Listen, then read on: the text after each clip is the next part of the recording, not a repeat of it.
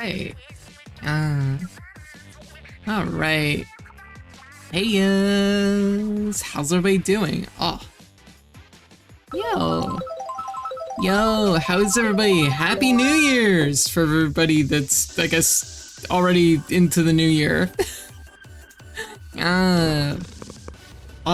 Hey everybody. Hey Grambleberry, hey Pipper, hey Kalichka, hey Julius. Oh. Hey White, hey Blob. How y'all doing? Still sub got pre-roll. Hey Perinos. Oh. I'm not gonna make it to midnight. Oh, make it to midnight. Oh, gotcha. Big sleepy. Hey Corey. Oh my god, Corey. Oh my god, I love the Soul Calibur character you made for me. Oh my god, I love it. Aw, so cute. Oh my god, you did such a good job. I made one ages ago and it wasn't like even a fraction as good. That's the plan. Wait, what was rolled? I wasn't even paying attention. Oh, hat. I remember. Hey everybody. Yeah. Also, is it alright if I already kind of retweet it because I was excited, but is it alright if I post it around because it's really cool? Use lots of mods. That's awesome though. Aw. Thank you so much. I love it. Aw, okay. I already kind of did because I was really excited. Happy New Year's. Still a good couple hours ahead for me though. Yeah, we're exactly 1 hour off right now. Hey Nia. Oh, I gotta find my hat. There we go. How is everybody? How's everyone doing? Oh my goodness, it's really warm here right now. Just honestly, actually, you know what's wild? I went out to get supper today and I went out in sandals. It's December. It's fucking December here. And I went out in sandals, which is fucking wild. Cause it's actually a really warm day here. There we go. Hey Jay, how you doing? Oh, I hope everybody's doing well tonight. Happy New Year's! Happy New Year's, everybody! Yo! I just wanted to shoot some confetti. Oh, my goodness. Anyway, so for everybody that's popped in, yeah, I'm gonna be streaming tonight for a little bit. Not probably, well, maybe, I don't know, probably not a 10-hour stream, but probably at least like for a little while. Yeah. Probably just at least for a little while. So what we're gonna be doing, what we're gonna be doing is we're gonna be talking about this year. We're just gonna be hanging out. There's no games tonight. It's night off, and we're here to vibe and just recap 2024 when it comes to I guess like stream life when it comes down to it. My goodness, God, there's so much that happened this year. I actually did a recount for all the games we played this year. We hit, and I know I pushed it a little bit today just to put a few more games on the list and play a few. But yeah, no games like the PS5. No, I don't have any PS5, unfortunately. It's yeah, just too expensive for me to justify, unfortunately. Oh. Ashley, how you doing? Oh. Oh. I'm just like, there we go. Looking around. I have enough hair again now that like I can put it back in Little spiky ponytail. There we go. It's been a weird year. It has. You know, I think IRL, I think everybody had a rough year this year. You know, which I think made me especially conscious to try and make sure that the streams were especially good. Like, I wanted to make sure that people had a really cool place to hang out and chill and vibe and just like decompress from their day. I mean, that's always kind of been the case here, but like it felt especially important this year, you know. Just gonna like change my like tracking here just a little bit, because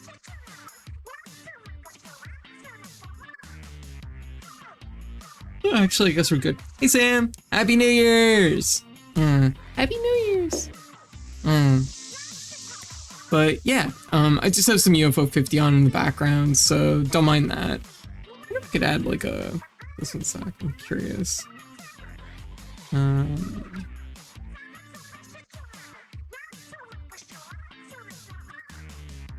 curious if I could add like a...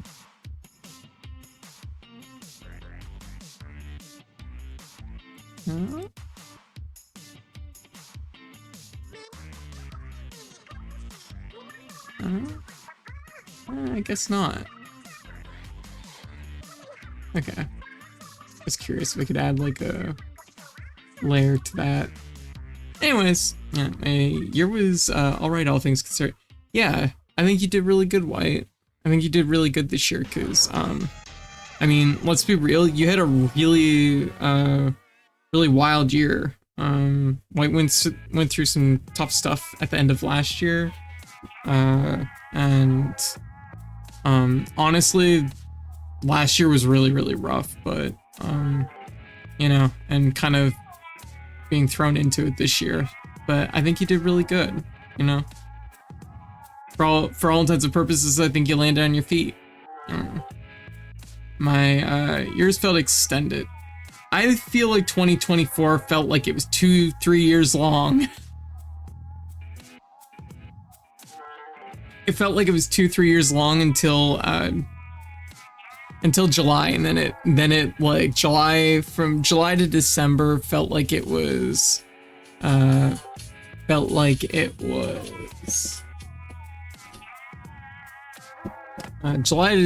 July to December felt like it was probably like, I don't know, 20 days, 25 days. It was really short. Everything felt really fast, and it felt like there was no downtime, and everything was just like on the go constantly. Been a great year, and not sure about next year. Gotcha. Yeah. And I think, you know, that's fair. I think a lot of people have had a rough year this year, and like I said, it's like, honestly, most of my year this year has just been streaming, so, you know, it's something that like I said, I tried to make sure that we did good streams this year and had lots of cool stuff to check out, and I think delving into retro games made it made things a little bit more easy just to chill out, you know, chill out here and vibe. You know. Happy New Year's! Happy New Year's, Hero! How you doing? This year only got rough at the end for me. I'd rather have pneumonia again. Yeah, for me, I'd rather have pneumonia again. But I'm determined for next year. Rather not, I assume. Oh gosh, yeah. Yeah, a lot of people got sick this year. It was definitely a rough go that way for sure too. I got really sick in March. I've been sicker, but it was still, it took a week. It probably took a week and a half out of me for streaming. I don't think it was COVID. We did I think I took about 3 tests total, and none of them came back as COVID. And Code Mom also took, I think she took 2 tests, and it didn't say it was COVID either, but we both got pretty sick. had to move, and then I got COVID for the first time, and that part was rough. I also started using Twitch for the first time in like years and years, so you know, aw, gotcha. Well, I'm glad you're here, Ashley. I told myself I'd fix my sleep for 2025, then I didn't sleep and woke up at 4 p.m. Are you already in the new year, hero? I mean, like, that's the first day. That doesn't count. You have to ease into like a new sleep schedule. Yeah. I take pneumonia. Then what happened at the end of the year? Oh, okay, gotcha. I'm getting to the new year. Okay, I see. Yeah, I know my sleep has definitely been behind the curve this year. Behind the curve this month. I'm definitely feeling it a little bit today. I mean, we streamed Saturday, Sunday, Monday, now Tuesday, so it's 4 days in a row. I usually try to space it out a little bit. I usually try to avoid streaming any more than 2 or 3 days in a row, but this is a special occasion. And it was just the way my schedule kind of got like jarred around last week. It kind of, there wasn't a lot of room to move things around with New Year's closing in. But yeah, we're gonna be playing, or we're not gonna be playing. We're gonna be talking about the games we've played through.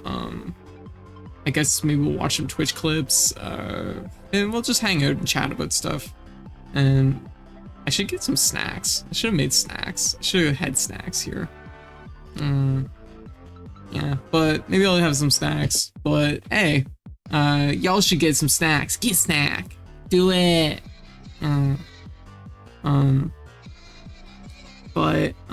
Yeah, so as of today, we played the most games we've ever played in a year, which is 255 games. We've maxed out the counter.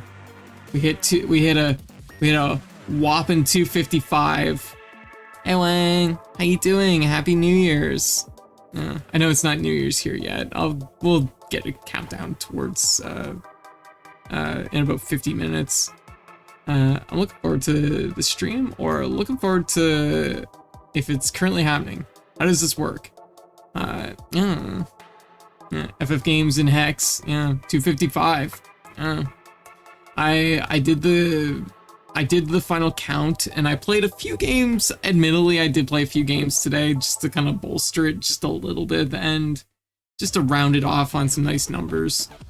Yeah, what time is it for me? It's 11 p.m. It's 11:10 p.m. So, yeah. So, I did count it up. I had a few more masteries than I thought I did. I had a few more clears than what I thought I did, and I played a few more games than I thought I did. I think I played about 5 games today. Let me see. What did I do today before the stream? I think it was about 5 games roughly. Because I thought it would be really funny to end on 255.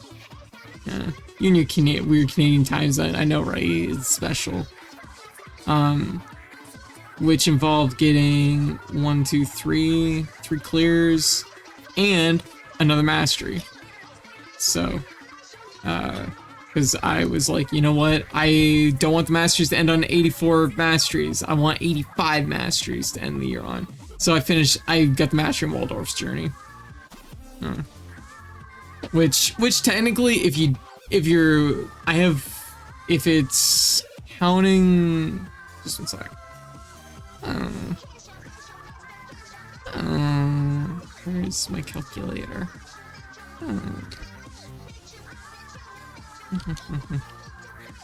So, So if you're gonna count like UFO 50 masteries or cherries as masteries, which I do, it's 85. If I'm not counting those, it's 60. So, which is I think still very good. I'm not even sure what I had last year. Let's take a quick look.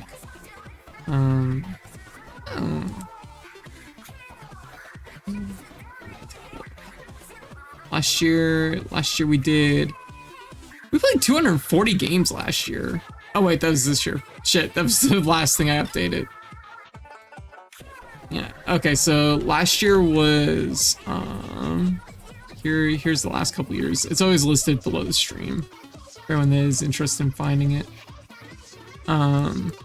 So 2024, this was the last time hey Norcree.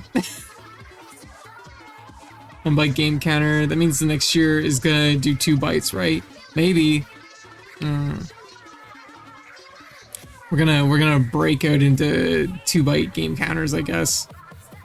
Yeah. How's everyone? We're doing good. Happy New Year's. But yeah, so last year we played 150 games, we finished 112, and we got 35 masteries. We got like 85 masteries this year.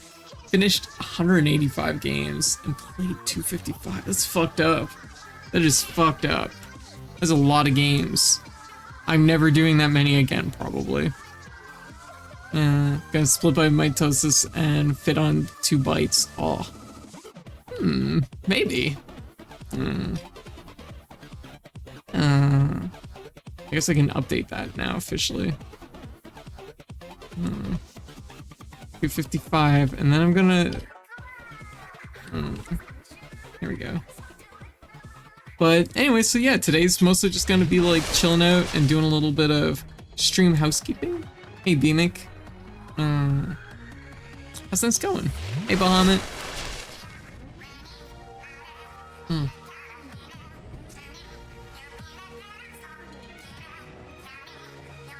All right, so we're gonna use two different things for this.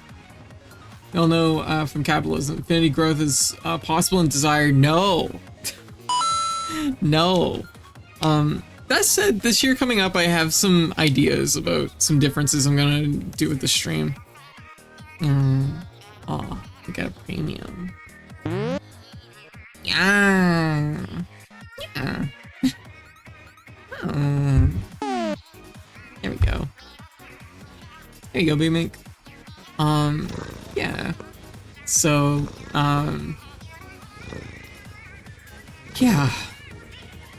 I'm not gonna lie, I'm pretty drained from the past couple days. Look at my hat. Yeah, with this one small trick, you too can cat hat.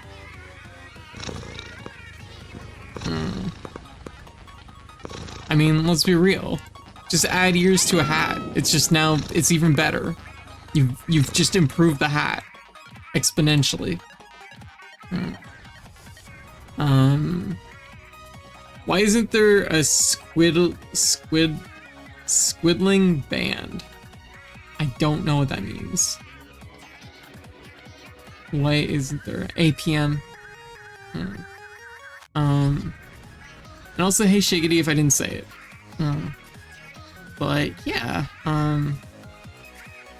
yeah, I'm just thinking. Okay, well, I guess without further ado, we should probably get into what we're doing. We're gonna be talking about all 255 games we played this year. I'm gonna break them down a little bit. So here's the thing. I said I wasn't gonna do a tier list, and I'm kind of just not going to, but I am gonna do it. So I have a tier list. I'm not like, this isn't gonna be a hard tier list. This is just gonna be like mostly for the sake of just like a way to organize the games that I'm talking about. I don't know, maybe it'll be a tier list. I don't know. We'll just like, we'll put them on the board, talk about them, and it's, yeah. But I'm gonna do a tier list, right? Hit you with the left-right mix. Little did y'all know, you're gonna watch me do a tier list. Yeah, it's a vibe list, exactly. Sam gets it. Yeah. A tier list and more of a talking point. Yeah, I just kind of want like a visual aid for this. So, yeah. Liz, how you doing? So we're gonna have this as just like a visual point of reference. The moment Code said I'm not doing a tier list, I went, Code's gonna do a tier list. Yeah, basically. Yeah, Liz, how's things going? Happy New Year's! Yo! Yeah. If game bad, low. If game good, high. Basically, yeah, like, I don't know. The more I like add to it, the more I'll decide if I'm actually gonna like organize and make something of it, or if it's just gonna be like here for the sake of like, for the sake of it, for the sake of a visual aid. Because the alternative is, which I'm also gonna have here, just 1 sec, I just want to make sure all my sources are locked down here. The other one, which I'm going to have here, which is a little bit less like, it's still good, but it's like, I feel like having this is gonna, yeah. So down here, this is, for people that are interested in how I keep track of like my games and what I've played and what I haven't. We played 255. Yeah, we played 255. I did the countdown earlier today, and then I was like, I think it would be cool to end on 255 because I was really close. I was like, I'll play a couple games today, and I end up beating 3 games and getting a mastery on Waldorf's Journey. So, honestly, I feel like you probably chew through more games than I do, Liz. I think you probably do. Like, you chew through games really, really, really fast. Like, I've noticed it. I'm like, oh my god, holy shit. Yeah, Liz's pace is something else. I know, right? I can't compete with it.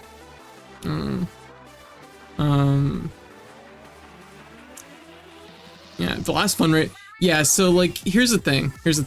A lot of the games we played this year, a lot of the clears and things that we got, are byproducts of the charity drives we did. Just 1 sec. Check my other. I wanted to take a look at this too, because this is also a really big accomplishment this year. We did more charity drives than we've ever done before on stream, and we did. Just want to find it here.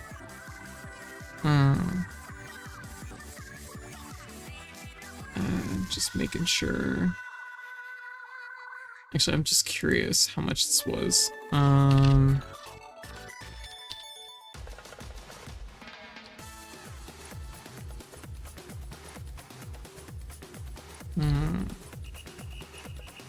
This is gonna be a stream that involves using a calculator a lot, I guess.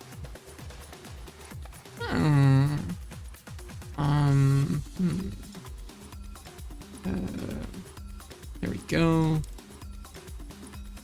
And there. Okay. So, hey kid. Yo, Happy New Year's. Happy New Year's, kid. Oh, how is everybody? Yeah. So, yeah, we're gonna need 8 bits next year. Also, Liz, how did you only play 140? I feel like you gotta have played more than that.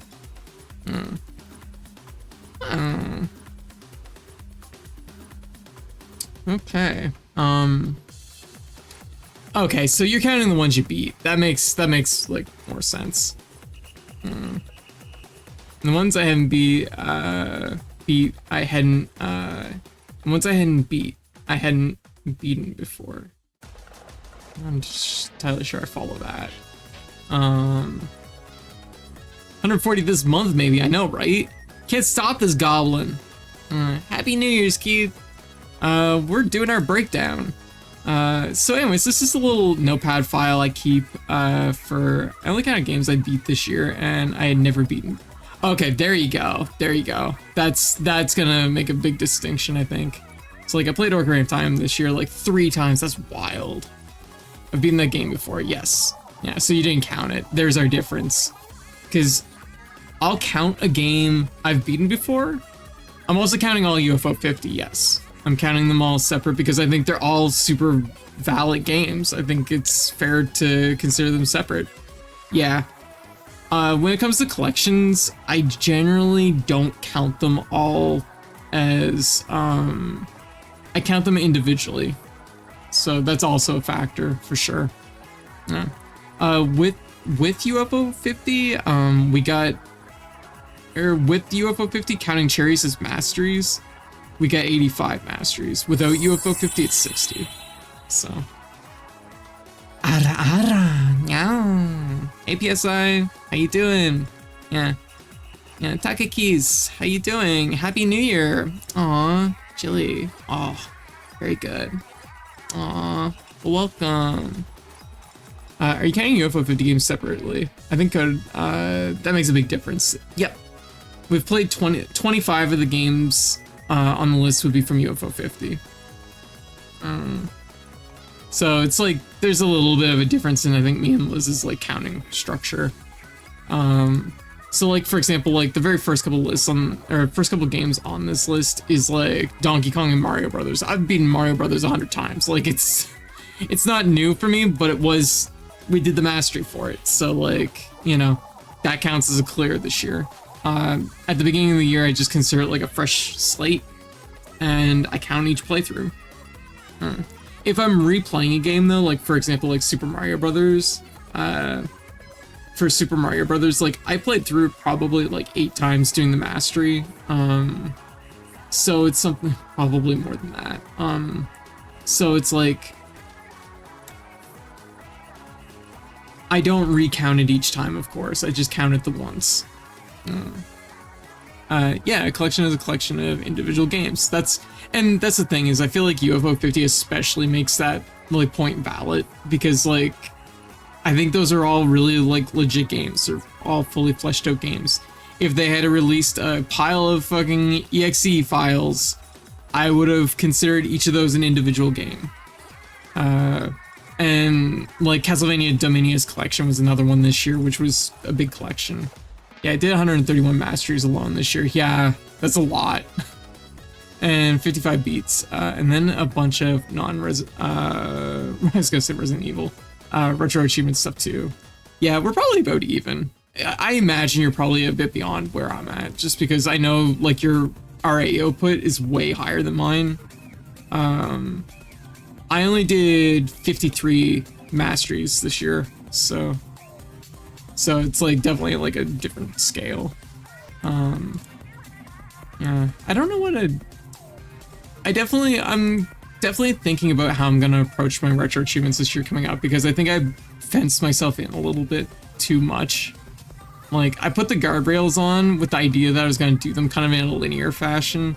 And I'm like, I don't know if I want to stick with that or not. Like, because I do think there's a lot of games, like there's some fighting games, I could blow through a mastery in them pretty fast, I think. Like, I just think that it's like, it's just sitting there. It's like I'm thinking of, Super Gem Fighter Mini Mix. Like, that is a game that's really fun. I would probably blow through mastery in that in like a day. But I've sat on it because it's like farther down the line than where I'm currently at. And admittedly, one thing that happened this year, which if I scroll down this list, I can get into the one thing that happened here. This is actually my breakdown for how I pick the games that I'm going to be playing. Pick the games I'm going to be playing for each year. I just like kind of made a list of games that are interesting to me. And where we stalled out, and it's largely because of Halloween, but it's also because the 4 that we had all hit at the exact same moment is Blaster Master, Metal Gear, Bionic Commando, and Zelda 2. And I'm like, oh, all those are really hefty games. Zelda 2 is maybe the lightest of the book. Like, they're all like they're not super long, but like they're gonna be like, they're gonna take a little while for each list for retro achievements, so they're all gonna take a little while. So it just like wasn't in the cards. And I did jump around a little bit, of course, because for like Earthbound or Mother 1, it was the anniversary. I was like, you know what, it makes sense to play it on its anniversary, and Sweet Home was a game I wanted to play for Halloween this year. So, you know, the list is not like strictly linear, but I tried to keep it linear. But yeah, some of these games, generally the ones in the red are ones that were pretty firm I was gonna be playing. Ones that are in gray are ones that are like, I'm considering, like I would consider. So yeah, that's a little bit of the list. But yeah, so this list literally starts at the beginning of this year. The first game I did was Donkey Kong, and that was kind of the teaser for doing retro achievements. I guess like, also just to like indicate like the little markers and stuff. So trophies or masteries, that's a mastery for me counts only if the game has achievements or an equivalency in game. So like, for example, if the game has Steam achievements, it counts Steam achievements. If the game has retro achievements, it's the retro achievement set. If on the rarest of rare occasions, and I don't have any games on the list this year that are like that, but like, for example, if a game, I don't know, like Donkey Kong Country 2, where it has like an actual percentage on the save file, I would consider it, I would mark it as probably like I would mark it with like 100%, but I might not necessarily put it with a trophy. But it's like, I don't have any games on the list this year that are like that. Everything either has a trophy or it's just a clear. Super Dodgeball's fun. I wish they make Super Dodgeball game that is a bit harder. I feel like that maybe there's a mod out for something like that. It feels like it could be a thing. You're crazy. According to my stats, I've streamed 20 different games ever. Oh. So the Nintendo system has internal achievements.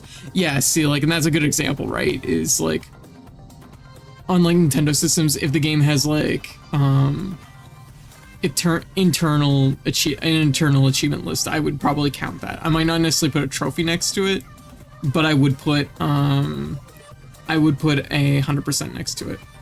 But I got distracted for a second. So one of the things that did boost this list this year a lot was, you can see these ones here with all these checks.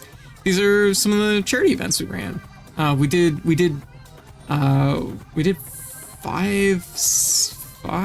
6 charity events five charity events this year. We did Trans Visibility Subathon, Streams for Palestine, Youth Pride Inc., Voices from the Heart, supporting Save, and Capital Hostel Credit Feed Run for Trans Lifeline. So, and all together, y'all raised this year, $5,249. So that is fucking awesome. Like, absolutely amazing. The last event we did, which was Capital Hustle Credit Feed Run, y'all raised, just in that event alone, y'all raised,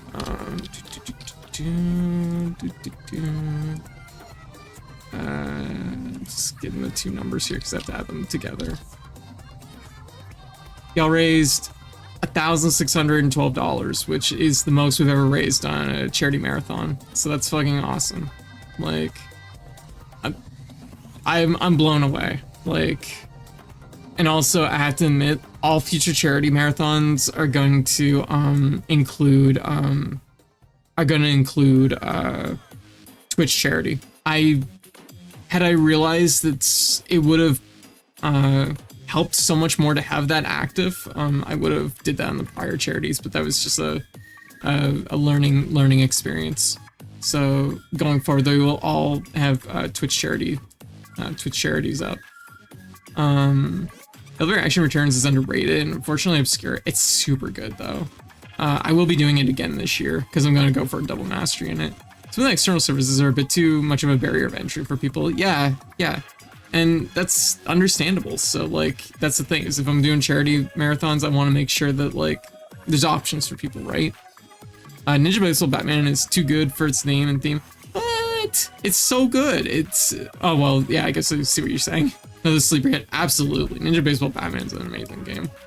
But yeah, so a little bit of a key up here I made just for the stream, but yeah, so I guess we'll take it from the top. Let me see. I need my file explorer. Windows 11 is so crappy. I'm just like It's just a fight every time I do anything with it. All right. We got. I'm hoping this works. I don't know if it will or not. Donkey Kong. Oh, I didn't even. Blah, blah, blah. There we go. I don't know what scale this is visible at. I'm trying to like balance it all. Donkey Kong. The original Donkey Kong for the NES. Yeah. I had a great time with it. It was nice going back because I have some weird nostalgia for the NES version of Donkey Kong. I played the NES version of Donkey Kong way before I played the arcade version of Donkey Kong.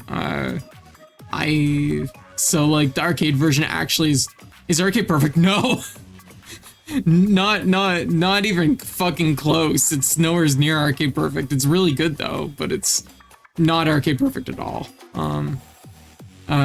It's completely missing the pie factory, which you can tell whenever I play the arcade version of Donkey Kong, because I get to the pie factory and you know what I do? I fucking put my face down in a pie and blow bubbles because I fucking die there because I don't know how to do the pie factory.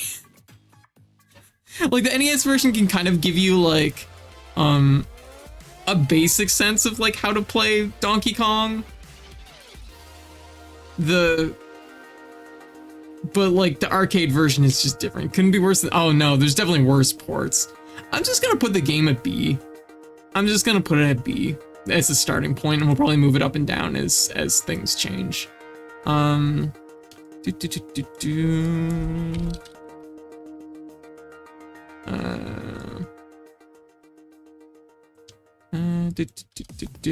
Okay, just one sec. This one I apparently don't have a thing for.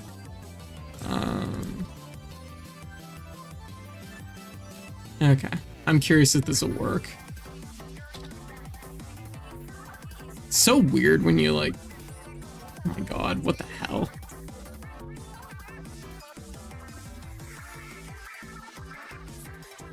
Actually, you know what? This would be, there's an easier way to do this. Actually, I'm gonna need this one in a minute anyways, so grab that. Sorry, I'm just like, I just want the fucking picture of Super Mario Brothers box. There. Yeah, no, the port for like as it's like okay. It's an okay version of the game. Okay, next up on the list is Super Mario Brothers 1, which was really, I mean, technically Donkey Kong was more of just a teaser than anything else. It was it was also a very easy retro achievement set. It was not hard at all.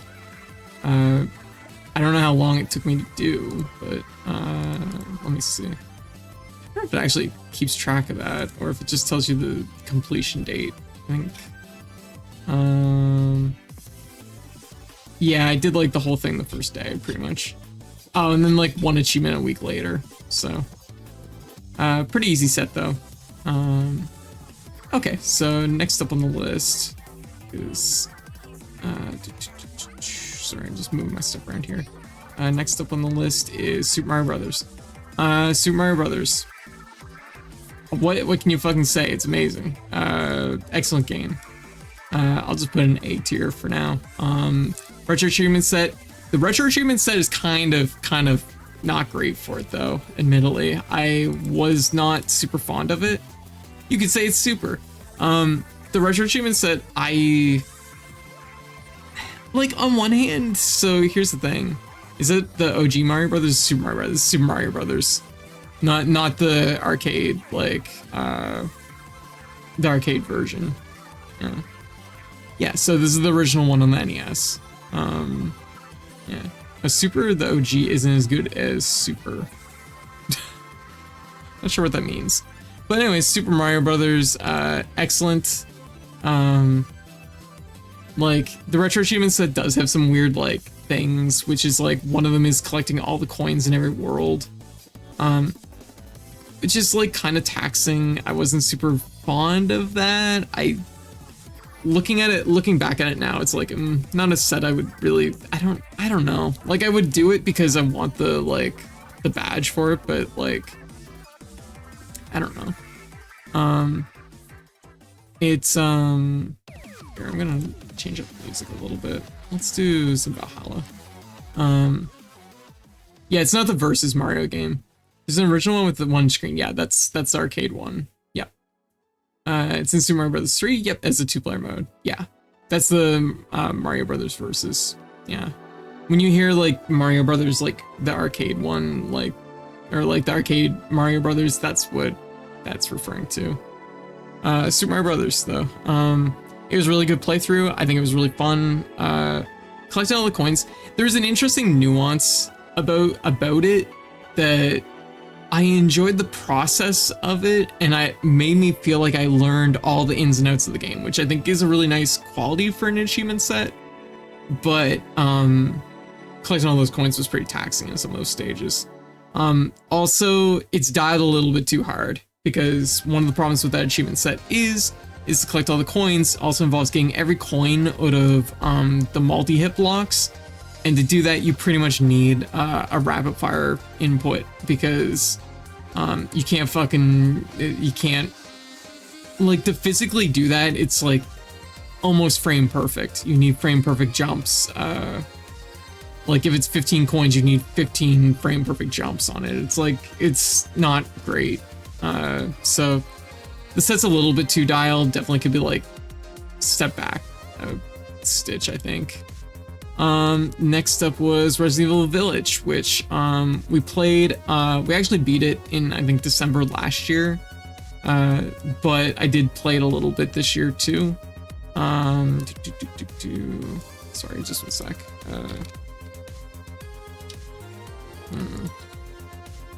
Just grabbing a quick picture of it.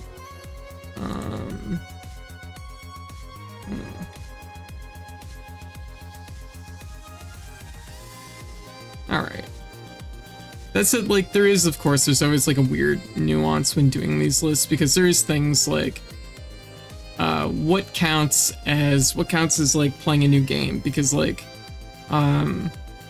for example, like Elden Ring's DLC came out this year, kind of a big deal, but I generally would consider that like playing the DLC would not be a clear wouldn't be a clear by itself. But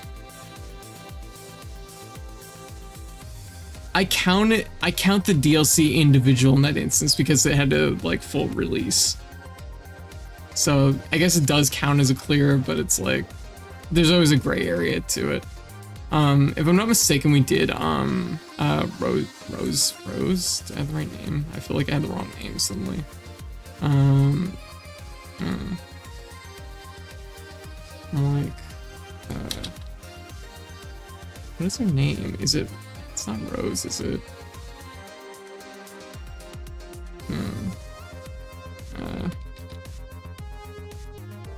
Yeah, Rosemary. Okay, I was right. Because I think we did the Rosemary playthrough in January. I'm not counting that as something separate though. I'm just counting it as the base game. I'm not counting it as a clear though. We did play through the DLC, it was good. As far as Resident Evil Village overall, I really liked it. I thought the game was really good overall. I thought it was really good overall. I'm in a weird spot where it's like, I feel like, and I know it does have an option for third person viewpoint, which I just strongly prefer. I would have enjoyed the game probably a little bit more if I didn't get motion sick half the time when I was playing it, but the Resident Evil 7 also has the same problem, and I still think that's also a really good game. Character's really fun, the plot flows really quick. I actually like, just one sec.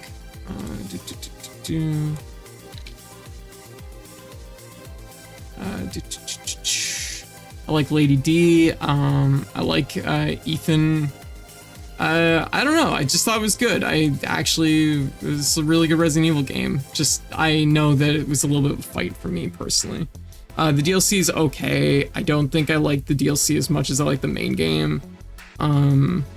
Yeah, that's pretty much the gist of it.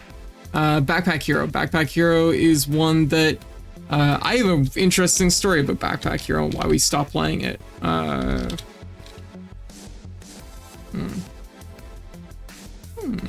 Just gonna get a quick picture of it.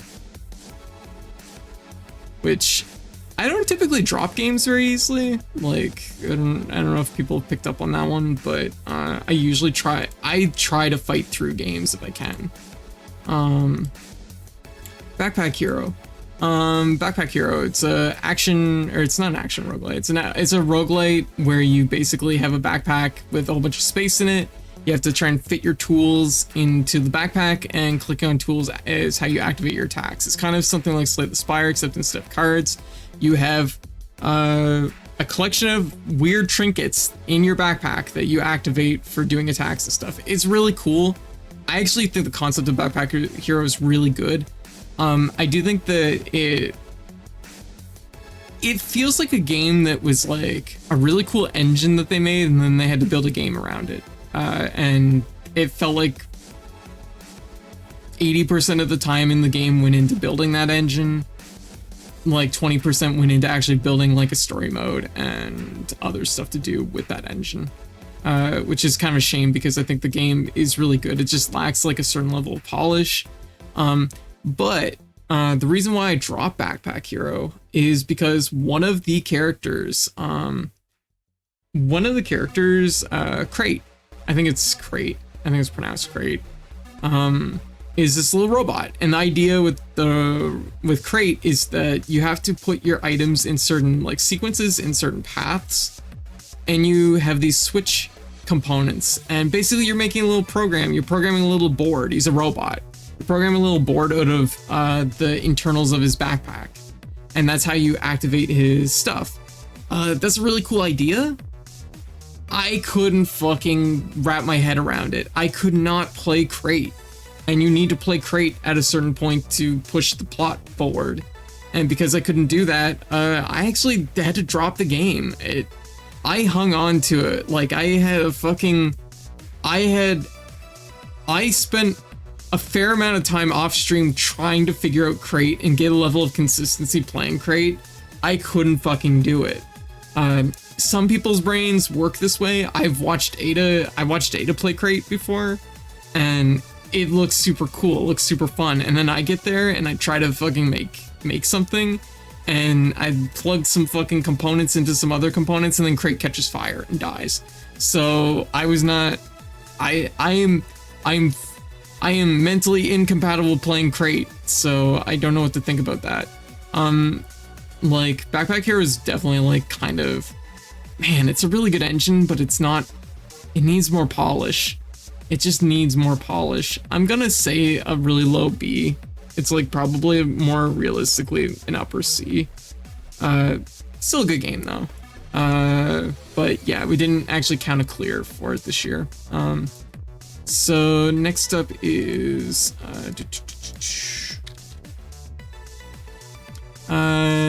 one of my favorites that we stepped back into, which I hadn't played in a while, because I think this was, yeah, I should give Crate a shot while I was up there. Yeah, you probably could have. Like, I wouldn't have minded. I would have probably helped to watch someone else do it. I'm like fucking bad with Crate. Man, come on. Windows 11's being a pain in the butt right now. It's not pulling open. It's not opening the window. God damn it.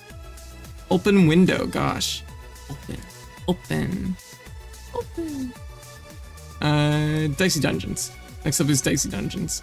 I think Dicey Dungeons is fucking slaps. It's also very much in the same vein as Backpack Hero. Is a non-card game roguelite. It's a game about rolling dice. Most people know Dicey Dungeons to some extent, I'm sure. It's honestly goes routinely on sale. It's an absolute steal. I recommend it to just about everybody. It's really fun. Dicey Dungeons fucking rules. It's really, really fun. Really solid game. My only critique of Dicey Dungeons is I do wish there was a little bit more RNG in some elements and a little bit less in others. Which sounds really weird about a game with dice, but it's like, it's really good. I mean, Super Mario Bros. Is a fucking classic. We'll put it up here for now. Dicey Dungeons has my recommendation. It's super fun. I started doing a second playthrough of it. I didn't get my original first mastery in Dicey Dungeons, but I just like the game that much that I was like, I'll have 2 playthroughs going. because I had threw Game Pass, and then I threw Game Pass out because I was like, nah, I can't support this. So also, is this all like good for everybody as far as like watching? Like is this all visible? Does it feel comfortable to look at? Is this part too small? Should I make that bigger? What do y'all think? I'll put it here for now, but yeah. I had to go all the way up to Canada to help my girlfriend solve some levels in some games. Yeah, that's true. Which actually I have a funny story about that exact thing that we'll get into in a minute also.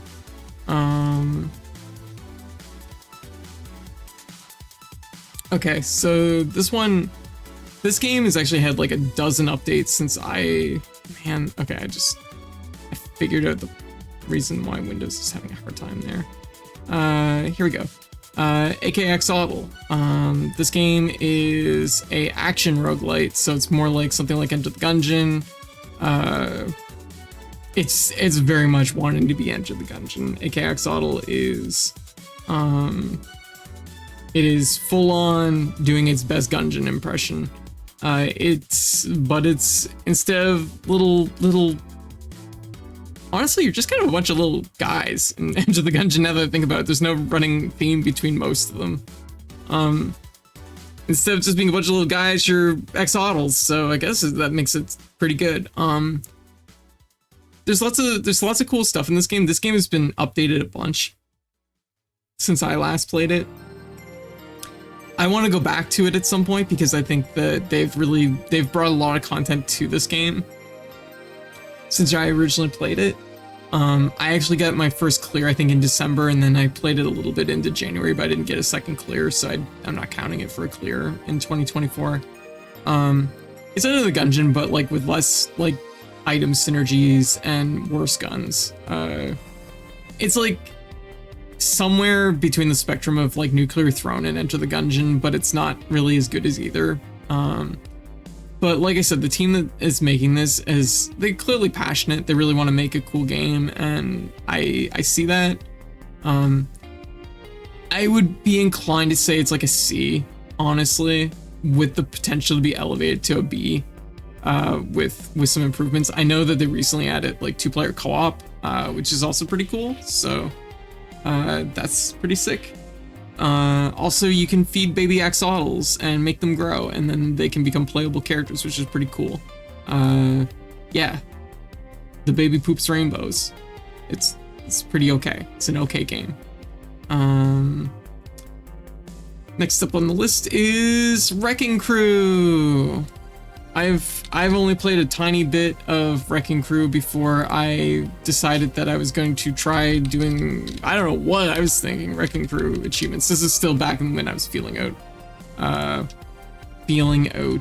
retro achievements, I think, because it's like, oh yeah, this is a lot. This is a fucking lot to deal with. Wrecking Crew. Wrecking Crew is, I guess technically it's like an arcade style game. It's like an arcade like puzzle game. It stars Mario technically, and this is the game that Foreman Spike, for people that like to bring up the Foreman Spike is a Mario character and wiggle their eyebrows as they do so. This is that game. It's like, I'm really torn on this game because by moments I feel really clever playing and I have a good time, but then I realize that the game is really, really dialed to wanting you to play a very specific way.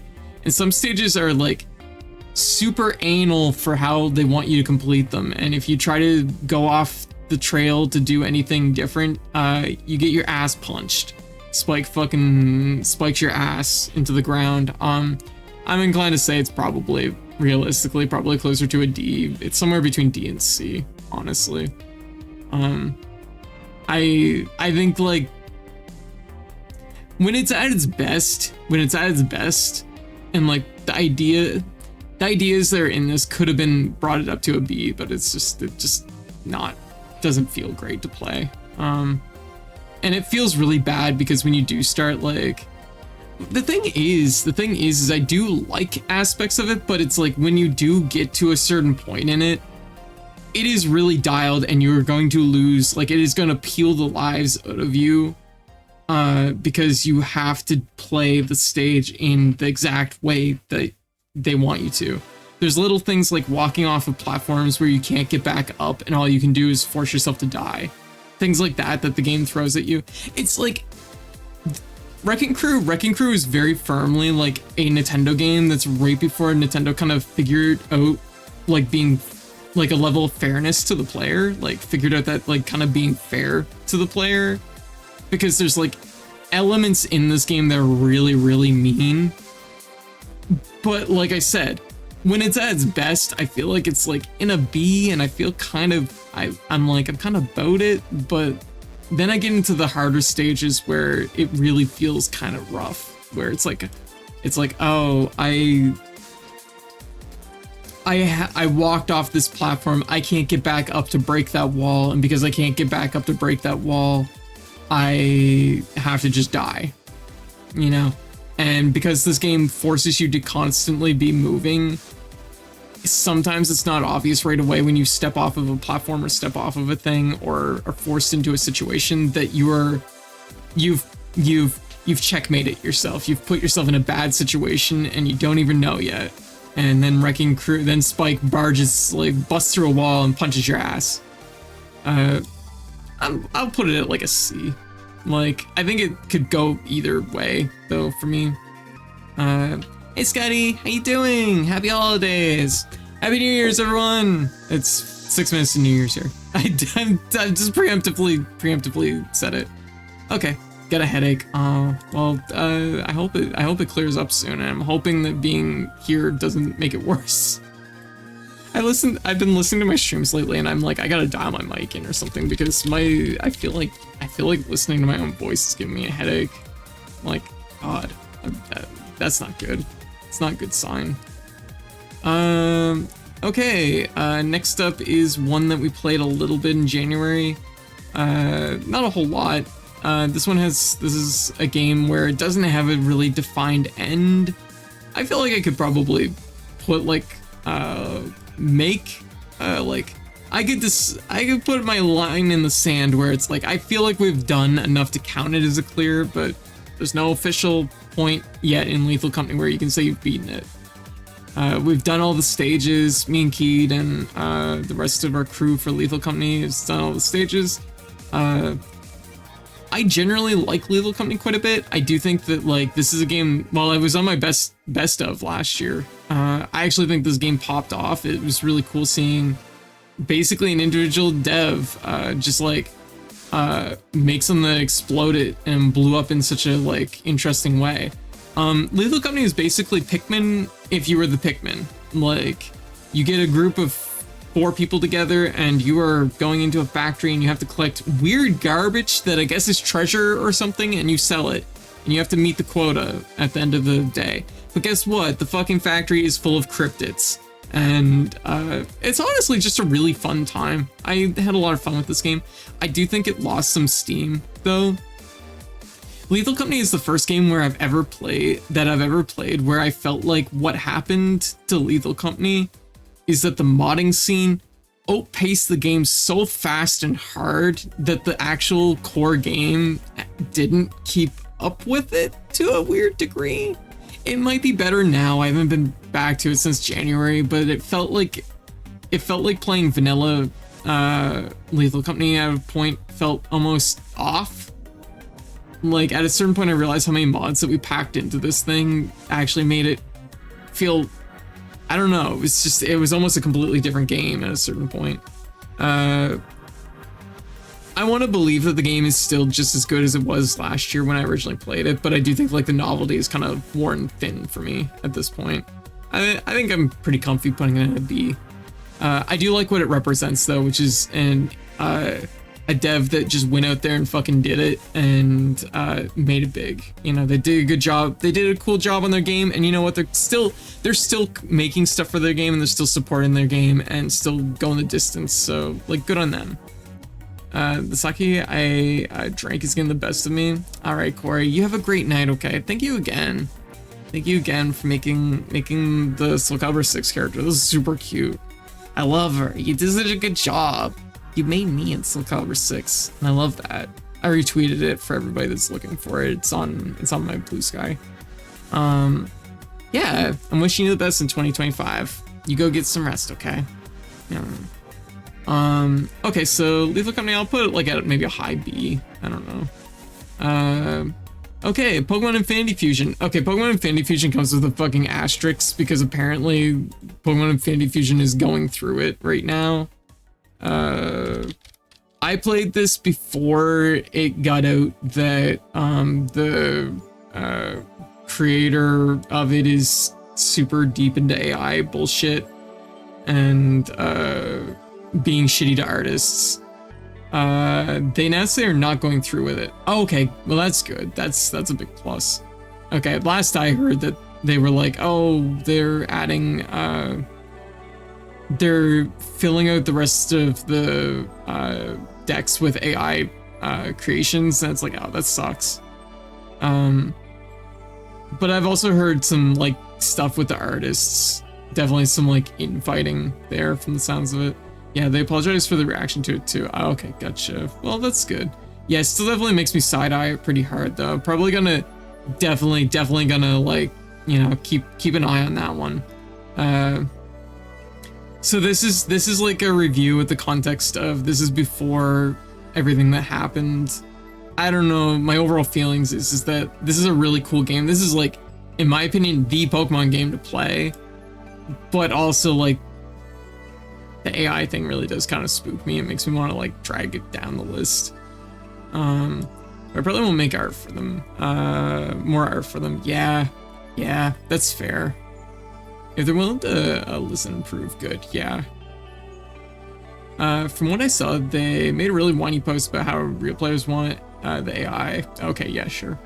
And it's only a loud minority that forced them to walk it back. Oh my god. I'll say, hey Leslie, how you doing? I'm gonna put it like at an A then. I think I'll put it like a weird A. I wish I could like stick a question mark to it.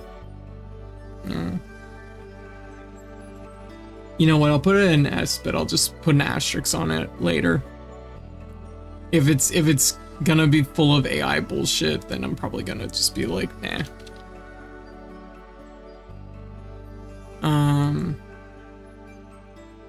Let me see. So, Pokemon Infinity Fusion. For people that haven't played it, Pokemon fan game where you can fuse Pokemon together. It basically contains like 3-4 games worth of content. I mean, it has like a bajillion Pokemon, a ton of regions to explore. It's the best Pokemon game I've ever played. And that's like even beyond just simply the mechanics, like just the way they've sewn the world together, and the story that they have going in it is really good. It feels, it's an instance where once again fans have put together a game where it's like, I don't think Nintendo could have done a better job. I feel like Nintendo would just do a worse job at this, definitively. Yeah, so, but once again, big asterisks on this right now, big asterisks. It sounds like the dev has had some back and forth with the idea of putting AI in it, which is really bullshit. So hopefully they step that back for reals and never go near it again. I get the impression though, like from what I hear about the creator of it, they sound kind of whiny, so that doesn't sound too, yeah. Holy shit, it's midnight! Happy New Year's, everybody! Happy New Year's! It's 2025! Holy moly! Happy New Year's, everyone! Happy New Year's from the ghosts! I'm gonna take off this hat. And put this other hat on. Cool. So anyways, it's 2025. Are you sure about that? Well, it's John Cena, so I guess it's better. Please say yes. Things are looking up. Yeah. John Cena has like appeared from his hole in the wall, and that is a good omen for 2025. He peered out from the hole in the wall and saw his shadow. Good omens for 2025, everybody. Wait, is Beastie Ball on your radar? I saw Beastie Ball. I hadn't played it. So I don't have anything specific to say about it right now, but it did look kind of cool, but it came out when I definitely had no time to play it and look into it. Count Quackula. All right, pinball. Pinball was next on the list. I have a soft spot for pinball. Like this is a game I played a fair amount for some reason. I don't know why. I didn't own it. I don't know where I played it. I've just played a lot of this game at some point. Going back to it, it scratched some nostalgia itches, but it also like I also feel like I've played much better pinball since then. So it's like, oh, like yeah, this is a-okay so far. I don't know what to do with this because I had such a good experience with Pokemon Infinity Fusion, but now I'm in such a weird spot with it. It's like blah blah. But anyways, pinball is like NES pinball is like almost it's like the definitive like pinball on the NES. There's not really anything else I can say about it. Okay, so we're getting 11 games in. Oh my gosh, it's Ada's game. It's Ada and Lily's game. Do I have a picture for this? I don't know. Holy fuck, I can just search it and it just came up almost immediately. Okay.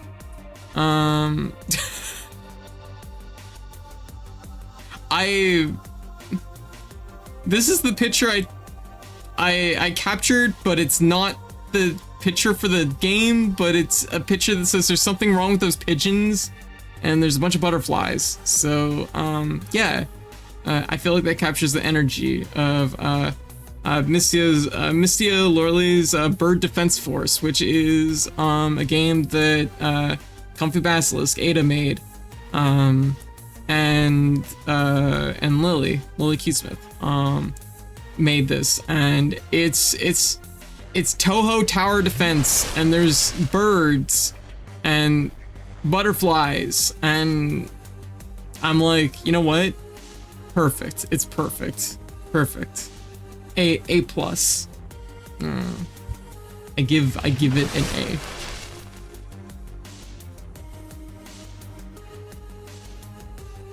Yeah. I'll put it at a high B plus. Okay. I had a good time with it though. It was fun. Oh. First time hearing about it. Sounds up my alley. You can go download it. It's I think it was for Game Jam, if I'm not mistaken. All right. Oh my God! It's our first. It was our first ever. It was our first ever team mastery for retro achievements. Looking back, the legality of this one is probably questionable, but I don't know if like everyone would cheat for this, so I don't know how anyone would not do that. It's Donkey Kong Jr. Math. It's math, but yeah, Donkey Kong Jr. Math sounds like an S tier game. Donkey Kong Jr. Math was actually a lot of fun as a group project with having everybody quickly do the math. Well, I tried to quickly input the math into the game. I thought it was actually really fun. I thought it like you need an entire team to solve this game. I know we had a team of like fucking 30-50 people here like working on this one. It was very funny. I thought it was a great time. Do I think the game is good? No, it's not good, but it was really fun. It was a very good playthrough. Like the thing is about okay, I just want to stress with the retro mastery for this. There is no way in hell that like you have to basically have the answers almost instantly. And the thing is like you also have to input them perfectly. So like not only are you doing not only do you have to play the game really, yeah, nobody was doing that with an emulator pause, exactly. Which, I mean, everybody cheated for this. We probably did the most legit mastery for it, honestly. Yeah, you have to be a human computer, like, for the later things, because the thing is also the retro mastery. The game is built with the idea that you're probably not going to get a perfect score. That's just how it is. Retro achievements is like, get that perfect score. But, you know, people are going to use emulator pause for it. Nobody's like doing this. Like, a very small percentage of people maybe could do this, just like in their head. But yeah, like the long division. Yeah, nobody can do long division in like 2 seconds in their head. Exactly Wang. As far as the game goes, probably an F, I guess. I don't know, like a D. I don't think the game's not awful. It's just not good. Okay, another one. This is definitely. I feel a little bit bad I didn't pull through on this one. Excite Bike. I really wanted to. I really wanted to get the mastery for Excite Bike, but I couldn't get the times. I just couldn't do it. They had achievements. Getting actually a clear in the game, they want you to get some pretty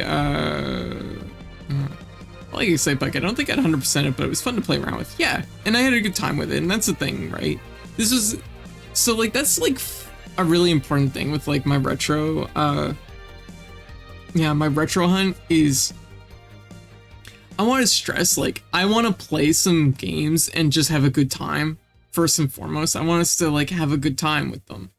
And sometimes there's games that I will dip into and I will play, and it's like, I'm not going to get the mastery probably, but I just think it's a fun game to bring up and play. And I think Excite Bike is one of those games. It's a satisfying game. I will, yeah, I was about to say that's bad. I knew that was gonna happen sooner or later. It was gonna like snap over onto that. Ah, the list. Rip. I don't know why they didn't fix that. They should really fix that for the tier list maker. Well, on the plus side, everything's just in my folders or files here, so we can just redo this real quick. But Excite Bike, I had a good time with it. I had a good time with it. Getting the times for the retro achievement mastery was a little bit strict for me. And there's also they definitely, like, the retro achievement mastery also definitely relies really heavily on knowing how to do some like kind of more advanced tech in Excite Bike, where you're having to like kind of do some weird like kind of wheelie staggers, and then also like know some like kind of ins and outs of Excite Bike, like things like how to like pre-gas your bike up, things like that. Like it's not as straightforward. It's not as straightforward as what the mastery as what I would have guessed it would have been. Here I'm just like grabbing these.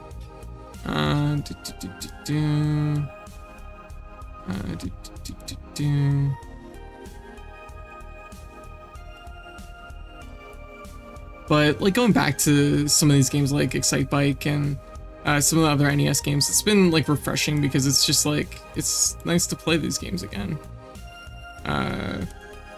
Like it's been ages since I've played a lot of them. Man, it even took out that one. Just why? We'll have to see if I can do this without accidentally destroying the list again at some point. I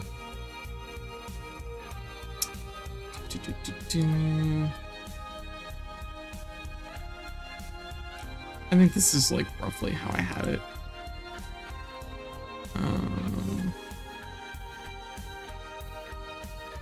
Something along these lines.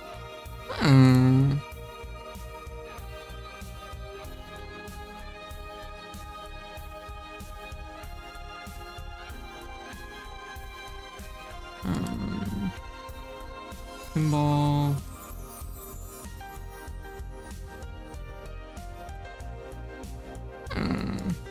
Excite Bike.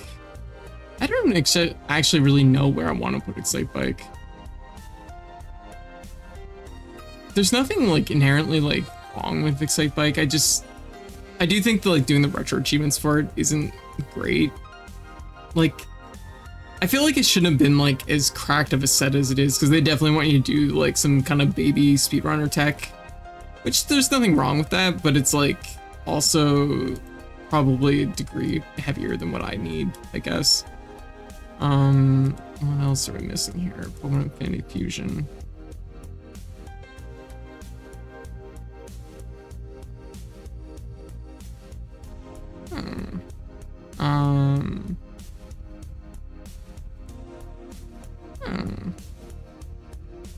And Dicey Dungeons in here.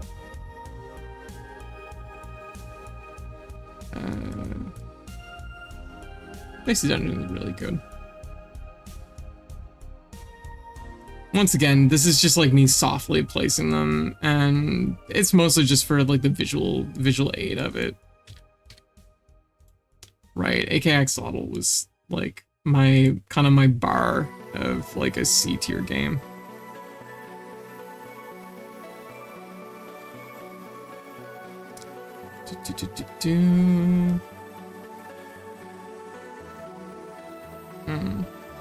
And what else?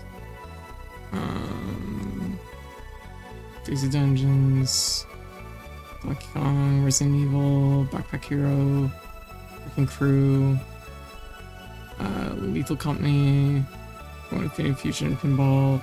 Yeah, okay, we're caught back up. Okay, next up,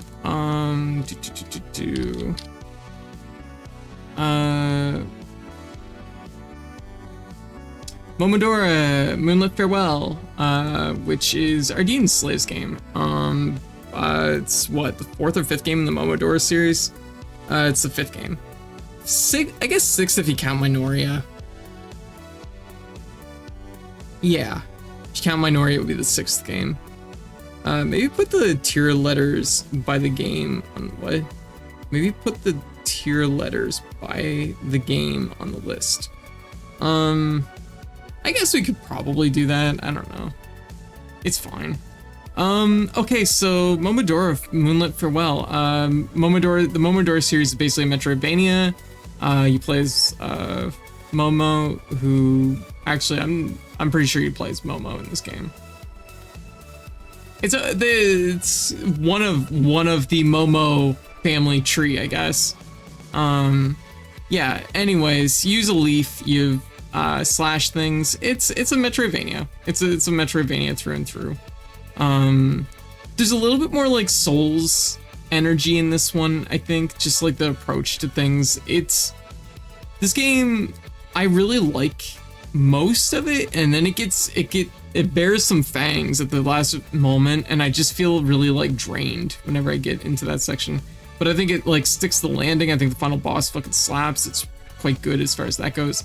I don't think it's my favorite Momodora game. I think it's probably like my 3rd or 4th favorite Momodora game. I don't know, like maybe like a low A, but I'm kind of leaning maybe into a B plus, maybe. Probably a low A, I guess I think is probably fair.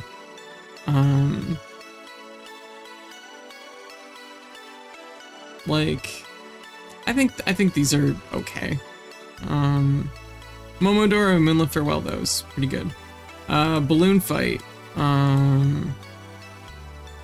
Balloon Fight, which I like Balloon Fight. I think it's a cute, light game to play. It's not super heavy. I don't think it's, when it comes to a lot of the kind of like Nintendo, kind of early Nintendo arcade style games, I find it very playable. It's very, I don't know, it's just enjoyable. I enjoy my time with it. I do think the meta in Balloon Fight does kind of like run it down a little bit, because there's a lot of incentivization just to go to the top of the screen and slide your forehead against the top of the screen while trying to sit on as many balloons as possible. But I generally have an okay time with Balloon Fight. It's a-okay. It's fine. The retro achievement set for it was totally legit. It's nicely balanced. It's not too hard. It's not too easy. It covers the entirety of the game. I don't think there's a lot else to say about Balloon Fight. Oh, here's one. Here's one that was from 2023, but it treaded into 2024, which is Exoprimals. Exoprimals, kind of the secret surprise of 2023 that I didn't expect. It is a hero shooter where you form a team and then you go to a PvPE. You get match made into a PvEP story sequence match thing. It's very clearly like super experimental from Capcom, but it's kind of cool. You have cool mech suits. You have to blow up dinosaurs that fall out of time portals, and you work with your team of 5 friends. The multiplayer is smooth. It plays pretty good. Matchmaking and stuff like that is like weird because like you're kind of it's basically 2 teams doing time attack for the first half and then sometimes doing a PvP match afterwards, with the winning team of the first round getting an advantage. And alternatively, sometimes the second round is also just more time attack, or it's a boss fight, or it's a raid boss. I don't know. Like, Exoprimals is like really hard to like classify exactly what's going on with it, but I enjoy my time playing Exoprimals quite a bit. It's definitely a game that's like, it's a live service game, so this game is gonna like melt into the ether one day and nobody's gonna know anything about it, but it was pretty fun.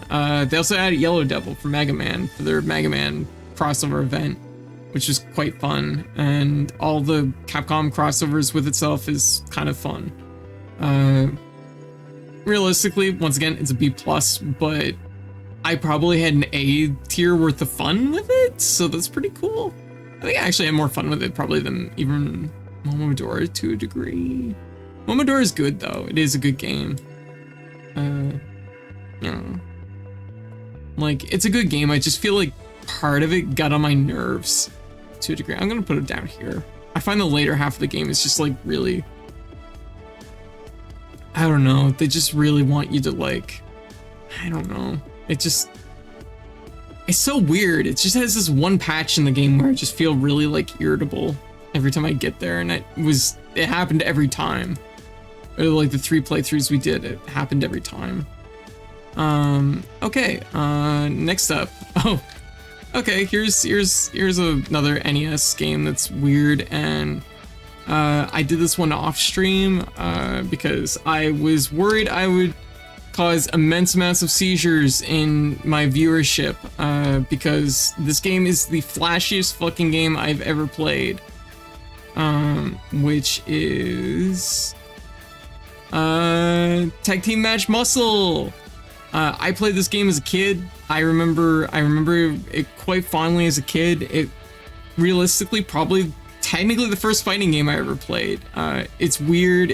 I right away picked up on the meta for it, that you just jump off the ropes and Hero runs into you every time, and you're going to get a mastery in this game very easily. It's super easy. Just be mindful playing this game because it's a wrestling game. It's a wrestling game, and every match has like, the ring has like a property, and one of the ring options in this game is the electrified ring, where the ring is got electricity going through it. Keep in mind this is a really early NES game, so their idea was, oh, electricity, we'll just make the ring flash like immensely for like 8 minutes. 8 minutes is really, it's like 3-4 minutes. It flashes. It's realistically not that good of a game, but I had quite a bit of fun playing it again. The electric barbed wire match, they do. I had quite a little bit of fun with it. It's not really a good game though. This is one where it's like, I personally like it because I have nostalgia around it.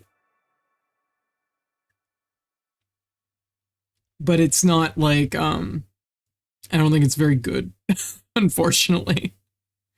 I'll put it right there. I'll put it right there for now. It's fine. It's fine. Oh, here's a favorite. This is the NES version of Wario's Woods, which okay, I'm a weirdo who really likes Wario's Woods. When it comes to like all the people that I know that are like into puzzle games, it is like you either like Wario's Woods or you don't. There is no in between for this game. You're either a trash sorting Calvin Ball idiot who likes Wario's Woods, or you're not. Like I don't know how else to put it. It's just like I really like Wario's Woods. I really like it. It's so weird. It's a weird platform puzzle game where you have to sort monsters inside of a tree, and like there's and you blow them up with bombs.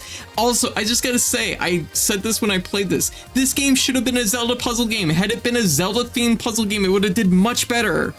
But Nintendo was in their like early 90s phase of, we don't know what to do with Wario. We gotta get this guy out of here, shove him onto some puzzle games and shit. And that's what they fucking did. And you know what? Wario's Woods is actually really fucking good. But if it was Zelda themed, it probably would have did better. And there's no reason it couldn't have been Zelda themed, because you're blowing up monsters inside of a tree. Like it's so perfectly Zelda themed. Some of the monsters even look like Zelda monsters. I don't know why I'm getting angry about this. I'm not angry. But Wario's Woods is really good. I like Wario's Woods. One of the people I follow that is really into, well, actually two of the people I follow that are really into puzzle games. I think it was, I forget if it was Puzzle Wednesday or if it was Rats that described the game as like, it's like a sorting game with Calvin Ball rules, and that's just stayed embedded in my head for ages. But also at the same time, I remember playing this game with Keed. Keed, for people that don't know, is quite good at puzzle games, and you know, has some you know, I would be interested in seeing a tier list of puzzle games from Keed. I think that'd be really interesting. But Keed also does not like Wario's Woods. Me and Keed playing Wario's Woods, I still remember him saying, this is a trash sorting game. This is a game where you sort trash. And I'm like, yes, and I love that. And I don't know, it's just is funny to me, but I do think that it's very funny that it's such opinions go all over the place with fucking Wario's Woods. It's great. But nobody's just like middle of the road on Wario's Woods. Everybody's just like, they got something about this game, but I like it. I think it's a fucking good game. It's a puzzle game with movement options, and not smoothment, but like, I don't know, there's some cool stuff going on. I don't know if the Super Nintendo or the NES version is better, but we played the NES version this year. We'll play the Super Nintendo version probably in a week's time. Like, I don't know what else to say about that. Okay, next up is another old favorite. Heat, how you doing? Also, Happy New Year's! Next up on our list, man, you know, I don't know why this is somebody's like video title thing. I don't know. But it's now what we're using as the icon for the game. Some kind of review. It's R-Type, or 10-star type, as it appears to be called. So R-Type, classic shoot 'em up. I really like R-Type. I like it a lot. I love this series, even though I don't think R-Type is really. I don't think it's ever been great as like a scoring shoot 'em up, because there's too much incentive just to die and rescore a stage. But like as like a shoot 'em up, like as an atmospheric flying into an alien nest, blowing up aliens in your cool ship, with cool mechanics with the force ball that you shoot out and lock onto things. There's a lot of strategy that goes into this game. There's a lot of nuance that's in it. I do think there's some fucking bullshit towards the end of this game, but like overall it's really good. I'll put it at like a low, maybe a low A. I don't know. Like moving stuff around. Yeah. I like my time with Donkey Kong. I'll put it at the bottom of A. But I do like the later R-Type games maybe a little bit more, but the original it's classic, and I once again enjoyed my time with it. I didn't beat it though on stream. I got pulled away from it. Actually, it came up during a credit feed run, and I got a little too into it, and we definitely blew some credits on that game. There's no question. Okay. Next up is another favorite that came up during a credit feed run, which I, for some reason, have it spelled as Cleopatra's Fortune. Is actually just Cleopatra Fortune. Fortune is her last name, I think. Like, it's not her fortune. It's Cleopatra Fortune. Cleopatra Fortune. This is a really cool puzzle game. I want to know more about this puzzle game, in fact. And it's also a puzzle game that has, I think it has some like ties at this point. Yeah, that's the Cleo sound from Cleopatra Fortune. We love that. Big fan of Cleopatra Fortune. I think it's a really cool game.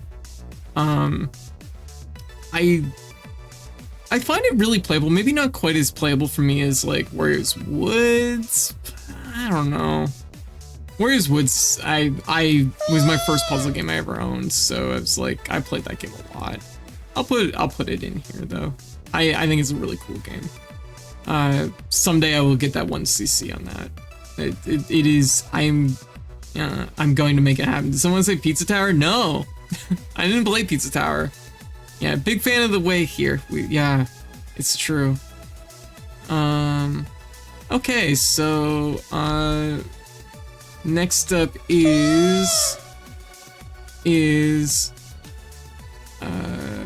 oh, I didn't even describe Cleopatra's Fortune. For anyone that doesn't know, Cleopatra's Fortune is a puzzle game where you drop blocks and you have to try burying treasure with mummies.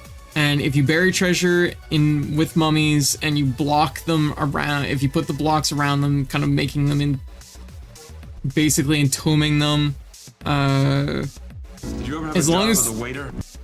Yes. As long as they have a mummy and a gem with them, they will disintegrate. You'll get some points, and the blocks will fall down. It's a really cool game. Like, everybody bully the streamer with her own sound clips. Oh my god. Next up, Ninja Baseball Batman. This is a beat 'em up. The name would imply so many different games, but it is a beat 'em up where you're a group of 4 ninja robots that are trying to save baseball or something. I don't know, but you're beating up a bunch of fucking Tex Avery cartoon boss characters, and it's a really weird game, but the mechanics in it are actually shockingly good. I think like the mechanics in this game are really clean. When it comes to beat 'em ups often of this era are like, they're built around the idea that they want to try and take your money, right? So they don't give you a lot of options. This game has like tech in it. There's legitimate like cool mobility options. You have cool special moves you can input. The special moves are quite strong. They don't use your health, which is nice. There's a lot of stuff going on in this game. Ninja Baseball Batman is really fun. Like, just a really good game overall. I've had a good time every time I've played it. We played it during one of the credit feed runs this year. Okay, next up is also apparently it's getting a sequel. It's getting a sequel that I should stress is a comic, not a video game sequel. Which apparently yeah, that's a thing. Apparently, this is maybe the cover to it, I guess. Ninja Baseball Spirits. They're not calling it Batman. Anyways, that's pretty cool. So Bad Dudes versus Dragon Ninja. Are you bad enough, dude, to save the president? Sure you are. It's a good game. It's okay. I enjoyed my time with it. It was alright. I don't think it was like, it's like totally fine. I don't know if I would call it like amazing. Yeah. You're bad. It's mostly spectacular because of the voice cuts and like the memes. Like it's pretty good that way. I remember the bosses ranging from basically feeling impossible to being completely like silly. I remember this one boss that just kind of runs up and you just stand on a hood of a car and kick him in the head until he dies. So that's pretty cool. All right, next up, Far East of Eden, Kabuki Clash. Bad Dudes with Attitudes. Ninja took the president. That's just rude. It is. So wow, I'm going with this picture because it's not the box, but it's really cool. So almost. Far East of Eden, Kabuki Clash. It's a fighting game. Has Far East of Eden stuff that I don't know much about, but the characters are really cool.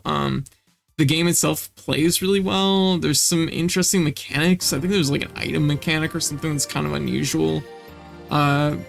Pretty good game overall. I don't think it's like my favorite fighting game I played. No, there's no furries in it though. It would be an A tier if it had furries. There we go. That's my review of it. Same show. It's a little bit same show for kids. Yeah, there's a little bit of the energy it has. It's like okay. It's not a fighting game I would play a lot of, but if somebody threw it in, I would absolutely play some matches. Like, it's colorful. It's fun. Yeah. I think the best Street Fighter 2 would be Super Turbo, and then you aren't playing it for the Retro Achievements. You're on GGPO. Yeah. If you aren't playing it for Retro Achievements, you're on GGPO. Yeah, I mean that makes sense. If you're gonna, most people that play Street Fighter 2 are gonna want to play it probably on against somebody.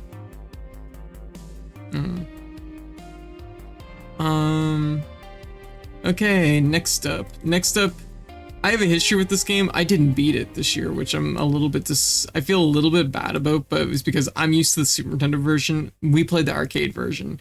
And the arcade version punched my butt because it is really hard and it's a little bit different. There's fucking sand lions for some reason. Gradius 3. I actually like Gradius 3 a lot.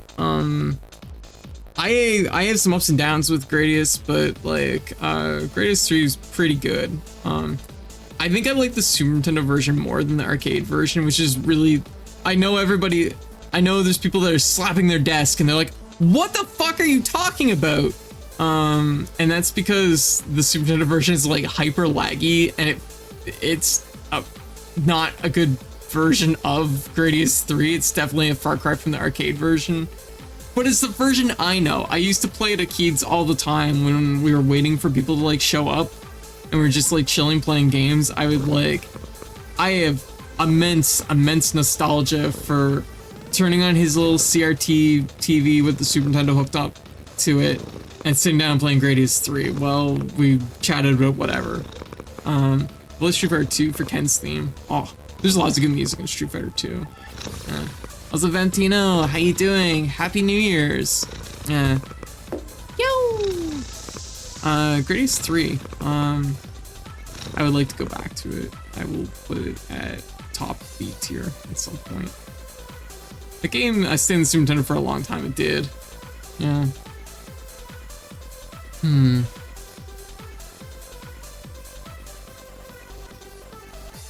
The thing is this is Donkey Kong. Like this is Donkey Kong right here. So anyways, no, it's like, I know it's a worse version compared to the arcade version of Donkey Kong, but it's like, it's the version I like, and it feels comfy to play. So, I don't know. I'm gonna put it there. I'm gonna put it at the bottom of A tier for me. Oh, hell yeah, here's a good one. Armed Police Bat Rider. I've never seen the box art for this game, which makes sense because it's a fucking arcade game. So of course there's like, I guess this would be the poster or like the sales image or something, I don't know.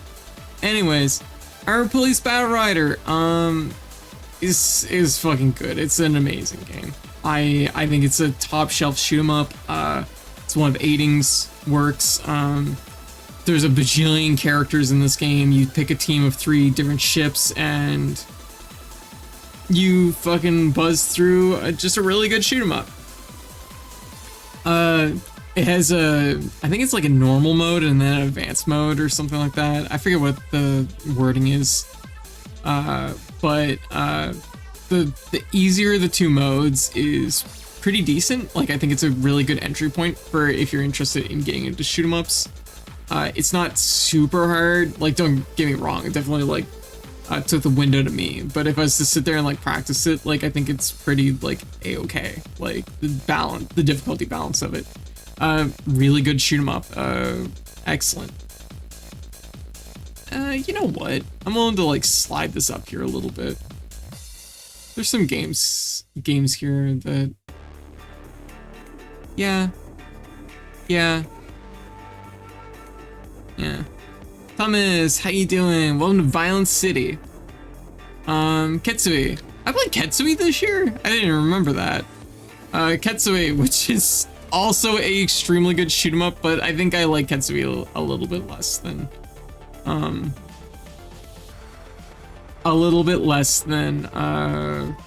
Armored Police Bat Rider, and that is like personal taste.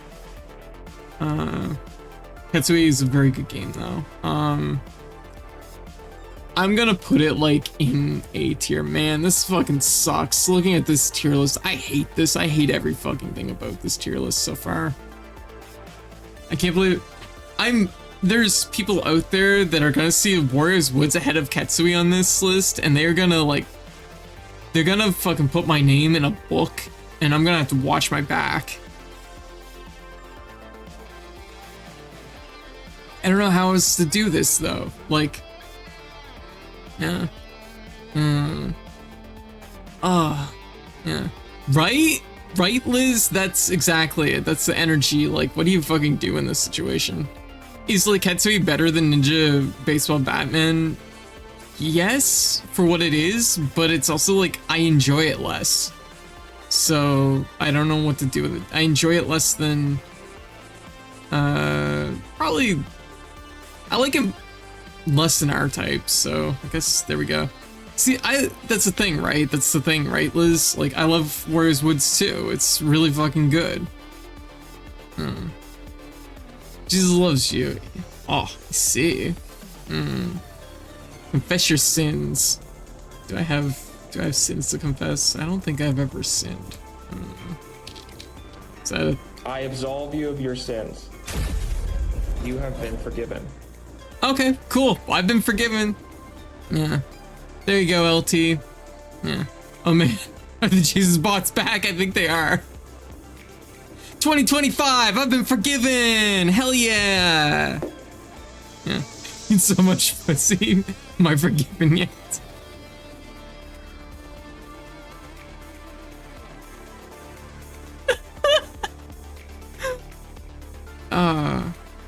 I'm not gonna stop for the record. Oh, fair. Senku. What the fuck was Senku? I'm suddenly having oh, I remember Senku. Senku was that puzzle game where it was just you drop fucking balls. It's so much balls. You know what? Sorry, I wish I could have 2 different, like, tabs for Firefox open instead of just having, like, the one tab and having to cycle between them. Sucks. Just sucks. Senku. Senku is a puzzle game where you have balls and you gotta drop the balls and you gotta make the balls touch, and when the balls touch, they explode. It's kind of like reverse Bubble Bobble almost, but with like without the physics. And if it was like a tile piece drop puzzle game where you rotate the pieces, it's weird. I remember enjoying it a lot, but I don't think it was good because I think I saw the problem with it. Like the way trash is handled in this game is not good. And it's like probably not good, but I remember I guess it'd be kind of maybe a little bit like Hexic if Hexic was like a tile drop like puzzle game. It's not. The flaw in this game is this garbage. The garbage is like a big problem in this game because I don't think there's like an adequate way to deal with garbage, and that makes it actually bad. But like, I had fun with it, so I guess I'll give it a D. Congratulations on getting forgiven. Way to start the new year. Hell yeah! Happy New Year's, Hive. How you doing? All right. So next up was. We played a lot of Street Fighter 2 this year. It was Street Fighter 2 Hyper Fighting. It was part of one of the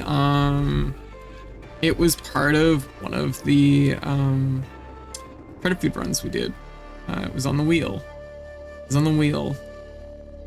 Hyper Fighting. I'm not a judge. I'm just gonna say I'm gonna put all the Street Fighter 2s together and I'm just gonna review them as like a clump of my best feelings towards Street Fighter 2, which is that it's like kind of like it's like a B for me. Like I know it's like a big game. Man, I am having like an allergic reaction. My hands are like itchy.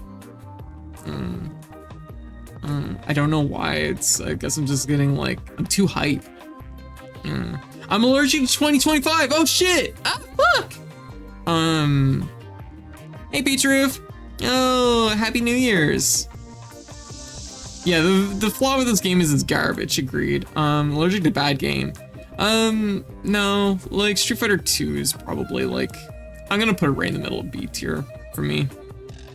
It's a good game. I think that it defined a genre of, it's technically like an A tier game. There's no question. It's just like, but I feel like, and I have an okay time with it, but I don't have a great time with it. Like, I'd rather play Alpha. I'm gonna put it below Lethal Company. I had a worse time with Street Fighter 2 than Lethal Company or something. Street Fighter must be okay if there's the main version. I mean, like, it's a good game, don't get me wrong. It's like, it's good. It's just not my thing. You know what game surprised me? Also, I'm not gonna explain what Street Fighter 2 is. If you don't know what Street Fighter 2 is, you've missed enough classes that I'm gonna fail you for the year. So, like, I don't know what to tell you. You pick up Ken or Ryu, and you throw hands with each other, and when the bar goes down, Sagat wins. That's Street Fighter 2. There you go. Okay, Panic Bomber. I think this is the box. Yeah, there's a box for it. And then the kiss, yes. So, Panic Bomber. It's a Bomberman puzzle game where you rotate 4 pieces, put them together. I think this game might be good, but I don't know because it's so... What is the term when something's like so, it's so strict? Like, you do a cool thing in this game happens and it feels like nothing happens to your opponent and eventually somebody dies. It might be good, maybe, I don't know. I feel like I need to play the game more, but we did get a clear in it, so I played it enough to win. I'm gonna put it like maybe like here-ish. I maybe had more fun, maybe like, yeah, it's like probably like bottom of C tier, I guess. Maybe like right here-ish. Yeah, okay. I'm okay with that. Okay, Super Raft Together, which is an action roguelite where you're on a raft that you're having to construct, and all the enemies. It's basically a action roguelite arena shoot 'em up where you build a raft, you raft fish and different enemies fly by, and they try to destroy your raft and take pieces out of it, and you have to constantly build your raft while also shooting at the enemies. It was actually pretty fun. Yeah, I had a pretty good time with it. We played it with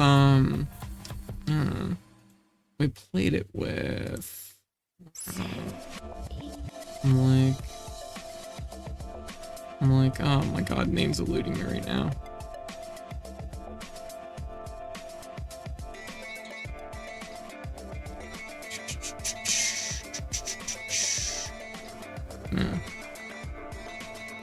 I think this game might be good, but I don't know because it's bad. Is the next word bad? I don't know. Street Fighter is a game where you just get stabbed in the kidney at the machine for spamming throws. Oh, getting shanked.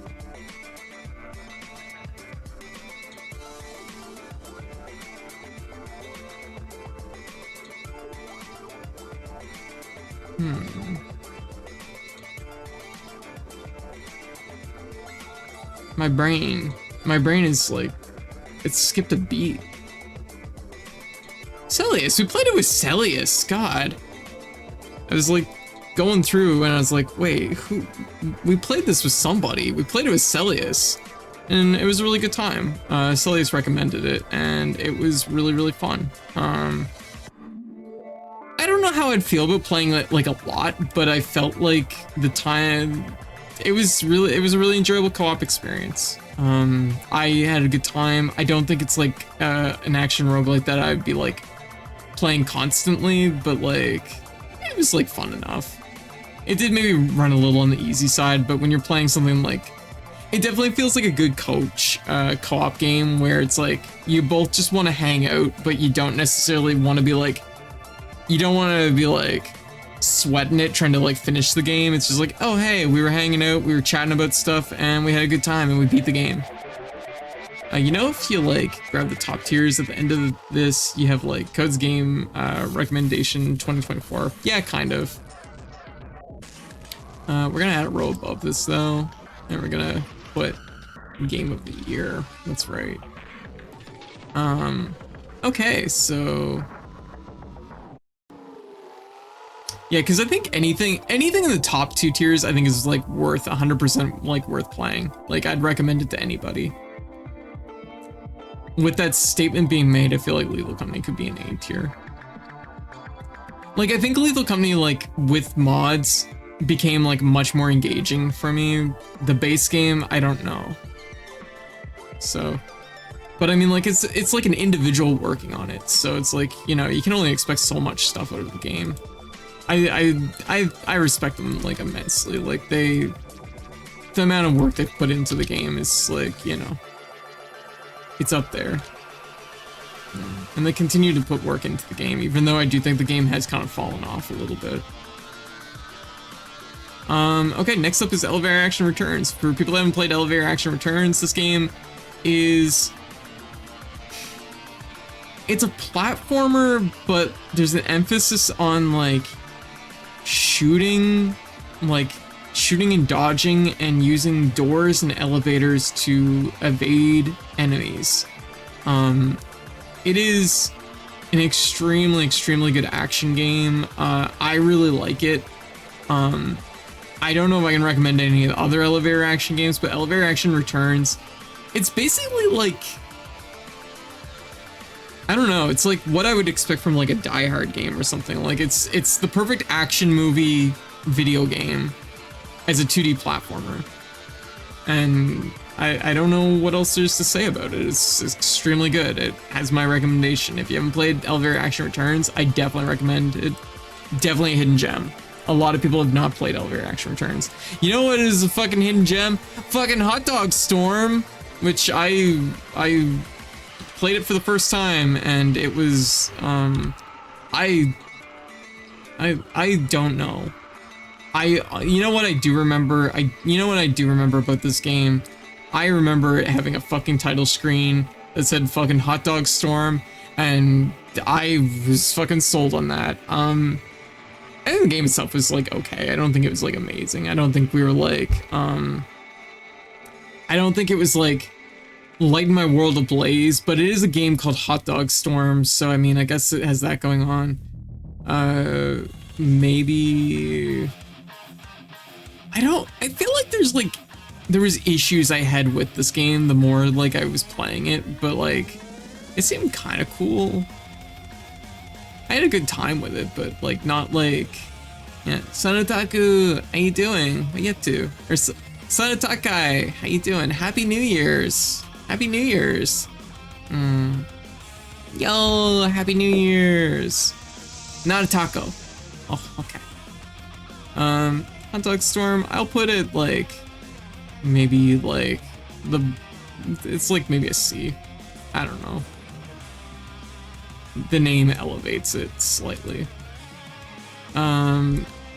Here's one that I do remember the gameplay of, like much better than I do Hot Dog Storm. Oh god, can I get like just a, okay. This is Dodonpachi, which Dodonpachi, for people who don't know, is Dodonpachi is weird because it's like in shoot 'em up circles, it's super well known, but if you don't play shoot 'em ups, you've probably never heard of Dodonpachi. The game's gotten a little bit more like popularity outside Japan over time, but like it's definitely like a little bit of an obscure gem in a lot of ways. This is the first Dodonpachi game. I really like it. I think I like it more than Ketsui. Do I like it more than R-Type? Yeah, probably. The thing is I like R-Type's atmosphere and I like its designs. R-Type's a weird game to look at, and I like that aspect of R-Type. I'm gonna put it like maybe here. We had a really good time with Exoprimals. We had a really, really good time with Exoprimals. I'm willing to put it at the top of A. Exoprimals is weird because I know like fundamentally it's not that great, but it's like, it manages to capture a good co-op experience, which is something that is so rare in video games. Yeah. Axe! Happy New Year's! How you doing? R-Type Designs is incredible. I'm all in for it. I suck at it. To be fair, it's a really hard game, so I think like that's a mutual feeling. I also don't feel great at R-Type. I did okay at it. I didn't get the clear though, which is a little bit of a bummer, but okay, you know what? Here's a shoot 'em up that I also really like. Gwange! Which is kind of, I guess, more of like a Pocky and Rocky style shoot 'em up, but the idea is that you your character's kind of like walking, it's people and you're throwing things, and it's in like feudal Japan, and it's like there's like Japanese folklore monsters, and the designs are fucking sick in this game. It's a really cool game. It plays really well. I do recommend, if you do play this game, there's an Xbox 360 version, which I don't even know if you can get anymore, but the Xbox 360 version is really fun because it turns into a twin stick shooter. Gwange is really fucking good. I like this game a lot. Like, very playable game. Every time I play it, I end it and I feel good about it. Like, really, really good mood for this one. I'm willing to put, yeah, no, like, you know what?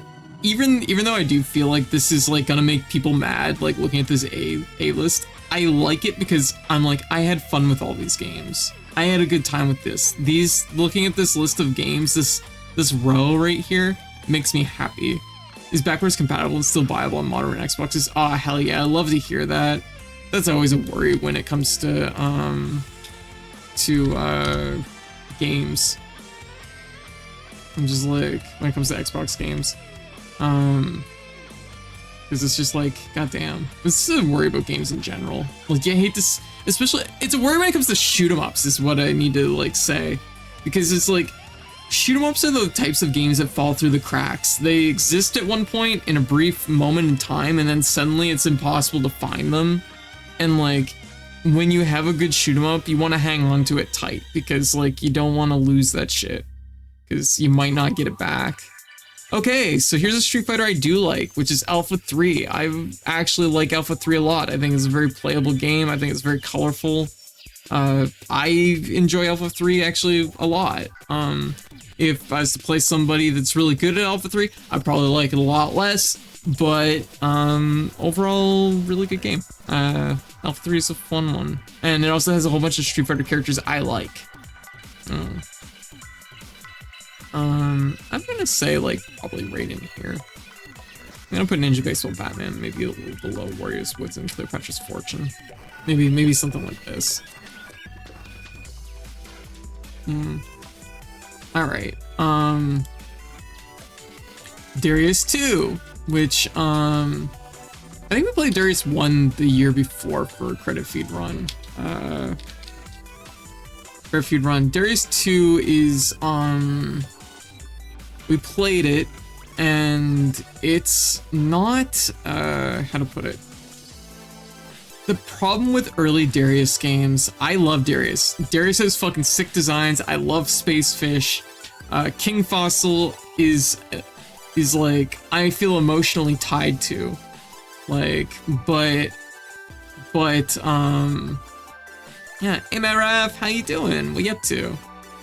How's this going? Happy New Year's. Like, King Fossil, so good. Darius 2, though, I think is before the game got good. I think so for people who don't know, this is a shoot 'em up where you blow up Space Fish. The bosses are all cool space ocean creatures, which is really fun. The design work in Darius is really good. But, what makes the early games stand out is the cabinets. They used to be hyper wide cabinets, so like you would sit down and the screen was 3 screens wide, and so you could see really far ahead. And you know what? You fucking need it because bullets move at actual bullet speed in this game. I mean, like from a gun. It is near impossible to fucking dodge this shit. It's really hard. I think Gaiden and Twin and G Darius get it right as far as the pacing. The first 2 games don't. I think they're really fucking hard, and they're hard for like bad reasons. I'm fucking putting it in D. D for Darius. It's like emotionally, I feel like a connection to it because I like Darius. It's a good series. So we got. There we go. We got money idol exchanger, money puzzle exchanger, idol exchanger, which yeah. So this game is how to explain it. It is. Darius Twin was my gateway into the franchise. Yes, it was mine too. Yeah, just hit midnight here. Hell yeah! Happy New Year's! Yeah, Happy New Year's. It's 1 a.m. here, so we're an hour into 2025. So far so good. I'm like, it's a-okay. Happy New Year's, Blue! Yeah, so money idol exchanger, or money puzzle exchanger as it's called. This is a game where you have a whole bunch of money at the top of the screen. It's all coins, and you have to combine coins together to upgrade them to higher value coins. Once you have, oh, you're in Canada. I am in Canada. Yeah, 1 a.m. Where the heck are you? I'm on the East Coast. I'm even farther East Coast. You managed to be more east than me, so because Canada. The question is are you East Coast as in, like, Ontario? Because Ontario loves saying it's East Coast, and I'm like, Ontario, there's still a whole lot more East Coast. Like, the country didn't stop here. Okay, as in New Jersey. Okay, yeah, okay, that's fair. That is East Coast. Okay, because I routinely see people, they're like, I'm East Coast, or they'll like, I've had like people like talk to me about collabs, and they're like, yeah, it's East Coast, and I'm like, then I tell them what time it is here, and they're like, oh, wait, what? Yeah. Okay, so money idol exchanger. You have coins at the top of the screen. You collect them. I don't know what. I'm trying to think of the puzzle game that this is like based on, because there's a few in this like family of puzzle games. It's like Critter Crunch, money idol exchanger. What other games? Magical Drop. There we go. That's the one. Magical Drop's probably the most well-known of the bunch. I personally like Money Idol Exchanger. I think it's a really good game. I think it's got flaws, but I like the energy it has, and I like the idea of like these kind of like variable valued pieces, because like the idea is that like you combined like $1 pieces, you need 5 of them to make a $5 piece, but 2 5 pieces make a 10. But it takes like 5 10s to make a 50, and then 2 50s to make 100. So it's like this alternate like value piece, which is an interesting quirk in a puzzle game that you don't often see.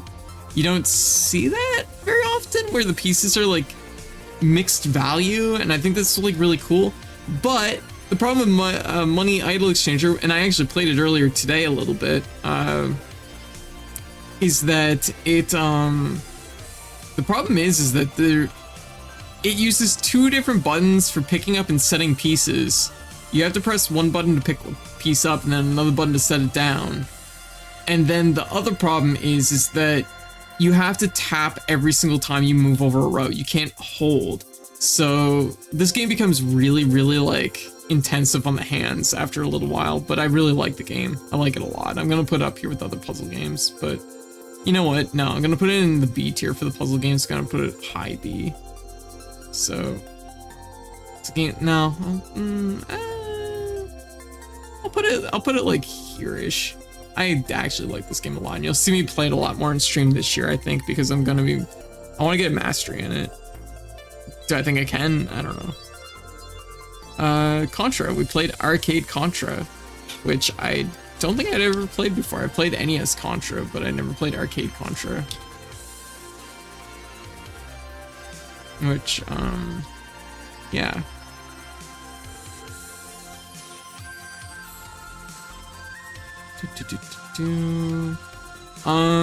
Okay, so Arcade Contra. Also, there was a parody game based on Space Invaders. Space Invaders 95, I know it. Yeah. There's a boss where you had to fight a ship that was a sushi boat, with Emperor Fossil flayed up. Yes! Yeah, and you can also play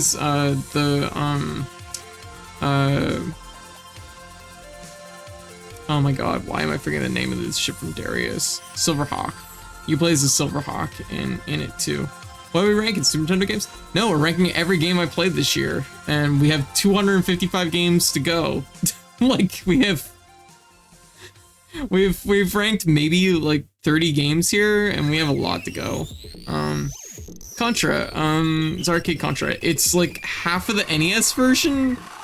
It's probably a rare case where the NES version might be better. But I actually kind of like it. I like the fact that it feels like a bite-sized version of Contra, so it was kind of satisfying. I think it was like fine. I think it was like a-okay.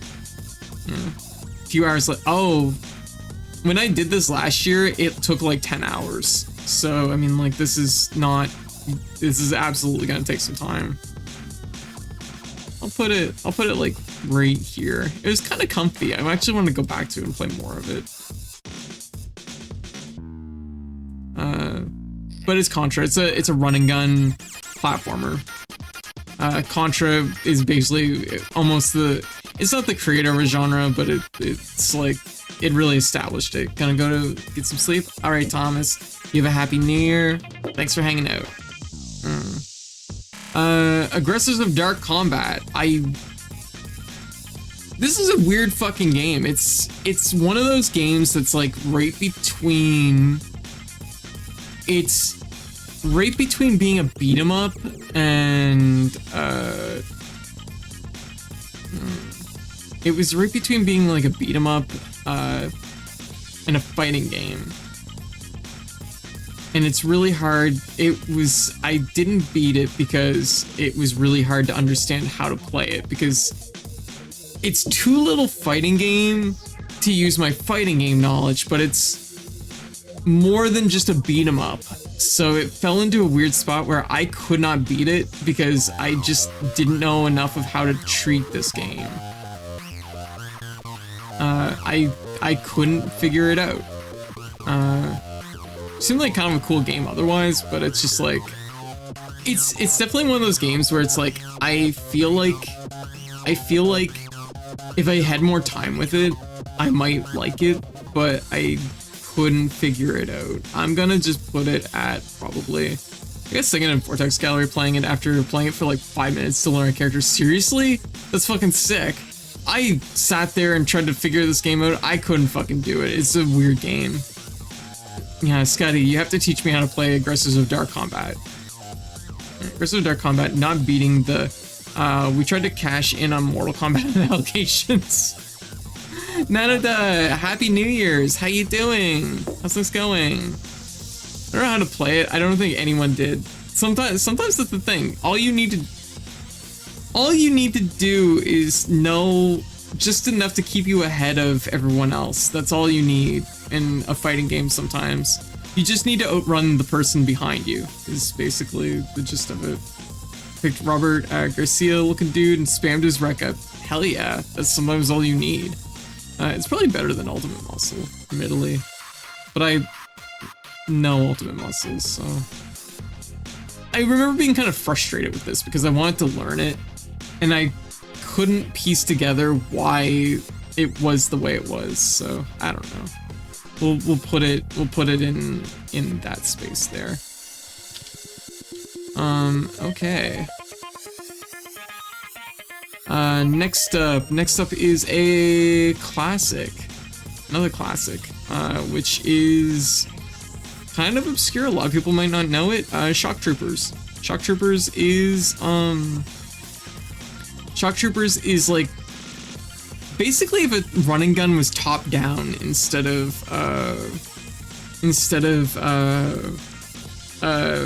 platformer. It's almost like Contra if it was a top down game. So it's almost more, it's somewhere between Rocky and Pocky and Contra.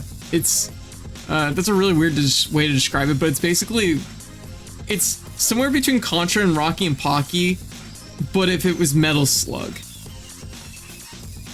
There, that describes it accurately, I think. It's actually a really good game, really fun. The only thing that really holds me back with it is just that it's like I don't know, like, it's one of those games I think is like best with a friend to play. Like play it as a co-op game, first and foremost. Shock Trooper is really fun though. I'm gonna say like maybe like right here. Maybe like right in the middle of A. I kind of like Ninja Baseball Batman a little bit more. Maybe like type a little bit ahead of it. Okay. Next up, Metal Slug 2. Man, I played Metal Slug 2 this year. I do not remember that. Metal Slug. So you know what I was saying about Contra? It's Contra but beautiful. It has some of the best like sprite animations in any game I can think of. It's like it is running gun as an art form. It like it's really good. It's really good. Shit, Metal Slug 2 has double the lag frames and runs like garbage. Aw, shit, that sucks. Yeah, I'm mostly, I guess, thinking about like Metal Slug at Broad. Yo, Oreo! Yo, Happy New Year's! Thank you for the sub! Yo, Happy New Year's! Back in the day, everyone knew what Metal Slug was. Yeah, like, Metal Slug's just good. I'm kind of talking about the series at Broad. I actually don't know how Metal Slug 2 stacks up with the rest of the series. Because most of the time I've just like played through them with a friend and it was just like, oh, we had a good time. So apparently it's laggy and runs like shit. I didn't know that, but I'm gonna say I'm trying to think, because this is the thing. Like I said, I didn't even remember playing Metal Slug 2 this year, but that's just because it's like such an easy, chill playthrough. Also, to be completely fair though, I don't feel Metal Slug's a weird instance where the artwork is pretty consistent between the games, so it's really hard to like necessarily remember exactly which one you're playing at a given moment. At least I find that's a problem. It's not like playing like the first Contra game and then playing like Alien Wars, where it's like there's a very distinct like growth in like the art direction. Like every Metal Slug game just is fucking batshit insane as far as its art direction goes. Ara ara, yeah. Hey Code, I hope it's been a great one. Yeah, we're doing good. We're going through and talking about all the games we played this year. Looks like it's one of those games that's so iconic that everyone recognizes something as stupid as the one specific explosion sprite. Yes, exactly. I'm going through and we're just, once again, I'm just stressing this is not a hard tier list. This is often just to talk about the game a little bit, my experience with it this year, and just to place it on a board. So like, don't look at this and take this tier list to heart, okay? Metal Slug 2. I had a good time with it. That said, I don't remember my time with it, so I don't know. I remember playing it like just a little bit, but I don't remember anything really distinct about playing it, you know? It was playing Metal Slug 2. It's such a natural thing. It's like Shock Troopers, where it's like it's very chill. Yeah. It's a treat for the eye, even if you don't play it. Yeah, it's true. I'm gonna put it probably right here-ish. I'm gonna put it right in B, top of B. Because I know, like, when I'm thinking of Metal Slug 2, like, I can think of other times I've played it, but I don't specifically remember those memories distinct from this year, or from, like, what I did this year, I guess. Anyways, Oreo, I hope things have been well. Yeah, hope everybody's doing well. Wishing everyone the best in 2025. Next up is Salamander. Oh, you know what? Actually, this is my first time ever playing Salamander, like for reals. Oh, that's just a bunch of salamanders. I just typed the word salamander into my search engine, and what I got was a bunch of salamanders. So I guess mission complete. Okay, Salamander. Salamander is Gradius, but as a vertical shoot 'em up. Wait, is it vertical? Like, now I'm like, no, it's horizontal. It's still horizontal. It has vertical sections. That's what it is. Yeah. Give me a picture of Salamander. It has a vertical section. There's a section where you beat the stage, and then there's a bonus section where it's vertical. Kittle, how you doing? Yeah, I'm a massive Metal Slug fan. Yes, ma'am, it's been a journey, but doing well. Ah, very good. Okay, so it has vertical sections. This Gradius with vertical sections. Salamander, I would have loved to have beaten this year, but it does have a credit cap. You can only put so many credits in the machine, and it will just end the game eventually. I had a really good time with Salamander. I'm absolutely willing to put it in the A tier. I think it was, I remember playing it, I was like, holy shit, this is just like a really good version of Gradius. So I had a great time with it. That was my feelings on it. Oh boy, here's a game that fucking left a like, here's the thing, sometimes you play a game and it's like, it's not even that it's good, but it's like that you remember your experience with it, right? Because it fucking it gave you trauma. That's why you remember it. And that game is Haunted Castle, which is amazing. It's amazing we played Haunted Castle this year. We played Haunted Castle this year, and they remade Haunted Castle. Unbelievable that even happened, because like, why? I'm gonna actually I can just narrow that down. That's much nicer. There we go. I'm gonna just put that like right there. It's not like any of the game names are that long. Yeah.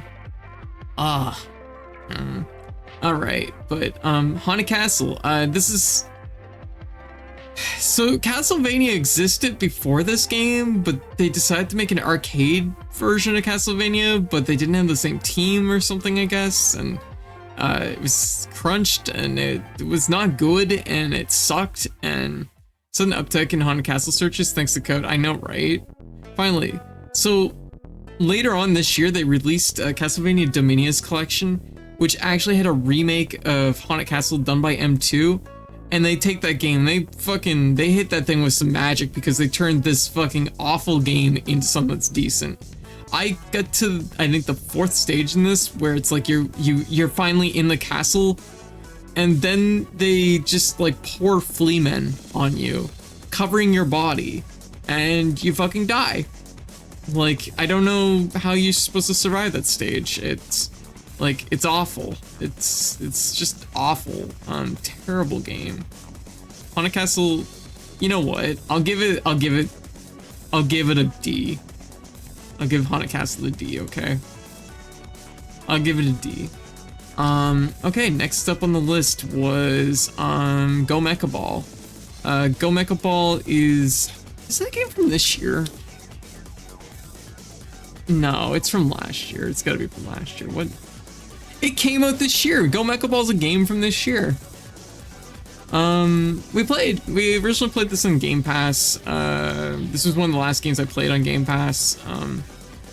Which, you know, I'm not doing Game Pass now. Go Mecha Ball is, I just opened back up stream and heard the words fucking die. Did I say fucking die? Oh, jeez, I don't even know when. Oh, we were talking about Haunted Castle, and when you get to the stage with all the flea men. So what are you gonna do? You're just gonna fucking die. Oh, you know what? Haunted Castle gets elevated slightly from F tier. Slightly from F tier because, they use that weird Flintstones bonk sound for the boulder. Do I have it?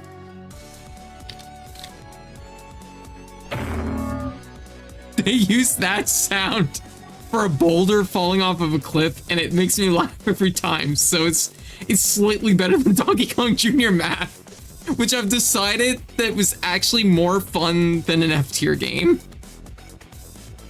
I'm willing to put, you know what? Donkey Kong Jr. Math was actually fun. Darius was not fun. Darius 2 is a game that just shoots you and you fucking die. I love this series. Don't take this as a mark against Darius, because Darius is a fucking great series, but 2 I don't like that much. DKJRM is an experience. I don't know what that is. Looney Tunes video game. It's something we all love, we still talk about. Yeah, for that goes tier up for the sound. Oh, Donkey Kong Jr. Math. Oh yeah, Donkey Kong Jr. Math's, like, realistically, my experience with it was fun. We had a good time with it. I had a better time with it than a fair amount of these games, honestly. I'm putting it up here. I'm elevating it because we had fun with it. And that means something. I had more fun than Excite Bike, somehow. So, y'all did this. This is your fault. When somebody asked me why the hell is Donkey Kong Jr. Math in C tier, y'all did this. Okay, we talked about stuff that is not Go Mecha Ball. Go Mecha Ball is, here. Let me just look that up. There we go. Go Mecha Ball is a top-down action roguelite where you are a ball with a gun. You're a little mech. You're a guy inside a mech that can become a ball, which lets you roll around like a pinball, and the areas are full of half pipes and ramps and things. It's like a mixture of like an action roguelite and a pinball game, and when you release the shoulder button, you unfold into your mech form, and then you can shoot stuff. This is a game that every aspect of this game seems like it's gonna be really, really fun. But then they decided to go with like the most neon, like pinball loud aesthetic that they could go with. This game is aggressively loud. If you are photosensitive, I do not recommend Go Mecha Ball because I think that it could be deadly. I don't know how else to put it. It could fucking kill you. Play this game, but I'm not photosensitive, and it hurt me. But the concept is so good. It's like when I play it, like It's such a weird game because like the concept and everything about it feels like it should be 200% like amazing, and then it just kind of falters and it just doesn't quite hit that high point. Like you think that rolling around and hitting the half pipes and unfolding and shooting your gun and blowing up all the enemies it's gonna be like really good, but then like there's just like one stray enemy somewhere in the level and you're just rolling around aimlessly looking for it, and I don't know, and sometimes it's just like it just doesn't feel like it flows as good as I want it to. This is, once again, I played this game when it first came out, so it might be a little bit better now, but I'm gonna put it like maybe mid B. I think that's like fair. We did beat a first cycle of it, but it's a game that also takes multiple cycles to see the true endings, so that's like also a thing. So I do not count that as a clear. Because we want that true ending. Okay, Die in the Dungeon Origins. This game would be kind of like a mixture of Slay the Spire and Dicey Dungeons, kind of, and Paper Mario, question mark? It's really cute. I think the full game is supposed to come out sometime this year, in 2025. This is like basically the original, kind of an upgraded version of the original Itch.io version that was released. Visually it's really nice. The mechanics of like synergizing your trinkets and then building a pool of dice that like channels the strengths of those trinkets is really cool. It's a really fun game. I really like it. I do think it kind of falls a little bit short. It doesn't quite pop off like Dicey Dungeons does, but it still feels pretty good. I feel like it's pretty decent. I'm gonna put it like probably like right, maybe like here-ish.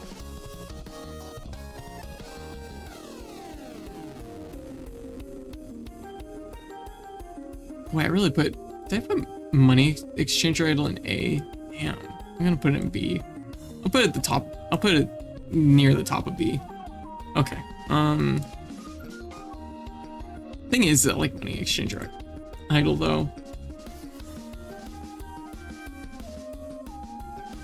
I'll put it like bottom of A. Next up, Celeste 64, Fragments of the Mountain, which came out earlier this year, which is a free game from Maddie. Do you like Celeste? Do you want to play a singular world, 3D Celeste world? It's go download Celeste 64. It's really fun. It's really good actually. I want to see more game devs make games of this scale, because I think that just yeah, it's really easy to mod to. Really, I didn't know that. Hey Aria, how you doing? Happy New Year's. Yo. I should have just programmed that so every single time I say Happy New Year's it does that. That would have been a better idea. Celeste 64. It's Celeste in 3D. It's like if you took Celeste and mixed it with Mario 64, which is basically just like a mobility platformer where you're trying to navigate stages and get from point A to point B and collect cherries or strawberries, or whatever. There's all kinds of stuff to find in this game. There's lots of hidden stuff. I really liked it. I think it's probably an S tier game for me. I think the only thing I found about it was some of the things were a little bit obtuse, like a little bit more obtuse than they probably should have been. Maybe, I don't know. I'm willing to put it up here. I think it's an S tier game. I think it was really fun. It's really short, but like it only need to be a little bit of something, and honestly, the length of it kind of, I think, just works well for it.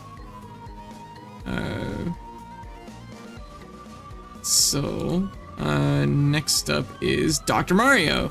Just OG Dr. Mario. How do you fucking review Dr. Mario? It's Dr. Mario, it's a puzzle game. you drop pills from the top of the thing, destroy the viruses in the inside of a little pill bottle. It's a classic puzzle game. Dr. Mario is a lot less forgiving than a lot of other puzzle games on this list. I like it. Dr. Mario is, in my opinion, a flawed game, but okay. Yeah, and that's exactly what it is, right? Because, like, Dr. Mario, there's a lot of little things. If you're playing it multiplayer, it's, like, really, really flawed, because you can just be put in hit stun. So, funny story. So, Keed, like I said, Keed's really good. He's really into puzzle games. He's quite good at them. He is wild at Dr. Mario. Like, it literally comes down to just who gets the first combo, and once I drop my combo, the game is done. He will just end me in an ongoing, like, stun fest. I'm glad the later games, I think, got better about that, but, like, yeah. Multiplayer, I don't even know if this version has multiplayer. I don't think it does. Maybe it does. I don't remember. I played so much single player. I'd never even really thought to think. I've never really thought about that. I guess it does. Anyway, yeah, it does. What am I thinking? Does it? Yeah, probably. Seem to surround yourself with the best in the world at certain puzzle games. Key is Doc Mario. He is. Yeah. Also, interesting thing that came out this year, which I did not know. Dr. Mario is the third Mario brother. There you go. Look into it. It's true. Cause it's Mario's their last name. Dr. Mario and Mario are not the same character. He is an independent being. Think about it. White Sister is paneled upon. Yes. Yeah, White Sister is very good at paneled upon. White's really good at paneled upon too. If Dr. Mario isn't a separate character, then why are they separate in Smash Bros? Exactly, right? Holy shit, that's right. Yeah. Yeah. What is Dr. Mario's first name? We don't know. That's the thing. But yeah, I guess the movie kind of hints at this idea too, which is really weird. So I guess there's a whole like piece of the internet out there that's talking about the fact that Dr. Mario's the third Mario brother. Dr. Mario, it's like good but flawed. That's like the perfect way to put it. Like, Dr. Mario is a game where, like, when you make mistakes, the mistakes like punch you in the ass and they make you make more mistakes. It's a momentum puzzle game, so like, but it's like reverse momentum. The more you fail, the faster you're gonna fail and the harder you're gonna fail. And when you fail enough times in a row, it just becomes easier just to start over. Yeah, why would Mario be a plumber and a doctor? It makes no sense. I mean, Mario's a jack of all trades, so I grasp that. It's something of a jack of all trades myself. Yeah, I get that. Am I a plumber or a doctor? Absolutely not, but I would try. Dr. Mario, where do we put this? Where do we put Dr. Mario? I think it's like probably, I'll put it in C-ish. Like, the thing is like, I like Dr. Mario. I enjoy playing it. There's a reason why I did retro achievements for it. Mario's red, Luigi's green, Doc is white. What is a plumber but a vascular surgeon for house? It's a good point, Hive. And Dan, how you doing? Life hack. Name your kids doctor and people just let them practice medicine. Guess that makes sense. I'm gonna move this down, I think, because I don't remember it being like, I don't remember being like, yeah, like Bad Dudes is like, it's like okay, it's more memorable, like I said, for the memes than it is for the, like, than for like anything else. Though I do remember kicking that, I remember standing on that truck and kicking that guy in the head repeatedly, and that was really fun. I remember laughing really hard while doing that. So I think I'm gonna, no, we'll put it back where it belongs. It's up here. Yeah. Redido, how you doing? Happy New Year's. Did I miss Warriors of Fate placement? No. Final Fantasy VII Ever Crisis. This one is actually kind of one I regret streaming because I just feel like it's not. It's like, don't get me wrong, I like Final Fantasy VII. I like talking about it.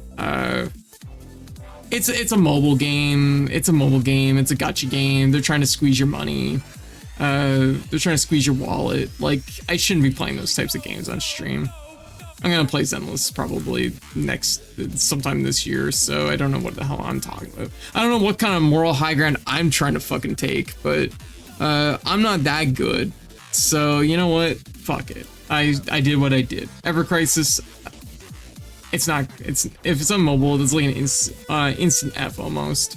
Okay, so here's my thing. Here's my thing with Ever Crisis. The idea of this game, okay. The idea of this game, I think, was basically to try and convey Final Fantasy VII's story for people that didn't play the original in a free capacity, but they're trying to also try and get a little bit of money out of this on the side. But then they decided that they also want to do kind of it's not an original story, is it? It's First Class's story. They're taking 3 different Final Fantasy VII stories and putting them in one game, and they're trying to like abridge. It's like an abridged version of those stories, but it's not doing as good a job telling. It's not doing as good a job telling Final Fantasy VII's story as what just playing the original game is going to do, obviously, or honestly, probably just playing the new one. I don't know. Like, it's a weird thing. What I want is I want somebody to take the assets from this game and remake the original Final Fantasy VII with those assets, because I think that would fucking slap. Did I enjoy my time with it? I kind of enjoyed my time with it. I think, like, when it comes to mobile games, I have a high tolerance for them. I don't spend money on them, but I'm willing to just, like, see how far I get on playing free, rolling free. And that's what I did with this game. I did okay. I think I had apparently above average luck though, but yeah, like I enjoyed it. I maybe felt frustrated with the fact that the story was being conveyed at a snail's pace, and then you have Final Fantasy VII's story was being conveyed at a snail's pace. Crisis Core's story was being conveyed even slower. And then First Soldier, I just did not care about because it was just it was like hyper uninteresting. There's some really cute costumes in this game. I'm just gonna put it in around C somewhere, probably. But like it's like when I think of mobile game, when I think of like mobile games that like I like, gachas are a unique form of misery, yeah. When I think of like mobile games that I've liked Arknights and I've liked Record Keeper. Those are 2 mobile games I really like. I think they actually have a lot of validity to them. I think they're interesting games. Record Keeper, I think, is one of the best RPGs I've ever played, because when it comes to like just the pure mechanics, because every character is engaging to like figure out what their nuance is and how you combine a team and build a team to like synergize for every boss. It's just really interesting. It's really fun. It just feels like a best of for the OG Final Fantasy games in a lot of ways. Arknights, I think, as a tower defense game, is really interesting. It's really fun, and it has like sort of a weird like build-up grit but not completely.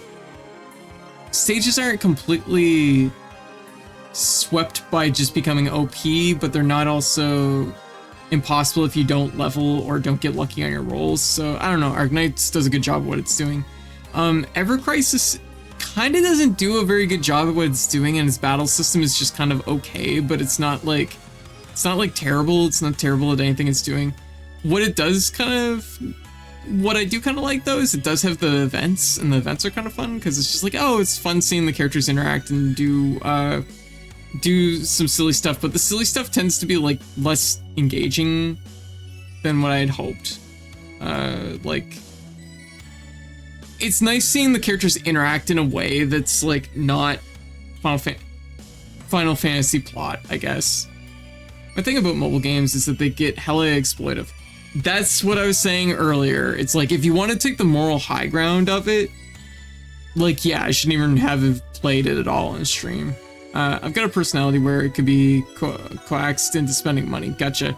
You shouldn't play it then. And like that's the thing. Like this game, once again, asterisks. If you are vulnerable to these kind of games, do not touch them. Do not touch them. My own personal experience with it was pretty okay though. It's probably slightly more fun than Excitebike, slightly less fun than the time we had with Donkey Kong Jr. Math. Like, I don't know. It's like probably mid-C. Do not attempt the Gamba.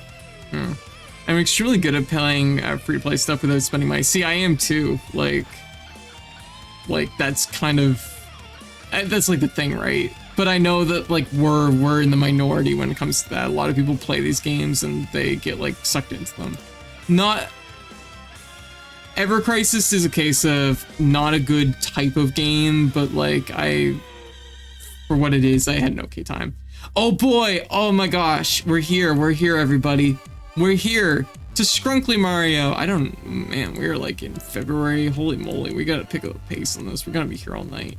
We're here to fucking Scrunkly Mario. It's classic NES series, Super Mario Brothers.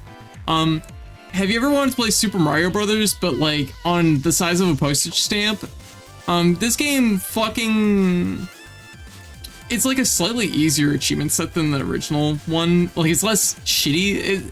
It's less like obnoxious. It's a less obnoxious achievement set, but the game is more obnoxious. So it like counterbalances almost perfectly, making it just definitively worse if you're retro hunting for it. But you also get Scrunkly Mario. Mario looks really weird in this game, and it makes me laugh every time. Did someone say Scrunkly? Yes. Here, just to like convey what I'm talking about when I say Scrunkly Mario. Here is the two achievements for the two Retro Mastery achievements for this game. Notice the difference between Mario and Scrunkly Mario, how his face is missing a whole row of pixels. That's Scrunkly Mario. That's how he got scrunkled. And he's also kind of a little bit more squat. It's really funny what they did with this game because the resolution is just not high enough, so they had to chop pixels out of like everything. So everything looks a little bit like warped in a weird way, and it's kind of amazing. Because I guess they didn't want to just like scale it different and put bars in or something. I don't know. Apparently Nintendo was like, this is a better option. He's going to sleep at Good Night Code. Thank you for streaming and reviewing your year. Ah, absolutely blue. We have hours to go, but yeah, you go get some rest, okay? I know it's everybody's been like, let's be real, I'm really tired too, but like everybody's been really tired lately. And yeah, I get it. So yeah, make sure y'all get rest when you need to, okay? Have a happy new year, Blue. I have tea? Oh, hell yeah. Are you prepared for winter chai? I want chai tea. So anyway, Scrunkly Mario, it's bad. It's not as bad as these other games, but it's like not great. I'll put it down here because it, like, the thing is my D tier games are like definitively like they have a major flaw to them that makes them worse. Classic series Donkey Kong. So because I can't do something just once. Oh, that's weird. The box color is weird. Why is it like that? Huh. I don't know why this version of the box is like this, but I will... Uh-oh. Let's scroll down. I was worried we were gonna drop it in the wrong place. There we go. I have a cup of tea and gave me some energy. Stay up. Ah, very good. This is just another version of Donkey Kong. It's like, this one is actually pretty much the same. I don't feel like it's like definitively distinctly that different. It's just a portable version. It's almost the same thing. The achievement says almost the same. It's just the same. I'm gonna just put them at the bottom of A. I'm gonna put them at the top of B. Maybe like right here-ish.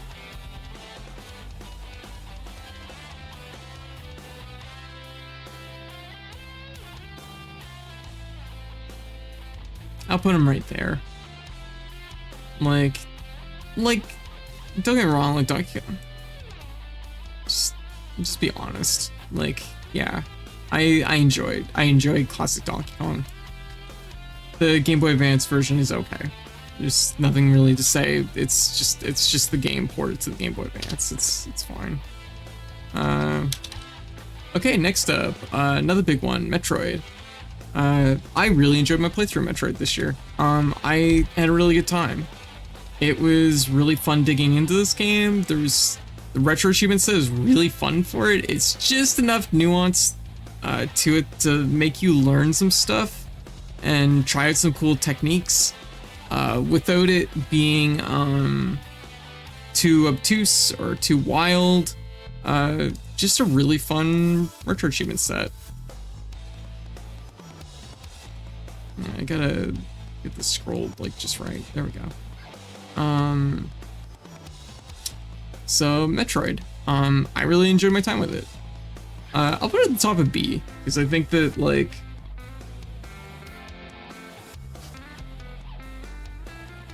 no. I really enjoyed it. I like really like when I played it, we had a really good time with it, and I think like the retro achievements actually elevated my experience with it. I had a really good time with Metroid.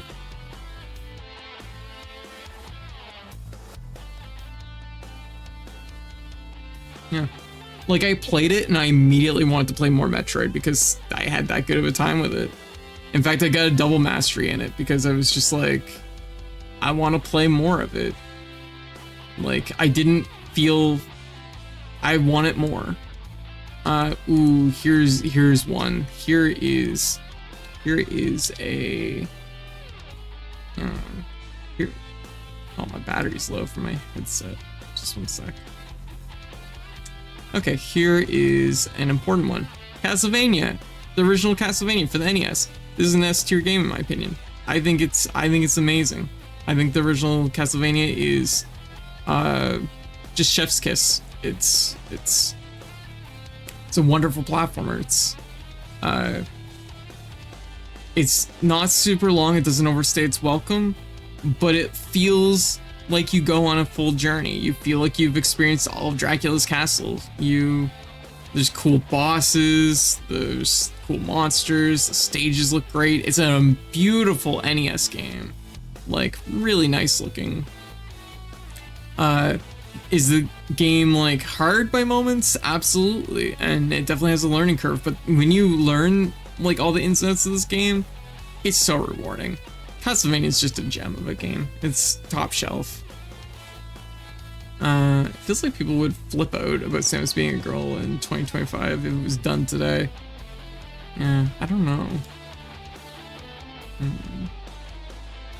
I'm like, Samus is girl? Oh, C tier.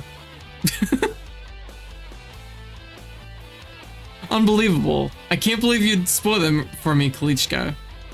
No, just thinking. I remember people complaining. Oh, I remember people complaining about that back in the day. I remember people like saying it. I remember kids saying it and like other kids not believing it. They're like, no, shut up, you're lying. Yeah. Okay, Castlevania, top shelf. Kid Icarus. Kid Icarus is an interesting one. I enjoyed my playthrough of it. I think the retro set has a few dud achievements in it that kind of suck, but otherwise it's okay. I think a lot of people hate Kid Icarus for they just hate Kid Icarus for, well, honestly, it's because it's slippery. The game is not like, you don't get the level of precision with like the movement that you need sometimes, and it's also like it's got mechanics that are kind of obnoxious because it's like if you miss the stuff in this one area, it makes it harder for the later areas, and you want to be collecting those stupid mallets and blah blah blah blah blah. Like there's a lot of like weird like nuanced stuff in Kid Icarus, but then it kind of doesn't matter because you just get to the end and then you shoot Medusa in the head, and it wasn't really that hard. It was the journey that was hard. It's actually, honestly, it's the first like 3 stages of Kid Icarus that's hard, then it's kind of like fine. Oh, and there's that like there's like a couple sections. The retro achievement set is like okay, it's not there's some silly retro achievements that I'm not crazy about, but I'm not like, it's not like a huge deal. I'm gonna say Kid Icarus is like a B. I feel like, because it doesn't, even though it's like a sibling game to like Metroid and Zelda, it's like not really as good as either of them. Honestly, that's probably, like, I'm someone who actually likes Kid Icarus quite a bit, and I feel like I'm giving it a B is like completely fair. I think it is very definitively a B game. That makes sense. Don't anybody say B movie. I know somebody's typing it right now. I'm like, I know it.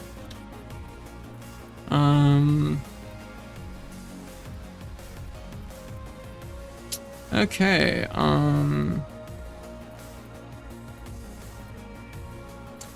okay, here we go. Oh, hell yeah. We get to put the box art up with, uh-oh. Our tier list is just big enough that it's like doing weird stuff to like the scrolling. Okay, Street Fighter. Have you played the DS game? Kid Icarus? Yeah. Yeah.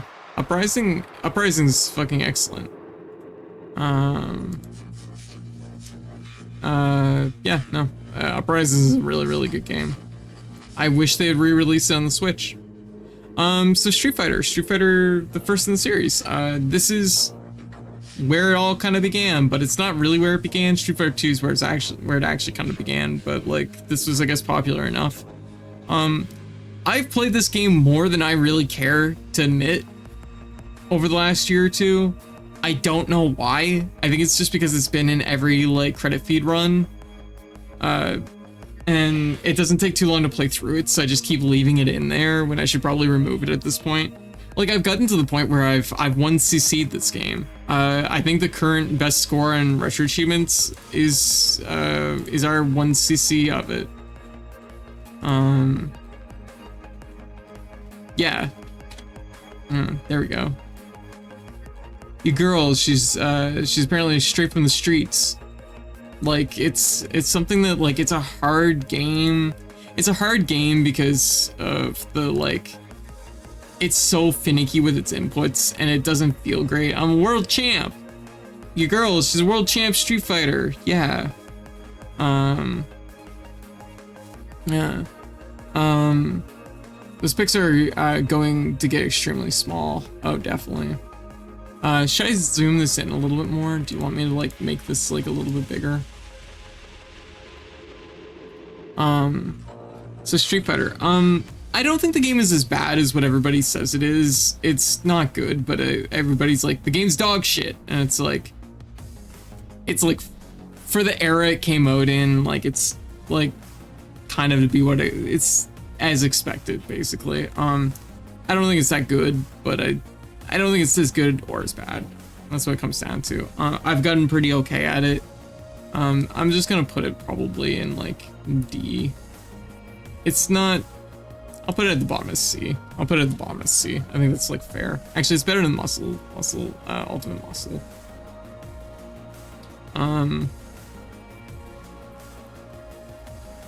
There's probably a few here that I should probably just put like, have another thing where it's just like, unlisted. Okay, next up is Space Invaders. I did this one off stream. I played just a little bit of Space Invaders for retro achievements. The retro achievements are a little bit cracked, as I learned. A little bit cracked, and I didn't do it. I didn't complete it, unfortunately. Like, you had that and Karate Champ and such. Yeah. Yeah, Street Fighter 1 was before fighters were good. Yeah, Street Fighter 2 is like absolutely the one that kind of like established the genre, really, but like one kind of got us there, I guess. Original Space Invaders, where does it stack up? I think this game is okay. It's I'll just put it right in here, I think.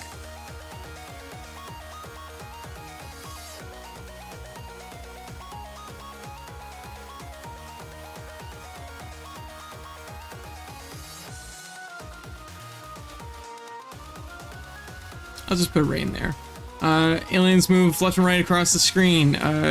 You have 4 shields at the bottom of the screen. Is it maybe 4, 3? I don't know.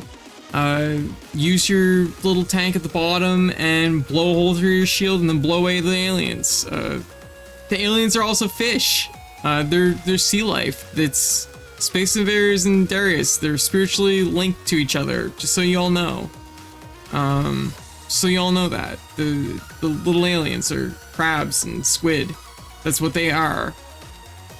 So the theory that like sea life is from space, it's been there this whole time. Since you installed a bunch of stuff and seemingly fixed Constantia Tales, maybe it also fixed Genetos. If it fixed, I'll try Genetos after the stream, and we'll see how, if it works, I will stream it. Donkey Kong Arcade, which I actually didn't beat because the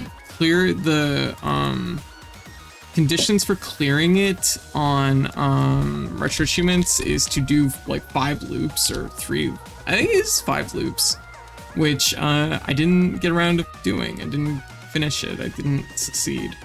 Can I do it? I don't know. It's actually pretty hard. It gets pretty fast at that point. I could like buckle down and do it. I just didn't get around to doing it. You get busy. You can only play so much Donkey Kong. The arcade version. It's slightly more full version than the NES version. And you can also wall jump, which is fun. I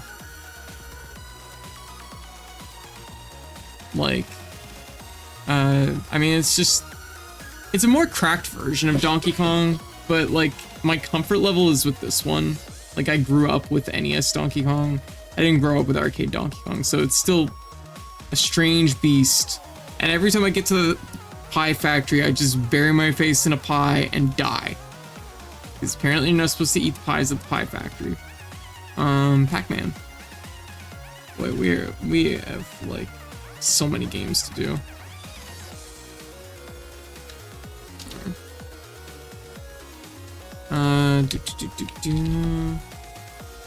Donkey Kong Game Boy was bomb. Donkey Kong 94. Donkey Kong 94 fucking slaps. It's very, very good. I will absolutely be streaming it probably sometime this year.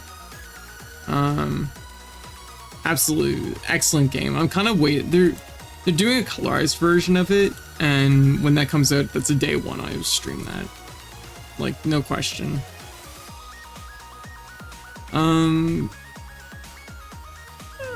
Pac-Man. Colorization. So, there's been a thing on Retro Achievement. Well, there's been a thing where fans have been taking like Game Boy games and making like Game Boy Color versions. Basically, they've added color to it. So they basically play exactly like as if there was a Game Boy Color version, and the color, they give it colors and they look really nice. We played a couple games earlier this year that were colorizations. Kirby's Dream Land 2, I think, and a few others. I'm about to get some water soon. Yeah, I definitely recommend looking them up. They're really nice. They're really nice versions of the game. They're identical. They just have color. So Pac-Man, original Pac-Man. Pac-Man's a good little game. I like it. You're in a maze, you eat dots, don't get got by ghosts. It's a classic. It's a classic. Yeah, we did retro achievements for it, but I'm not as strong as I used to be at Pac-Man.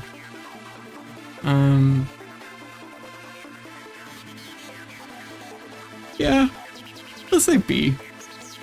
It's not my favorite version of Pac-Man. I like Miss Pac-Man a little bit more, and I like the more recent what are they called? Pac-Man Championship Edition.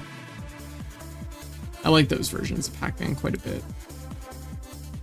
Donkey Kong Jr.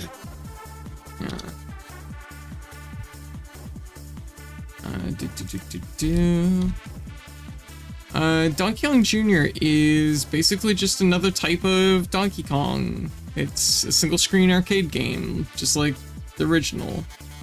Or I say single screen, but there's like 3 or 4 stages.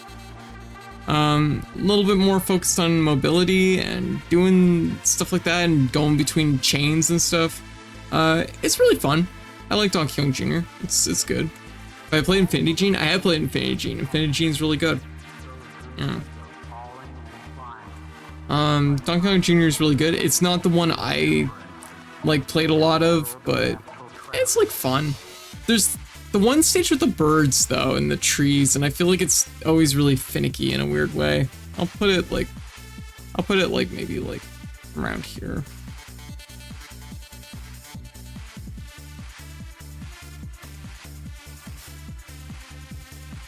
Classic Series Metroid, which yeah, I was not full with the first Metroid game we played. I want to play more, so I did. This retro set is definitely a little bit easier than the NES one. The NES one is a little bit harder. This one's a little bit more balanced. I think there's like one achievement in this one that's maybe a little bit harder than the NES version, but like everything else is like, sorry for blasting you with questions. No, not at all. We're here to hang out and chat about games. And I know I'm just rattling these off, but I'm absolutely down for talking about whatever. This version is actually pretty much the same. It doesn't suffer from being like scrunkly like the classic series Mario Brothers. It's like basically the same. Oh, I'm still wearing this hat. All right. Yeah, we're in 2025. Goddamn. Oh, how's that crown?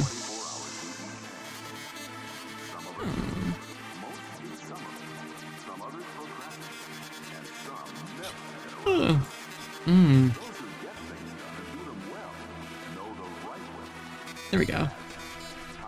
Thank you, paper. This is pretty good so far. I feel pretty good about this list. We are we even? We're probably halfway to the first 100. Yeah, we're not even through the first 100 yet. NES or Game Boy NES Classic Collection Castlevania, which once again, it's basically identical to the NES version.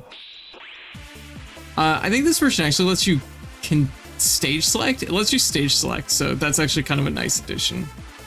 The retro set is much easier for this version. It's a really good one to practice before moving on to the NES set if you're a sicko, I guess, like me. Play both. Why not? Like, I practiced this one so I could do the NES one. It's honestly just a better version. But to ask, are you hyped for new Penny and Stocking? I look forward to it. Penny and Stocking's always been like kind of, I think it's good, but it's just like, it always hits a little bit like, it's fine. It's fine. I'm glad it's coming back. Oh, new time zone. Hell yeah. Happy New Year's, everybody. It's now 2 a.m. Okay, we actually have a triple set here. And I don't think I have the banners for these. I had them at one point. Donkey Kong, Twisted Jungle. There we go. This is a whole set of 3 games. These are all fan mods of Donkey Kong that we played, because I had a mini wheel at one point where I loaded them up with this particular person that makes Donkey Kong fan mods. Pac-Man crossover. Makes fan mods and has like banners and everything, and they're really good. They're really fun. But they're also really hard.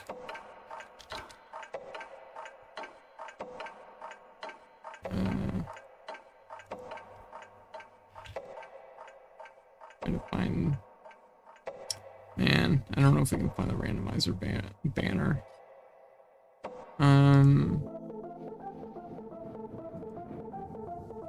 Just one sec.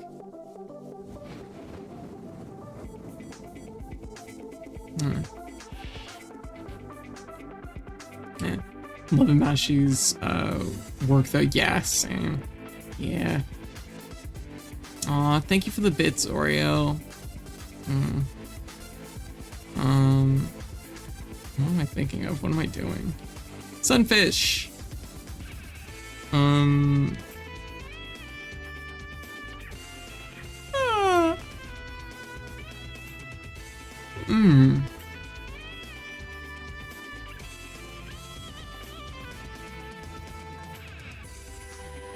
Sorry, I've just like lost my train of thought.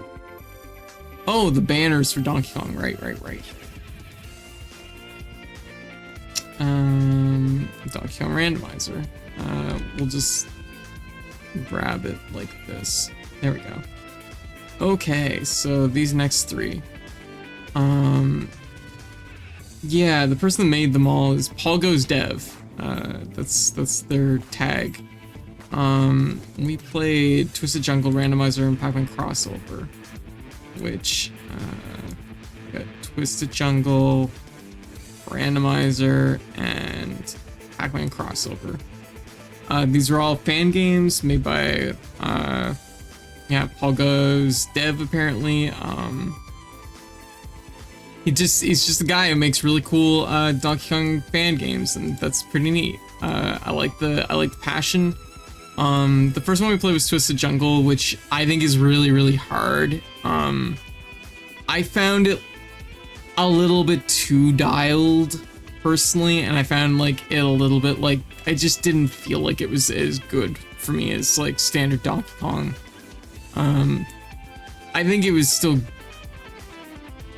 I'm gonna put it probably at like maybe like a C. The randomizer now, on the other hand, was really fun. The randomizer randomizes all the ladders and stuff. I do think that the game could have had more random elements, but I think the randomizer was really, really fun. I'm just gonna put it up here with the rest of the Donkey Kong games because I had a really good time with it. Sometimes the ladders make things way easier, sometimes they make things way harder, and it's just kind of fun seeing what happens. I'll put it maybe like a little bit lower because no, I like the random element. And then Donkey Kong Pac-Man Crossover. So you play as Donkey Kong, and when you pick up, you have to actually collect you play as Mario, and when you collect the dot, you have to collect all the dots on the map, and the Pac-Man ghosts are on the map, and Donkey Kong is throwing barrels at you. And it's completely original. All the stages are pretty unique. It's a really cool take on Donkey Kong mixed with Pac-Man. But I think that the idea of collecting all the dots before you can finish the stage, kind of just makes it like a worse. Like, if you didn't have to collect all the dots and the dots were just there as a scoring mechanism, I think I would like it more, but you have to actually collect all the dots to move on from the stage, and that like is where it kind of falls apart for me just a little bit. I think it's still really good and it's very impressive, but it's just like that close. It's like that close to genius, you know? Julius, Happy New Year's! Aw, Happy New Year's. Okay. Another big one, which we didn't get the mastery for, which I'm a little,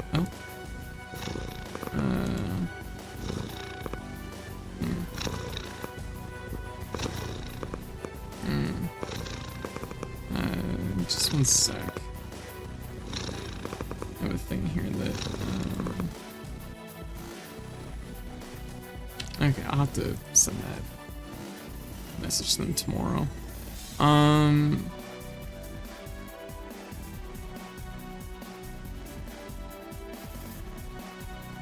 Sorry, I'm just like, okay,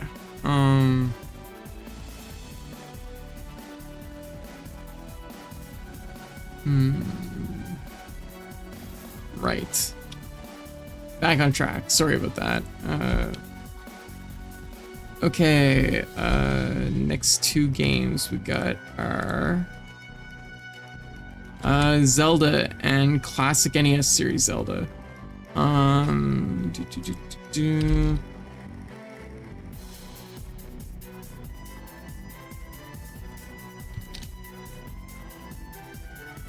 Just have to get the boxes for both these.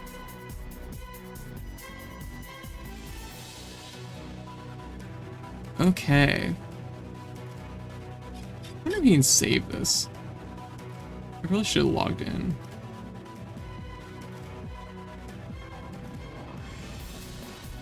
Anyways, doesn't matter. Okay, Crabbleberry, Happy New Year's! Happy New Year's!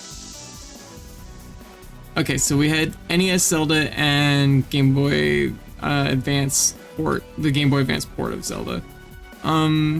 They're fundamentally the same thing. Like, the port doesn't differ to any large degree. I don't remember, like, I think it looks like a tiny bit scrunkly, but not like, I don't know, I don't think it's like anything too major. The retro achievement set for this one is much better than the retro achievement set for this one. This one has a few really cracked achievements at the end for like beating the game with a sword and stuff like that, and it's just like, it's kind of like really, really dialed. This one's definitely the much more like appealing set to play. I enjoyed my time with it. I played the second quest also for the retro set, and it reminded me, like, there's a level of like cruelness in the second quest, which is actually kind of shocking from Nintendo. There's some major bullshit going on. Tis silly, but the first quest is a-okay. Mostly fine. It's NES Zelda. It's like good. It's good. Like, you know, I'm gonna say like probably. I will be playing it probably again sometime this year.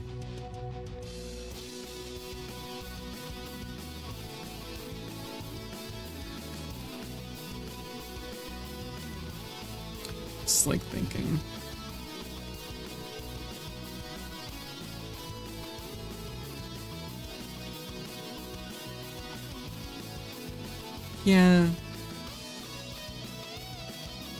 Yeah, like this is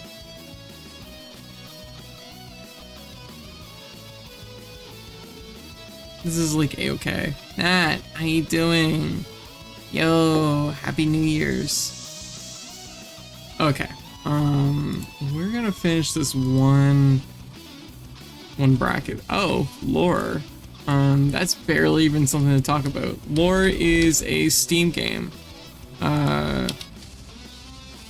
It is like basically a 3-minute horror game. It's super short. It's not too out there, but it's fine. I don't feel like there's a lot here, but it's like, I guess like as a 3-minute horror game, it's fine. It accomplishes its job, I guess. I'm just gonna probably put it at the bottom of C tier. It's like, you know, I don't feel really like I mean, I guess I liked it more than these two, probably. That seems fair. Mixlumia. Mixlumia is really cool. Mixlumia, lesbian Tetris as they call it.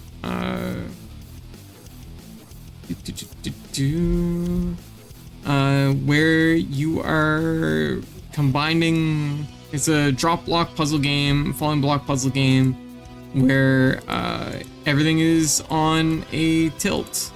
Everything has been tilted, and the blocks slide down and kind of pool, and it's nice. It's a really nice original puzzle game. It's a little bit too strict for me though, honestly. Like, I feel like I like puzzle games that go really like ham, or they're really like, I don't know. Like, I just, it's good. Mixlumia is a good game. Very, very easy to zone out to. Very easy to zone out to.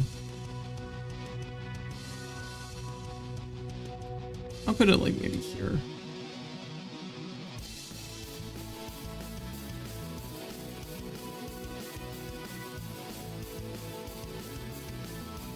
Man, the problem with Go Mecha Ball is that, like, it's just such a fun concept, and then you play it, and it's just like, it's not as fun as the concept that it is.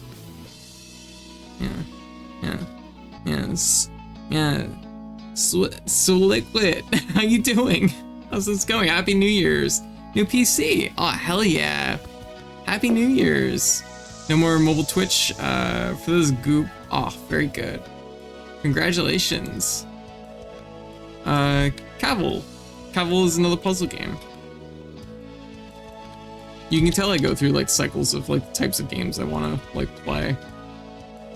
Cavil is a block selection, a shape selection puzzle game where you're trying to like match shapes together in groups that make bigger shapes. It's kind of hard to explain, but it's pretty playable. It's a game that feels like maybe a little bit undercooked to me. Like, it doesn't feel like it's quite like hitting where it needs to, but what's there doesn't feel unplayable. It just doesn't hit like real hard for me.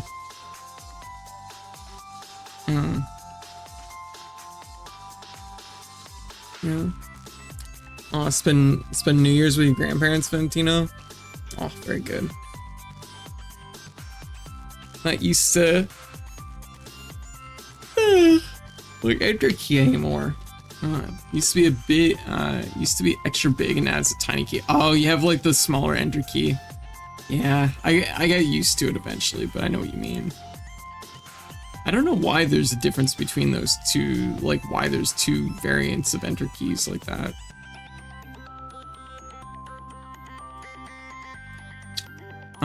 Next up, Punch Out. Punch Out is one that I regret not finishing. I didn't finish Punch Out this year. I think my problem with Punch Out, is that,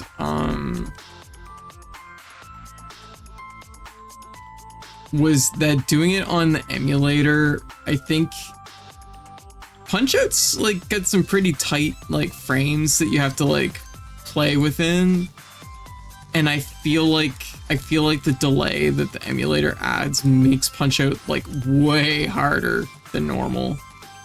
I used to be pretty good at Punch Out. I used to be able to like, I used to fly through it pretty quickly. Like the final circuit would usually hang me up for like maybe a little bit, but like, you know, I used to be pretty good at it. I could only get to the second last circuit in our original sitting, and it was really giving me trouble. And it's just like, it was frustrating because like, I feel like I knew it, but I couldn't do it. So I don't know if that's just like a frame issue, skill issue, I don't know. I will go back to Punch Out. I will 100% this game. I like Punch Out a lot though. I think it's a good game. Like, although it does of course come with the asterisk that is, there's some like not particularly great, it didn't age great. There's some kind of racy depictions going on in this game. One of the reasons I'm glad to have the original copy of Mike Tyson's Punch Out. Oh yeah, like if you have a copy of Punch Out, it is yeah, hang on to that. Okay, we're getting there. Lurkbait fishing. This is the one y'all have been playing. Which y'all have been playing this whole time, and it actually does have its own achievement set. which we didn't get a mastery in. Because apparently turns out to get the mastery, the devs of the game have to show up to your stream, and I think that's not great. They shouldn't have that. That kind of sucks. Kind of sucks, in fact. Lurkbait, have y'all had fun? What do y'all think? Where do you think Lurkbait should go? Where should? Have y'all enjoyed fishing? I keep hitting instead, and yeah. Get excited, came to say hi, and oh my god, Eve of the New Year. Yeah. Solid C. Okay. Yeah. Fishing's been great. Okay, we're getting a solid C. We're getting any other opinions? I think it's cute. I think it's plus yachts in it, so it's a B. Okay, I'll put it as a B. I'll put it at the bottom of B tier. C's pretty good, but it's C or B. Okay. Okay, one that I'm a little bit annoyed that I didn't finish off before the end of the year. I should have really got buckled down and finished off the final quest in Monster Hunter, but me, Wang, Liz, and White were playing Monster Hunter. We got to get back to it too. I know that, and I should probably hit y'all up for a little bit more so we can finish off that crown hunt. But Monster Hunter Freedom Unite was really fun. It was really nice going back to it, but it's also like I would never go back farther than this game in the Monster Hunter series, probably.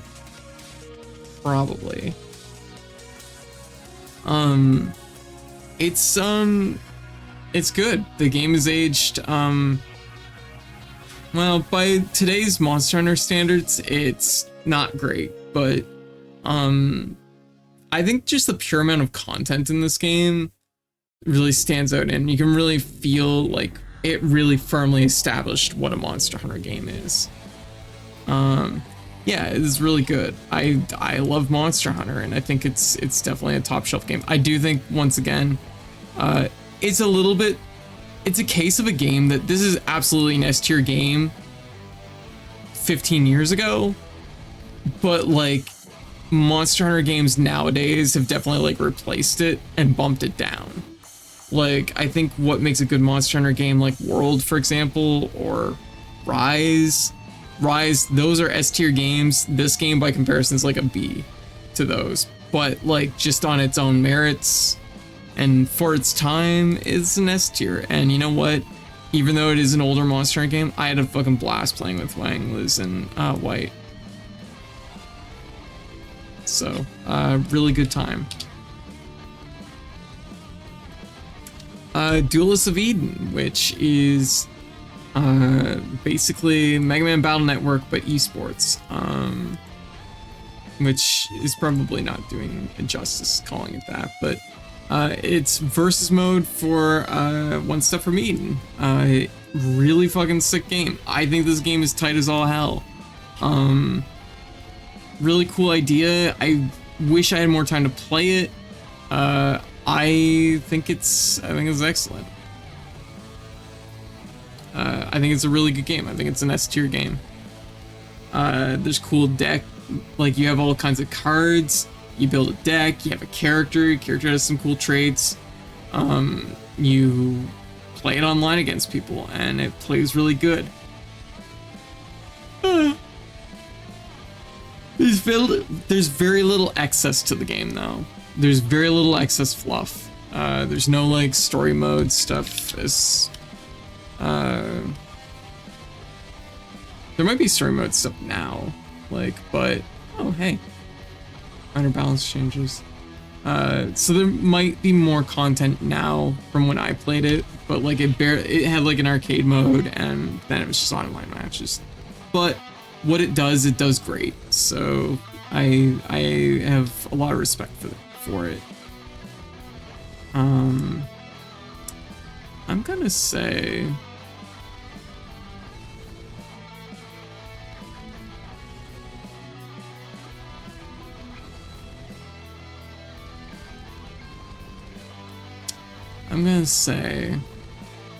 Love Mega Man Battle Network games. Okay, so I'm also gonna say this about One Step from, Duels of Eden. It is $6. It is one of the best deals that I will talk about today.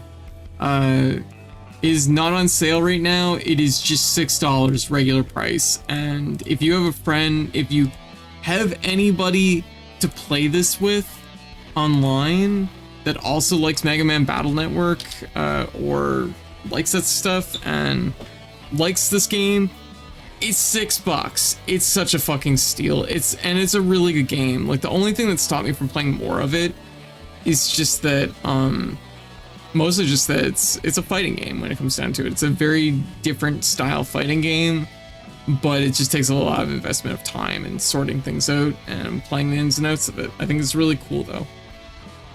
I really liked it. Hard Space Shipbreaker. We have a double platinum on this one. Hard Space Shipbreaker is... I'm not gonna put both versions on here, obviously, because it's silly. Hard Space Shipbreaker was my game of the year, one of, what, 2022? 2023? 2022? I think it was one of my games of the year. Hard Space Shipbreaker is excellent. You are a space salvager. You work a space scrapyard basically, and you cut down spaceships and satellites and things. Actually, I guess it's mostly space. It's all spaceships, but you cut down spaceships into pieces, and you have to break them down and profit from. Yeah, Shipbreaker is such a unique game. It really is, and there's nothing that's quite like it. You have to learn the ins and outs of like breaking down ships, like how to shut down the power, how to like empty fuel. You have to deal with air compression or air pressure or whatever. There's all kinds of dangers, but like you have to using different like the game teaches you how to deal with each of these things, and then it's kind of just like applying the processes that you learn. And you're floating around in 3D space. This is a first-person game. It barely makes me motion sick, which is a fucking... I don't know how they did it. Like, Hard Space Shipbreaker is... I think everybody should try this game at least once. I think it's a really cool game. There's nothing like it. Nothing quite like it. With that, I think I'm gonna crash tonight. Absolutely, Nora Creed. You have a good night, okay? Yeah. You have a great night, okay? And have a happy new year. Okay. Fight of Animals. This is like a $5 fighting game, I think. It's full of memes. It's meme animals fighting. Company that makes it is making it just to kind of cash in on some memes. It's silly. It's got a little bit of like, there's a little bit of something there. Like the company that's making it clearly knows like aspects of fighting games. It's mostly just like budget, I think, that's holding them back. But it's meant to be a simple play fighting game. It's like okay. There's nothing like super.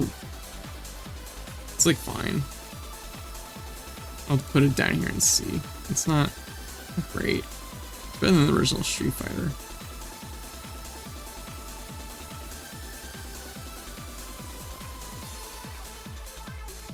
I'll put it next to Hot Dog Storm. That feels correct to me.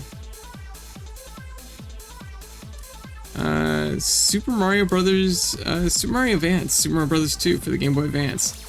Awful naming scheme. I fucking hate what they did with the title of this game. Super Mario Advance 2. Super Mario Advance, Super Mario Brothers 2.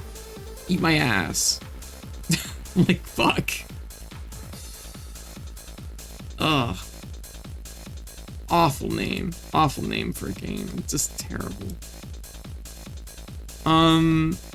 So what's funny about this game is, it's a remake of Super Mario Brothers 2, where they had to put health drops everywhere because you can't see very far ahead of you, you can't see very far above you or below you, or in any direction.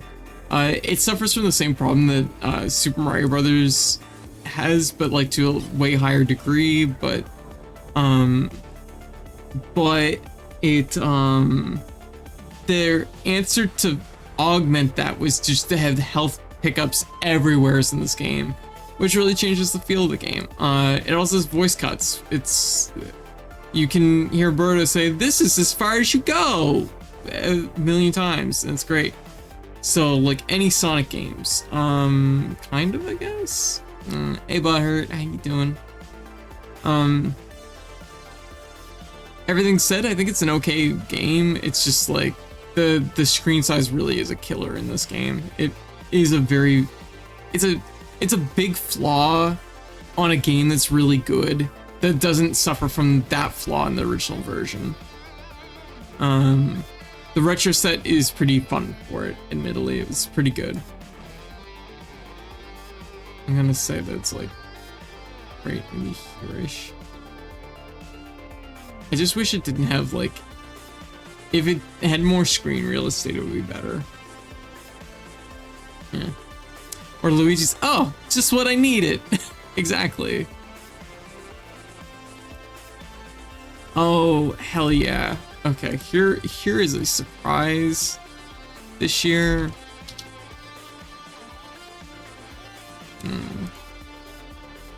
This is the Mysterious Murasame Castle is basically, this is a hidden gem, and it's a hidden gem because it never got released outside Japan, but the Mysterious Murasame Castle came out about the same time as Zelda. It is kind of considered like a sister game to the Zelda series, and you know what? It's so fucking good. This game is like an S tier for me. It is so fucking fun. I enjoyed this game so much. The retro set fucking slaps for it. It's really, really fun. It's fast. It's Zelda with stages, and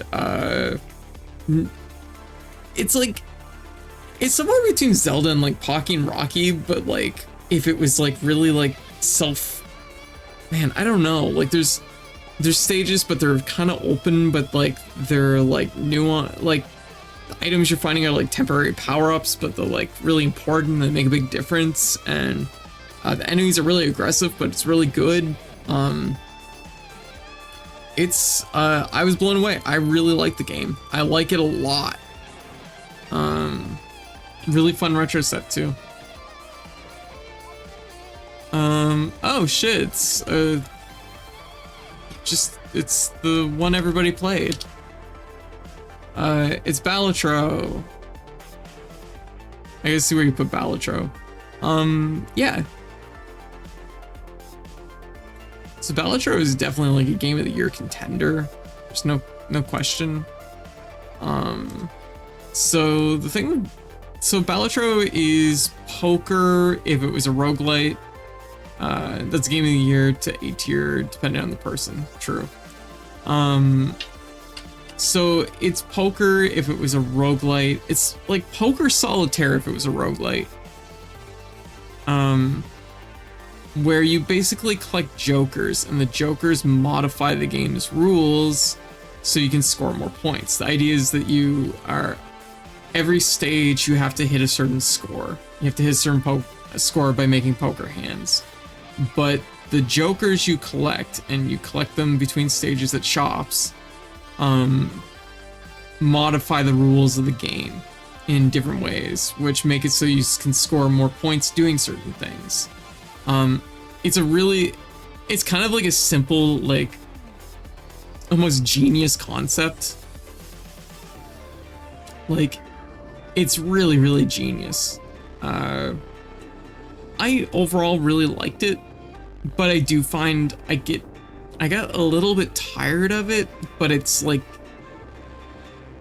I've played other roguelites that I felt kept my like attention like better, or roguelike card games that kept my attention better, but it's like, it is very playable, and it was definitely like an addiction for a good like 2-month period where I was just playing it every time I had a free moment.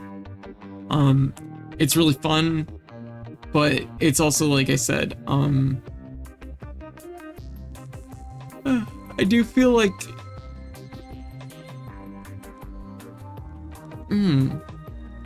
Yeah, it's really good. It's definitely a game of the year contender. I think it's somewhere between an S and A rank. I'll put it at the bottom of S. Sexy Parodius. You like Gradius, but do you want it sexy? Do you want to fuck a spaceship? No? Okay. Okay, yeah, no, that's like definitely overstating what Sexy Parodius is. Oh. Just 1 second, lost my headset.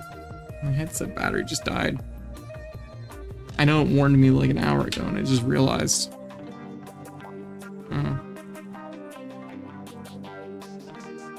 There we go. Okay. Sexy Parodius. Where are we? I actually really like, so Sexy Parodius, even though it's called Sexy Parodius, it's more just like if Gradius is about like gags and silly cartoon-ish characters. If you played games like Space Invaders 95, it kind of has that energy to it. I like Sexy Parodius a lot, actually. I think it's really fun. I think it was really fun. I'll put it up here. I would like to get good at that game and play it more. It's, I don't know what else there is to say about it. It's Gradius, but silly. And what's not to love about that?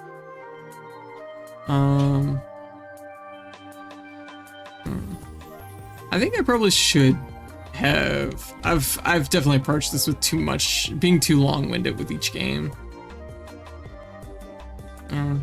Which, to be fair, I do this every year. Every year I go through this. Okay, Twinkle Star Sprites. Twinkle Star Sprites is, it is a versus shoot 'em up where it's a versus shoot 'em up kind of puzzle game where you shoot strange little popcorn enemies that come down and you try to blow them up so they'll all chain explode, which sends garbage fireballs at your opponent, and you try to kill them with those fireballs. It's a really simple concept, but I think there's very few games like it. It's extremely good. I like Twinkle Star Sprites a lot. I'm willing to put it in S tier. It's one of my favorite games. It's high up on my list.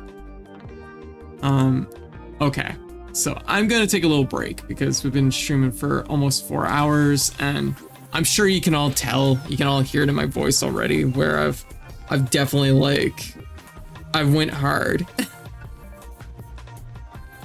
And we're not even at 100 yet.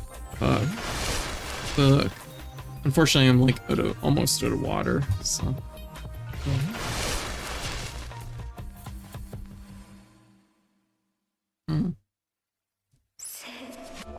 All right. Okay.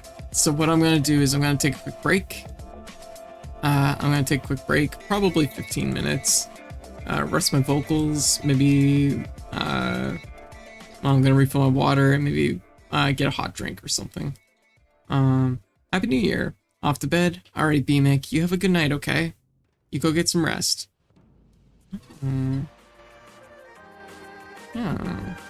Alright, so I'm gonna run the clip show in the meantime. Y'all take it easy if anybody has to bounce, because I know it's getting late. Y'all have a great night, have a happy new year, and hopefully I will see y'all, I guess Friday's gonna be my next stream, so I'll hopefully catch y'all then. But yeah, anyways, I will BRB, so everyone hang tight. BRB. Okay. Okay. We have to also close it off immediately after. Don't worry, I can bait Sushi in. Sushi loves me. That's yet to be seen. Honestly. No. Trust me. Okay. Come on, are you not Sushi or some fucking deer? What the hell? I'm pretty sure I saw a boar on the way over there. Did I hit the deer? Oh my fucking god, I hit the deer. No, that's not how that should work. Let's try that again. Loop. There. These are the things White said sends to me, and she's like, Code, it's important.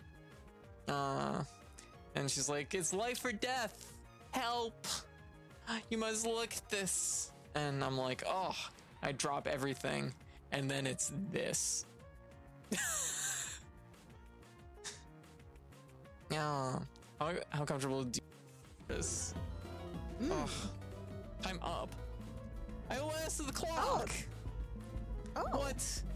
What? Not only did it make me fucking play like after you died, it also is like, nah, we're bored now. Unbelievable. This version of Tetris is rude. Get me out of here. On Steam, so it's like, you know, it's hard to be too harsh on the game, especially since, like, honestly, pretty decent. Oh, butts. Pit, rude. Oh, fuck me. Jesus. Okay. Oh, fuck.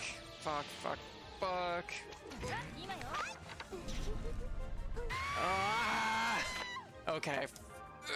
Gotta practice it. That's really fucking annoying. It's happened twice now on the stairs where it's like, it should be safe and it doesn't. Oh. Yeah, give me the nuts. Let's go. Oh shit! She's horny. No! Oh! Obscuring the low with her body. With her horny body. That's the...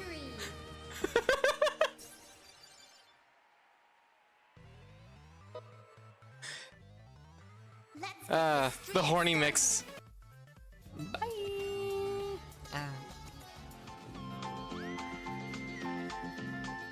There's a voice that keeps on calling me down the road. That's where I'll always be. Every stop I make a new friend. Can't stay for long, just turn around and I'm gone again. Maybe tomorrow I'll wanna settle down. Until tomorrow I'll just keep moving on. Until tomorrow, the whole world is my home.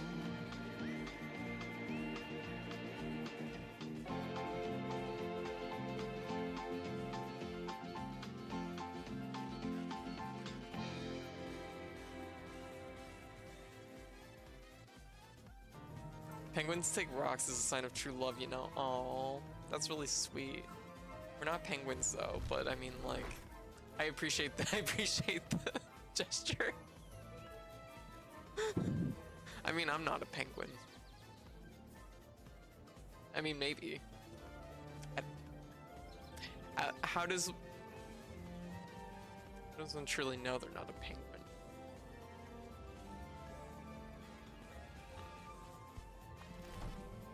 Getting hit with a big question.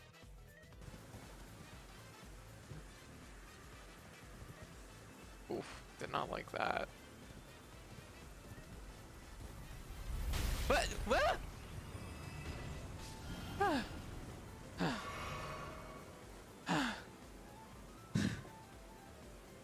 That was really close. Dark Souls, or fucking Elden Ring. I'm done here. Like, it's starting to get me fucking killed. You doing all right? Yeah. That was a little scary. Aw, jeez. There I go again. Offering free sushi ain't gonna cut it.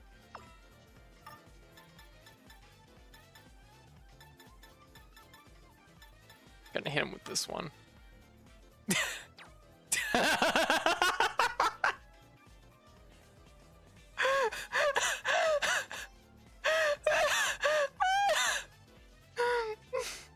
Fair. You know what? Fair.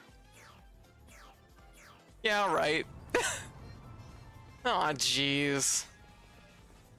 That's my life.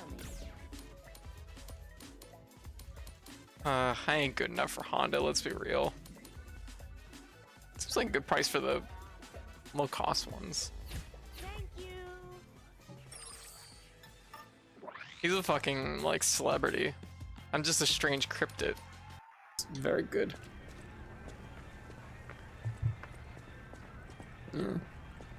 I throw them in my next D&D campaign. Oh, very good. It'd be fun. Aliens theme campaign. Oh. Oh, that's good. Okay, did you have a good Thanksgiving? Do they have turkeys in Canada? We don't actually have turkeys in Canada. Run. Oh, fuck.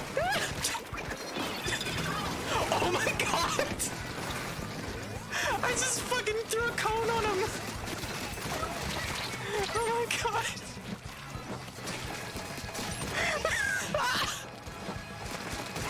Oh my god!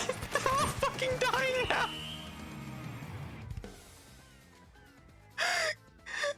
Link's Twitch clip.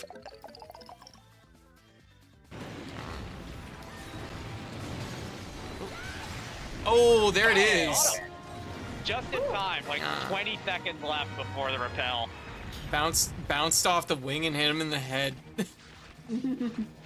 Big E-Dragon Jewel.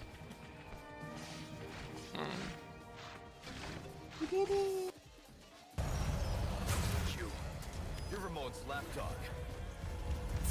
Oh, I see. Okay, kick. And... that was such a bad miss!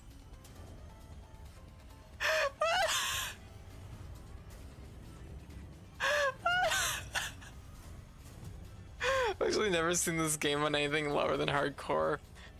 Congratulations on your rocket shot! Ah, crap baskets. Oh my gosh. How? Time to restart the game. Just take it from the top. Just erase my file right now. Ow,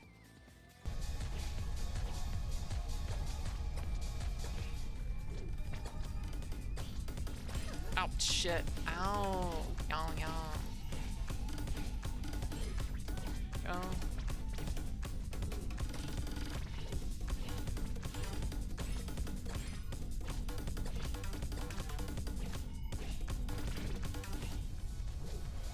It's pretty easy, pretty straightforward. They keep landing into my swing, which I'm very about.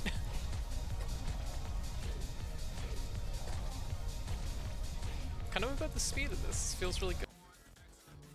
I'd like to do another run. What? Ow. Badass. Yeah. I'm gonna have to remove this redeem when I'm actually streaming Devil May Cry 5. Yeah.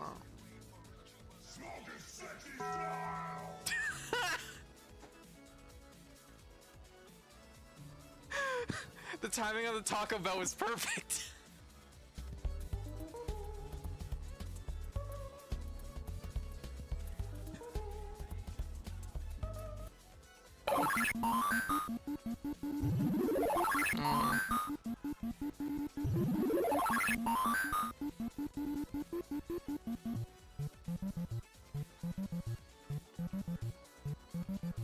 But we're building up some skills, you know?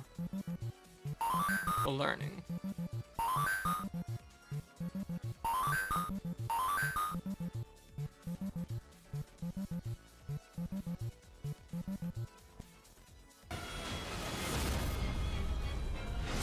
Awkward silence.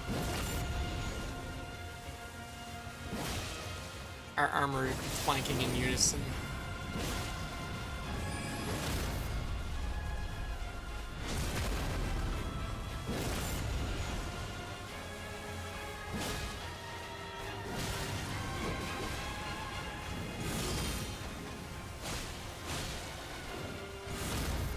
No.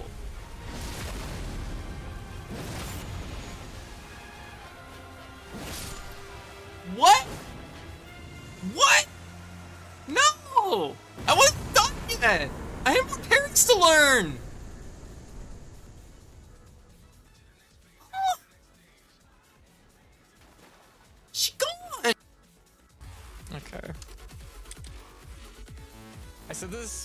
before. Code misses the point every time I say it, but Code wants her cake and eat it too.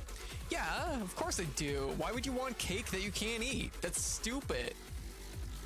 I want that cake. It's gonna be delicious when I eat it. See, Code gets it, yeah. Yeah.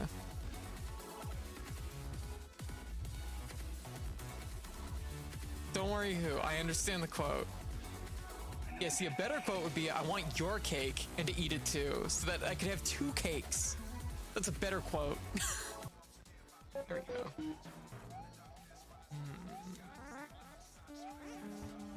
Whoa!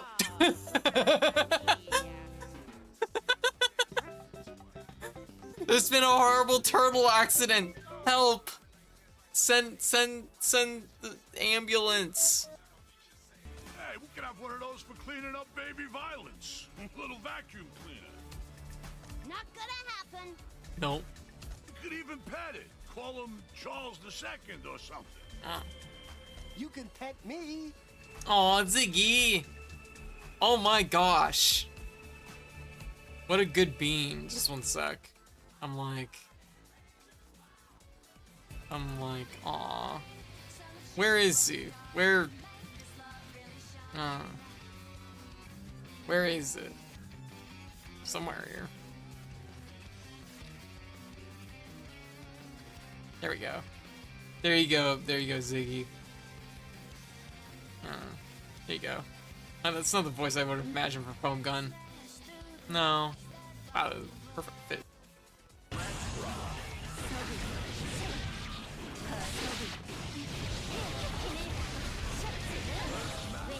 Oh, that was actually pretty tight. I feel pretty good about that one. I have to remember that. Just gotta pocket that little piece of information. Way through. And that's hard. I can't count the things I start, but I don't remember that I'm doing them, and the next thing I know, I'm like, oh shit. Burnt down by radical chai latte haters. I'm curious what happened there, because like the place that we used to get them burned down, and people are like, it was an inside job, and it's like, huh. So I'm kind of curious. I'm like, oh.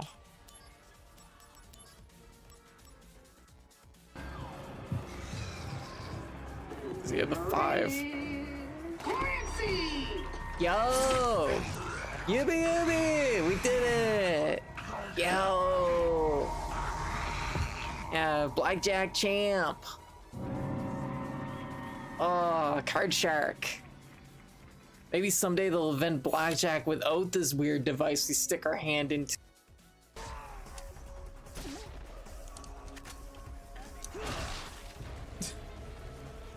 Oh my goodness. The thing is Wester's QTEs are so good, but okay, I didn't feel quite as confident about that one.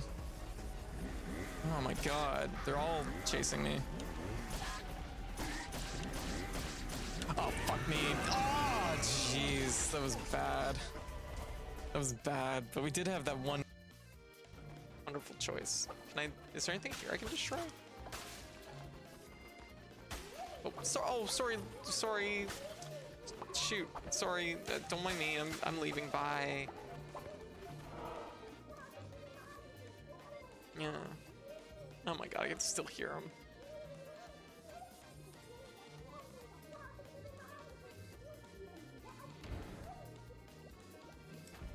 Okay. Maybe traumatized that worm while it was eating its lunch. Might be. It hurt.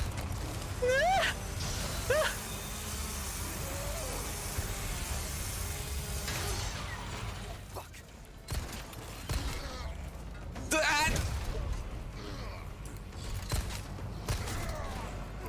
That hurt. I bet it did.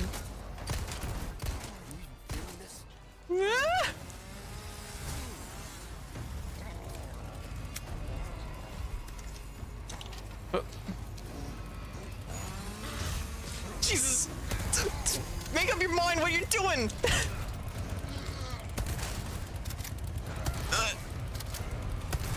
Who the... What? Go away! I'm busy!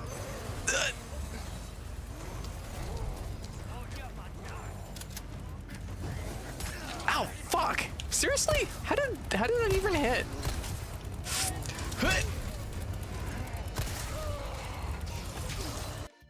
Flip the dice evenly. Give me a bunch of 2s. Flip it upside down. Give me another 1. Oh, flip it upside down. Double the dice. Split it evenly. Get fucked, Madison! Roll. Look at me go! I might not be able to roll my R's, but I can do some fucking math. Welcome back. I honestly thought you might take longer. It was lovely to spend. Whoa. Shit, I did it! Ah! Woo! Woo! I won. Well, actually, I lost, but... I flew so far off the side. I still crossed the finish line. Speaking of which, I need to do my naming papers. Okay. Quick draw. Whoa. Oh my god, we fucking did it. That made up for Cutman entirely. Did it in 1. Oh my gosh, we got freeze. We got a knockdown.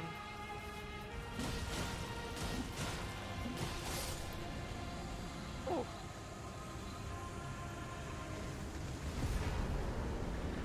That was, oh.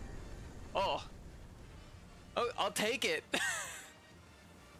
Okay, cool. I was just like, oh god, he's gonna, now's the next form, right? Oh shit, that really didn't stun him at all. Ugh.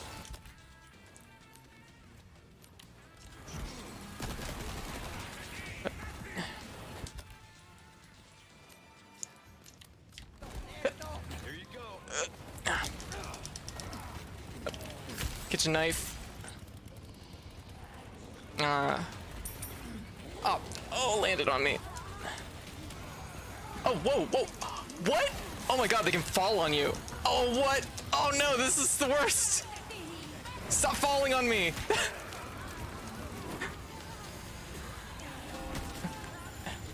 Fuck. Oh. Yeah, that's right. Go to bingo, you assholes. You idiots. Mission accomplished. What do you think of my gameplay? We're getting some traction though, so that's good. Ow. I didn't know we could do that. What the fuck? What the fuck? What the fuck was that? Line attack? Attacks enemies in a 3 fucking tile line? What? Okay. Okay, well, there you go. Unless you just, every time you had a partner, you like added really another name to your last name. Well, that's what I'm saying. And then just make one really long last That's name. bad. Oh my god, are you fucking kidding me? Wow. Did you kill it? I just put his trap down. I didn't kill it. Something killed it. It wasn't me. I was putting my own trap down. How'd it die? Oh my god, it's a murder mystery. You should get your carves because there's a Radlos there and it's probably... Yeah. Oh shit. Woo! Ow, fuck. Whoa! Whoa, I did a flip! You really did do a flip. We're all now dead. Yes, overwrite that. Oh, thank goodness. Okay, we're overwriting the save with like something with more missiles. Okay, that's good. That's a plus. Or we could just fucking die. Yo, thank you for the follow. Oop.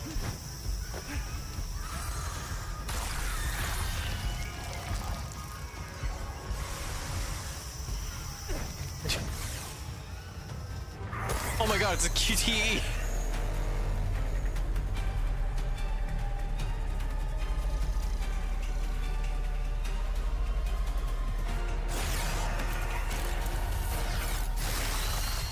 Aw, jeez. Always have an out. Chunked. Yo! Lasers are cool. Thank you for the raid. Couldn't have been a more appropriate timed raid. Okay, 70 rings. We just have to get to the exit in time. Our beekeepers. Oh, okay. Oh, I froze the game. Actually, this might just be my hard drive trying to catch up.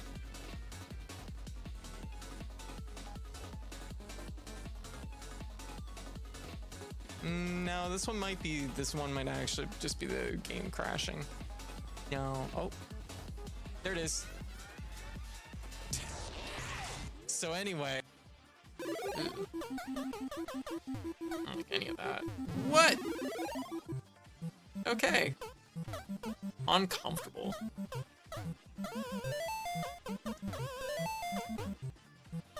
Oh, fuck! That's like the hardest fucking thing in the world to do. And we did it, like, we did 3 things there that were basically awful. Oh my god. I mean, it was amazing, but it was awful. Ah! Man! Wow, they're just really going... They're going ham with these pigs. No, okay. Oh, what's it gonna be? What's it gonna be? Oh, it's a rock. I can't cover my nipples with that.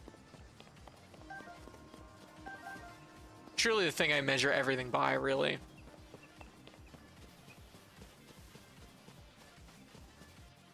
Where is it? Taking it with me. I'm running. This is mine.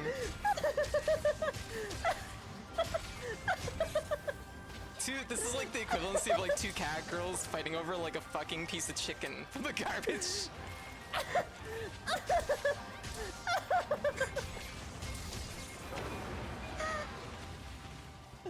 Oh my god. I can't believe you're talking for me. Fuse 3? Oh, cool. Well, I want a few partners. What?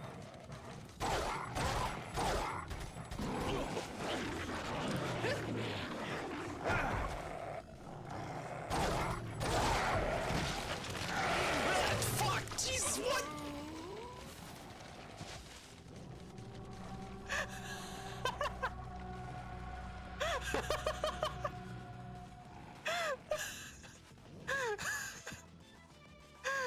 Just a fucking tentacle harassment dog behind me.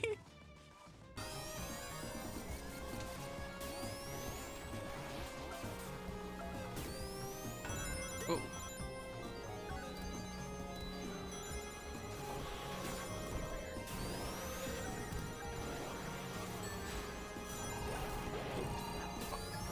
Oh my goodness. Alright, woo! Butts. Also, I can't believe Nightmare Kart's coming out, like, later tonight. 2 kart racing games, just 2 of good thing.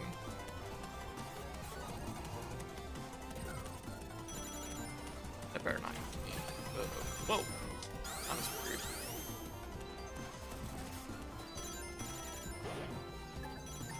Oh my god, we're gonna get first. Nice. Man, this is rough. Jeez, the bolts is so erratic, right?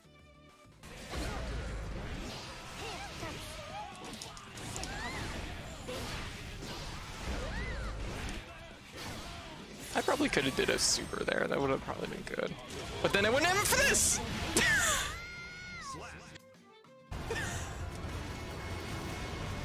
Yes! I can't even fucking play this anymore. It's so fucking good. Everything about this, every design decision, immaculate. I can't believe they made the perfect game. I can't even fucking play it anymore. It's done. The boat surfing, perfect.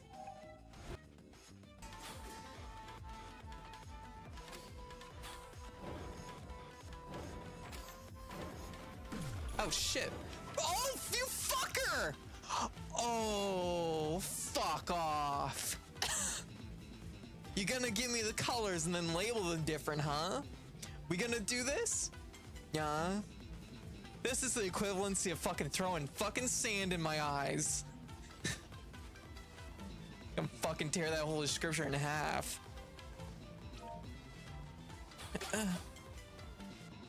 Oh, word based, color based.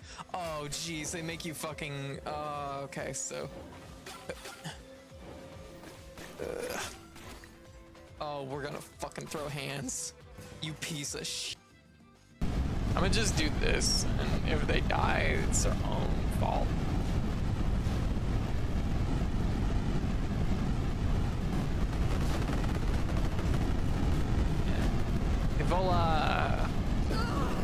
Evola died before her name left the screen. The Queen's Gambit is one of the oldest, most reputable 1d4 openings for white, unlike 1e4 opening. The Queen's Gambit usually evolves into a strategic game rather than an all-out tactical battle, despite being around. God. Thank you. Thank you. Pardon me. To go here, they told us go to the light, and now there's Sidon's supposed to be here. What the hell? I can't believe our boyfriend stood us up. This hurts, Sidon. This fucking hurts. It hurts.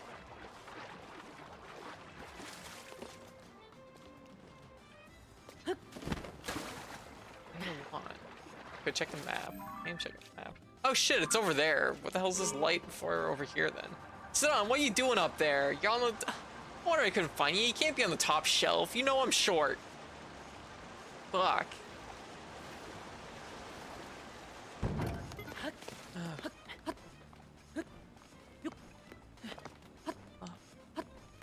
Baby! See, I'm a little short. Okay, so we're gonna buy that one too and see what this one's like. Okay. The animation there is actually... Chop, chop, chop, chop, chop, chop, chop, chop. I need to figure out how to do that attack. Okay. Okay, so this is the lightest one. It's largest like searching around looking for kind of the right things. Oh no. I've ended up in an infinity loop trying to rub against this guy's leg. No. There we go.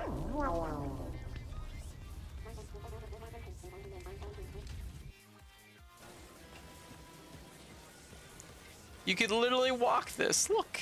It's just a path. You just have to walk down a hill. It's not hard. So anyways, we're gonna use a rocket to get him there. Yes. There you go, buddy. Good luck!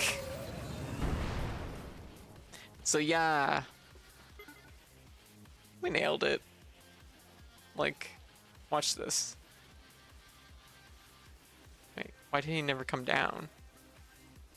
Oh, well. He's fine. Just go over and collect our reward. Yeah. I guess we have a premium yet too. Yeah. Oh.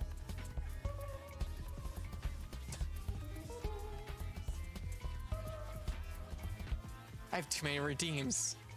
Find them.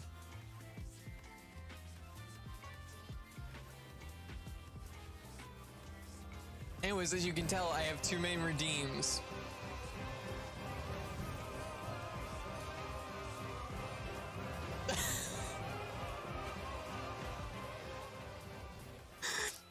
Yeah, oh my god. Yeah, how's the Enter the Gungeon? Enter the Gungeon's X. What you got? What you got? What you got? Yeah, well, ow, fuck, ouch. Teeth. Ah! Fuck!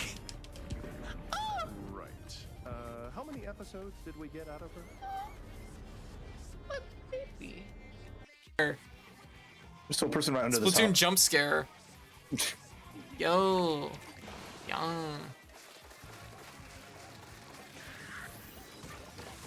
Nice. Jumps. Nice kill, whoever did that. Oh, very good. Triple splashdown. Ah, ugh. Right at the move. Forgot. Oh. The ink mist slows him down, yeah? Yeah. Yeah. Yeah. Okay, cool.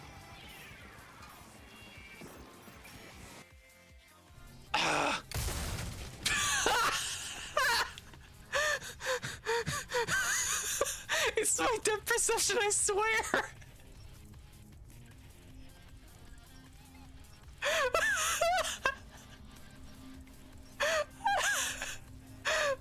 There.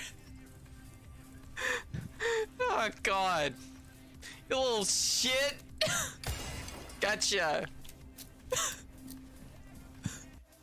In my chat, not convinced.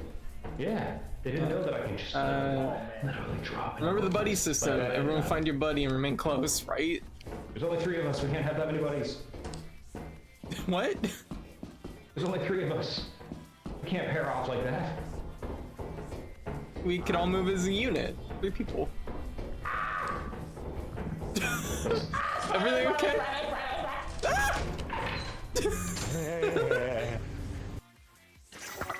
Time bomb shield.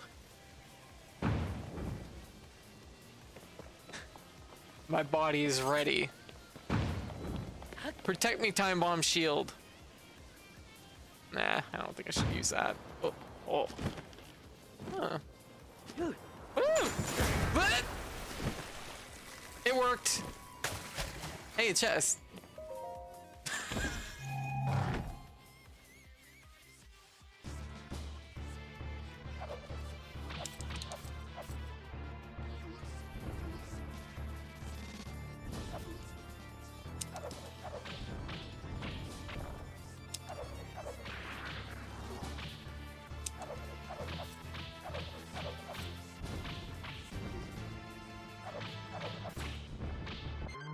Yeah, get fucked.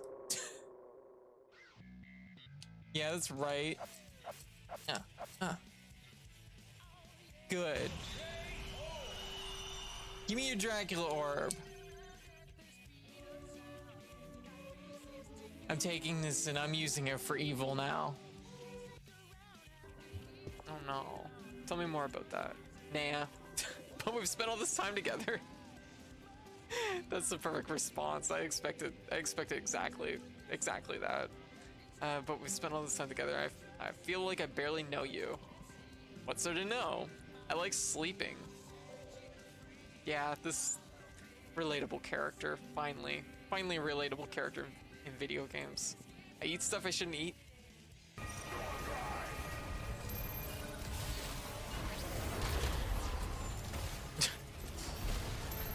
It would have been nice if I had to get that. Oh, that was clean. Oh.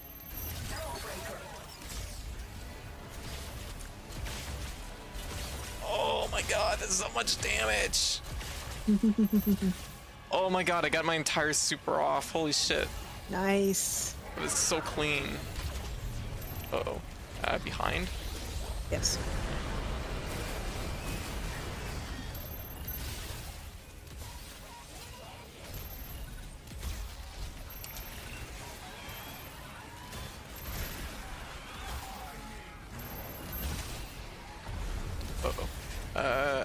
Up. I'm not gonna make that. Okay. It's the only move I did to hurt him a lot. It took me 3 hours to beat him. Oh god, baby, no. Rock. That was too early to be fighting him. You know what? Fuck that guy.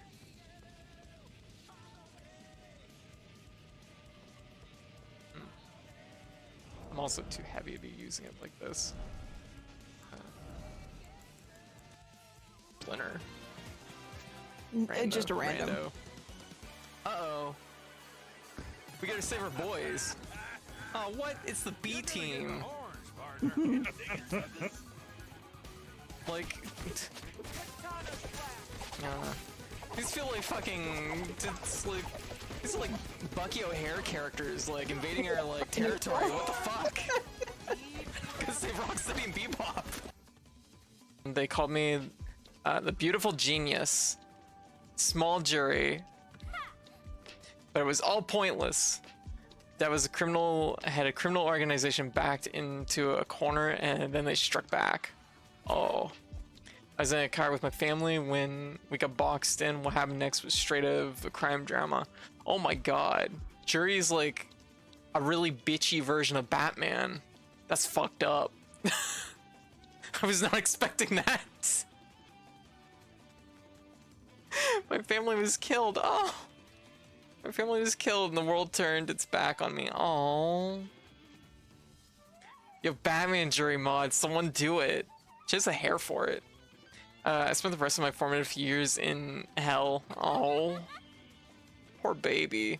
That, my friend, is some crap I just made up on the spot. Oh. You swallow any story I feed you. What's cool? Oh, whoa, we took a oh my god, we're taking a, whoa, that was such a big spill.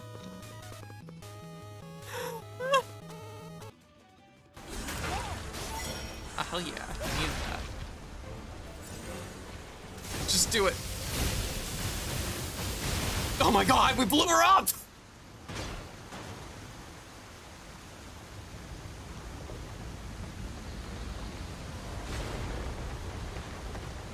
The secret was just to shoot her.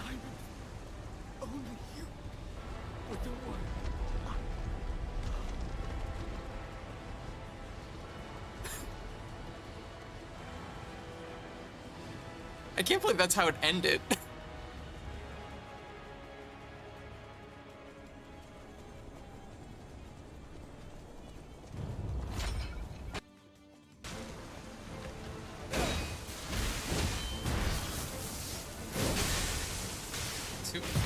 I have not. She does two sometimes.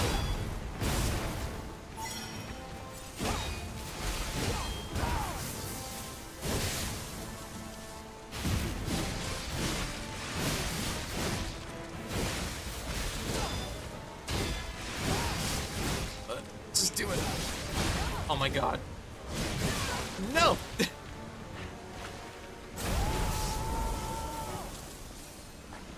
I gotta go in. Ah, hell yeah, I needed that. Just do it. Oh my god, we blew her up! Help me pick either steak or chicken steak. Aw, chicken steak. Chicken steak for breakfast is a good, better breakfast. Charles! Aw, thank you for the donation. How you doing? Oh, thank you. Oh, wow. Thank you. Aw. Aw, Code. Did you do a premium yet? I legit have already forgotten if I don't remember either. Let's do it. One more premium yet for the road. Yeah. Yeah. Easy. Oh, this is really confusing. Okay, double ear wiggles. Are y'all ready for this? Y'all ready for this? Ow. No, no. Farther apart. There we go. Yeah. Yeah. Whoa. Yeah, there we go. See, I'm making it everybody's points worth. Yeah. This is all going into the furnace, I think, except for this computer panel. Yeah. Okay, that was... Oh, glass. Fuck. Ugh. Okay, we zapped ourselves. Ow! Okay, that's not good. Ow, fuck. Okay, we're good. Okay, that's the first time I've zapped myself with something. That's good to know. We're okay.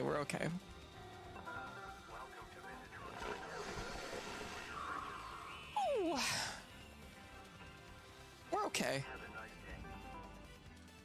In the Mario and Luigi series, agreed. Do you like cheese? Well played. Thank you, Slushy. This is the problem. And what? Okay, so there's 2 rules I have for like dating sims. You hear me, dating sims? You fucking hear me? I have fucking some rules for you. I have some fucking rules for you. You listening, dating sims? You better be fucking listening. Anyways, what is it? My general rules are, you should always be fucking like bi or pan in dating sims, because I want to be able to date anyone. Anyone. Everyone. I don't want, I fucking want to be able to date, like, I want every option. Every option.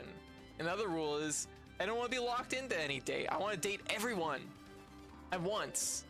So, like, let me be, like, bi, pan, and poly. If somebody wants to play their character straight, or, you know, however they want, like, they can fucking do that. But just give me the option, right? That's not greed. It's called love. And I have... Yeah. How you doing? Where the hell am I? Why am I here? Where did I go? Oh, I need.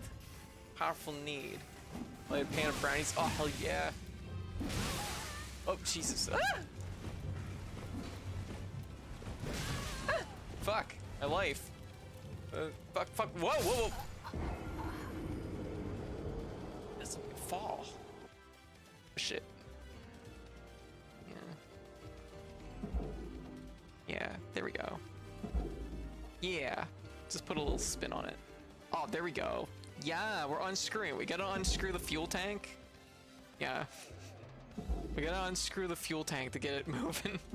This is how engine goes, right? There. There. It's almost there. That's basically the angle we want. No, it's tipping. Who put the cable on that side? Okay.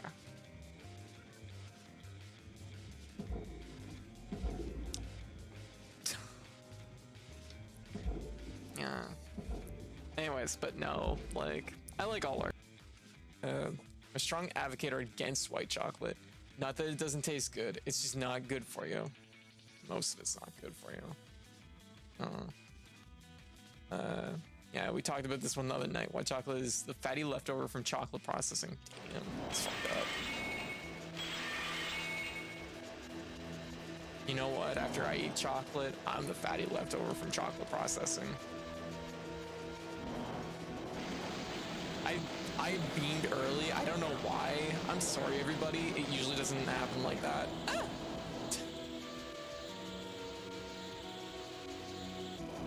I just got excited, I guess. Like enough of enough strong hits on an enemy, you can actually like stagger them and get a huge amount of damage. Yeah. So that's one of the advantages to walking up and like doing big bursts of damage. Dead again. Oops. Oh, this is getting bad. No. Oh, that thing's still here. No one told me that.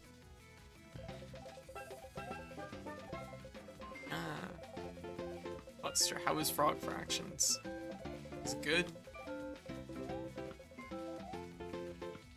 Oh! My game froze. What?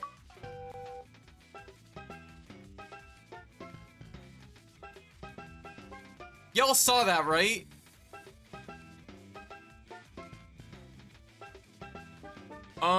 It just popped it froze and popped 2 achievements.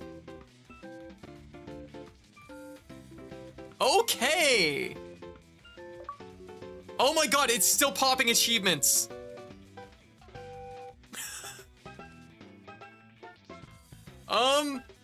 Clip it? All my e-coins. Oh my god. Hacker caught live. What the fuck? Oh, that means it's scrambling numbers right now. If it's scrambling, and you find an original monster made by Kojima, which, boy, I wish he didn't. Yeah, see that one, but I can already just imagine how bad it is. It's Metal Gear Rex if it was made out of meat. Yeah. That's terrible. A monster made by Kojima. It's wearing no clothes because it breathes through its skin. Oh, exactly. Kojima has like 3 ideas, and they've all been reused and remixed. Because you see, it was infected by a plant parasite, so now it's a plant, and you can't. And if it wears and if you make them wear clothes, it'll suffocate. I'm allergic to words. And also it dies so that someone can have man pain. I'm allergic to words. Holy shit, I can't believe you just summarized Metal Gear Solid 5. That's holy shit! Talk about this. Oh no.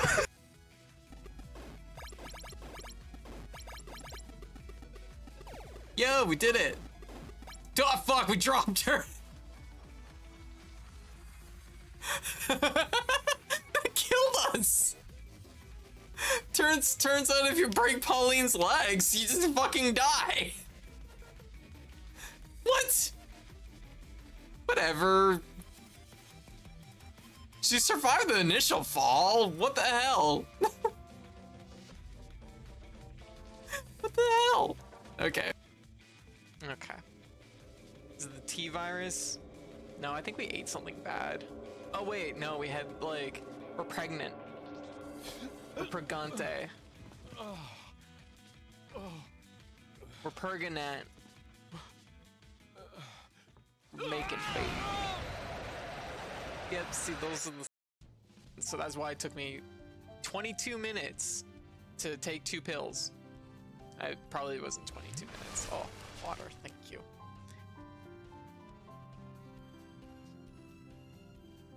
Donut was under a cardboard box. When I grabbed the box, it fell on me for some reason. Yeah, pretty much. Unexpected donuts are the best kind. I know, right? I got punched.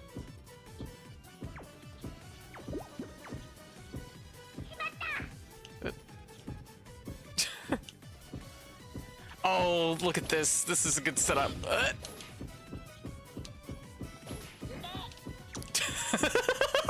Enjoy.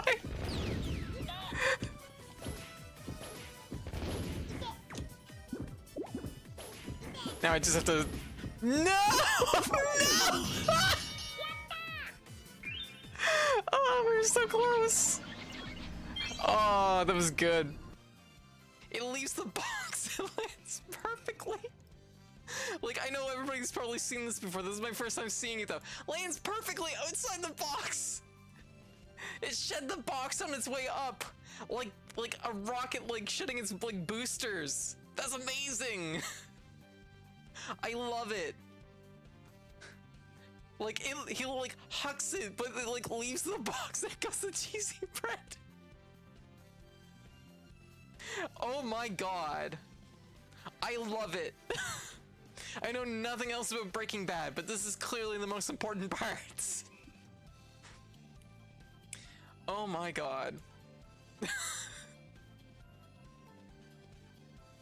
Was that the intention in this scene? It's gotta be. The next shot is literally just the pizza, like, looming over.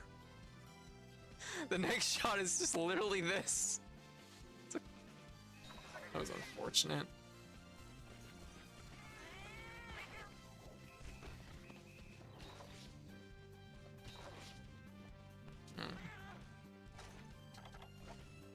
Yeah, rude bug.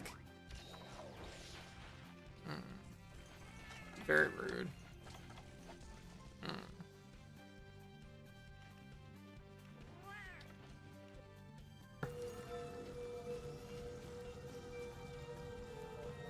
I'm like, yeah. We'll name it Huggy.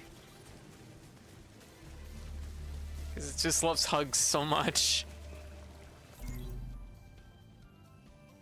So, what does this parasite do for me, really? Gotta... Equipment.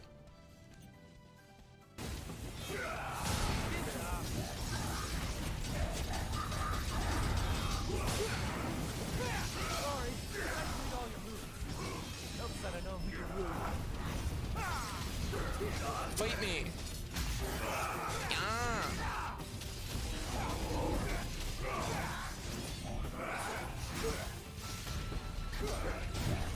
Right? Ah.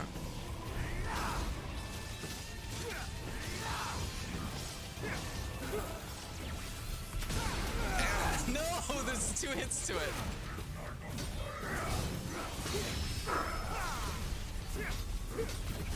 Oh, get back here. Fucking swagger, it's got Dempsey rolls for days. It's gonna come in. This is left, right, and you done.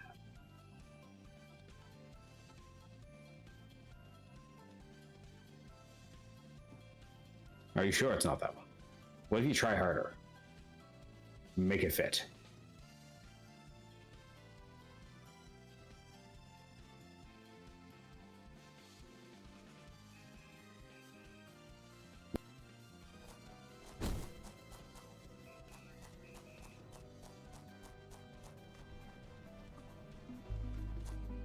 Oh shit, it's locked. Smash it with a rock. Didn't work. Whoa! Oh, hell yeah! Oh, I almost broke the game. It slows down, and then it just eats more hits, and then it just its health bar explodes. So it's just like, damn, these are really good. It's a really good combination. Woo.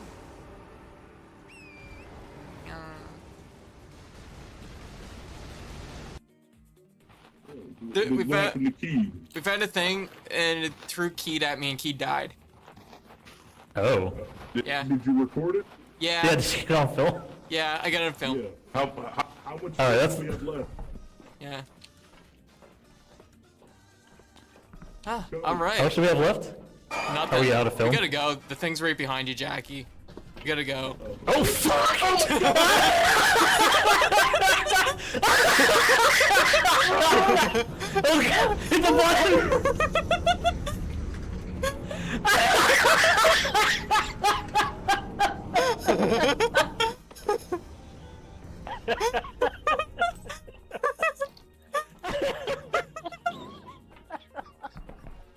Oh my god!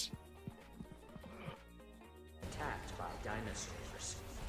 Your allies. There we go. 2 down. Nice. Dominator active. Oh, nice. 3. I killed 3 of them.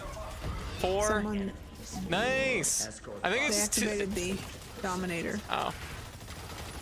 The data key is being attacked by dinosaurs.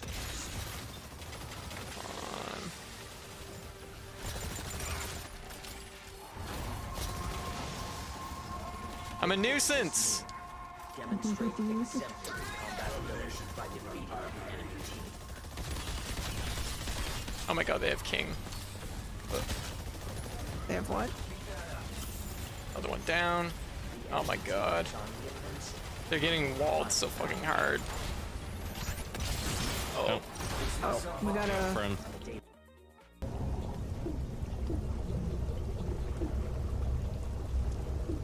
Oh, don't like that. Discard, discard, discard. Oh, great. We gotta go. There's the sound of stress. Yep. Oh, I hit my ship.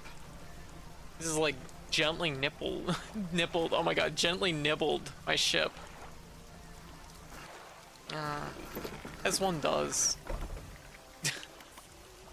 Alright. Oh, there's nothing here.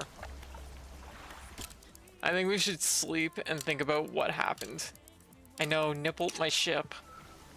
Chilly, what, your ship? Yeah, I know, right, Moth?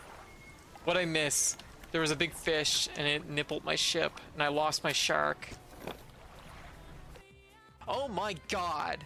I don't have my googly eyes on. Just 1 minute. Oh, this is no good. I can't believe I'm playing this game without googly eyes. Unbelievable. I've tarnished the good name of fucking Monster Train. That's the name of the game. Fucking Monster Train. Yeah. We should like fucking Monster Train. I'm like, yeah. Yeah. All right. There. Much better. Okay. Now we're ready for Monster Train. Okay. We're good.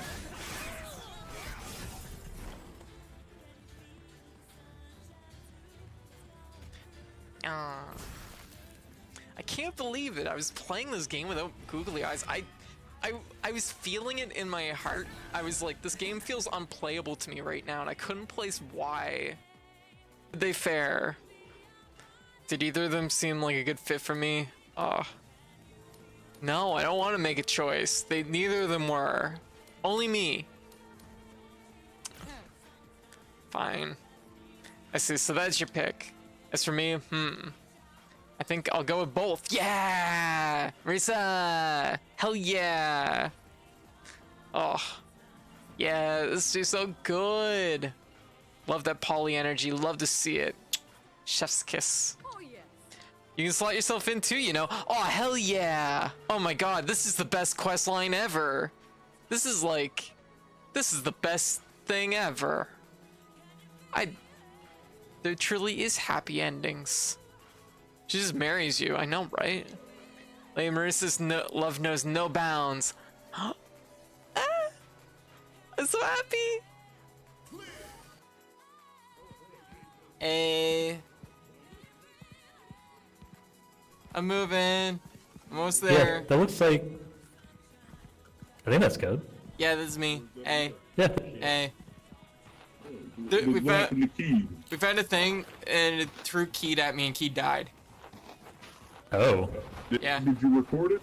Yeah. Yeah, did you get it on film? Yeah, I got it on film. Yeah. How much that's... do we have left? Yeah. Ah, alright. How much do we have left? Nothing. Are we out of film? We gotta go. The thing's right behind you, Jackie. You gotta go. Oh, fuck!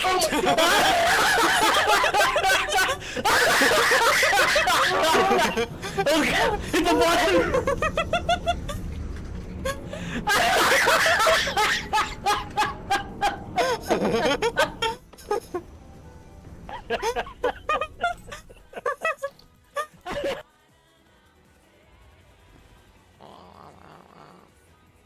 Roof. Oh, this area is cool. God damn, this game just like the moment you think it's just like kind of wrapping up, it just keeps giving. Ah, fuck! I don't want to. No, I'm good.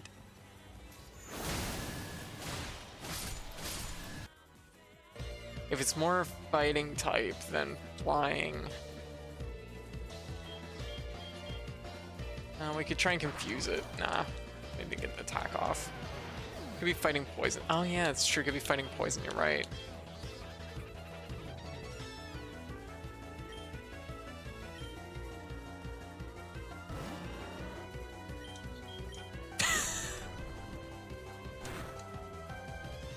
Enjoy.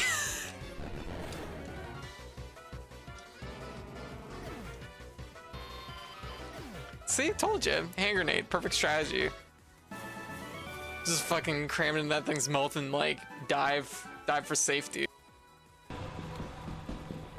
So as long as we don't run into anything bad, we should be fine. Oh, here's a door. Uh-oh, that's a turret. Oh my goodness, Puff. How you doing? Oh my goodness, welcome everyone. Oh my god, everybody. Oh no, the raid message is too long. Too many symbols. Oh my god, welcome everyone. I was wondering about that. I was like, hey, I don't remember the switch. Welcome everyone. Thank you, Wop. Thank you for the raid. I'm sorry everyone. I'm not even kidding. At the end of the last stream, oh my god, what am I gotten myself into? Oh my goodness.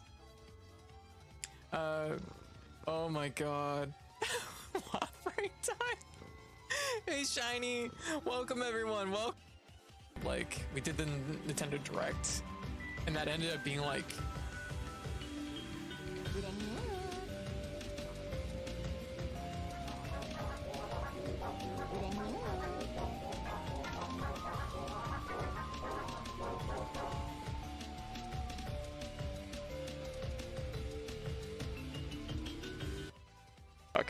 Get out of here.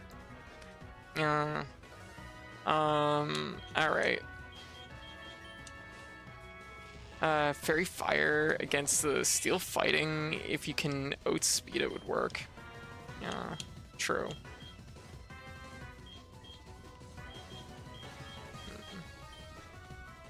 And punch. There we go. Making Surf happen. Easy. Okay. Fucking fight me. Ah.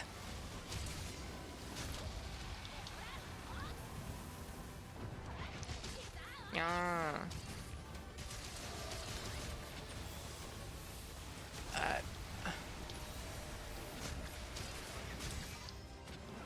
Oh. It was good flow though. Saw that. Yeah. Well, yeah, because I put it sleep down. Well, get over here and Let's deal not with it. argue about who put who to sleep. I can't get over there. White's just various collection of toads. Okay. You want to be probably right about here. White. Okay. Right here. Nope. Oh wow. Expecting 2 Zappos. As you have not met the profit quota, your performance has been deemed below standard. Welcome to our disciplinary process. Work me.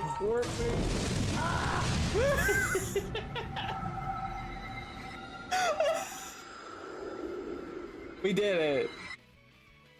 Mission complete, team. Oh my god. The ability to like chain parries is like it's like actually easier than step out there. Okay, just gonna wait for that, huh? Oh. Oh, they're stuck. Take it. I don't know what happened there, but I'll take it.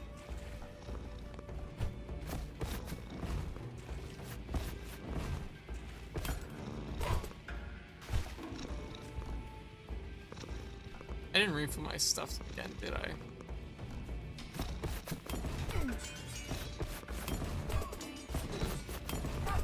That seems not right. I think I've glitched it somehow. That's not a good sign. You feel like super generous. Baby priorities. He gets like the air to your lungs, probably. Yeah. I'm just saying. When me and Valstrax make out, it definitely sucks the air out of my lungs. Every single person just like grimaces. Passionate kiss. Oh, they would definitely. They would. Oh fuck! Gun. Fucking hit me in the nip.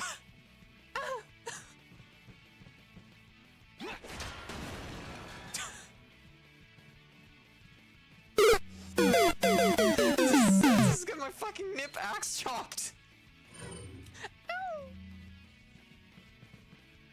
It's a dead end. There's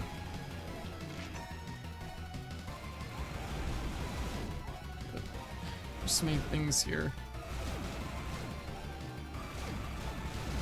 Oh my god. I can't see, so I'm having to use the cookies bouncing off the walls like echolocation.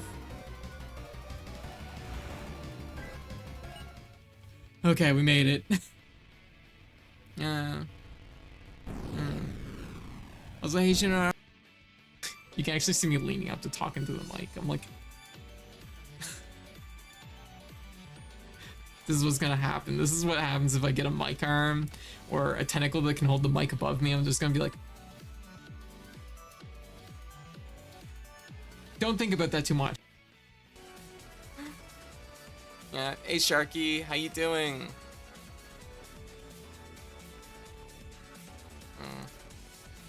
There we go.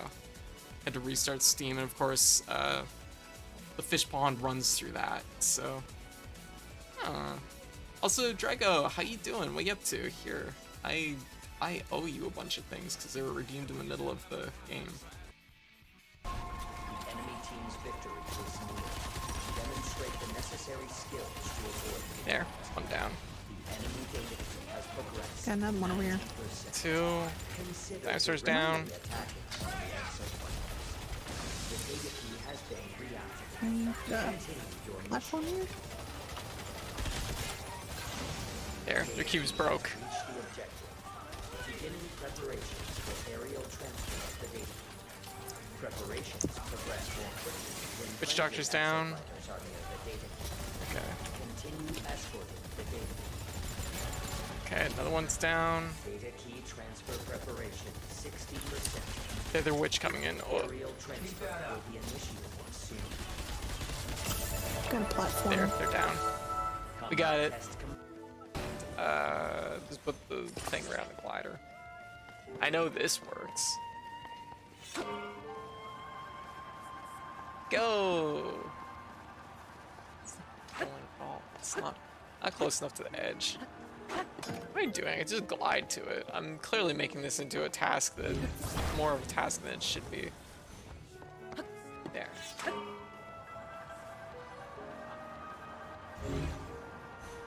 It's like right over there. I could literally just glide, but now I'm like in. It's sunken cost fallacy. I've invested a glider in this, so I must glide. Ah! Okay, so anyways, I'm gliding with my glider. Anyways, how's everybody doing? How is everyone? Fight the power.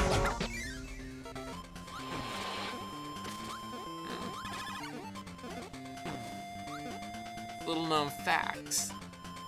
I can't count. Ah!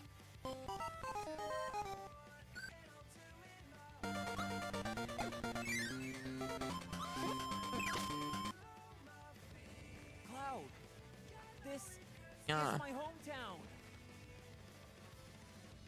Say it. Say it. Gun. Handy roller. Yeah, I know. That's where it was going. That's a different kind of roller.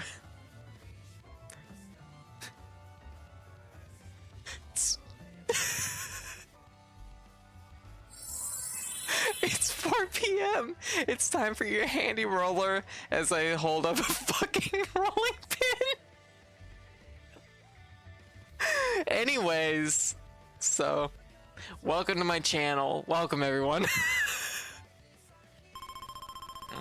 Donkey Kong linear algebra. Alright, so that's gonna leave 0, 0, 0, 0, 0, 1? Are you fucking kidding? What's the fucking odds of that? Easiest one, right? That was a freebie. Alright. That means we're in the next one. Fuck. What? Okay, we're transforming. It's gonna be a fucking Pom Bomb Mothman fusion. I can't wait to see this. All right. I regret. Okay, off to a rockin' start.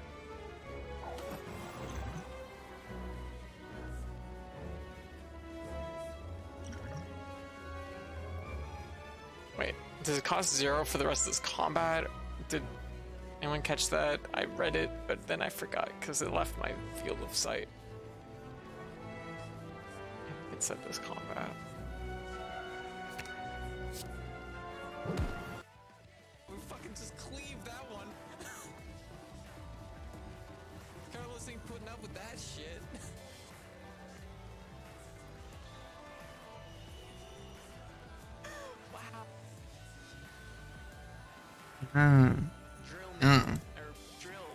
All right, I'm back.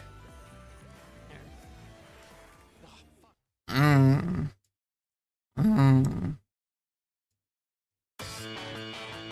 we go. Hey, how's everybody doing? Okay. Hey Leslie, how you doing? What you up to? Welcome. So I may have fallen asleep for nobody knows how long, but I did fall asleep. You fell asleep, didn't you? Just a little bit. As a treat. Oh, I haven't seen you since last year. What? But sometimes I was,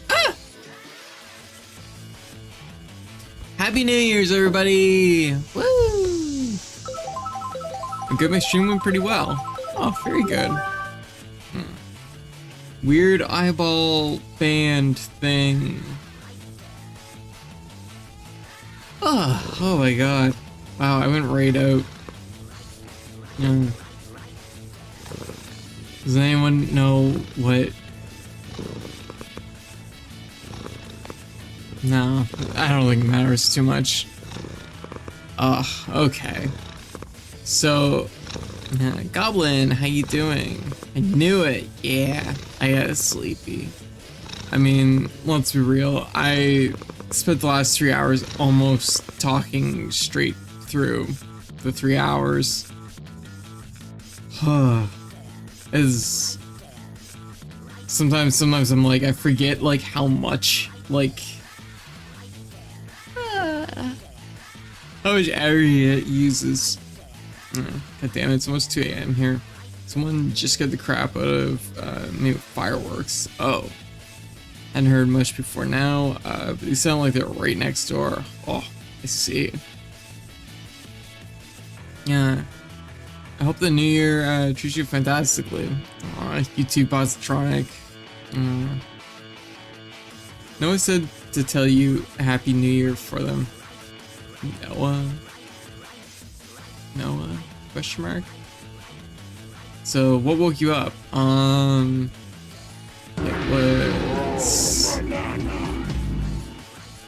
It was... We did random sounds. I think it was like a Mario dying sound. Oh.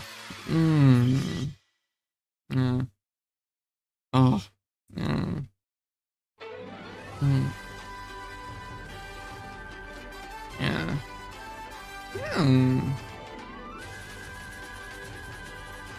It's hoping a random sound would be loud enough to wake you up. Yeah, it was close enough. It was the only thing I could think of. Yeah, no, that's fair. Yeah. I mean, let's be real, the last 4 days have been like, I've been like really just barely barely getting by for my energy, so I shouldn't be too surprised that this stream, one of the more like demanding ones, would like take it out of me. Aww. Paper, thank you for the sub. Goblin, I hope things have been well. I haven't seen you in a little while. Okay. Okay. So, let me just see. Oh, there's a lot of them being a butt. Okay. So, the next game on the list is Blockhole. Blockhole, is... I don't know, it's like... I'm trying to think of, like, how to describe what Blockhole is. It's kind of like, it's sort of like Quicks, but inverted, and if the squares you had to make were blocks falling from the ceiling that you had to complete. It's very weird. It's a very, very weird game, but kind of interesting. I kind of like it. First game I played doesn't count. This year I went into Fireworks Mania. Shot a few of my own fireworks. They sounded pretty good when my speakers turned up. Oh, I see, Fireworks Mania. Yeah.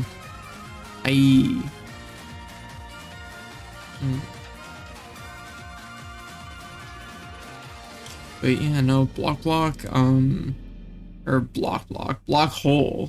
Block is another game.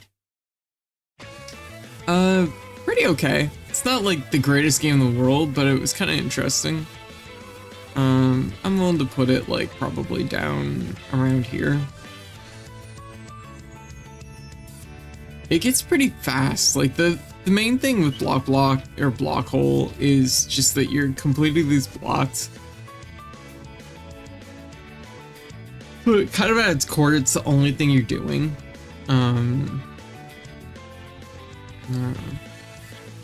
I don't know. It definitely felt like I don't want to say undercooked, but like the concept feels like it's just part of something. I don't know. The only thing that they could do to make it like harder is just like it's just how tight it's dialed, you know. Not much needed mental health break from my stream stuff, but I'm doing a lot better now. Hey, aw, that's good that you're doing better now. Hey, mental health break is a good thing. Nothing wrong with that. You know, streaming takes a lot out of a person. Point in case. We're gonna make it to 100, I think, which is down here. We're gonna make it down here. Then I'm gonna wait out, because honestly, I was resting pretty good. And I don't think we're not gonna get through all 255 tonight. Let's be real.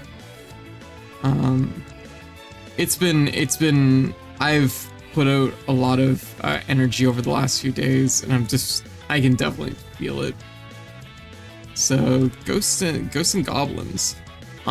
This was actually the first time I've ever played Ghosts and Goblins. I've never played the series before that. Other than maybe Gravity. Oh, Tizu. Thank you. I'd maybe play it. Yeah. I maybe held how to put it, like I may have played it in passing, like having a controller passed to me at one point with my cousins, but that's probably about it. So I have no real connections to the series. I haven't played it at all. It's always been one that kicked around because everybody was like, hey, you like hard games, you should play, just drop by and say Happy New Year's. Aw, Happy New Year's. Yo, Happy New Year's, y'all.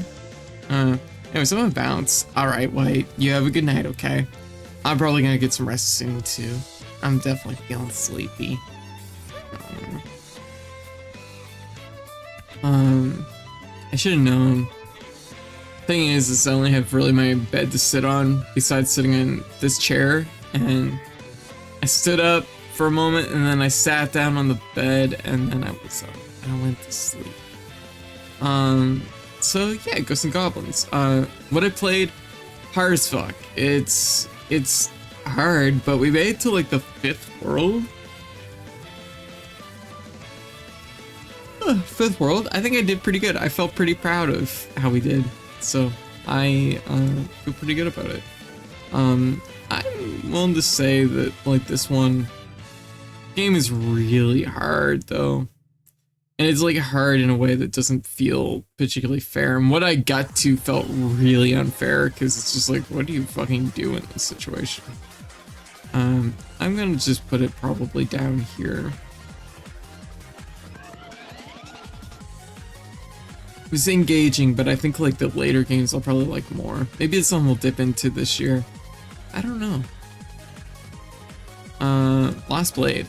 I actually was itching to get back to this game and I never did. I feel kind of bad that we didn't end up getting back to it and at least getting a base clear of the game. Like that one got away from me pretty bad. I was really looking forward to it. Didn't happen though. Okay. I'm gonna say game is pretty cool. It's kind of like in the same vein as Sam Show. Has some cool mechanics. There's a system where you have like 2 different. What is it called?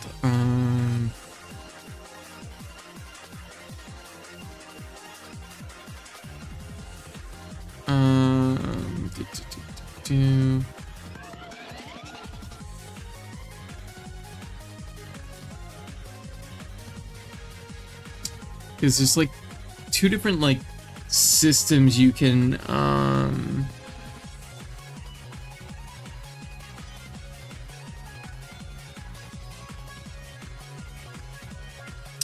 assign to like the characters, and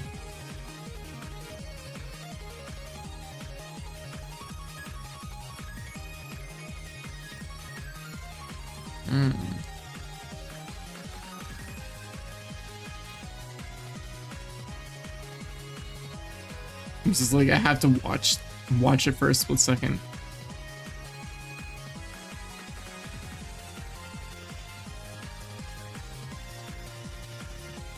I'm like, cause there's like power mode and then there's like speed mode.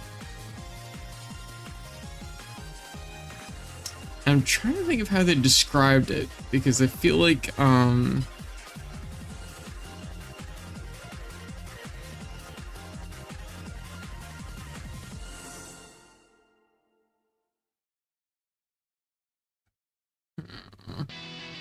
don't remember. Anyways, yeah, it's a less heavy Sam show. That's a really good way to put it. Yeah.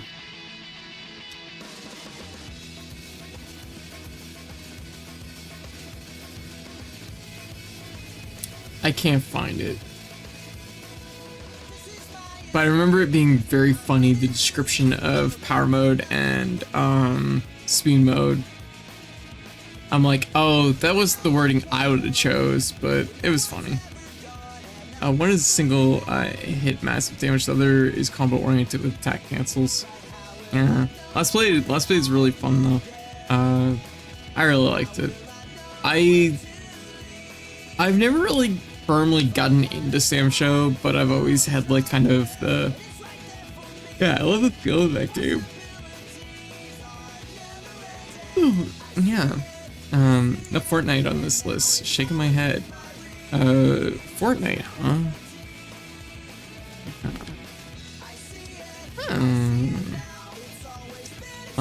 Last Play, pretty cool game. I'd say it's probably up here in the A tier somewhere. I would like to play it more. I should try and get back to it this year. Play it again.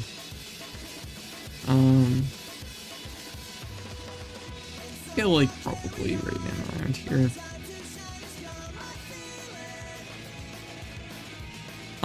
Landmaker was a pleasant surprise. Yeah. What's the other popular game? Minecraft? I don't know. What is really popular nowadays for games?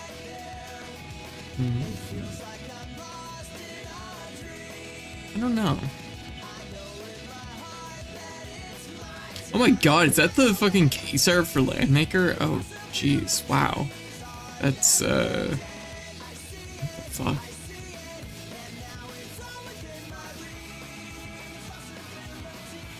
Oh hey, one of the... I'm just gonna go with the title screen. The title screen seems more better.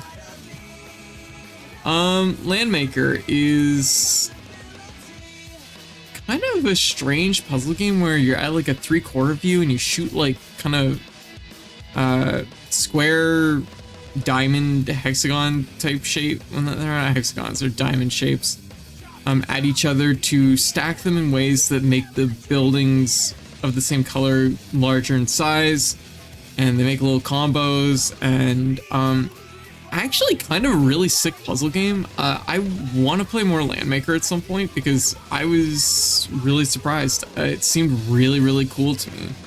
I feel like the game probably has a lot more depth than I know going on. I'm willing to put it up here though. It's one of those games that like I'm curious to play more of it. I really liked what I played though. Yeah. So Landmaker right up there, pretty much behind my head.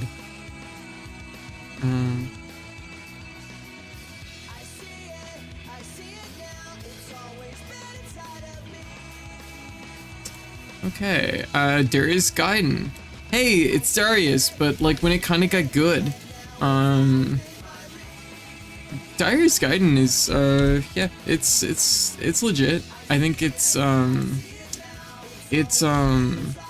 this is the one that like actually kind of pops off, I think. But for me, like G-Darius, Twin was my first one. Gaiden, I think, is like where a lot of people played it for the first time, and it's like Twin, Gaiden, and G Darius. I think G Darius is where like the series really gets good, but like Gaiden's pretty damn good. I'm willing to like give some big vibes to Gaiden, so I'm gonna put it up here. It holds a special place in my heart.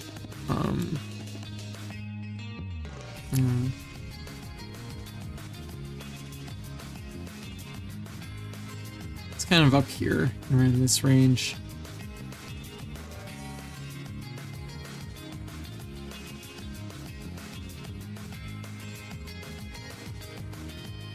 Yeah, something like that.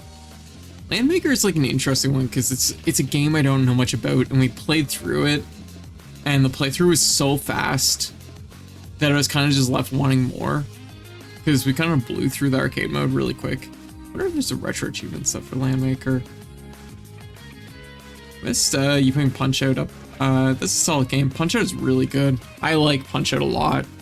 Our problem is we didn't finish Punch-Out this year because I discovered that was the game that really hit home. That's like, oh, like emulation lag is like, that is a problem, and it's something that we probably have to be considerate of when we pick up games.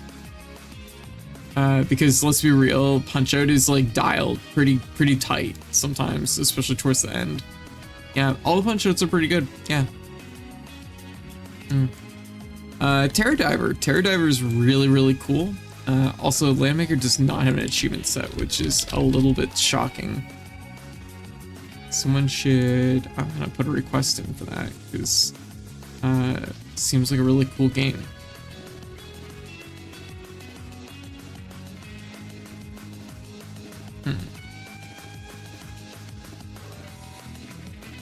Alright, Terror Diver. Terror Diver is really cool. It feels like it's kind of, feels like, to me, it's like if Aiding made like a Radiant Silvergun-esque shoot 'em up. I really like the feel of Terror Diver. I'm not very good at it, and I would like to play it some more in the future. I think Terror Diver is really cool. It's definitely like more close to the feel of shoot 'em ups I like. Man,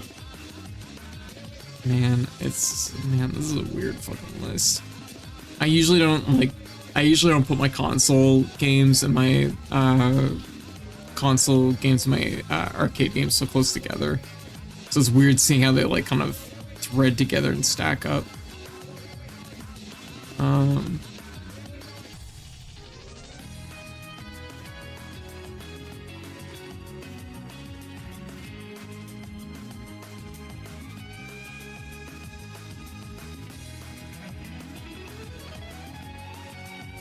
Something like that. I don't know.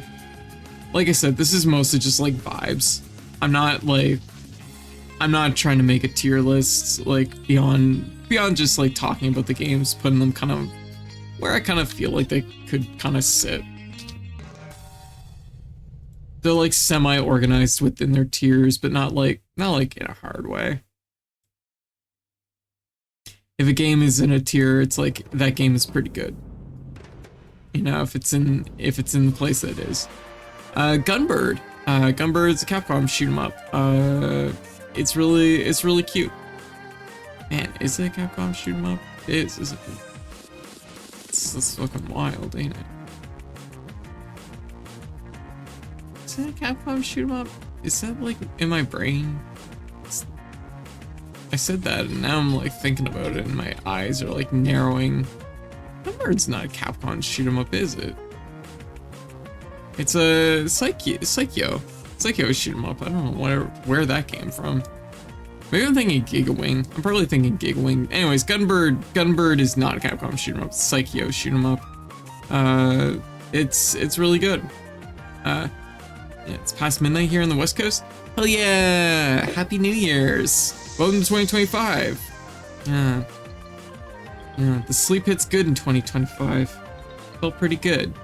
Gunbird's really solid. The game gets really hard, but I like the energy that it has. It's very colorful. It's very vibrant. It's kind of it's energetic in a specific way.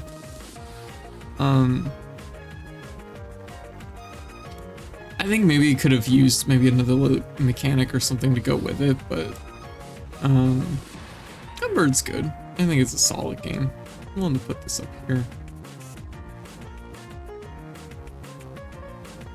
Maybe something like that. There's like a bleed from B to A. Gain ground. Yeah. Oh, I also appreciate, like, Gunbird's thing too is just that it has the visuals are very nice. The game itself is like a pretty standard shoot 'em up though. Like I said, it's pretty reasonable most of the time, but it does get pretty hard. Gain ground, which what is gain ground exactly? It's a top-down game. It's a top-down arena, kind of arena shoot 'em up, but you have little guys, and the guys are from different times and eras, and they have different weapons, and you gotta use their weapons to take out enemies to make it to the exit at the other end of the stage. It's almost like shoot 'em up football. It's kind of weird. Gain ground's really fun though. I really like it. There's a credit limit though, and we hit the credit limit, which is why we didn't get to play more of it. It's a really fun game. I like it, but I do think it also got the problem with gain ground. Gaining gain ground is that you often have to use the exact same strategies of kind of baiting and pulling enemies back and then hitting them with something, and not all the characters play particularly well because they all have different shot types, and sometimes you just are stuck with a character that's like, man, this is Garbo, and what am I gonna do? So yeah. Dodonpachi 2, B-Storm, which is the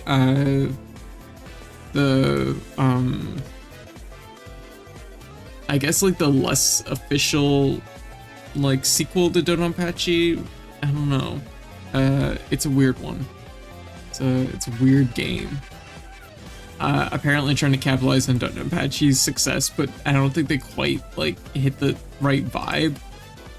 I think it's like fine. The game is fine, but I know that like people often have weird feelings about Dodonpachi 2. I'm like, there's a weird story behind this game, but I don't quite remember it off the top of my head. Yeah.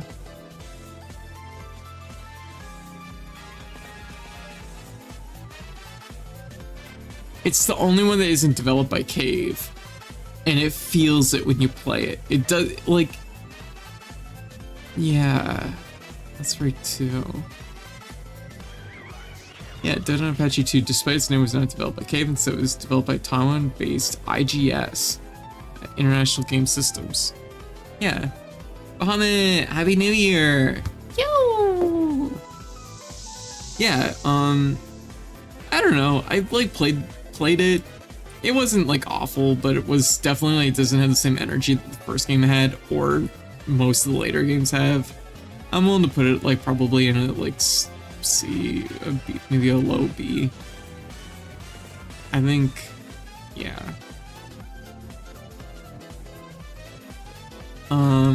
Holy moly, Gunforce, Battlefire, and Gulf Terror Island, which is definitely a contender for best game name of the year. So Gunforce, Battlefire, and Gulf Terror Island is an IRAM run and gun shoot 'em up, kind of in the same vein as like Contra. It is a weird fucking game, but like it plays pretty well. There's a lot of go here, do thing, You know, it makes me realize that like ultimately, elevator action is a run and gun, but it's like a very like kind of slow, methodical run and gun with like a focus on verticality, I guess. Whereas like Contra and Gun Force, Battlefire and Gulf Terror Island is, yeah. Gun Force, GFBFETI, yeah. Yeah, like actually a pretty fun game. It definitely doesn't have the visual polish of something like Metal Slug, no question. Like it's definitely like a far cry from that, but it's like the gameplay itself is really good, so I think it's like right in that kind of same range. Yeah. Yeah. Okay, this one definitely hits like a lot of nostalgia for me. Joe Mac, Caveman Ninjas, which is a weird game, but like it's actually technically another running gun platformer. But this one you're cartoonish cavemen. It's like Contra if it was the Flintstones. And I've always had a soft spot for the game. I remember playing it a lot as a kid, and it was always a good time when I played it. Big vibes on it. I'm gonna put it like maybe the top of, like around the top part of B tier. Like it's not super hard, which is nice too, because like a lot of these games run really hard and it's very comfy. Yeah, pretty good. Puzzle Bobble, which puzzle game. You have a little, it's Bubble and Bobble from Bubble Bobble at the bottom of the screen. They have a little bubble shooting apparatus that lets you aim and bounce bubbles up to the top of the screen. The bubbles stick to the top of the screen.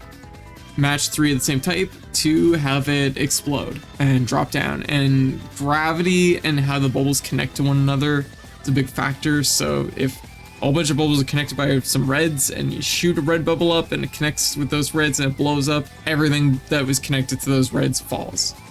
Bubble Bobble is Puzzle Bubble is pretty good.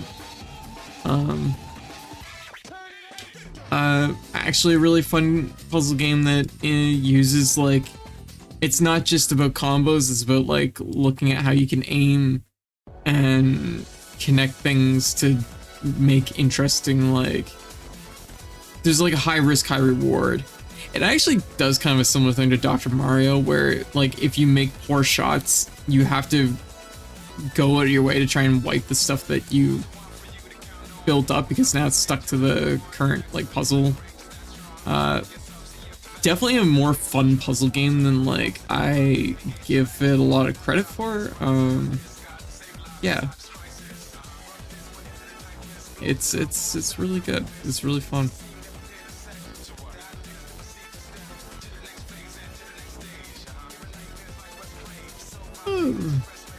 I'll put it in here.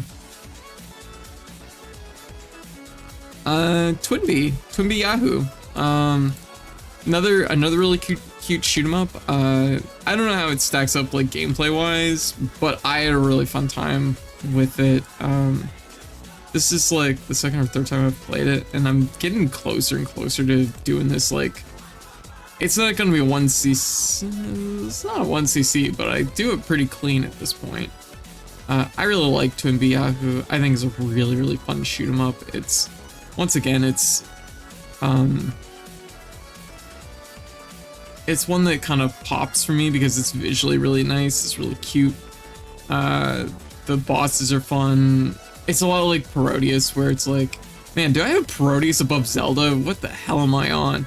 What the hell was I on before I went to sleep? I mean, it is the first Zelda. It's not like it's the later ones. I don't know. Yeah, Twinbee Yahoo is really fun. I think like the thing with Shock Troopers that always gets me is it's a really good game, but it's like, it's just the visual like aesthetic of it is just like army guys fighting, and I don't know, that doesn't do a lot for me. I'll go like this maybe. That might be cool. But Twinbee Yahoo, yeah, it's part of the Twinbee series. It's colorful, has some great visuals. It's just really fun. Brazil is one of my favorites in some ways, and that's the thing, right? Like, I really like it. The only thing about the first Zelda that gets me is just like, there is some really obtuse stuff in that game.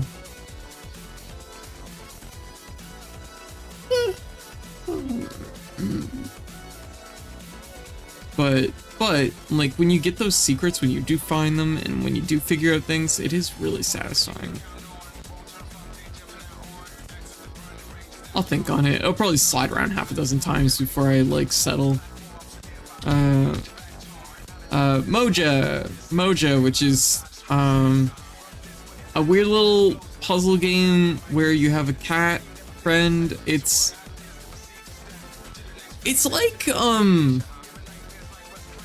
like money exchanger idol, money idol exchanger. It's like money idol exchanger if it was inverted and like a tile drop puzzle game, a piece drop puzzle game.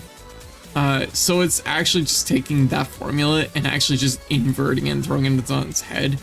And it kind of, you can kind of tell that it's like a better game because of that, sort of, in a weird way. I had a really good time with it. It was really fun. The fucking AI in this game is ridiculous. It's batshit insane. It gets really, really, really hard. I think it was actually the game that ended one of our credit feed runs. So it's put us in the ground before. It's definitely, it's so funny that it's like just the inverse of Money Exchanger Idol. It's like the inverse of it, and it's kind of like a better game by like quite a little bit the more I think about it. I'm gonna put it like here-ish. I didn't get to spend a lot of time playing it, so I feel like it's one that I could definitely have more of an opinion on. Here's a game I really want to play more of. And it's another, this is a game that is on Steam. It is free to play, if I'm not mistaken. I don't think there's any cost for it. Just double check. Yes, it's still free to play. It has 51 achievements. It is a... I'm like, is it technically a roguelite? I don't remember the stages are identical. I feel like the stage enemy layouts are randomized, but... And you have some random, like, modules, but the overall stage structure is, like, kind of the same. Anyways, it's a run and gun action roguelite, with a big emphasis on having different guns and things. Yeah, it's really cool. The only problem with it is it's very awkward to play. I really liked my time with it. I would have loved to have played more of this game, but it just does not play well on controller. And I don't feel like there's any real good reason why it shouldn't play better on a controller. So it's like, it's a really good game that's held back by like just a weird inability to have like, they kind of want you to play it on mouse and keyboard is what they want, but I just feel like the precision, I'm not very good with mouse and keyboard, so the precision that they want you to have is not like, I'm not good enough for it. What are the plans for 2025? Platformers, JRPGs, action adventure? It's gonna be everything. It's gonna be a lot of everything. We're gonna be doing a lot of retro achievements this year. I think we're gonna probably break out of our chronological run. We're gonna start jumping around a little bit more, I think. Pushing for just like playing whatever games fit the vibes. If there's cool anniversaries like last year where we played like Mother 1 on its anniversary, we might do some stuff like that, but we might jump around a little bit more, so it might not strictly be NES, but I think I am going to stick more firmly to Nintendo platform than Sega. Rabbit Hole is really cool. It's so close to being like an amazing game. But like I said, the controller issues just were such a hang up for me. And this is a hard one because the controller issues the controller issues were so rough that like I just couldn't get my footing in the game to play it more, but I desperately wanted to play it more. Yo, Key, how you doing? What are you up to? Happy New Year's! Happy New Year's! I'm gonna put it like up here because I think the game has like lots of potential. I just didn't hit the vibe I needed for it. I think it's a really cool game though, and definitely one of the better games I've played this year. I would really, really like to play more of it. Hollow Break. Hollow Break is the next game.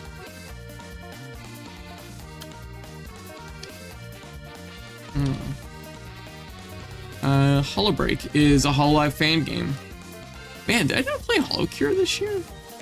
That seems odd. Hollow Break, it's a fan game. It's a Hololive fan game, it's a beat 'em up. It's so unlike Hollow Cure, I think that like this is not quite like Hollow Cure is kind of like competitive with a lot of the other survival roguelites. Hollow Break is it's a okay beat 'em up, but it's not like amazing. I think with friends it's gonna be more fun than it is like solo. Solo it's a little bit dry, but it's like it's a beat 'em up with like fair mechanics. It's like alright. Yeah. Doing well. Chill with Yarny and Sophie rate. Very cozy. Oh, very good. Well, I'm wishing you all a happy New Year's, okay? Yeah, happy New Year's. I'm definitely like on wind down right now. I fell asleep and now I feel sleepy.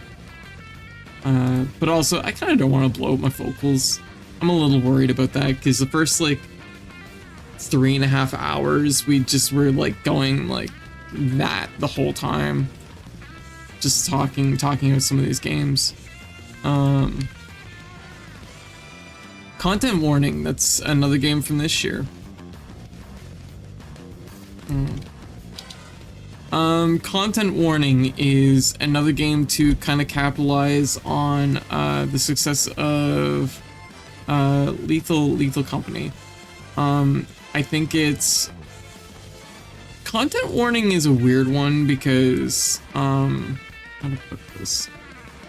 The idea of like the concept of content warning is you live on a Katamari Damacy-esque like space planet, and you and your 4 friends go down to I guess like the ruins of Earth with your video camera to make cool stupid videos for PooTube, and it's literally you take a camera down and you record footage and you put the footage like at the end of the mission you go back and you upload your footage and you see how many people view it and like it in the game. It's a really fun concept. It's a really cool concept. Making the footage is really funny because you can also like export the footage from the game into a mini clip show video. So it's a game about making cool clips of funny things that happen. That's a really clever concept. It's really, really clever. It's also, if I'm not I don't think it's free now, but it was free at release. Content warning. Yeah, okay, $7, which is pretty cheap. But here's the problem with content warning. Everybody controls a little bit like their co-op. Like they have like a weird like kind of the mobility is like very physics based, which it's not actually like you control like co-op, but it is like kind of got a little bit of high physics quality to movement in it, which is weird. But the real problem with it is that you go down to the Earth ruins, and there's fucking nothing down there. There's not enough cool things to interact with. Like the weird creatures in Lethal Company all have like bizarre like qualities about them, it's really underbaked. Yeah. Like, the creatures in this game are all just, like, AI mushroom things that wander around and bump into you, and it's like, that's stupid. You're stupid. And you push them down a staircase, and it's like, stupid. And then Keith's like, did you get that on video? I'm like, yeah. And then we go back to the planet and watch it, and we, like, it gets a good laugh, but I think it's like a game that, like, is really funny the first time you play through it with friends, and then it just kind of gets dry really, really fast. Like, way more than what Lethal Company does. Lethal Company, it goes to show you having interesting creatures that are all unique makes a huge difference. This game, they're unique, but they're not, like, engaging. It doesn't feel like you can learn. It doesn't feel like learning the difference between the weird mushroom guy and the weird snake guy matters that much. I don't know, and I don't know if the video stuff, like, if you take a video of a rare creature, if it scores better. I think it does, but, like, I don't feel like it was really, like, that clear.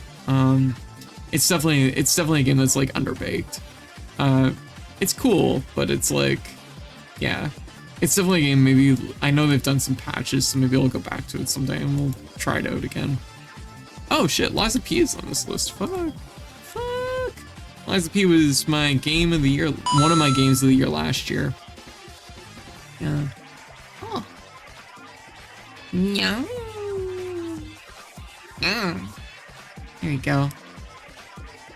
Oh. One of my games of the year last year.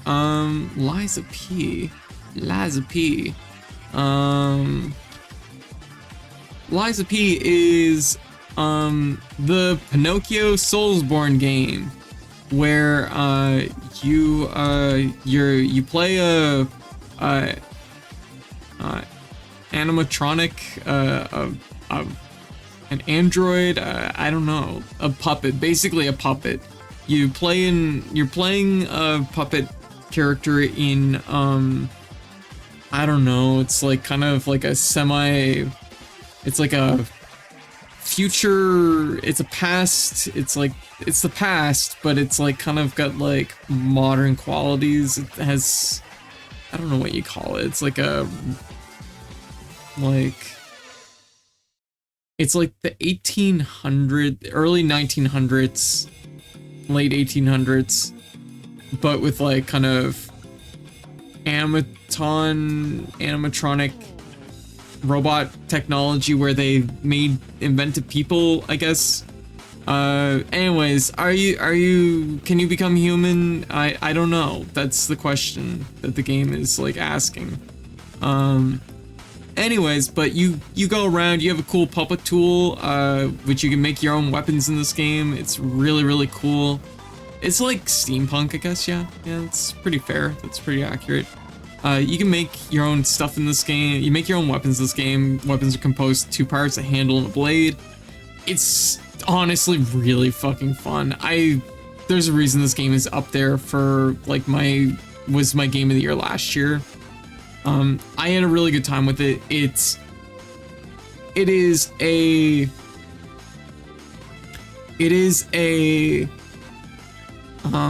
Soulsborne game that leans heavily on Bloodborne influence and also Sekiro influence, while still also leaning onto Dark Souls influence. Like, it takes a little bit from all the Soulsborne games, and this is also not done by From Software. It's done by a Korean company, and if I'm not mistaken, what was their name? It was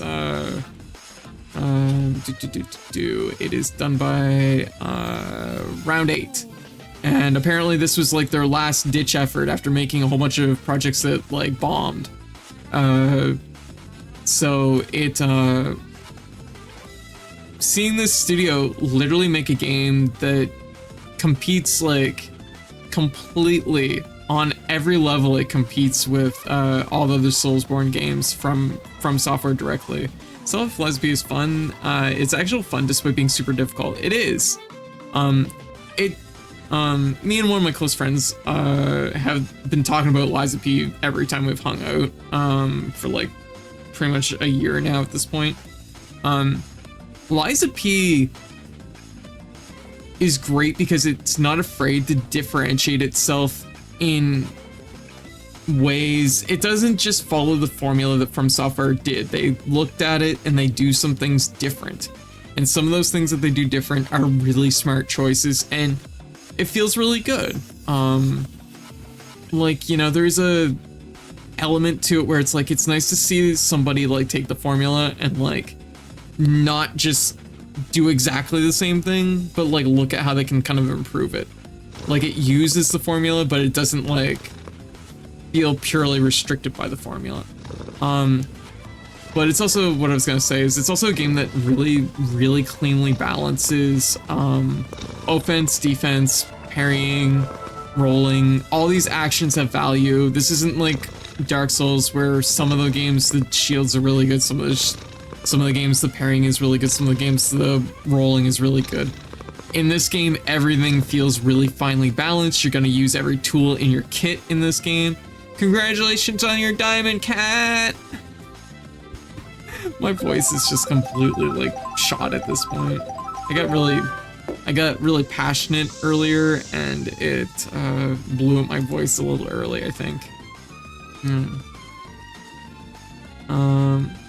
It just got rolled. It was the Portal cubes. It was the companion cube.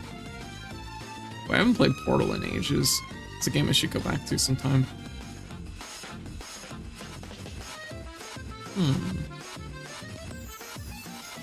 I'm like, I wonder what Gladys is up to. Can I go to bed? I'm gonna go to bed. I am high.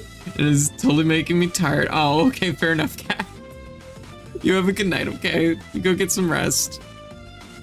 But Liza P, for anyone that hasn't played it, my game of the year last year, one of my games of the year last year, extremely good.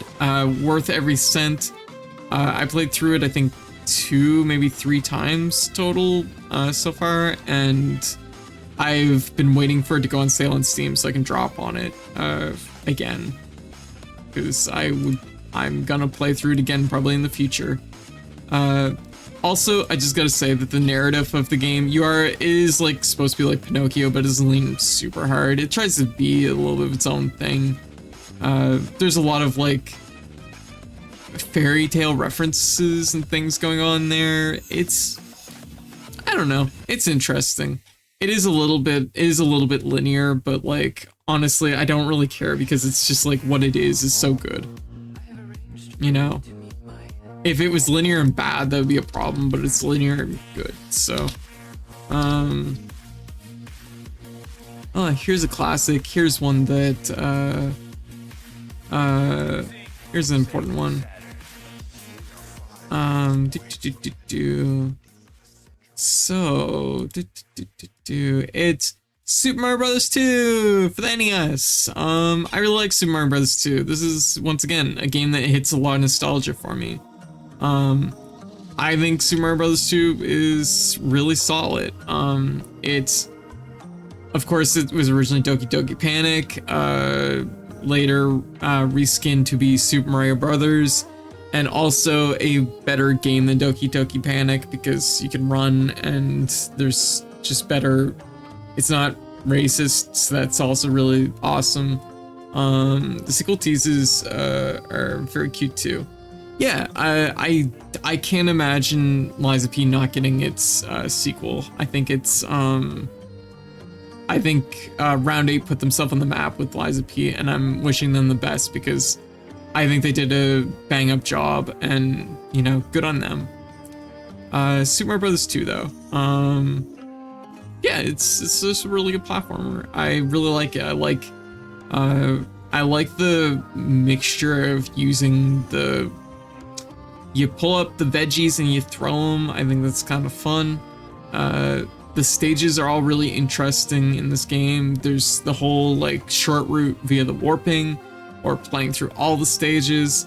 And even if you do use the short route, there's even like different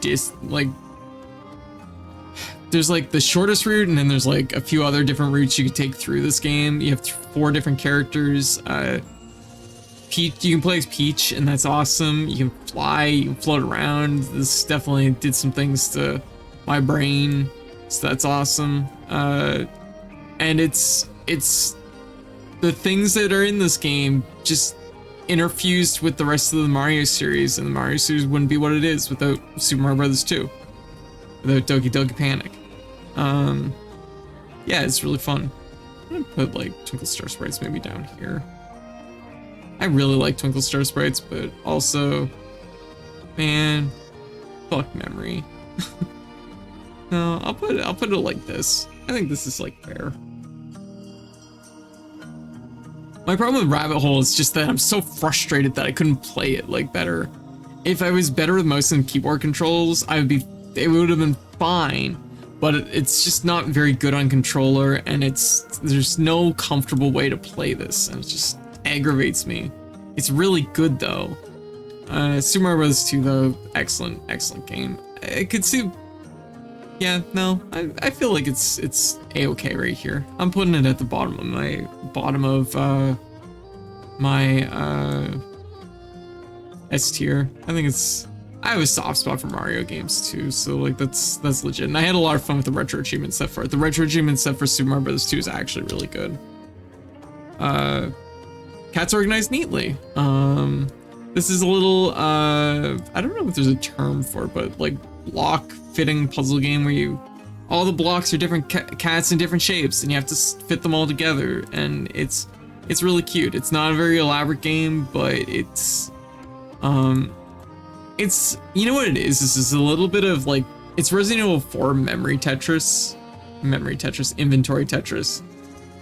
So it's just like trying to fit all the cats into the thing, except instead of it being Resident Evil 4 where you're fitting a whole bunch of guns and eggs in a block together, it's cats. It's a cute little puzzle game. Like I said, it's not super deep, but it does kind of scratch an itch, and it feels pretty good. I'm just gonna put it like right, maybe like here-ish. Like maybe right in around here. I don't, like, the thing is it's like, it's more or less just that it doesn't do anything besides that. What it does perfect, and there's not really anything else you could really do with it. Like, it's just that like my love for like inventory Tetris is just like to, you know, it caps out at a certain point. Yeah. So we've hit our first 100 games. That means we have 155 left to review. Am I gonna do 155? Man, that's a lot of reviews. We might have to hit a part 2 in a day or two's time for this. Might have to break this up over the next few days. Tetris Attack for the Game Boy. I'll aim for 120. So this is the first. Is this really the first Tetris Attack game I played for retro achievements? Damn. Did I not do? Was actual Tetris Attack later? Just a sec.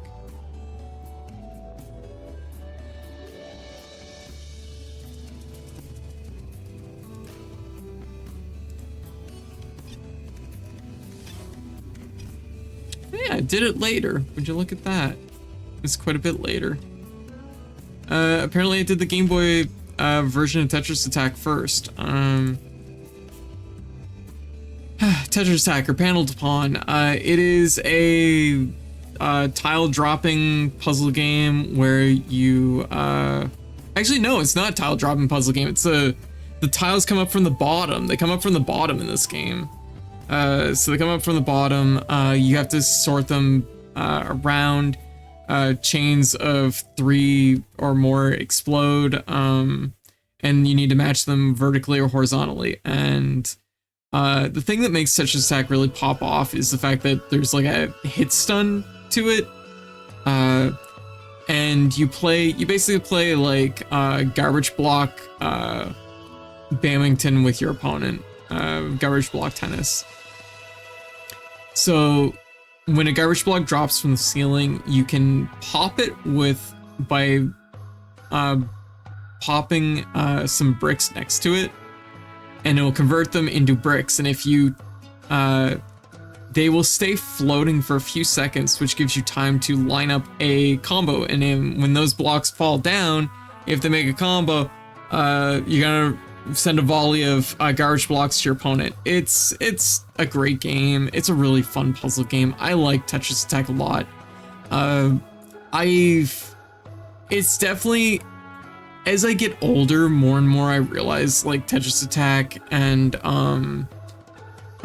other games like it are a little bit of like, it is simply like a DPS check in a lot of ways, where it's just like, it's your inputs per minute that are like a huge factor, and going for like really elaborate stuff maybe doesn't outweigh simply just crushing your opponent with pure DPS. I mean, like a lot of games are gonna fall into that spot, but I think that like this is still like a top shelf puzzle game. The more I like learn about puzzle games and think about them, the more like I understand like Tetris Attack is not as flawless as I once thought it was, but that said, Tetris Attack is fucking great. Absolutely Crammelberry. Like this is way up there. I will say this version of the game is weirdly hard. I don't know, it's weird. I'm gonna get to it again because this isn't the only version of this game we're playing. I played 4 versions of Tetris Attack this year. Because I played the Game Boy version, I played the Game Boy Color version, I played the Super Nintendo version, I played the 64 version. So all these versions, out of all the versions, it's the worst version of it, but it's still Tetris Attack, so it's still quite good. I'm gonna put it a little bit lower on the list, maybe just because I know the other versions are also gonna factor into this. But, I mean, it's like still fine. I'll put it in here. I'll put it in here.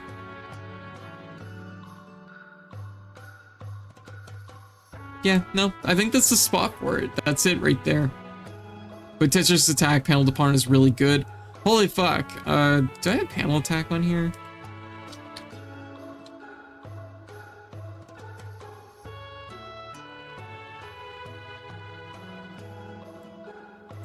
Holy fuck, I don't have Panel Attack on here. We absolutely played Panel Attack this year. That would put our games up to 256 potentially.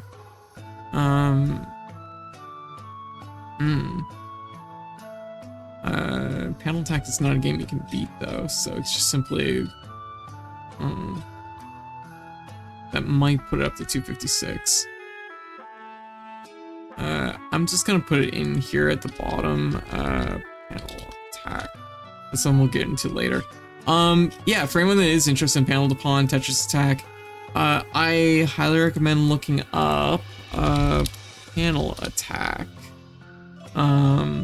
which is a fan-made version of the game that has rollback netcode, and it fucking slaps. It's really good.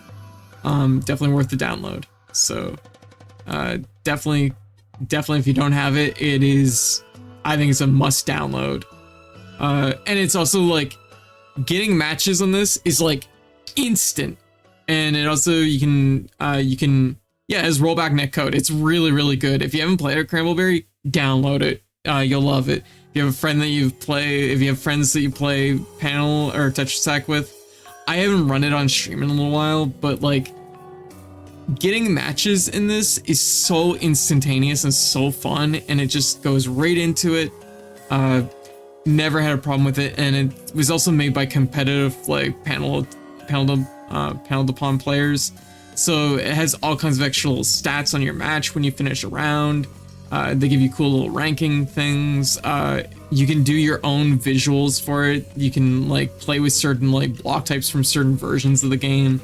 You can have music and stuff from certain versions. It's really good. It's a really cool version of the game. So I definitely recommend Panel Attack. Okay. Heard squats. Okay, so, Rockman. Specifically Rockman for the NES. It's not just any Rockman, it's the original Rockman 1. Okay, so many already know, I'm a huge Mega Man fan. I love the Mega Man series. It's near and dear to my heart. I've always, my entire life, I felt that Mega Man 1 is just not good. I actually felt it was actively bad. And you know what? This year we played Mega Man 1 twice. And both times we played it, I don't know, doing the retro set for both like doing it for the NES one and the PlayStation version of it, I kind of realized I hit a point where I was like, you know what? I understand why this game has a bajillion sequels, and I understand that this isn't like Street Fighter 1 where like it did good enough and then Street Fighter 2 really like established it. No, like Rockman 1 is good. It's flawed, it has issues, but it's like it is really, really good. Like Street Fighter 1 is just like Rockman 1, I think this is an excellent game. I'm like, I don't know. I thought it was extremely, extremely fun. I had a lot of good time. I had great times with it.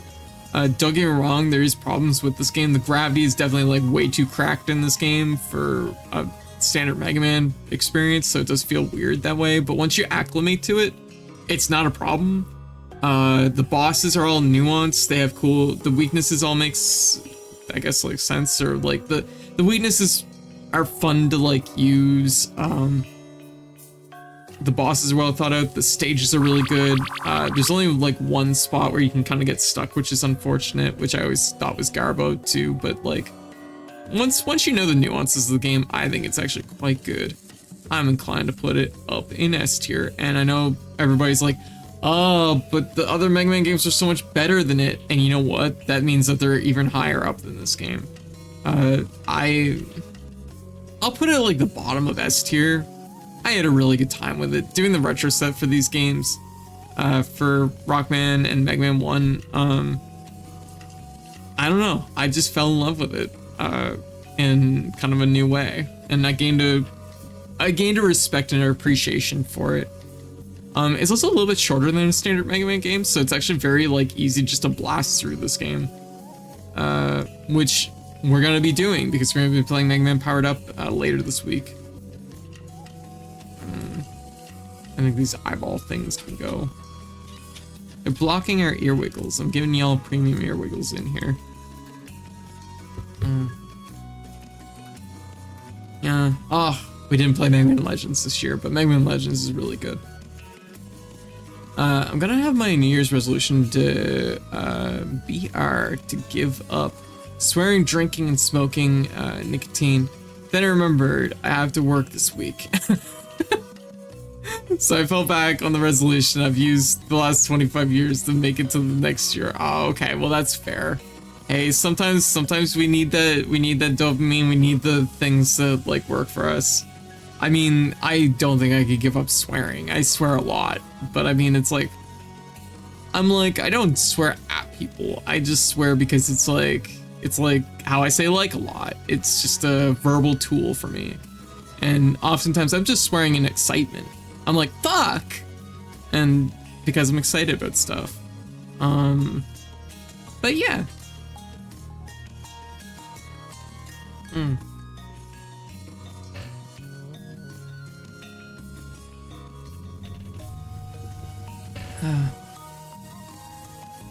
Alright. Thank you for being here. A new year would be nothing without you, and you chat to lurk with absolutely Yoda. I'm glad to be here. I'm glad that we're able to chill out and do this. So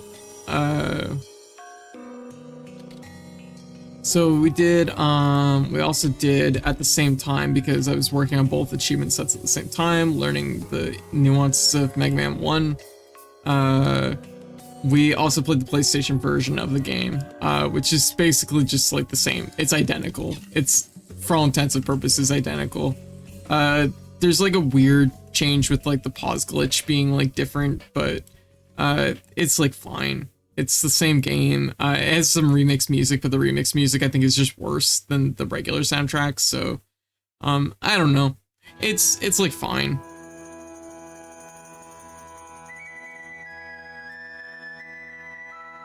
Man, Exoprimalist is such a weird game because it's like, it's a game that's elevated so hard by the fact that I just had a really good experience with it. Like, because the game itself would definitely be like a B tier, but it's just like, it's elevated to an A because every single time I've played it, it's been good. What is a swear word is the right noun, verb, adjective to punctuate a sentence. It is. Agreed. Yeah. But yeah. Yeah, well, as far as the drinking though goes, you know, moderation and smoking, I wish you the best. I hope you can quit someday. I get it's a challenging thing though, for sure. Tall Twins Tower, which is our next game.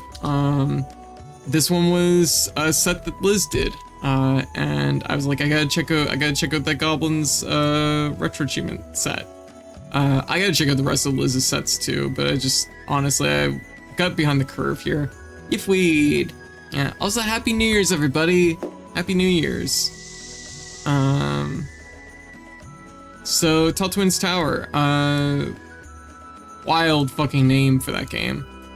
This is a game where you're a little animal friend and you roll on blocks. You spin them by walking on them, and they're like each side of the block has a different color on it, and you have to match them to other colors to make diamonds, colored diamonds, and that causes the blocks to explode. Or no, they don't explode. They explode, but they explode upwards. They build little towers, and you have to get to the top of the tower ASAP. Really, really unique puzzle game. I think is a really cool puzzle game. It's also a very hard puzzle game. Like wrapping your head around, you have to be able to rotate all sides of the cube in your mind as you're playing this game. You have to be able to rotate like all sides of the cube in your mind.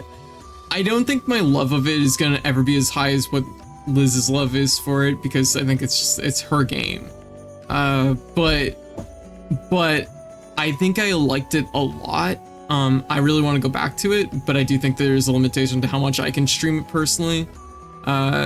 Yeah, you gotta rotate the cube in your mind, and it's pretty good. It's really fun. I'll put it like right here. I think that's like a fair spot. I think it's really good. I think it's also a game that like you'll play it initially and be like, I don't know if this is for me, but I say like give it a chance, because like you play it a little bit more and you start to rotating the cube becomes more natural, and once that becomes more natural, the game really kind of pops off, and you can do some really cool stuff in that game. Like you can really blow through it fast. Next up is Buckshot Roulette. Buckshot Roulette, which actually came out this year. It's a game from this year. So it is a Game of the Year contender. Just one sec, I'm just like moving some stuff around. There we go. Buckshot Roulette. This is a card counting game in the aesthetic of you're face to face with a guy with a shotgun, and you take turns either shooting yourself or shooting them, and the idea is you want to shoot them and not shoot yourself. And you basically have to count. At the beginning it shows you the shells that are loading into the gun. They go into the gun in a random order. Buckshot Roulette is a Game of the Year. It is definitely a contender for Game of the Year, there's no question. It's a very simplistic concept, but what makes it interesting is you also have tools. And there's like, I think like 8 different types of tools that all do something different that help you either identify what shell is currently in the gun that you're about to use, or it modifies it in a way that like makes it so it does like more damage or whatever. There's a whole bunch of cool stuff. You can recover health. It's a really simplistic concept, but it's really satisfying to play. I really enjoyed my time with Buckshot Roulette, and they recently had an update that added online multiplayer, which is really cool. I think it's yeah. I think it's a I think it's a really cool game. I'm putting everything in S tier right now as far as like, or like, if it's a contender for Game of the Year, it'll be from 2024, but it'll also be an S tier, and then I'll move it up to Game of the Year if it's gonna win it. But we'll do that at the very end, which won't be tonight because I can tell that I've like blown my lungs a little bit. My vocals are a little raw right now. So Kirby's Dream Land for the Game Boy.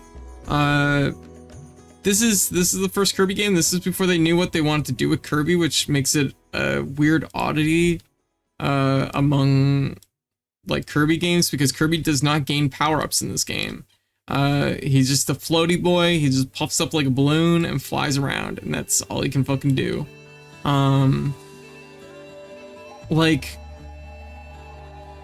it makes you realize how much of Kirby is like that mechanic. Had fun with the stream. I could watch. All you have a nice year. All right, Nat, you have a good night, okay? Yeah, you go get some sleep. So it's definitely like, it feels a little bit more like watered down from other like Kirby games. For me personally, it's only 5 stages long, but the stages are all like kind of multi-layered.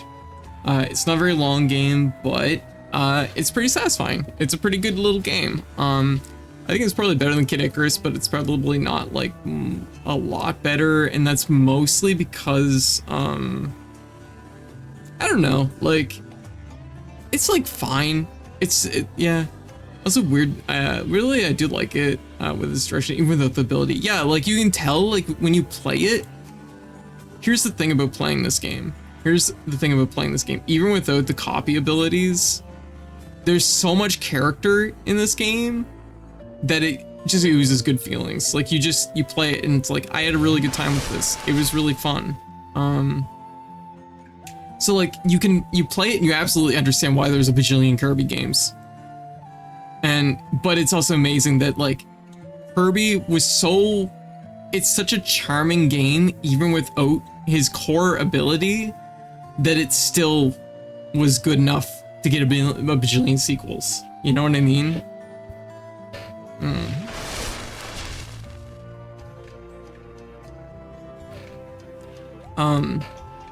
I mean, there's very few Kirby games I would rank lower than an A rank, but I do kind of feel like maybe I kind of want to put it a little bit lower. I don't know. It's maybe the top of B, bottom of A kind of thing. I don't know. It's a weird one. Move my Donkey Kong. Move my pile of Donkey Kongs down here.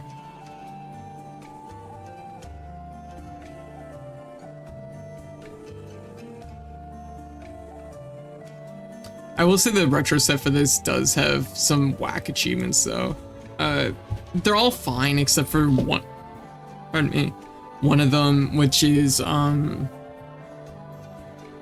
achievement for like beating the blimp boss without getting hit, and that is without like pause spamming. That is like near fucking impossible. It actually feels awful.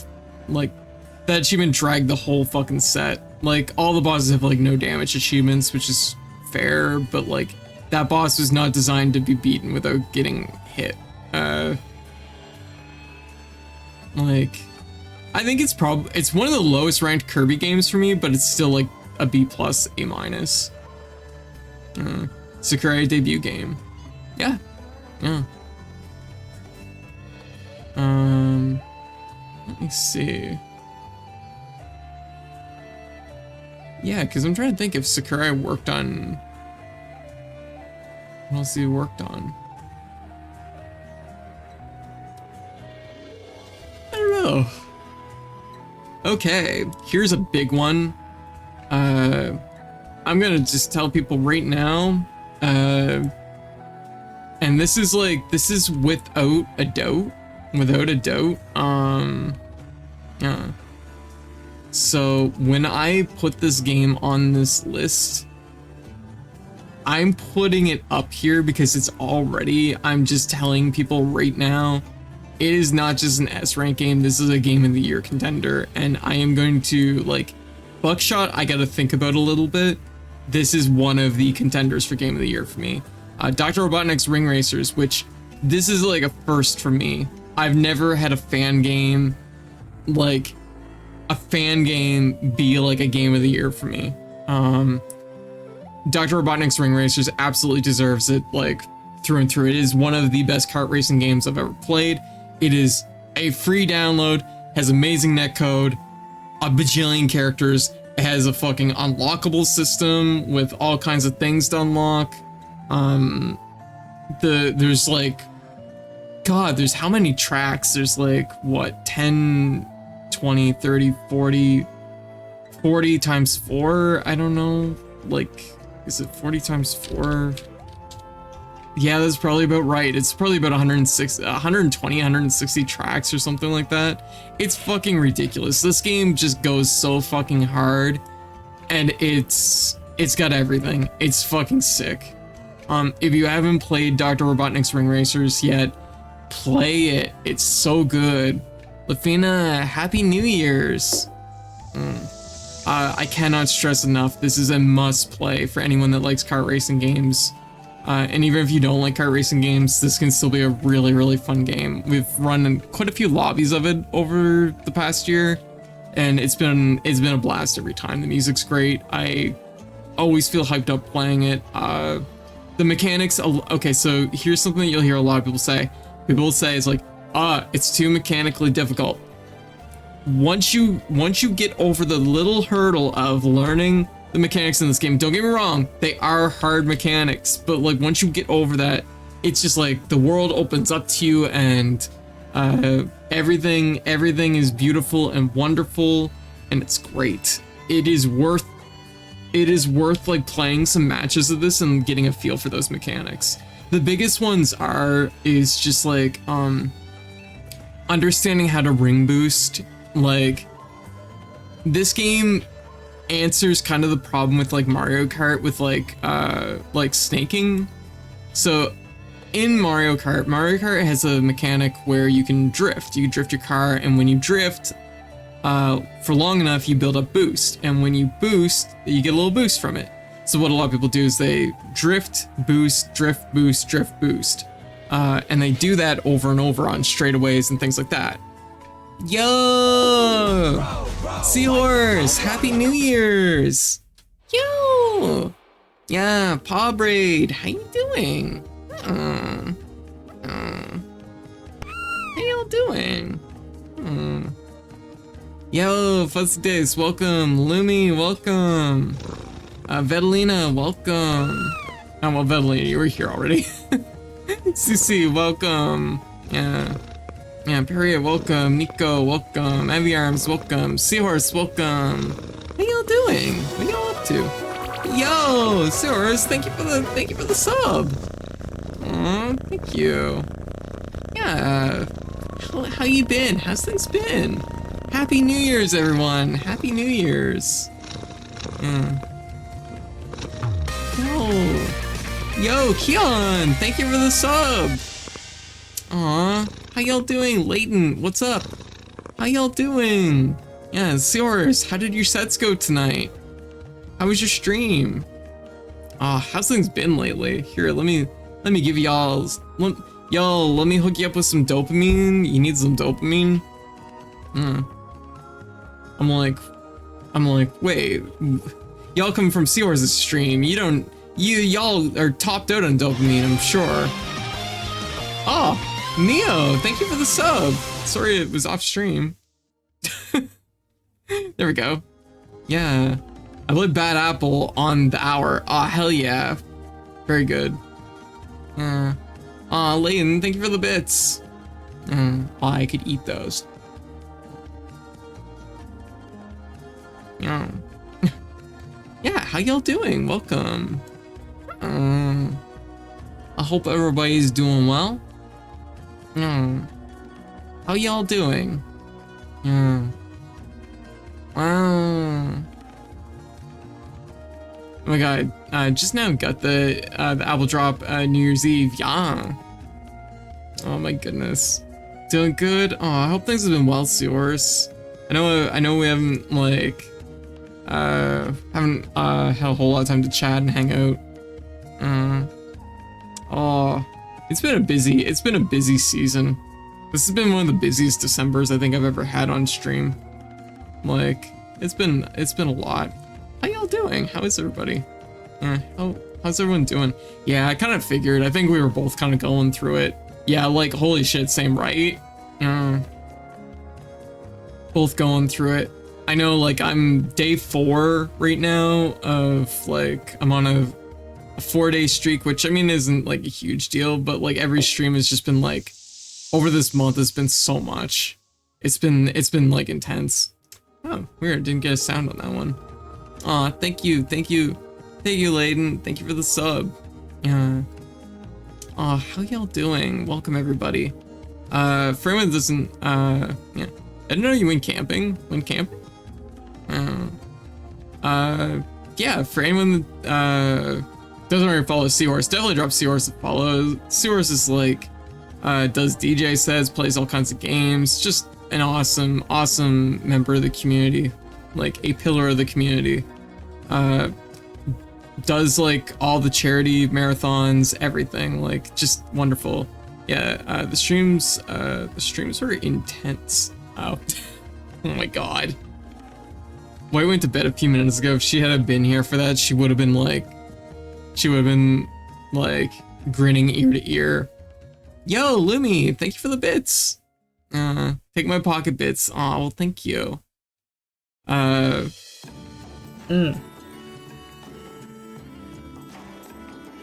So yeah, if you like music, follow Seahorse. Yeah, hey Fire, how you doing? How's things going? How was your stream earlier? How y'all doing? So yeah, for anyone that doesn't know me, I'm Code. I also go by Katie or Cat, she, they pronouns. A variety of Expedega Cat VTuber streams, a lot of retro and indie games. I also do a lot of retro achievements. And yeah, we usually just vibe, hang out, and go on our retro hunt. And we play a lot of games, which is, I'm fucking paying for it today because we're reviewing 255 games that we played this year. This has been like, honestly self-destructive at this point.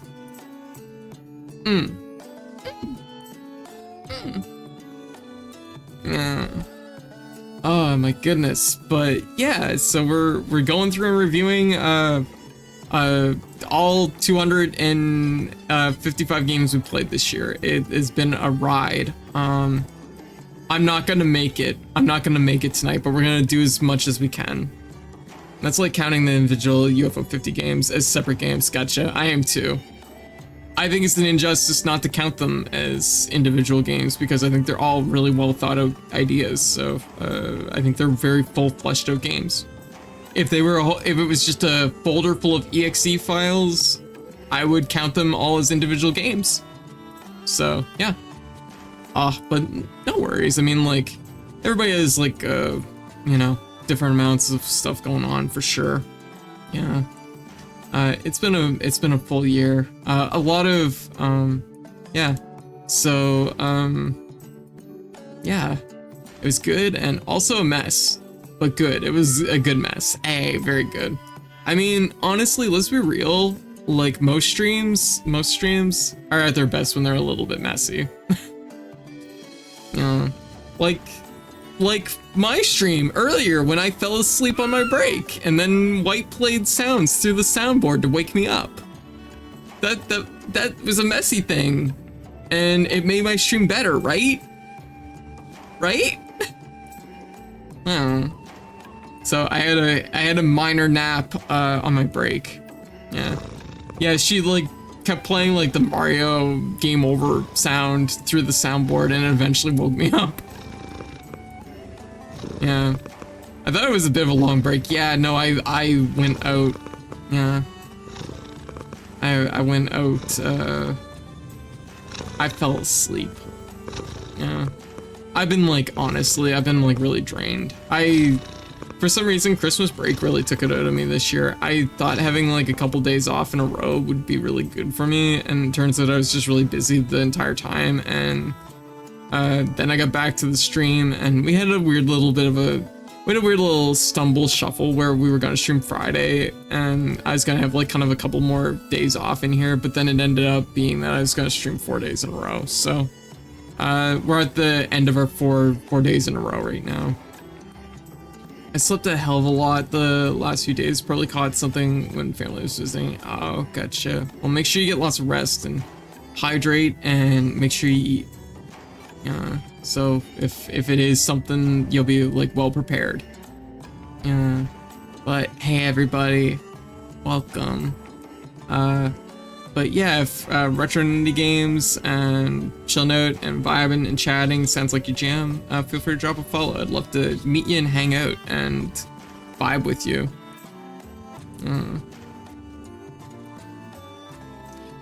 So yeah, we were just talking about the last couple of games we did was Buckshot Roulette, Kirby's Dream Land. We were just talking about Dr. Robotnik's Ring Racers, which is the first game that is yeah, rule 1, no dying. I'm doing my best. It's the first game that I can very firmly say might be a game of the year contender for me.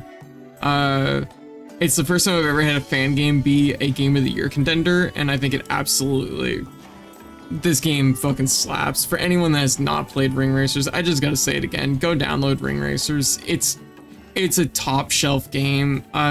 If I was to compare it with every kart racing game over the last like 20 years, it would be easily top 3, probably the best one. And I don't even feel like I'd have to rethink that much. It's really good.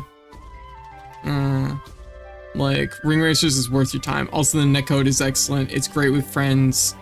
Go check it out. There's a million characters to unlock. If you can play this game single player and have a good time.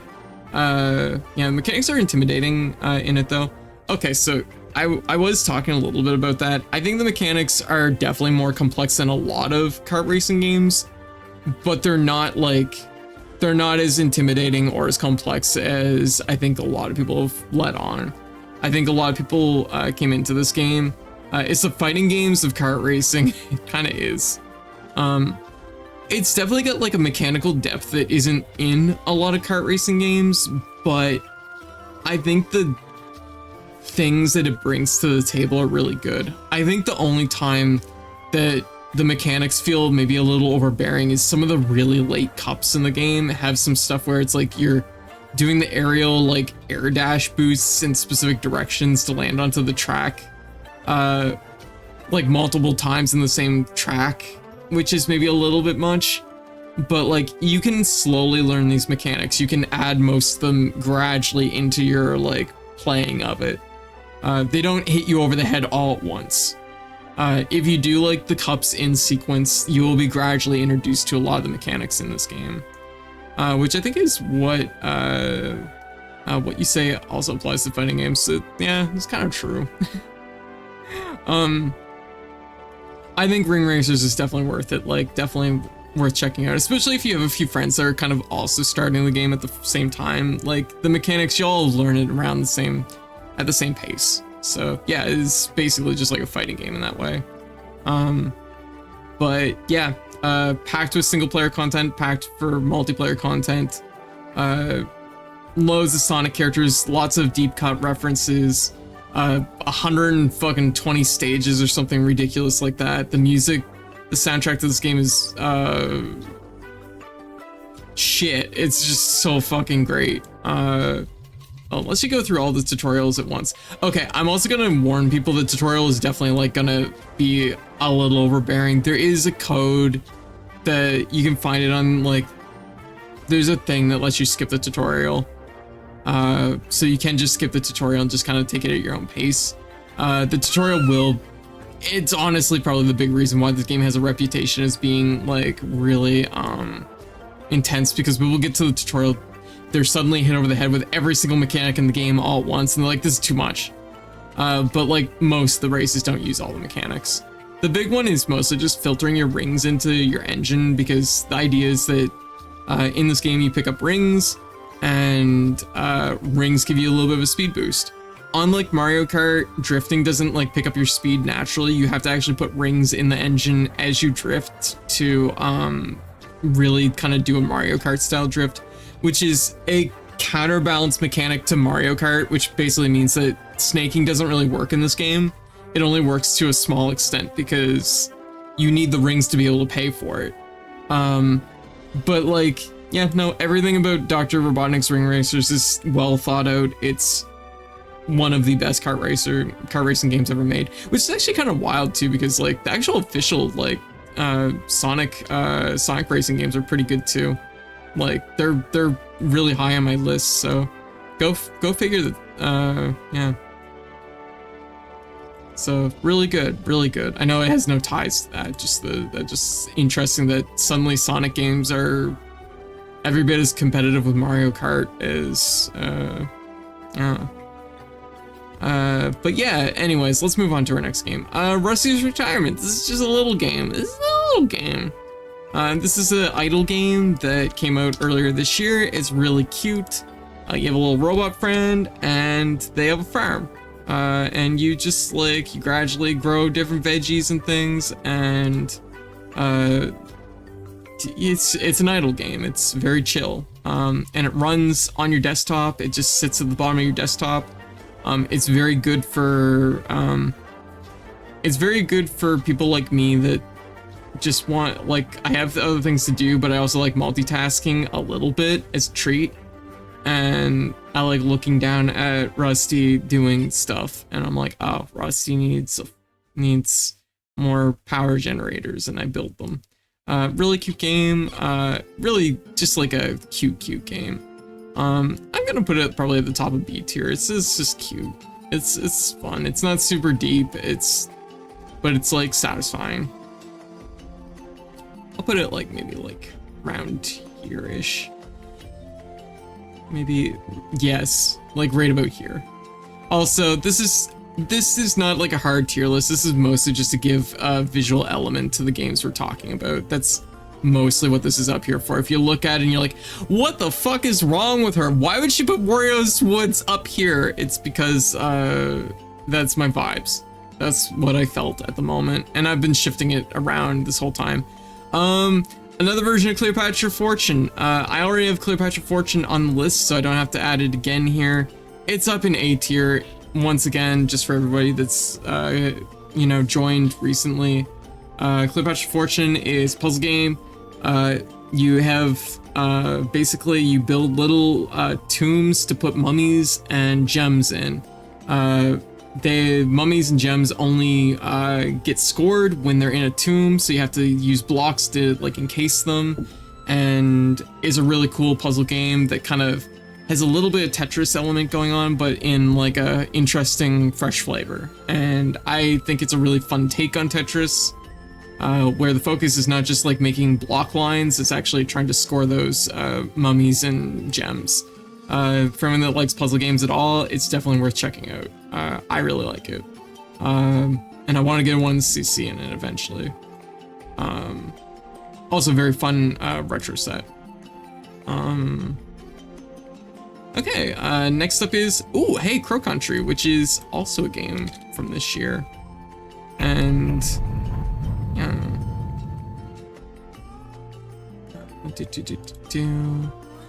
Crow Country, which I really liked Crow Country a lot. I think it's a really cool game. I don't know where I would stack it, like, ultimately on this.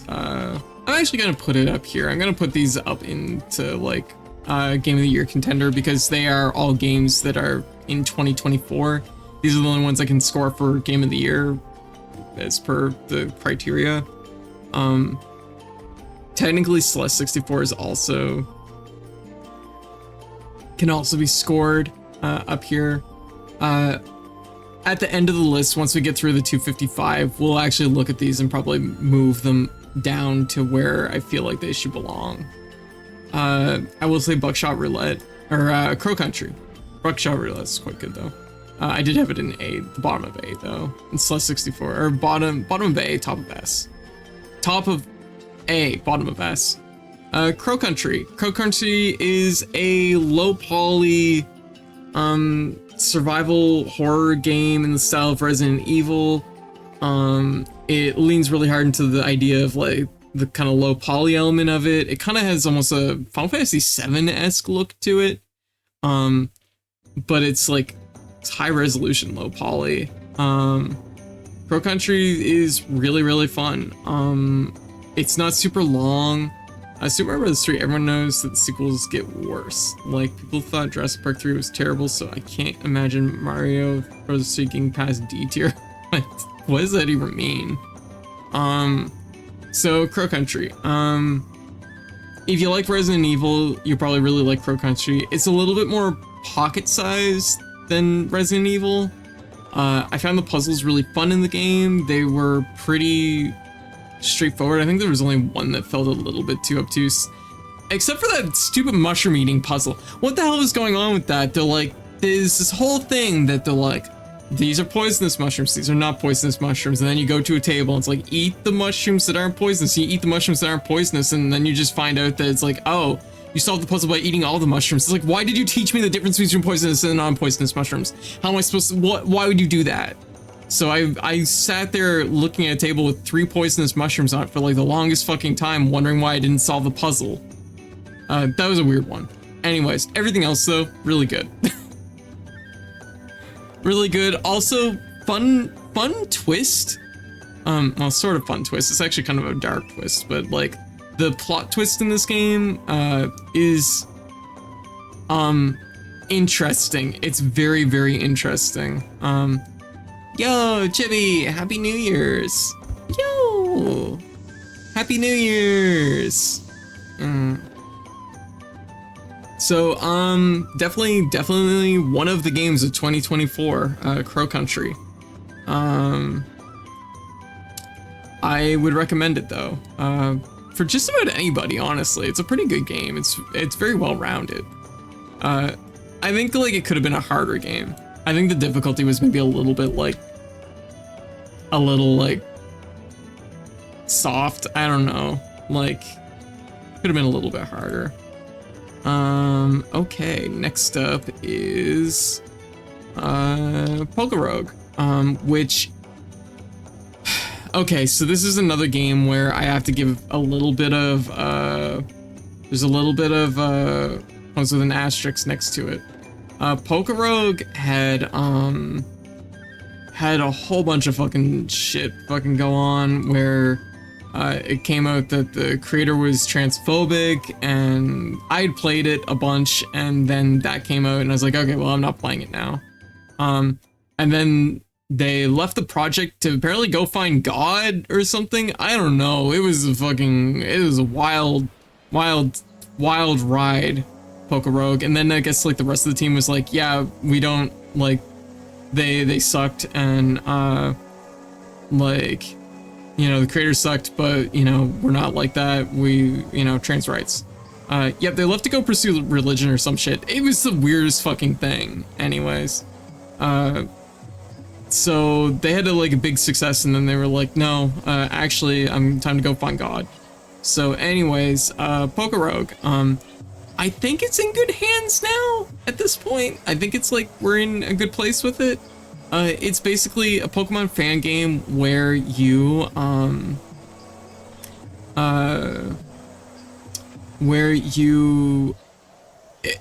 it's a roguelite. It's a battle roguelite where, BRB Finding God. It's a roguelite. I'm just gonna put it here right now while I talk about it. It's a Pokemon game where everything is boiled down to just a series of battles. I heard there's more drama right now over art for the game. I think that might be a byproduct of Pokemon Infinity Fusion's drama, because the creator of Pokemon Infinity Fusion, basically, we were talking about this a little bit ago, basically said that we're gonna start using AI Pokemon creations, and everybody was like, no, that fucking sucks. And then they got really shit-faced about it and threw a tantrum, and I guess like they've since retracted their that they were going to do that. So once again, Pokemon Infinity Fusion has an asterisk next to it. I think things are better now, but it also sounds like the creator was kind of shitty and they're still on the project, but also probably not. If they tried to implement AI once, they're probably gonna try and be like shitty about it in the future. I don't know. We'll see how that goes. Maybe they'll also go find God. But Pokemon Infinity Fusion has custom Pokemon. I know they were also it also came out at the same time that they were also really shitty to some of their artists. Like some of the artists were like, I want to retract my Pokemon, and they were like, no, which is really gross. So, you know, weird asterisks for this one. Pokorogue is basically in the same boat where it's like weird asterisks because Pokorogue has some of the fusions from Pokemon Infinity Fusion, and there's definitely some overlap there, I think. But Pokorogue, actually, I don't know if Pokorogue came out this year. I don't know. Did it start this year? Or was it at the end of last year?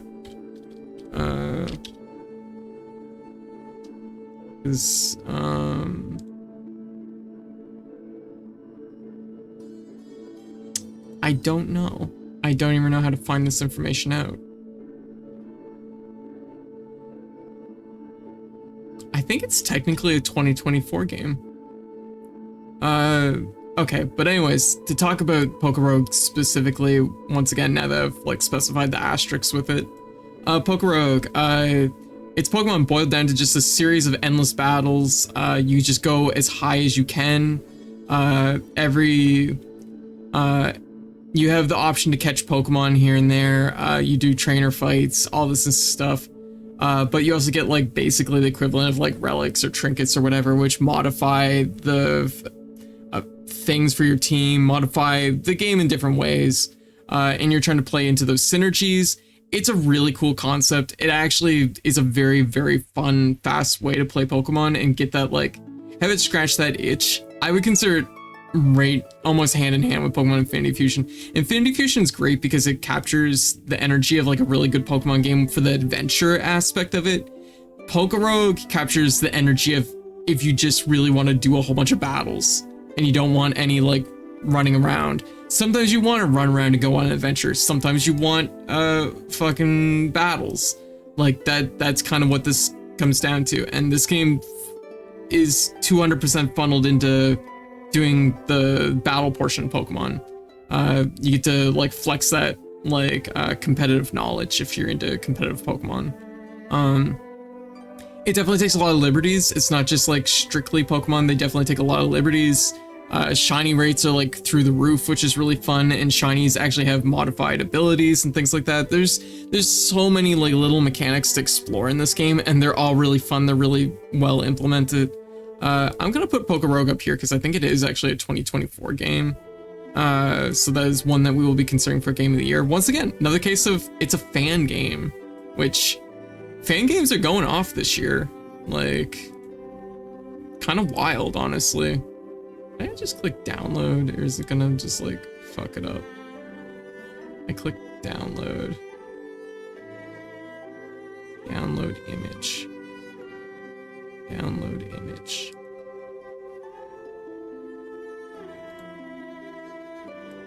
Okay.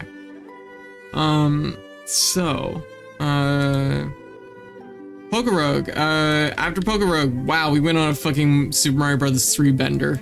That's apparently what we did. Super Mario Bros. 3, holy fuck. This is basically the game that established all modern Mario games, pretty much. I mean, Mario Bros. 2 kind of has his hand in that too, but like, Super Mario Bros. 3 is kind of like, I think like, really, really like set things in stone.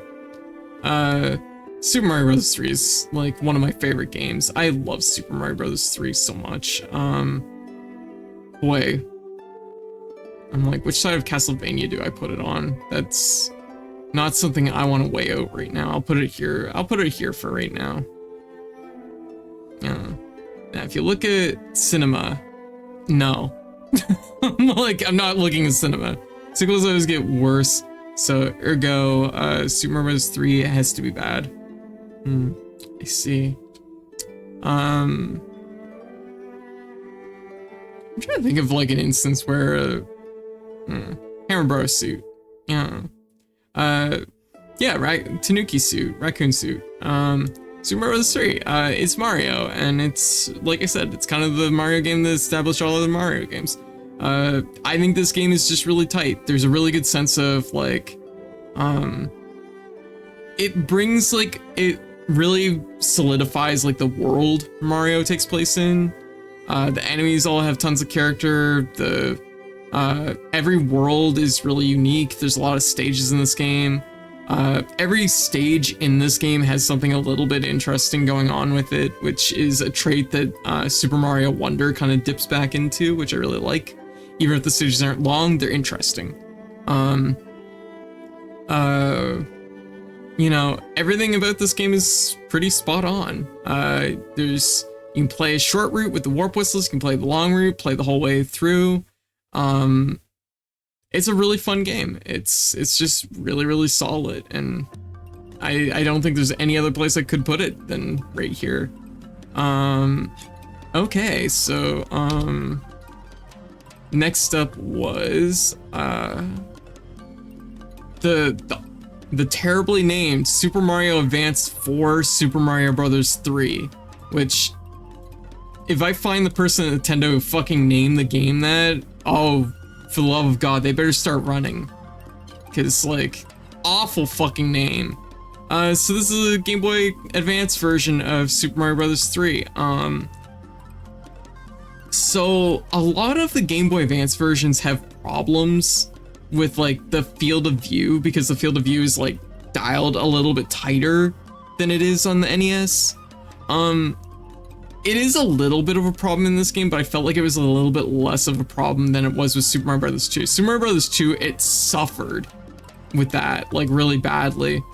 This one, it's not quite as bad. I'm willing to put it like in A tier, because it feels like they kind of zoned in on it just a little bit, but like the big thing that kind of keeps it from getting like completely tanked is the fact that they have e-reader levels, and the e-reader levels were really interesting. Which is technically, we have 3, then we have the GBA version, then we have the e-reader subset. This is my first time ever playing the e-reader levels. Those levels are fucking weird. It's like an official Mario ROM hack. Like, this is like Mario Maker before Mario Maker levels from Nintendo. And it's really, really weird to play them, because like I thought it was just gonna be like, oh, it's just more Super Mario Bros. 3 levels. That's gonna be cool. No, you get in there, and like I think the second level like has the vegetable mechanics from Super Mario Bros. 2, where you can just like pluck veggies, and then they put the Super Mario World the feather, the cape, so you're playing Super Mario Bros. 3 aesthetic, but they give Mario a cape, and it's so fucking weird. It was so much more different than I thought it was gonna be. And so it becomes this weird, like, in-between bridge between Super Mario Bros. 2, 3, and World. And it's kind of amazing. I kind of liked it. I'm like, I feel weird about this, but I didn't hate what I played. So the e-reader stages, if you have a chance to play them, and you like Super Mario Bros. 3, and you're like me, and you've never played those e-reader stages before, go download the patch for it, and try them out. Never owned an e-reader. I didn't own either. So, playing the e-reader stages like earlier this year was really, really interesting. But yeah, it is still a little zoomed in. I think like it does feel a little bit weird, but I don't know. I think it might just be because like I'm gonna put it back up here with Super Mario Bros. 3, because I don't remember it being as much of a problem in this game as it was in 2. And I think what it is that 2 has a lot more verticality than what 3 does in some situations, and it's the verticality that gets hurt because the screen is like more wide than it is vertical. So it's, I don't know, it's weird. I didn't mind it as much, but I'll put it up here. It's definitely a weird one.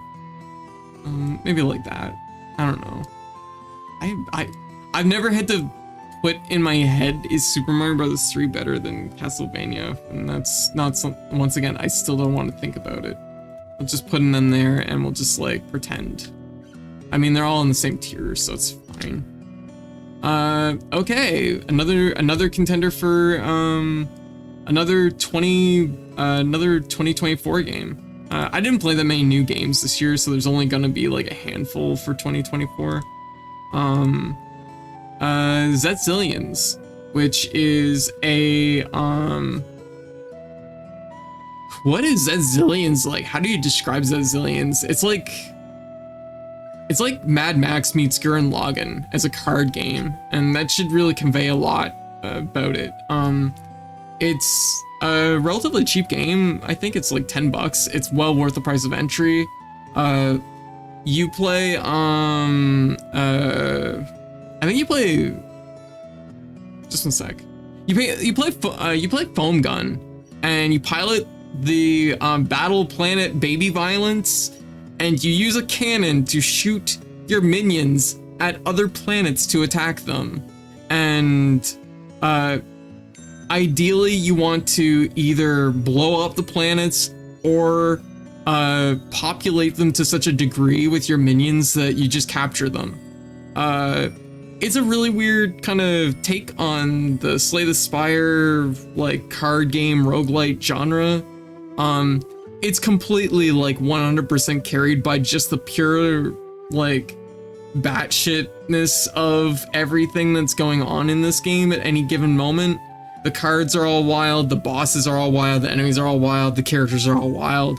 It's really fun. It's a little undercooked, admittedly. Like, I know when I first played it, I played it day one on release, and some of the card art wasn't finished for it. That's not, you know, that's fair. I would rather them update it after the release date with card art than crunch. So good on them. But it's one of those things that like the game is still a work in progress. So it's like, I definitely want to go back to this game at some point in the near future and play some more of it, because I think that they've continued to add on to the game. Also really good voice acting, really good voice acting. Really cool game though. I really liked it. And once again, proving a point, which I think has been like a running point this year. Game devs in Brazil are going off. They're popping off. I think Brazil is like, games from Brazil are so fucking good. Like, I don't know, the game dev community down there is just fucking sick. They're amazing. They make games that have cool ideas and have such great energy to them. All right.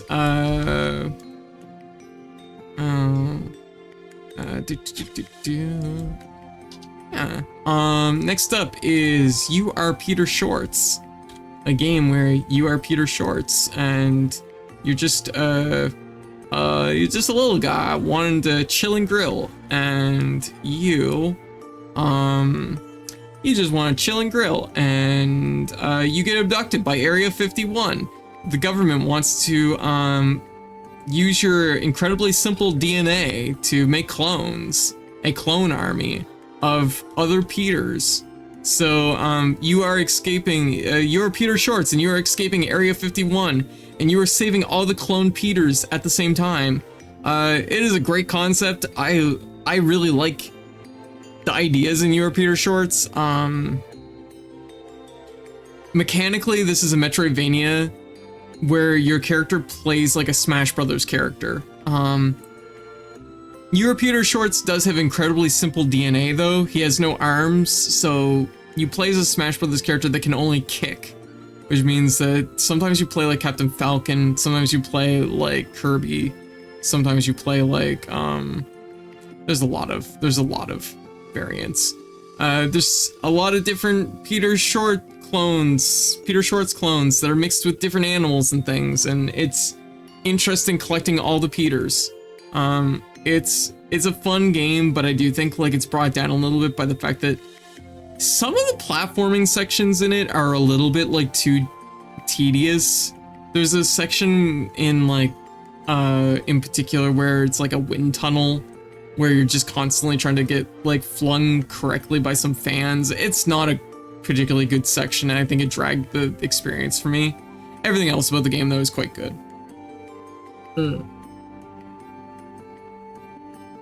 Also another game that came out this year, so it was a Game of the Year contender.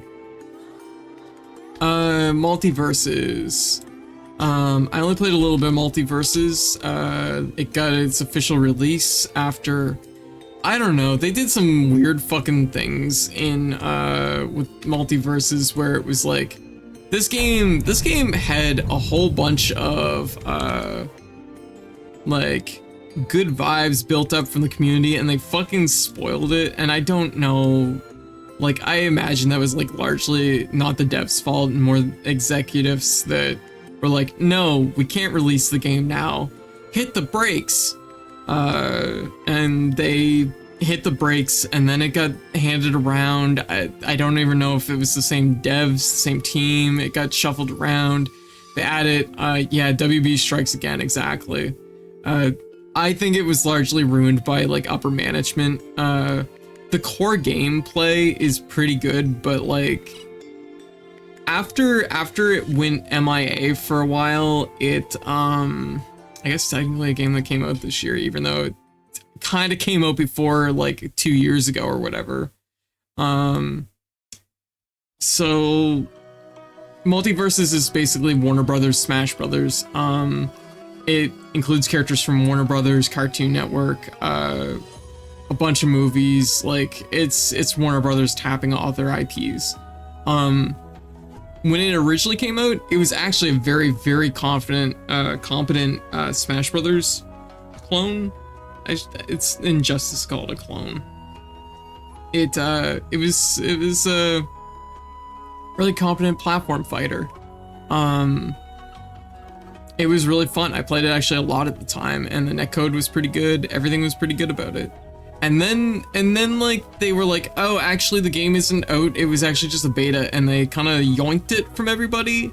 If I recall, for some reason they changed the engine and had to rebuild it, so it was almost done. And someone made them throw most of the hard work out. Damn, that fucking sucks. I will say, when it came back, like the re-release this year of it, it feels like mostly the same, but it's not as there's some problems in there that are definitely like a thing. But the bigger thing that's noticeable is that they decided that they need to pad out the game more for like being a live service style game with a whole bunch of like kind of weird little like mini games. Like I get it, like the crowd that they're pitching to is probably a little bit younger, so having like mini games packed in there is gonna like grab more attention from a younger base. But it does feel weird. Like it was a pretty good game initially, and then it just feels off since they brought it back. I recall same devs. I think they never wanted to keep the beta for as long as they did, but they were forced to how well it did initially. I think there was definitely like some stuff going on there where I think there probably was a little bit of I mean, over 2 years there probably was a little bit of staff shuffle, but like it does feel like a little bit of an executive's decision probably played a factor in there. It's hard to say. I don't know what actually happened, but it's definitely like it was pretty damn good initially and came back, and it was definitely a lot messier when it came back. There's more in there. There's like a lot more stuff, but it doesn't necessarily feel like the stuff is like indicative of a better game. I don't know. Like, also just to stress, this is like best as a 2v2. Yeah, not the correct stuff. PC Gaming World says it was Unreal 4 and they switched to Unreal 5. Oh, that would make a lot of sense. That would really suck. Yeah, that's rough. A great game that got kind of fucked up, sadly. I still played it a little bit and I enjoyed my time with it, but it definitely feels it feels weird. There's definitely something off, but I do think a lot of the foundational decisions in Multiverses are quite good. Things like making it focus entirely around dodging rather than having a shield mechanic, which I was like, oh, that's actually quite quite bold because most of these games do it exactly like Smash Brothers, and they have a shield and a dodge. And this game just has dodging, but they make the dodge really good. So it's like, yeah, no, I get this. It simplifies the defensive elements of the game in an interesting way. But yeah, it's at its best as a 2v2 fighter. Yeah, it's A-okay. Lots of cool characters in it. I hope they can bring it back, but I don't know if they will. I think the Mortal Kombat team switched to Unreal 4 for the current game and are planning to use Unreal 5 for the next one. I see.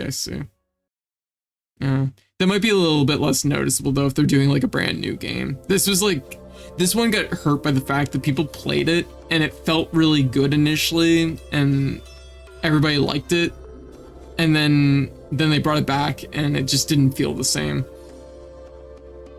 It was definitely like slower after they brought it back too, which I don't think was like great.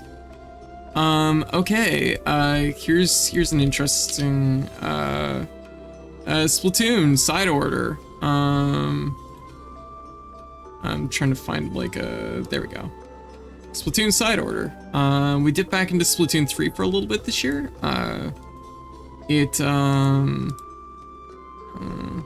Dipped back into Splatoon 3, had a pretty good time with it. Didn't 100% the DLC entirely, but we got it clear with almost every weapon except for like the very, very, very last one. That's not something that came out this year. The DLC is basically a roguelite mode, where you climb a tower. The stages they're not randomly generated, but they're picked from a pool. You get different color chips, palette chips to augment your abilities and augment your gun.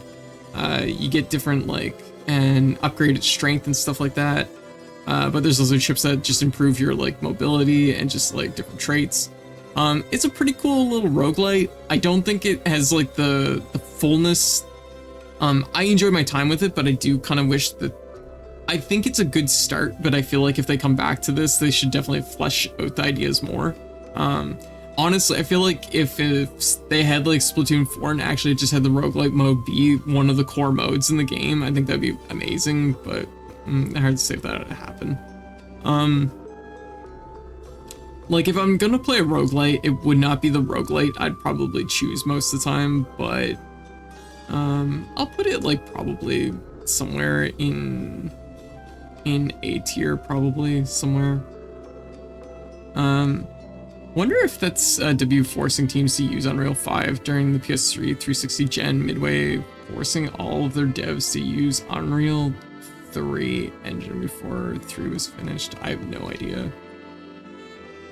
I don't even know what WB was doing with games back then. But side order is pretty good. I think it adds a nice single player mode that honestly is probably better than the base game's single player mode. I enjoyed my time with it. Next up is Super Mario Wonder. Super Mario Wonder. Yeah, it's a new 2D Mario game. This one does a pretty good job shaking off of some of the pipeline streamlined elements of New Super Mario Brothers. It ends up shaking them for the best, which is good because so Super Mario Brothers games have had a problem over the last 10 years, which is that the new Super Mario Brothers games kind of created this formula, this formulaic formula that they use and they relied really heavily on, and it got kind of repetitive and tired. It didn't feel like they were doing anything. They weren't innovating with the 2D Mario games, and that felt kind of wrong. It just felt like, oh, this is a new Super Mario Brothers. They were too safe. They were. And they felt kind of lazy because they felt like they were all using the exact same tool set, same pipeline. They were streamlined in the exact same way, and it just didn't feel like they were okay platformers, but they weren't amazing. So Super Mario Wonder I was initially a little bit worried because once again it looks a lot like the new Super Mario Brothers games, but it has a kind of new visual look which leans kind of harder into like this kind of art direction that makes it look like the 2D artwork, which I think is really fun. I think it's a really cool direction and it looked really nice. That immediately popped, but then like seeing what they were doing with the stages I was like, oh, I think they're doing it. They're finally getting away from new Super Mario Brothers formula. And I played it and they absolutely did that. Wonder was a wonder to behold. They didn't have to add wonder flowers to every level, but it paid off because it was joy to see what would happen next. And that's what Super Mario Wonder captures. It captures the energy that Super Mario Bros. 3 kind of has, which is that every stage just does something different. You go into a stage and you've just experienced something new every single stage, and it becomes just interesting because it feels like every stage is just like a present. You gotta open it and get a surprise. And I loved it. I thought Wonder was really, really good. Way better than I thought it was going to be. I do think there's a small part of me that does kind of feel like the end starts to like get a little bit too dialed in, but like the majority of the game is really good. They should have, although also just like a small, like my small criticism, they should have made this game about Wart. They should have brought Wart back from Super Mario Bros. 2. That would have been a fucking cherry on top for that game, to have it be about Wart instead of have Bowser there. I am a huge fan of Bowser. Y'all know I am a Bowser lover, but like, I think had they did that, that would have been like perfect. A lot of motion stretch animations, yeah, which is really cool to see. Yeah, it's actually it's like playing a Mario game that feels almost traditionally animated by moments. It's really good. It's a really cute game. Also, you can play as a whole bunch of characters. The worlds are really good. The levels themselves are all unique. I do think it runs maybe a little bit on the easier side, but there's definitely some challenges in there. So it's extremely good. It definitely gets my recommendation. I really liked it. They felt like cheap outsourced games. Yes, Wario got a great Wii game and hand-drawn graphics, and Mario got bland, cheap plastic. Exactly, username. Which is a shame too, because Wario Land Shake It is like really, really fucking good, and it did not get the attention it deserved. Although I do think it's also a really hard game. Bowser needs new position, maybe not a big bad. Give other characters a chance. I think like it would be nice to have some more, have more big bad characters show up in the mainline games. They show up all the time in like the side games, like the Mario and Luigi series and stuff like that. But they always play the original ones really safe. That is an amazing emote. My God. Thank you for that username. So Wonder, I really enjoyed my time with it. Definitely has my recommendation. Oh, here we go. Next up is Nightmare Cart. Yeah, Bunleth's game. It finally exists. This was originally made as Bloodborne Cart, which then Sony reached out and was like, no. And so Bunleth changed, basically stripped all the Bloodborne stuff and retooled it to be Nightmare Cart. So Nightmare Cart it's amazing. Is it only Sony that went after them? I think it's Sony that went after them. I mean, it only had to be Sony that went after them. She fucking hit this game like out of the park. Is like just a couple devs working together making this like really impressive. It's also really fun because it's always been a joke that like Bloodborne 2, they reveal Bloodborne Cart before they reveal Bloodborne 2, so the fact that it's like making a joke like that real is just really fun.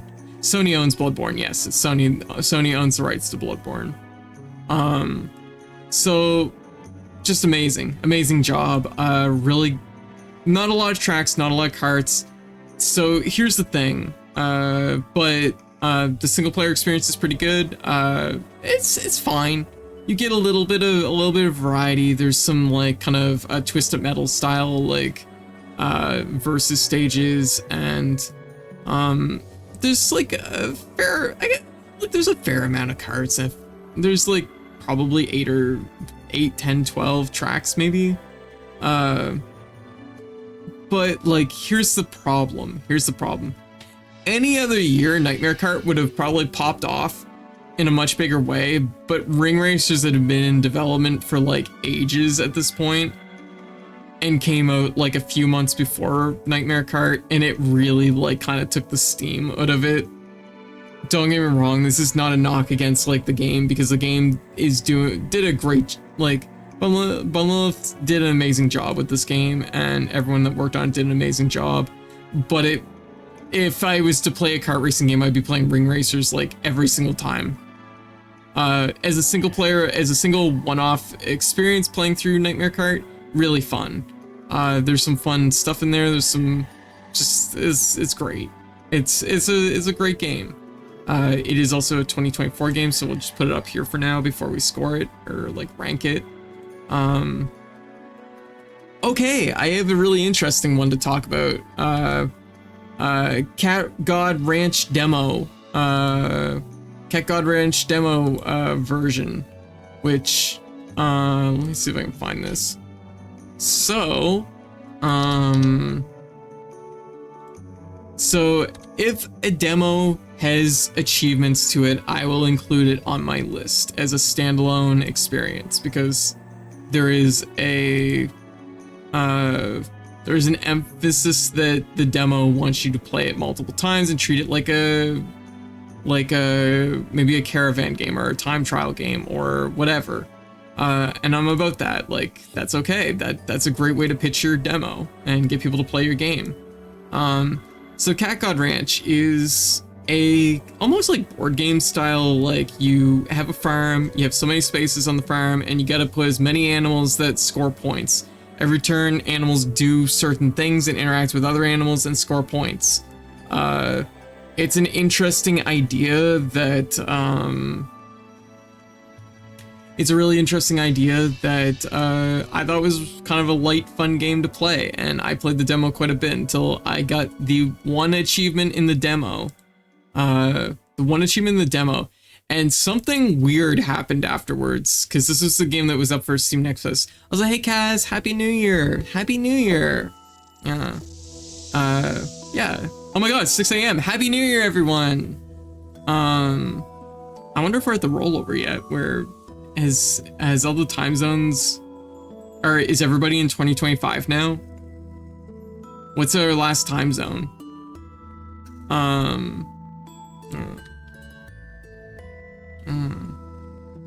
Okay, so hey Malin. Oh, jeez, I got hiccups now. Hey Diosu. Yeah. Okay, Cat God Ranch has a weird. I got countered by hiccups. So Cat God Ranch, put a Steam Next Fest demo that had an achievement you could get on it. There's just a single achievement for basically mastering the demo. I went out of my way, I mastered the demo, I got that achievement. There it is. And you know what happened? They removed the demo. Nobody can get the achievements for this game anymore. There's only 30 people on Steam that have the achievement for this demo. It is probably gonna end up being the rarest achievement I have. And in fact, I don't even know why. You can't even see the achievement on Steam. This is the only record I have of it, is the like achievement tracking websites show that I got it. So kind of a weird quirk. Yeah, here. Improperly filed achievement. There you go. You can see everybody who earned this achievement. And I guess 34 people. So, yeah. So that's probably gonna end up being my rarest achievement I've ever gotten. Because I don't think they're gonna bring that demo back.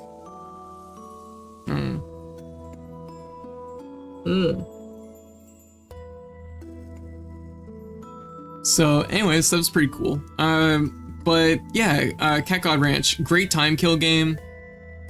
I don't think the full version's been released yet, so but just as a standalone, they give you 3 stages and it was fun. There's a bunch of different animals. There's like birds, carnivores, herbivores, and they all have different like scoring traits. And the idea is you're creating grids of animals that are gonna like score as many points as possible per turn, and raise as much money as you can. It's a pretty cute little game.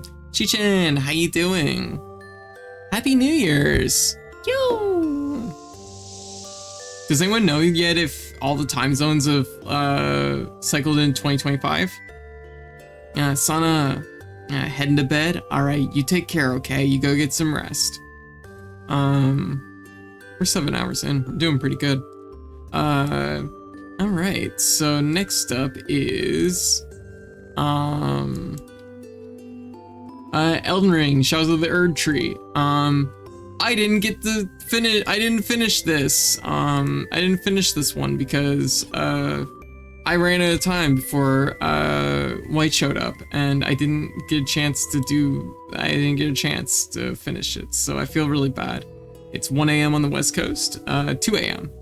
Oh, okay. So it's probably only a couple more time zones left to cycle into the New Year's, isn't it?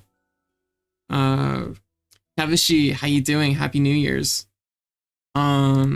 So Shadows of the Erd Tree. I only got to play a portion of this. I usually, so I can't talk about the full extent of the content in the demo. I do want to get back to this and finish it because the, more like 2 hours. Oh, so 2 more hours? Okay, I see. All right, Shadows of the Erd Tree did come out this year, so we'll put up here. So I played up to there's still some bosses in it I haven't fought, but the bosses that I did fight, I ended up fighting, what's his name? Snake Boy. I did end up fighting him. He was pretty cool. And I fought a few other bosses. So I'm just gonna say right away, they added long katanas in Elden Ring that play like longsword from Monster Hunter almost, and I've never been like more validated and seen in my life.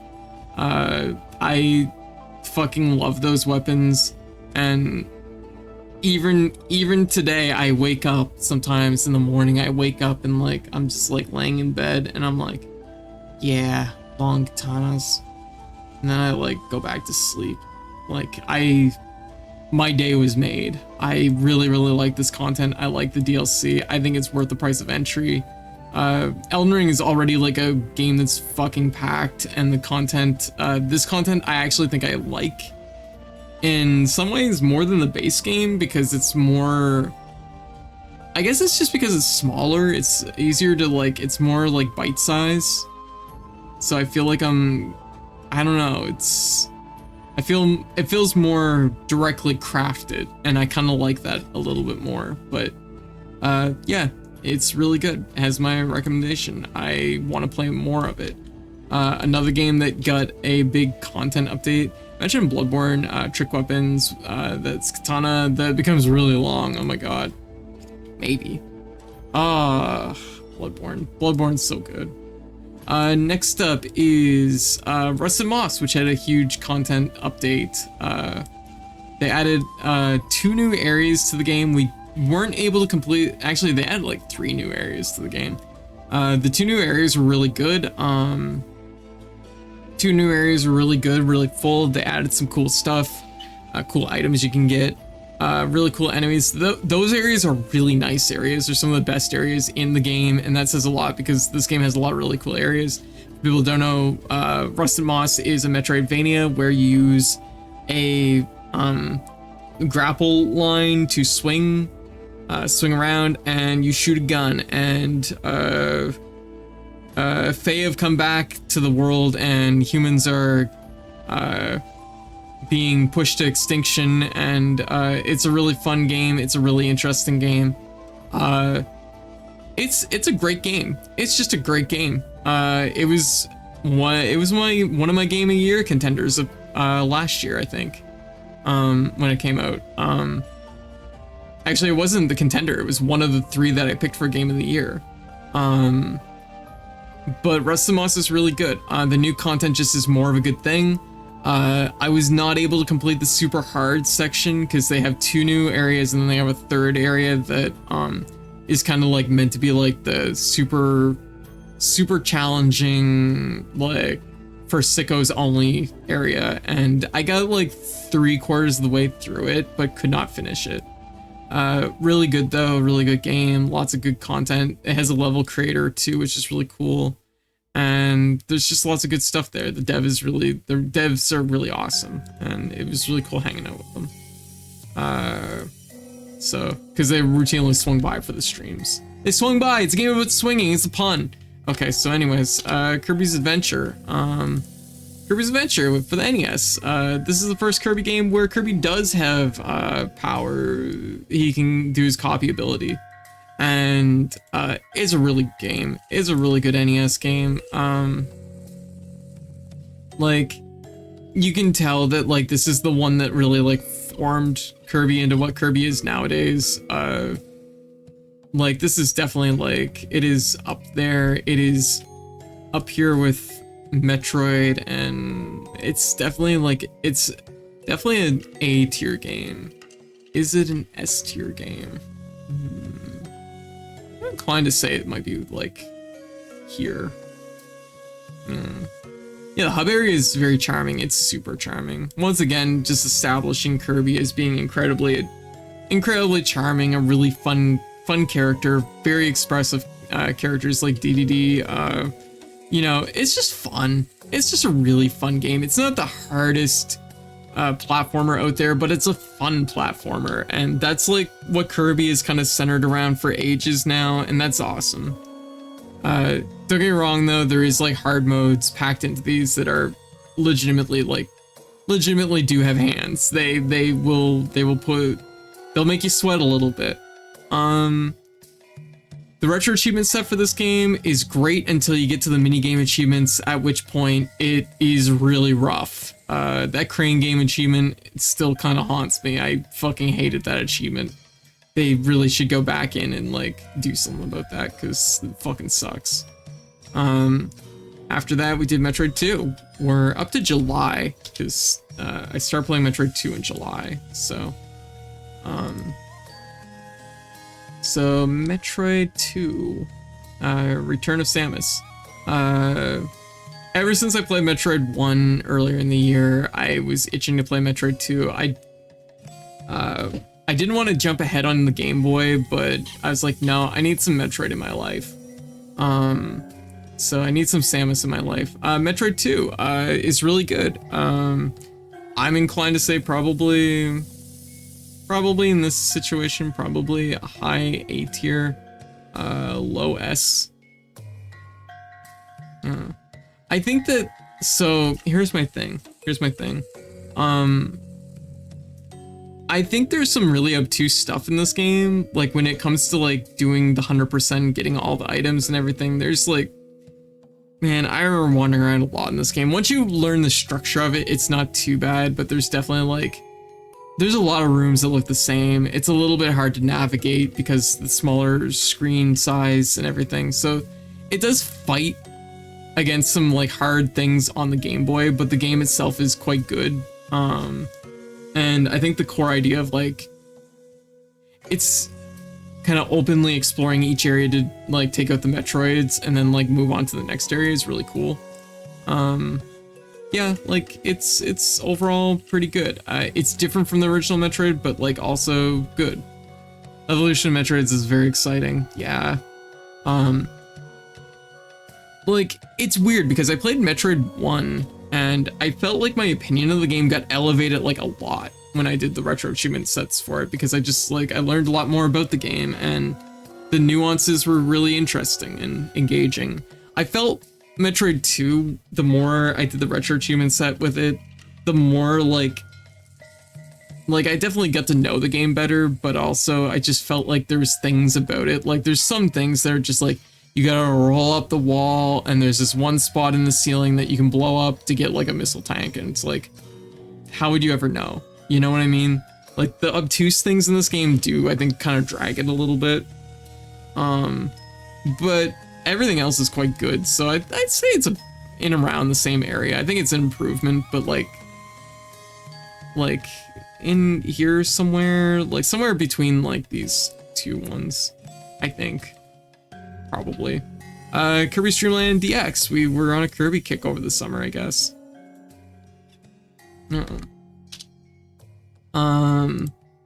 Which is a fan recoloring of Kirby's Dream Land 2. It's just basically Kirby's Dream Land 2 for the Game Boy, but remade for the Game Boy Color.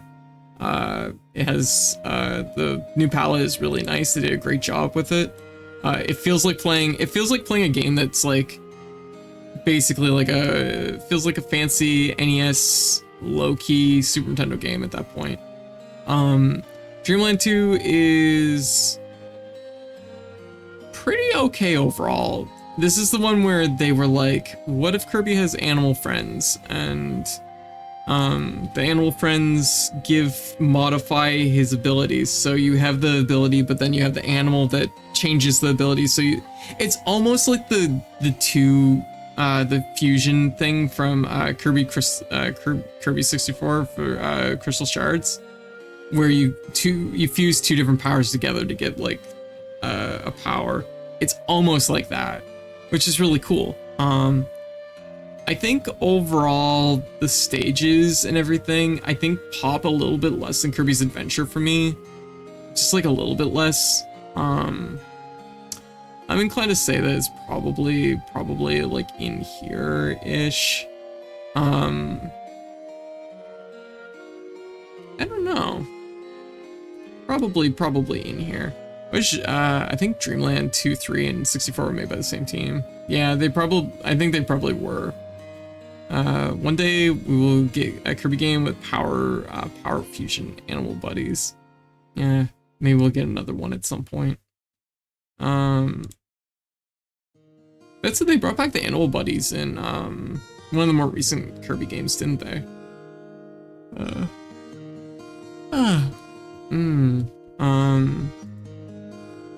Alright, next up, but yeah, Kirby's Dream Land 2. If you like Kirby, it's more good. It's more goodness. So here's one that me and White played when she was up, because I was like, hey, it's a co-op game, and I know she doesn't have any nostalgia probably for it, but I did. And we'd actually played it a few years before also. But we're a Goof Troop for the Super Nintendo. It's a Capcom Disney game. It's almost like a top-down co-op Zelda game, sort of, but it's like 5 stages of just like kind of puzzle rooms and things. It's really good. This is like of the era when Capcom was out here banging out really good Disney games. It's a really fun time. It's not doesn't overstay its welcome. It's honestly just a pretty good experience. The retro achievement set for it was pretty straightforward, nothing too wild.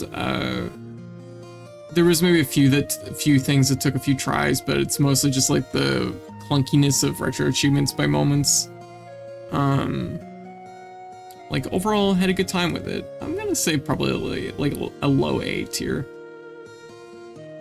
Maybe like, I don't know. Like, it was a really fun playthrough. It was a really fun playthrough this year. I'm gonna say maybe right about there, I guess. Mario Party 5. Me and White played a few rounds of Mario Party 5 while she was up here. It's a pretty good Mario Party game. The AI is fucking bullshit. It's fucking bullshit. What the hell is this? What the hell? So yeah, it's pretty fun. It lets you do 2v2 co-op apparently, which was kind of an interesting one. I don't know where to really put this game. I feel like we only played a couple stages, and I feel like I would have needed more of a taste to really know where I'd stack it up. It's the one where on CPU team up against you. I mean, if you're doing 2v2, it's a team against a team, so it wasn't too bad. I don't know what the single player game version is like at this point. It's been so long since I've played it. I've played so many Mario Party games that they kind of blend together. I'm gonna say just like a low A. I think that seems probably maybe a high B. We'll put it as a high B. I think that's probably fair. You know what was noticeable? Okay, when we were doing 2v2, what was noticeable was that the pool of minigames wasn't as deep as I felt like it should have been for that. Maybe we'll drop it down just a little. Like, I felt like there was like a lack of like 2v2 minigames for having a 2v2 mode. I don't know. I'll leave it there for now. Dojo Masters, which is an interesting one too, because me and White played it together and we did a stream for it. It's another game that came out this year. And you know what? She beat it, I didn't. We were just kind of taking turns doing the arcade mode. She blew through the arcade mode like it was nothing, and I got to the final boss and I fucking died. So she beat it, I didn't. It is basically... Dojo Masters is kind of like if you wanted to take like something like Karate Champ and kind of give it like a modern fighting game energy. Like it's trying to convert like the Karate Champ lineage into like, it would be like if that was the game. It's like if Karate Champ took off and fighting games were more like Karate Champ than they were like Street Fighter, is basically what Dojo Masters is. It has really good netcode, it has online play, there's a fair amount of characters with interesting play styles. They're all very like simplistic things. This isn't a game with like complex button notations or anything like that. So if you like the idea of fighting games without like a complex button set to memorize, Dojo Masters is pretty good. It's a really cool game. I really like it. I really want to go back to it at some point and actually get a clear in it and play it some more because I thought it was really fun. But it's also just like, it just kind of, just how things shook out. So, Bloody Roar, Primal Fury. This is, where is it? Trying to find the box art for it. There we go. Bloody Roar, Primal Fury. This is, Bloody Roar, for people that don't know, is basically, it's like Tekken for furries, and it's amazing. It's done by Aiding, which has done a bunch of games on this list so far, which is probably best known for Marvel vs. Capcom 3, and I guess at this point probably also well known for Armored Police Batrider and their shoot 'em ups. So Bloody Roar. Bloody Roar is an interesting one. It's really good. The basis of it is that it's a Tekken style 3D fighting game. It's 4 buttons, so it's I guess technically it's a 3-button fighting game with a block button too. So it's a little bit more simplistic than something like Tekken, but a little bit more like, yeah, it's just more simplistic than Tekken. So it makes it quite easy to pick up and play, and this is probably why me and White have a history with this game, because we would have been at the age where maybe we weren't super into like, we didn't grow up on like Street Fighter 2, but this game came along and it was like, oh, you can press buttons in this game and have like fun without it being too complex. That said, it still has complex systems in it for sure.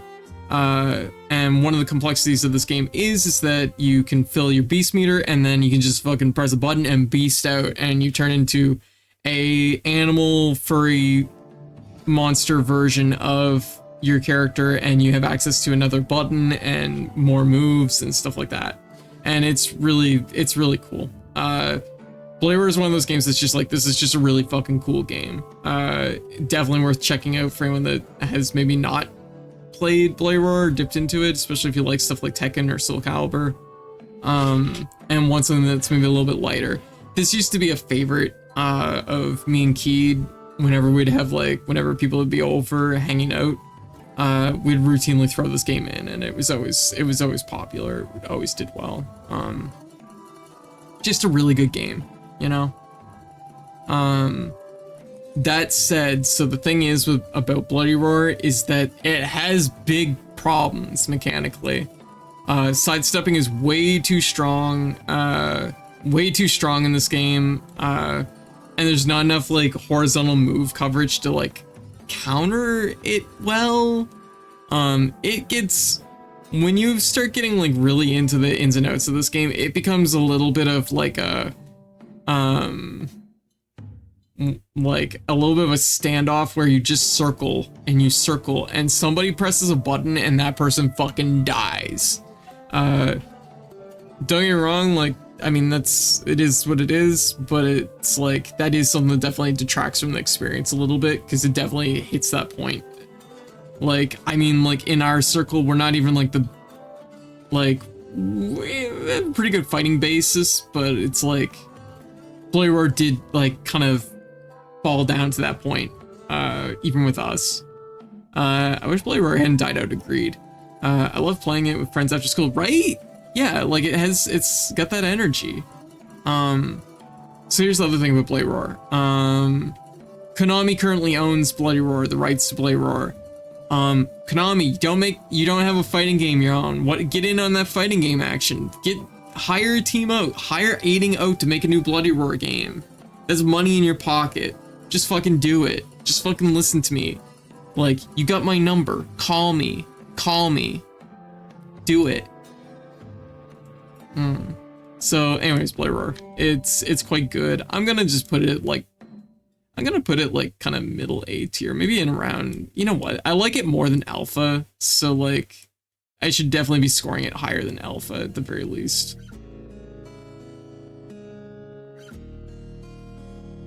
I'll put it right about here. Whereas I'm more popular than ever, exactly. Like, it's just money on the table that you're not, like... It's money on the table, Konami, and I know how much you love money on a table. So... That's a craps joke. Anyway, so, River City Ransom. River City Ransom is the next game on the list. Me and Mike played through it. Aw, thank you, Chibi. River City Ransom is just a classic beat 'em up. And here's the thing about River City Ransom that I'm just gonna say, and I'm gonna just fucking say it. River City Ransom is a good fucking beat 'em up at a time when most beat 'em ups were still like trying to like squeeze quarters out of you. And that's largely because it is a console beat 'em up. Like, I think River City Ransom is like an S tier game because it is just like, I feel like modern beat 'em ups take more from River City Ransom than like a lot of old school beat 'em ups because of just like the nature of the way this game is like balanced. There's RPG mechanics mixed in there. It's just a really cool game. It's really fun. It can be really frustrating by moments, but it's also just a good time. It's not super long.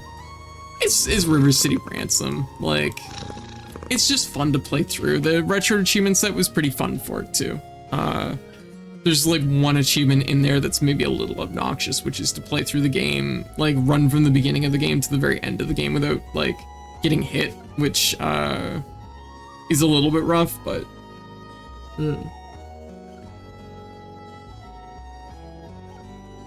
I'm gonna say probably I like it maybe a little bit less than Kirby's Adventure. Maybe. I don't know. These three go kind of about the same. It's a must play. Why they made a sequel to River City Girls. Yeah, like, I mean, River City Ransom is, once again, this is a series that's been around for ages, and we see all kinds of spin-offs of it. And there's a reason for that, because the original is really fucking good. Also very expressive characters, also at a time when, you know, you're talking about NES games where sometimes characters weren't particularly expressive. Like, anybody can picture, anyone that's played River City Ransom can just immediately, like, picture that face that they make when they're like, "Ah, barf," and then the money explodes out of them. Like, you know, it's just, it's a very memorable game. Then for my birthday, so we're up to July 27th at this point. For my birthday, I jumped ahead. We did a little bit of time traveling just because I feel like I was extra good this year. We did a little bit of time traveling. We went to 1999, I think 1999, and played Super Smash Brothers. Or as sometimes known, Smash 64. We played Super Smash Brothers. Big shout outs to the guys in River City Ransom who show barf, right? Right, Jalapeno? Happy New Year's. How you doing?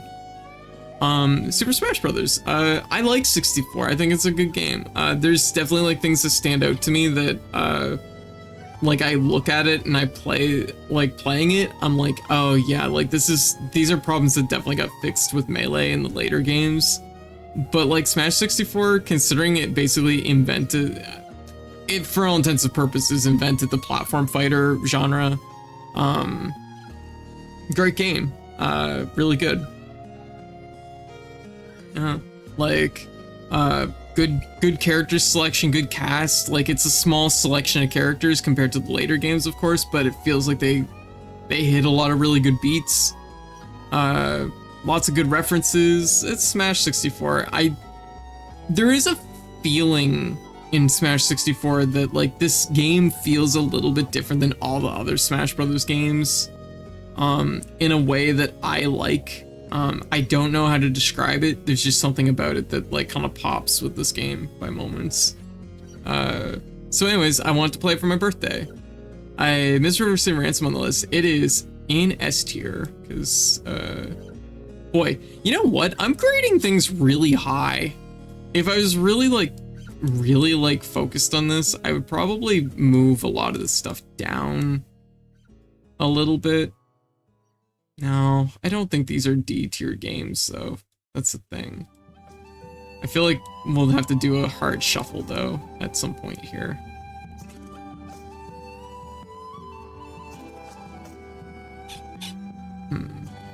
But, yeah. I would say the Foxy's invented platform fighters, but how many people have played that? It's true. I mean, like, there's definitely games that have been around before. I'm trying to think. Foxy's is definitely, like, one of them for sure, though.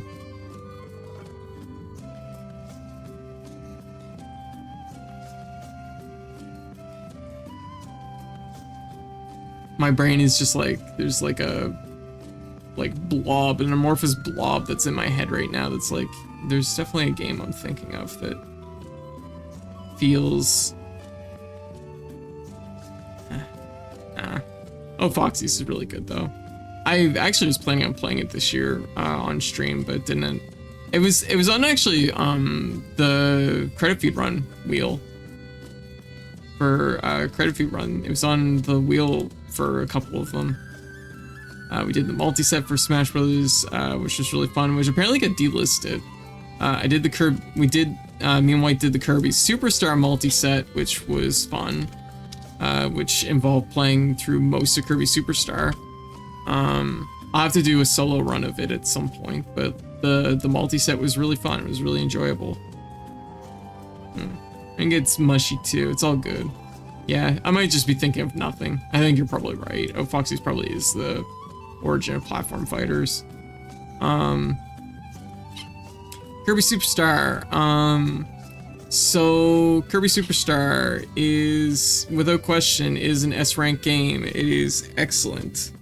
We are talking about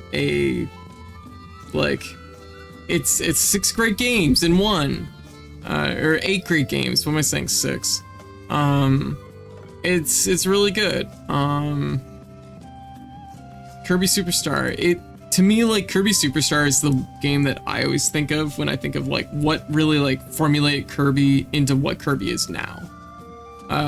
Kirby's Adventure is like definitely what gave him copy abilities and gave us like a standard Kirby game experience. Kirby Superstar is like the explosiveness of like all the good aspects of Kirby. I just think that Superstar is just excellent. There's a little bit of variety in there. There's 8 different, like, I know it's like 8 games that kind of just make up a bigger game as a whole. They have a kind of through line story-wise, which, you know, interconnects them, and they have different abilities and things in each one. And there's a little bit of a different, like, play style in some of them. Some of them are a little bit undercooked compared to some of the other ones, but it's really nice. For a lot of people, I know this is their first experience with Kirby, even. And it's a great game. It holds up even today. It's excellent. Like, goddamn.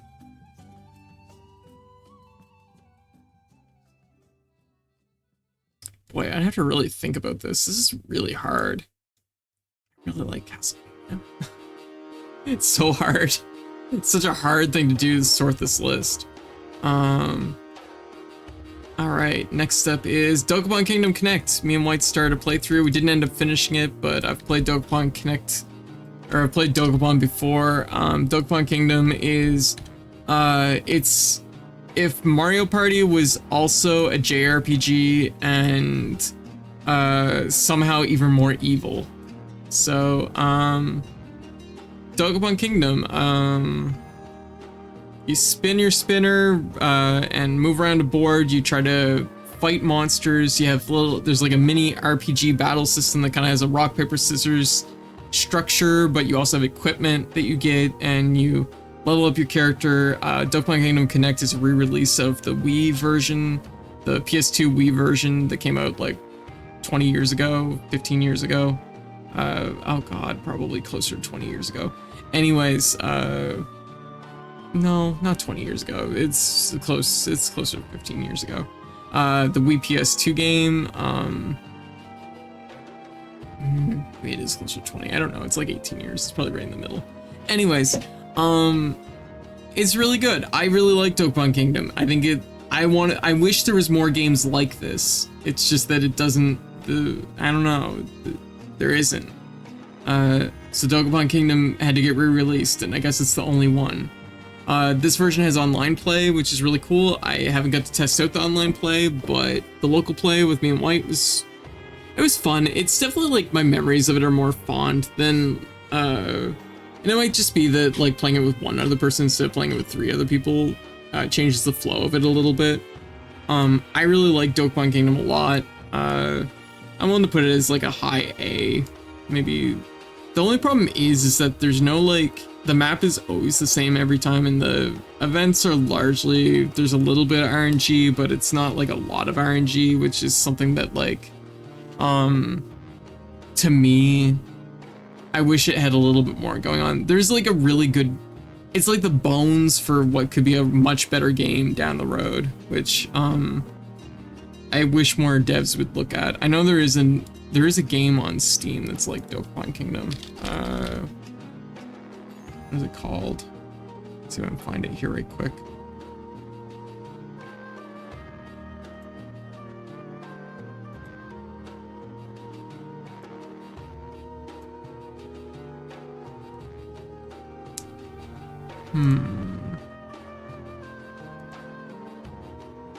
I cannot find it.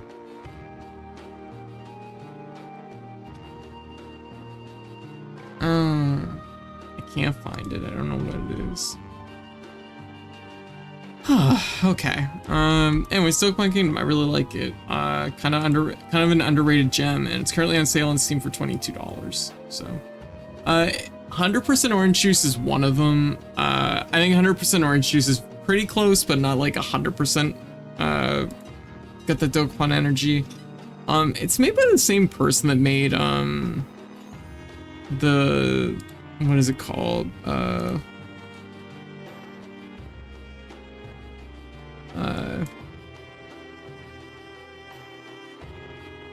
It'll do. It's made by the same person that made that. Let me see if I can find it here. Ludo City. Heartwood Heroes. That's the name of it. Oh, it's currently on sale right now. I have to pick that up. I don't think it has online play though. It doesn't have online play. You could probably do like remote play though, maybe.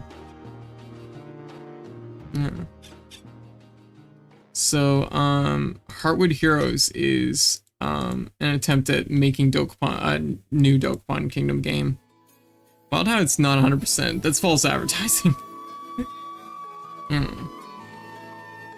Next up on the list, also, yeah, once again, for anyone that hasn't played Dokapon, I had the experience of playing a round of Dokapon though. I do recommend it. It is very fun. Just be prepared because it can get pretty rough. And there is definitely moments where like everybody gets fucking, like, Mario Party is a game where you fuck over your friends. Like Dokapon is a game where everybody got mutually fucked over by like the one AI, or one person has just like ruined everything for everyone for a hot minute. And I don't know, it's a good game. We played Secret of Mana, me and White. We played Secret of Mana. Secret of Mana is a weird one. We did the retro achievements for it. I like it less playing it now. I think it actually got kind of dated in a weird way. I still think it's a good game, but when we played it, my memory had misremembered the way this game's mechanics worked. There is like no hit stun on enemies in this game, so like it's literally you swing at an enemy and then you wait, and then you swing at an enemy and then you wait. Like modern action RPGs has just like completely wiped out my memory of how this game felt, and I think it actually made the game kind of worse. I think like the thing that elevates it up to an A rank for me would be that it's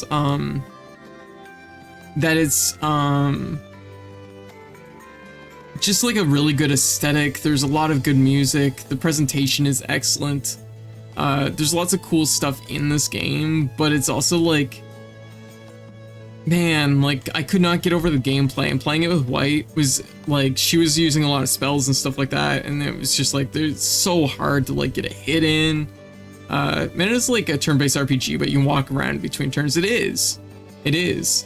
But of course, like the later games have been more like action RPG coded, where, you know, there is a little bit more of an action system kicked in there. And this one, it just feels really noticeable how much it is just a turn-based RPG where you walk around. Yeah. It's like good, but I definitely felt like it slipped a little for me. Like I just didn't feel like I vibed with it as much as I remember vibing with it, because I remember loving the game as a kid. So that was kind of a weird one to come back to. But I think it's also just the action RPG genre has like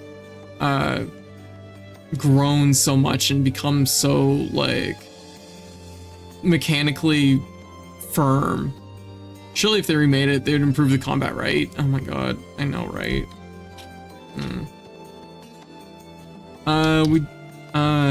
Well, White was here. We did Kirby 64, the Crystal Shards, the multiplayer set.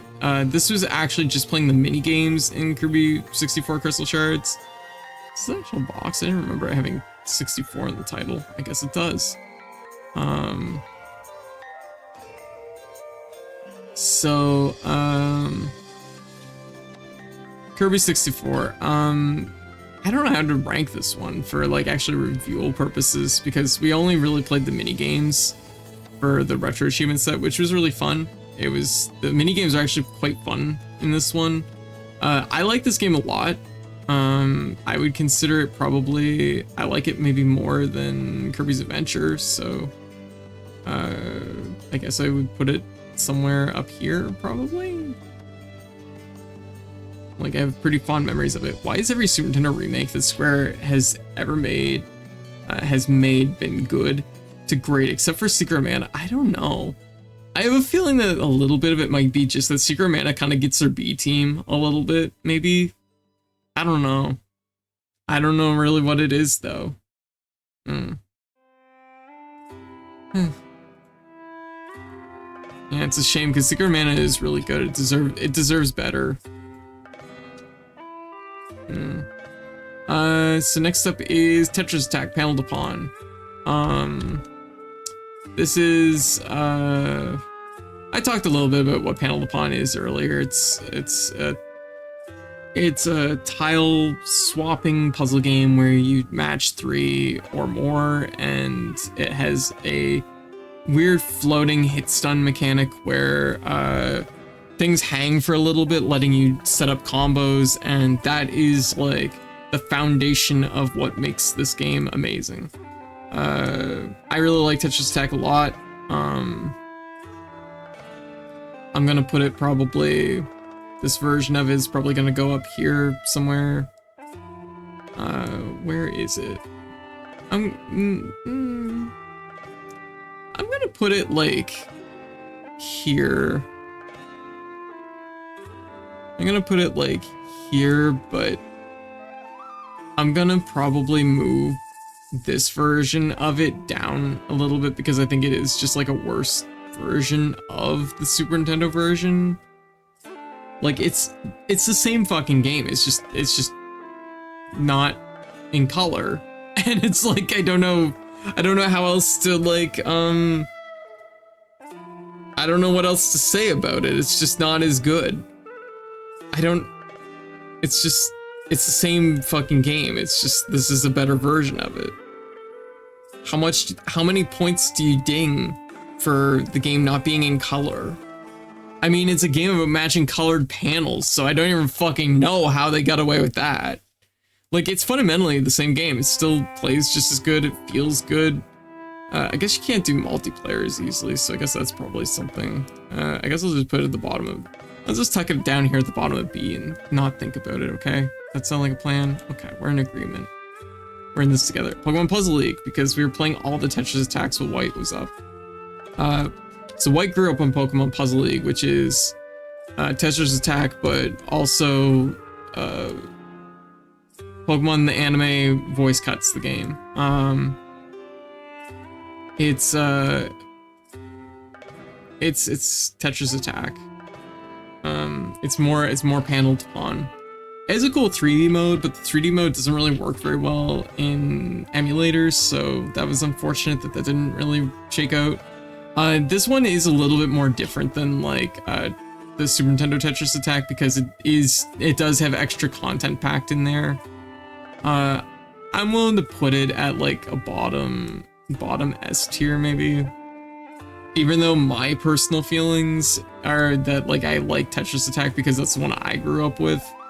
But I'll admit that Pokemon Puzzle League is just Tetris Attack with more content, so.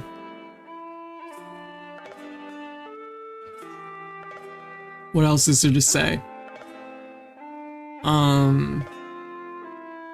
Okay, so we played another fan game, which was Smash Remix, which is Super Smash Brothers or Smash 64. But fans added more characters to it and a whole bunch of other content to it, and it's really fucking good. It's once again fans out here kind of killing it. It's just Smash Brothers but even better. It's like it's as simple as that. It's just Smash Brothers with even more content.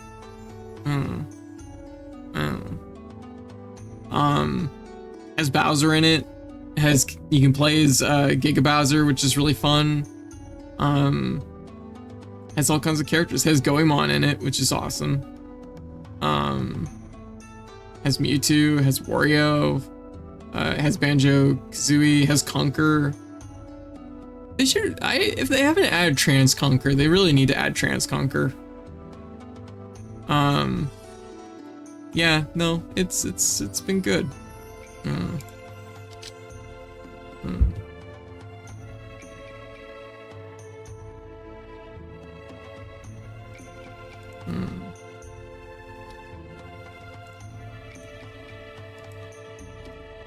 There we go. You might say it's a secret. Oh. Let me see. Just getting a little bit distracted. Smash Remix though. If you like Smash 64, definitely go look it up. It's really good. It's pretty easy just to patch it and play. Oh, it also has Sonic and Super Sonic, so that's also fun. So, and honestly, just seeing them like expand Smash 64 and seeing that like low poly goodness for like the new stage, like adding new stages and all this other content, it's just really cool. Like I just really liked it. It was really fun. We have another version of Twinkle Star Sprites in there. Versus shoot 'em up, kind of like has a little bit of a puzzle element to it. You have to figure out how to like blow up the popcorn enemies so they combo correctly, and you send garbage fireballs at your opponent trying to kill them. So Twinkle Star Sprites. Bloodless, which is another game for this year. Bloodless was so Bloodless is an interesting one. Another Brazilian game. Oh my god. There we go. Bloodless. Another game from Brazil. Bloodless is like a weird one because it's really cool. I like a lot of things about it, and I played the Steam Next Fest demo of it, and I was like, I'm buying this day one because I think this game is fucking sick. It's kind of a retro Soulsborne, almost a retro Soulsborne game where, retro style Soulsborne game where you don't have a weapon, you simply parry your opponents and destroy their weapons and disarm them. It's really fucking tight. And the story, the setting, the atmosphere, the music, everything about this game is pretty damn good. The only problem is that it has this weird hang up where, and I don't know how the dev could fix this. I don't know if they've tried fixing it or done anything with the game since then, but so normally with parrying, the rule of thumb I would use is that if you parry and then another attack comes in while the parry is active, while the parry frames are active, you extend the parry frames. So you chain parry. Chain parrying is kind of a thing in a few games. It's kind of a mechanic because nothing feels worse than parrying something and then having some fucking asshole hit you over the head while you were locked into your parry. You were already parrying this one guy. Like, you know, makes sense that you would give the advantage to the player that you're going to chain parry a hit, a consecutive hit, right? Bloodless doesn't do that. If you parry something, you're locked into some parry frames, but other enemies will come up and just hit you. And like, it feels kind of bad because of that. Like, all the mechanics feel great when they're working good, they feel great. Then that happens and it's just like the struggle starts and it feels bad. And it's not wrong because it's also an option. Like, the idea is you foot around and make sure you're parrying when you're safe to parry. Like, that makes sense. If you chain parry in a game that's simply all about parrying, that's going to be way too strong potentially. So I understand why they went the way they did, but the alternative is that you're footing around waiting for the enemies to sync up in a way where you can parry without getting hit right afterwards. And because of that, Bloodless kind of loses some weird momentum. I don't know. I really liked so many things in this game, but I definitely feel a little bit like weird about it. Like, I don't know. It didn't. There's something there where it's like I don't know how they would fix it, but I wish they would because the game was so good otherwise. Here's an oldie, one that I didn't play on stream much, I don't think. I might have played it on stream once. Yoshi. It's the Yoshi puzzle game where you're Mario and you're holding 4 platters and you can rotate 2 platters and swap them, and you gotta get the enemies inside the Yoshi eggs. You have 2 Yoshi shells and you gotta match top to a bottom and it eats all the enemies in between. And you make a Yoshi. That's how you make Yoshi. That's how Yoshis are born. I have a lot of nostalgia for this game because I owned it briefly. I've played it a lot. But as a puzzle game, this game can give you bad RNG. It's not great. Like the RNG in this game can actually like ruin you at a lot of different points. It has to be technically worse than Dr. Mario because it's more flawed than Dr. Mario. That's how Yoshi works. Yeah. But the thing is, this is elevated because I actually like the core idea of the game of assembling Yoshis, of assembling the eggs and making Yoshis. Like, that's a really fun thing. Drakey, how you doing? As I blew up to 40-ish games last year. 255? Oh, yeah, it was a big year. We played a lot of games. It was so many fucking games. We're making a list and I'm definitely not checking this twice. Once this is made, I'm going to put it in a bottle, and throw it into the ocean. Like, I don't know. This shouldn't exist.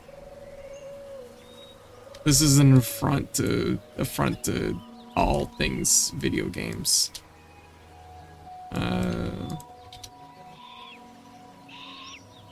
Okay, next up is another big one. Question is, are you counting UFO 50 games individually? I'm counting them all individually. Because UFO 50, I think every game there, if it was a folder full of EXEs, that would have been individual games. They're all very well thought out. They're all very full experiences, so I'm absolutely counting them all as individual games. But it is only 25 games on the 255. Mother. We did the retro achievements for the Mother, for Mother 1. I've always liked Mother 1, but I feel like I gained more of an once again, this retro set gave me more of an appreciation for Mother 1. There's some cool things in this game that just like, I didn't even know, and the retro achievement set like taught me them. It's strangely more open world than Earthbound. Me and Liz talked a little bit about this.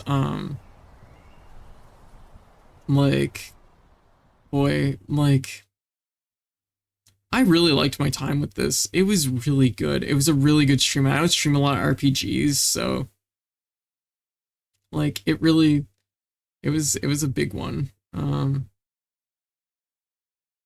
Kami, how you doing? Also, yeah, Drakey, Kami. Happy New Year's. Happy New Year's. It's 8 hours in. We're 8 hours into this, so we're doing pretty good.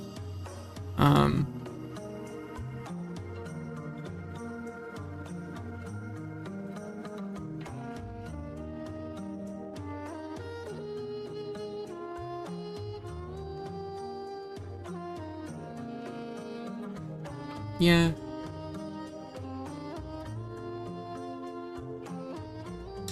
The thing is Mother 1 is one of those games where it's like impact is like,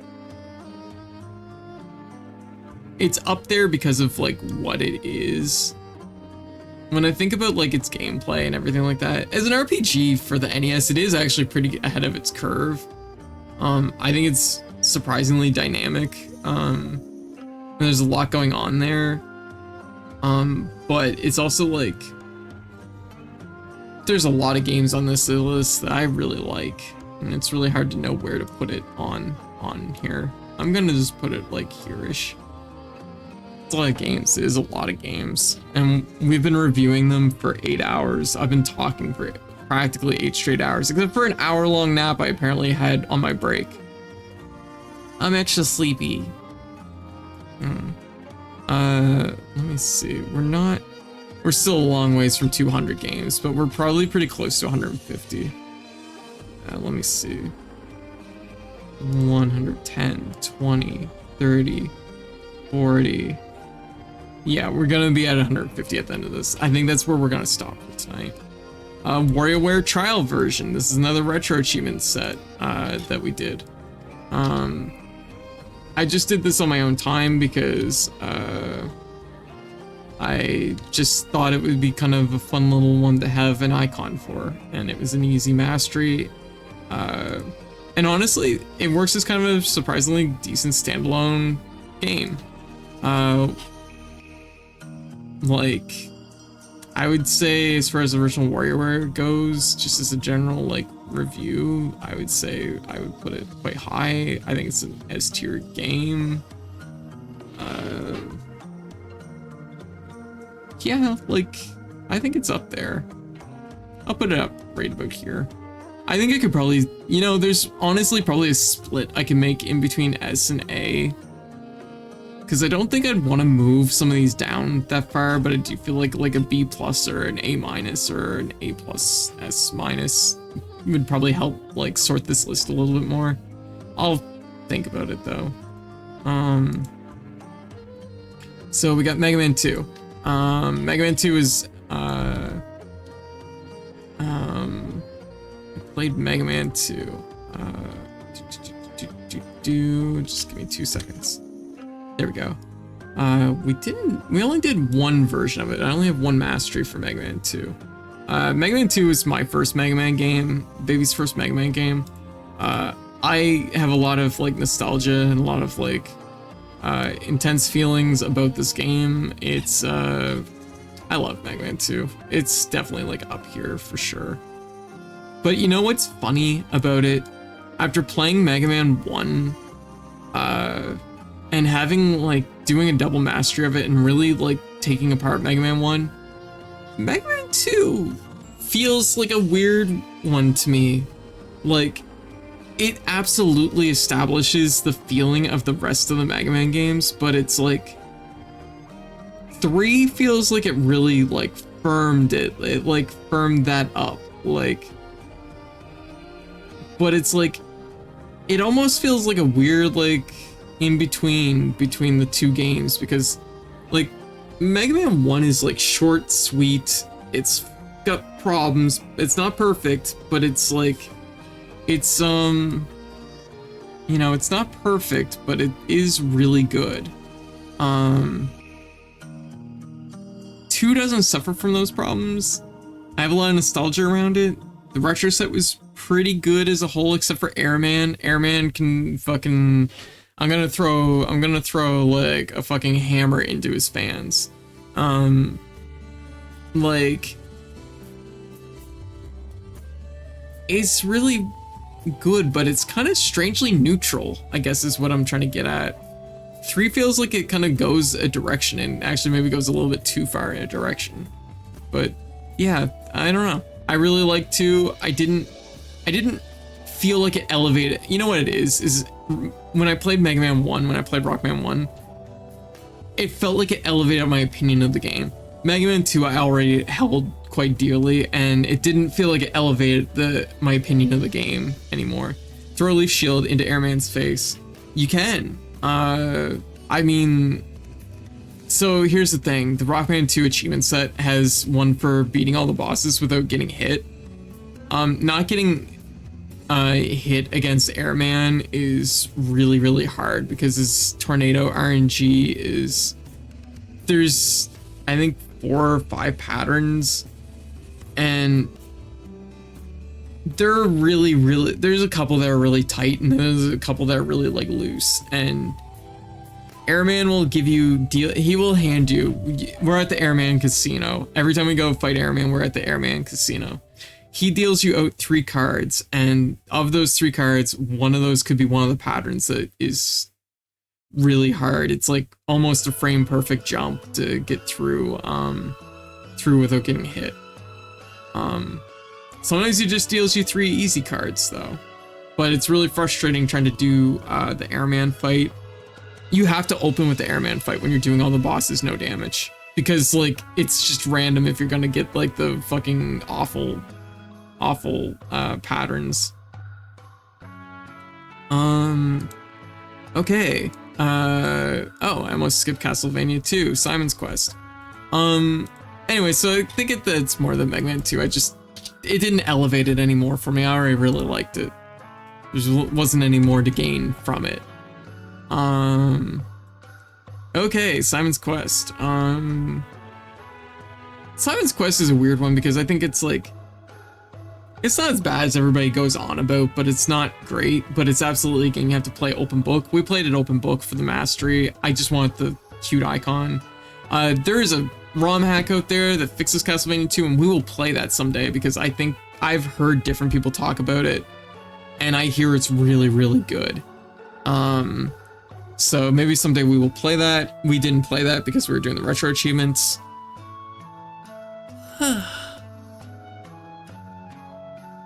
We were doing the retro achievements, and yeah, it's Castlevania 2. It's not great. If it wasn't for doing the retro achievements and wanting the full set of Castlevania 1, 2, and 3, I wouldn't have probably played it, honestly. Even when you do play it and you know exactly where you're going, it's not super engaging.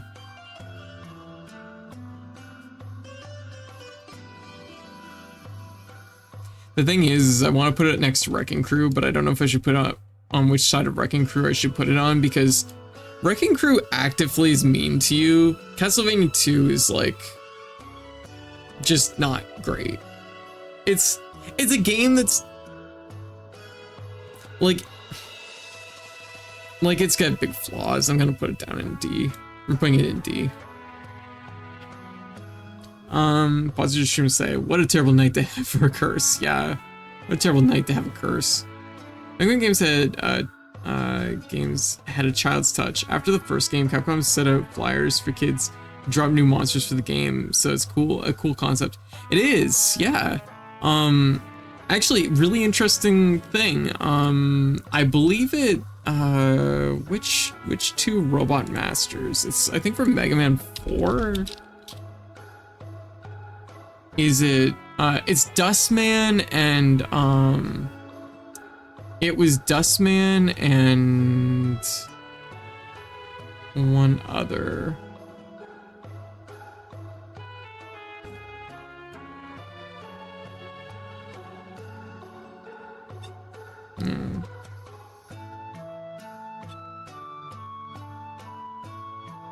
No. Maybe. No, it's Dustman and Crystal Man. Yamamoto? Oh, is it?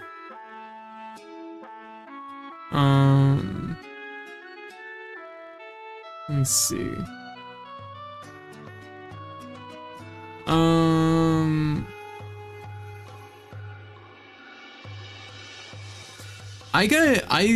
So the creator of One Punch Man actually designed 2 of the characters for Mega Man 4 and 5. Also participated in the contest for Mega Man 3, although his submission Double Man didn't win. Well, that's interesting because there's a Gemini Man in 3. Yeah, the creator of One Punch Man actually made characters for Mega Man 4 and 5, and this is like when he was a kid. So that's actually really cool. Way before he was doing manga, he had submitted Dustman and Crystal Man to, and apparently an unused boss Double Man to Capcom. That's wild. Yeah. So yeah, pretty cool. Pretty cool. Next up, we did just a mini achievement game. I don't know how else to take a picture of this one because I'll just take a picture of the icon. We'll just put that in there. We'll see how that works. There we go. Katamari! Explanation mark. This is a retro Atari version of Katamari that a fan made. It's meant to boil down the Katamari experience into for the Atari. I don't think it was very good, unfortunately. It's cute, but it's very much just like I played it for the cute icon on retro achievements, and there was not a lot else going for it. I feel bad because I'm sure somebody was like, it was their passion project. But it's not great. It's not flawed though. It's flawed only in that it's not great. I'll put it right here next to lore. This game is getting such a raw deal. Okay, Hatsume Miku Bomb Squad, which once again this is actually an original homebrew game. Just gotta find it here. Original homebrew game for the Game Boy Color. You're helping Hatsume Miku because she's joined the bomb squad, and it's just a little puzzle game. It was actually pretty good. I liked it. I don't think it's very I don't think there's a lot of depth beyond just the puzzle game. I think they could have dialed it up a little bit more, made a little bit more going on, but it's pretty good. I would say probably right about here-ish. Right in this range.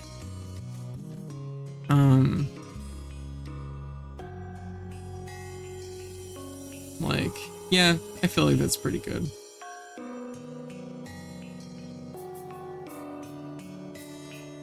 And last game we're reviewing tonight is apparently... Oh, actually, you know what? We have to go at least one game farther than this. Luggage Retrieval Officer, which is another homebrew game. This one for the Game Boy Advance. It is, for anyone that knows the physical game Rush Hour, where you have little cars and you have to slide them around and try to get them out of you have to get the red one out. It's that, but it's luggage on a conveyor belt thing, and it's pretty good. It's a nice little puzzle game. I like it a little bit. I would say I have a soft spot for Rush Hour, so I would say I kind of like it more than more than a lot of the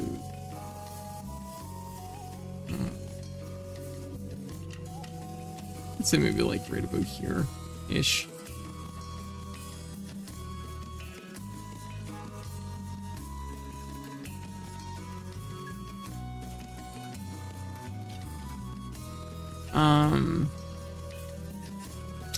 Okay. Haunted Castle Revisited. This is the one we're gonna end on tonight.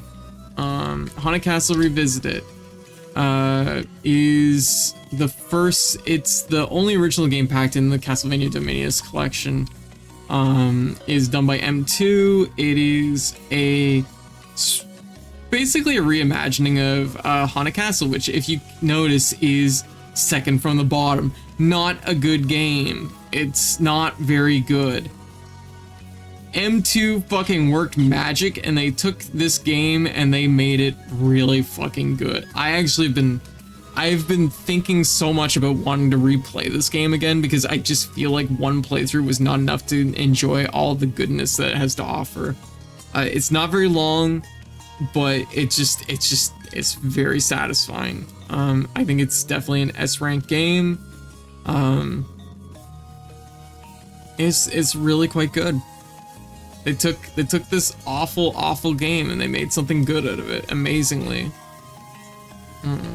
So that's good on them, you know. Damn. So that takes us up to October. I just don't have it in me to do the final like 60 games. That's like, no, that's the final 100 games. Not right now. Well, I'll chew on this over the next week, I guess. I'm not in a rush to do them all. This is our list. I guess news. I gotta zoom it out a little bit so I can take a full picture of it. I haven't picked a game of the year. I am sorry. Man.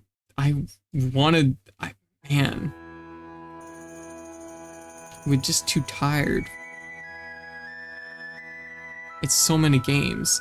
I mean, to be completely fair, last year I played 150 games. So like I'm doing this show last year, this is where we got to. Okay, you know what? We're gonna hard cut here. Use my think bean too much.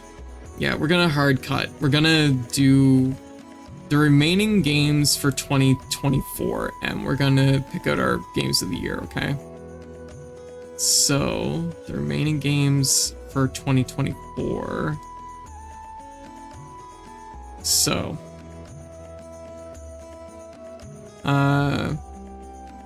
Castlevania Dominius Collection. So we're in a weird, this is a weird thing that I've been weighing out. I don't know. Yeah, I did so many more. Yeah, it was a really full year. I don't know whether to count the collections as collections or count them as individuals. It feels weird to do it both ways, you know what I mean? So I don't really know. I'll just, you know what? I'm gonna count them both ways for the time being, and then we'll see how it feels. So we got Castlevania Dominius Collection.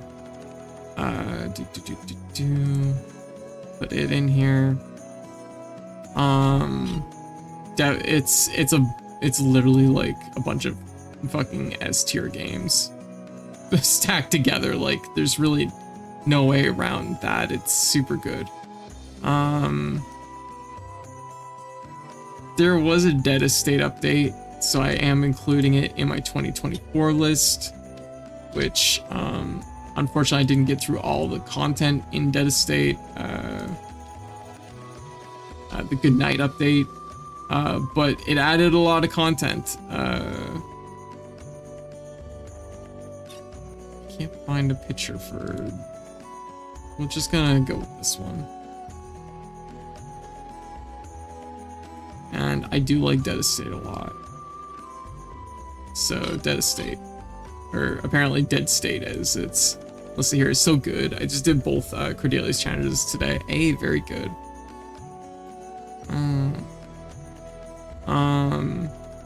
Player Nui Quest.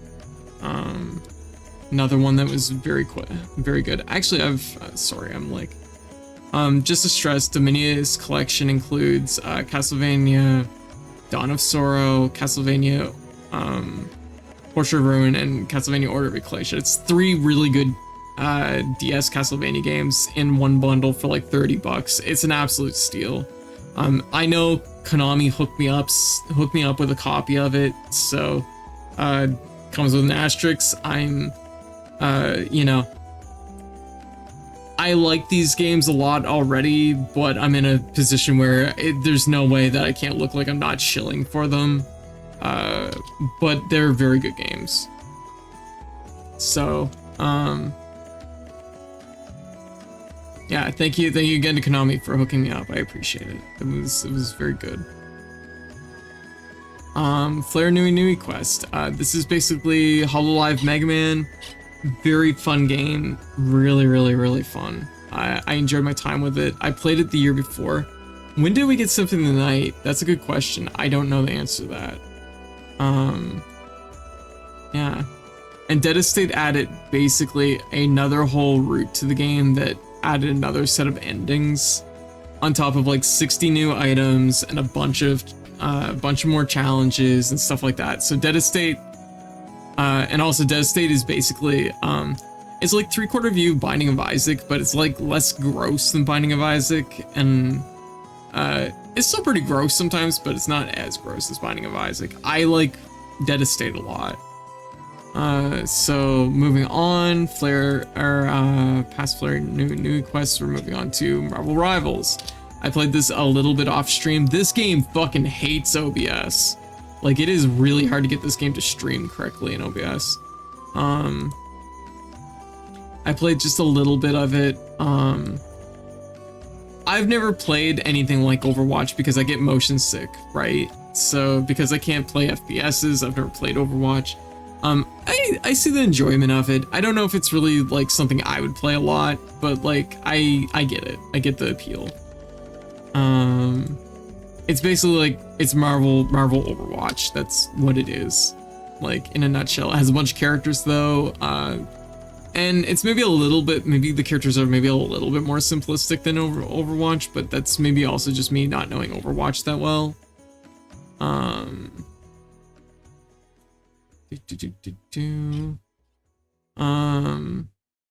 Next up is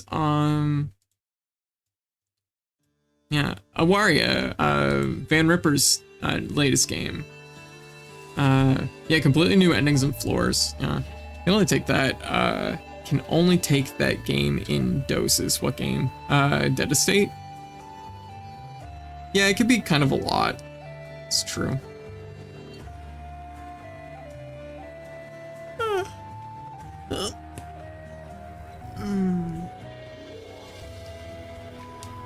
Oh, Rivals. Yeah, no, that makes sense. It definitely feels like the type of game that people probably have to decompress a little bit on afterwards. Okay, Awaria. Awaria is Van Ripper's latest game, the creator of Helltaker. You are an engineer, maintenance worker, having to fix machines that keep the ghosts away. But we're all really gay and we're not really trying that hard to keep the ghosts away, and they keep smooching us, and it's really good. It's basically, I thought about this afterwards. For all intents and purposes, Awaria is kind of like a modern day Game & Watch style game where you're, every machine breaks down and requires a certain part, and you have to go to the right location to collect up the right part for each machine, and you just have to quickly cycle between like grabbing parts, restoring, like making new parts, and putting them in the right machine while running around, while dodging ghosts that are trying to kick your ass and kill you. And when you succeed, you get to smooch ghosts. Yeah, Megami, how you doing? Awaria is great, and I'm gay for Zafia. Aw, very good. Awaria is really fun. I really like it. I think it's a step up from Helltaker as far as gameplay goes. And when I think of it as being like kind of like a modern day take on like Game & Watch, a Game & Watch style arcade game, I think that kind of is sick. The game is relatively short. It does get quite hard. The final stages on hard mode are really quite tough. But I really like my time with it. I'm gonna just put it in probably, it is definitely like a light serving though. Like I finished and I was hungry for more. By the way, Awaria is a Polish word. I read it like you read V. Awaria? I have no idea what you mean. It means malfunction. Oh, cool. You read W like you read V, so Awaria? Question mark? I don't know. Anyways, it was really good. I really liked it. Oh, it's also a game of 2024. Yeah, well, good to know. I didn't know that. Let me see. So, Uncle Chop's Rocket Shop. Okay, so this is one that like kind of hurts a little bit because, Uncle Chop's Rocket Shop is really, really cool, but we haven't got to play it enough for me really to, I think, rank it you know, correctly. I feel really, really bad about that. And once again, this is coming with, gonna go pass out. All right, Bahamut, you have a good night, okay? You take care, and Happy New Year's. Yeah, yeah, I want to see more of this one. Yeah, I want to play more Uncle Chop's Rocket Shop. I'm like folding my arms and they're just going weird. This is a game where you basically work at a spaceship service station. You do things like refueling them and fixing broken headlights and things like that.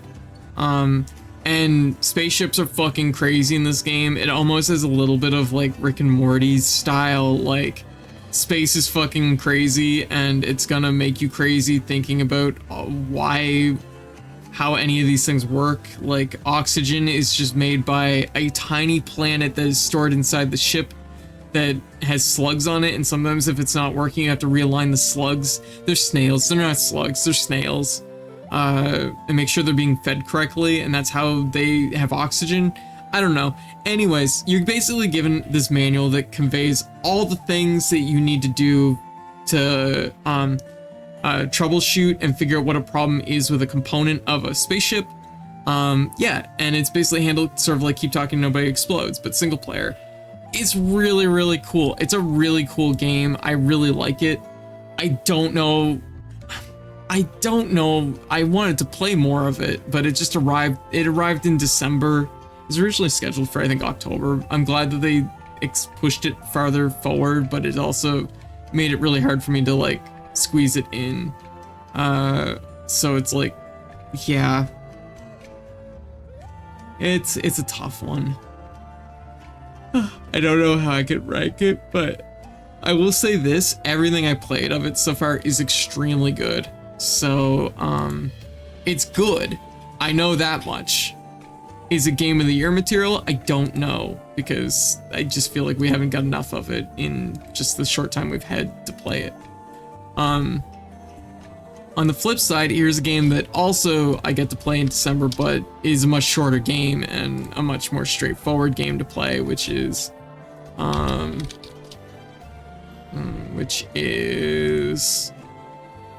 also, yeah, Distress, Uncle Chop's Rocket Shop is a roguelite, so there's a lot of randomized elements to it that you have to take into account. So it's Keep Talking Nobody Explodes as a roguelite, a single player roguelite, and that's really fucking good. It's a great idea. So, yeah, next up is Kitsune Tales. We just got through playing this, and Kitsune Tales was excellent. I really liked it. It's basically a modern take on Super Mario Bros. 3. It's about gay fox girls, and it's super fucking cute. And the main character Yuzu the game plays like Super Mario Bros. 3 when you're playing her. The stages are good, the music is really good, the animations are super cute. Everything about this game is super fucking cute. And then there's a second character that takes the game and just like fucking dials it to 11, and I think that's where the game really shined for me. Like, I think the game was even better when we switched to the second character. Kitsune Tales absolutely has my recommendation. If you like platformers, definitely look it up. It's worth your time. Also, Asterix, I do know one of the devs, Liz. We all know Liz here, basically. So there is that, I guess. Does that sway my opinion of it? I don't think so. I like Super Mario Bros. 3, so this game was, even before I knew Liz was working on it, I had it on my radar.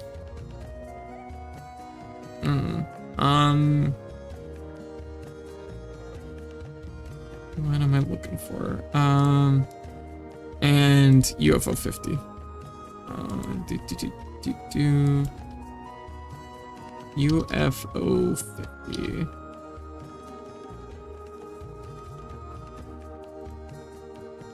But yeah, so unfortunately we're not gonna get to every game tonight because let's be real. This style stream worked for the past couple of years because the most games I streamed was 155, I think last year or whatever. So streaming 255 games this year, we would be at this for like another like 4 hours, like minimum. So that's why we're jumping ahead to basically picking out our game of the year. Because don't get me wrong, I love, it's too many video games. I wasn't thinking about the fact that it's like, oh yeah, 255, that means it's just gonna extend this whole thing out even longer. I should like Kitsune Tales on paper, but I played a little bit of it. I played, and the way it played out hit me wrong somehow. It's, there's some subtle oddities, like strange hitboxes. Yeah, there is some weird hitboxes in it. I will say that there is like some quirks to it for sure. I definitely hit a lot of those I ate a lot of those like really weird hitboxes early on. So like I did notice it. But like overall I think the experience was really good. I enjoyed it a lot. The only thing that felt weird to me was I didn't like, there's a weird like plot thing that I didn't 100% like get, but I kind of get it, but I don't know why everybody blamed Curie for the monsters showing up. I don't know. Anyways, mentally, it's like, I think it was good. I liked it. And I think there's like a good, like, I like Yuzu's dynamic. I like Yuzu's mom's dynamic. And, just double checking this. Yeah, that's everything we played this year. So I'm gonna minimize that. And I like Curie and Akko's dynamic too. So I really enjoyed my time with it.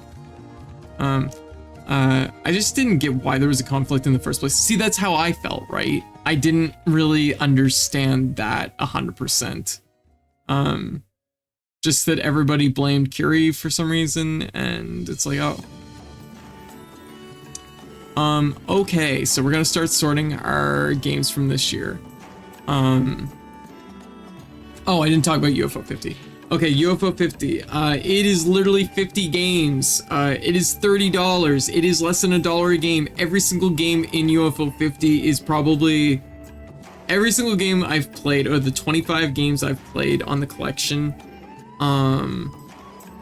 I would say only 2 of them are maybe below an 8.5 or below an 8 out of 10.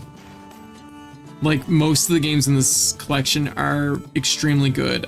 It's literally, it was such a gift. Thank you so much to Hogloom for hooking me up with a copy of it. I've loved UFO 50 so much. Like, there's so many good games in this collection.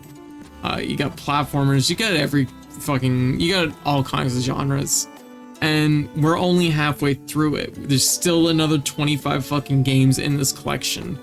And I feel like, having played the 25 I have, I still know that it is a contender for Game of the Year. Was a decent gaming year, it was. There's a lot of good stuff here. Okay, so right away, the games that I'm sorting out that I will say are not going to probably be like a thing for me. I'm gonna say Rivals is probably a low A, maybe a B, B+. It's not really my type of game. Like, it's fine, I guess. I should put it where I like it though, which is probably closer to like down here. I probably like it less than this. Okay, Zetzillions, no. Europeater Shorts. Europeater Shorts, I liked it, but I did find that one section with the fans really pulled the whole experience down for me by quite a bit. Okay, my throat is just dying right now. Just one sec. I'm gonna be right back. I'm gonna get some water.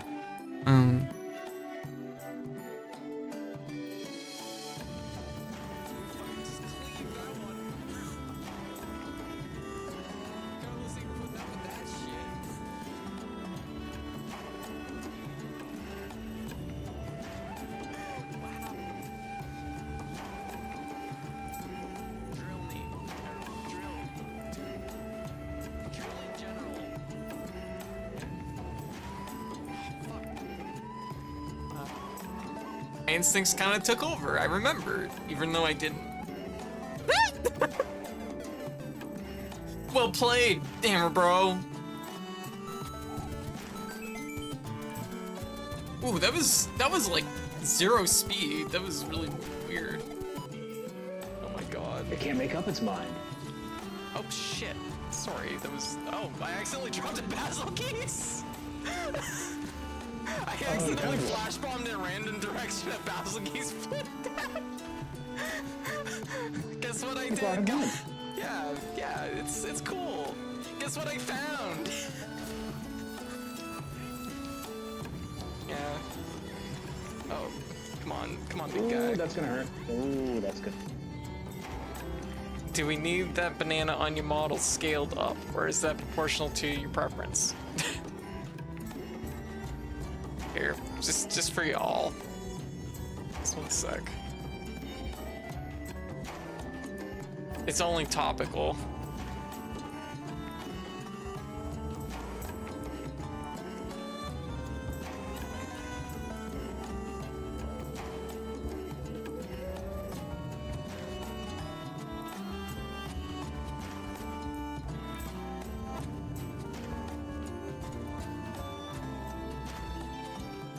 There we go. Okay, there you go. We're doing pretty good today.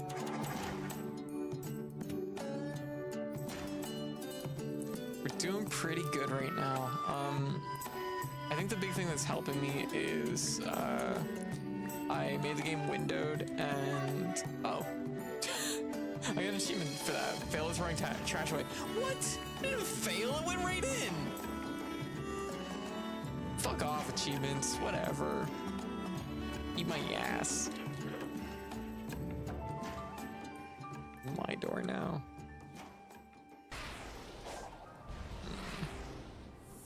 Oh, ninja. I mean, it's kind of, actually, honestly, I'm not gonna lie.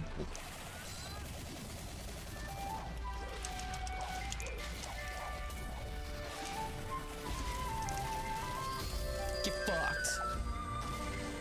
I can't believe Sonic is the new Dante. That's wild. Sent you something stupid that I made? Okay. I'm like, you don't make stupid things. Oh, what the fuck is that?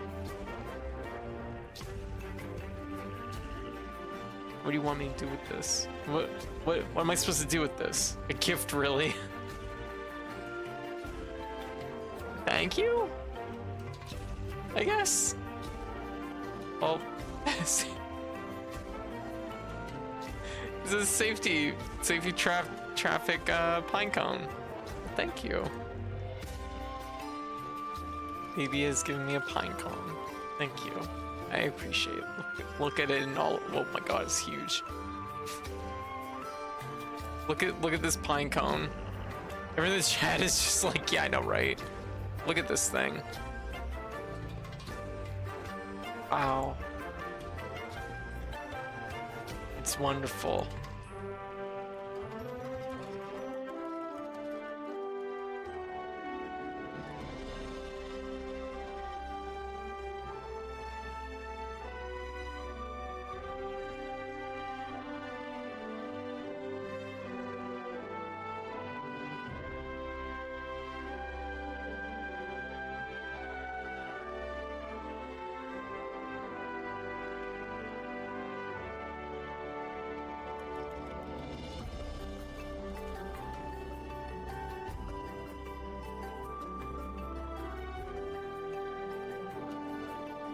Yeah, alright, I'm back. Sorry about the sudden break there. Sorry about that. Oh yeah, no Klitschko? Alright, you have a good night, and Happy New Year's. Alright, yeah, I could just feel my vocal cords, like, dying. And I'm like, we've been talking, so like, the thing is normally when I stream, like, I talk a lot, let's be real, but this is like a constant stream of talking, which is like definitely like running me down a lot harder. So I can feel my vocal cords like shredding a little bit. And that's pretty normal for this. But yeah. So I made sure to go out and get a drink of water and get something that I could soothe my vocal cords with a little bit.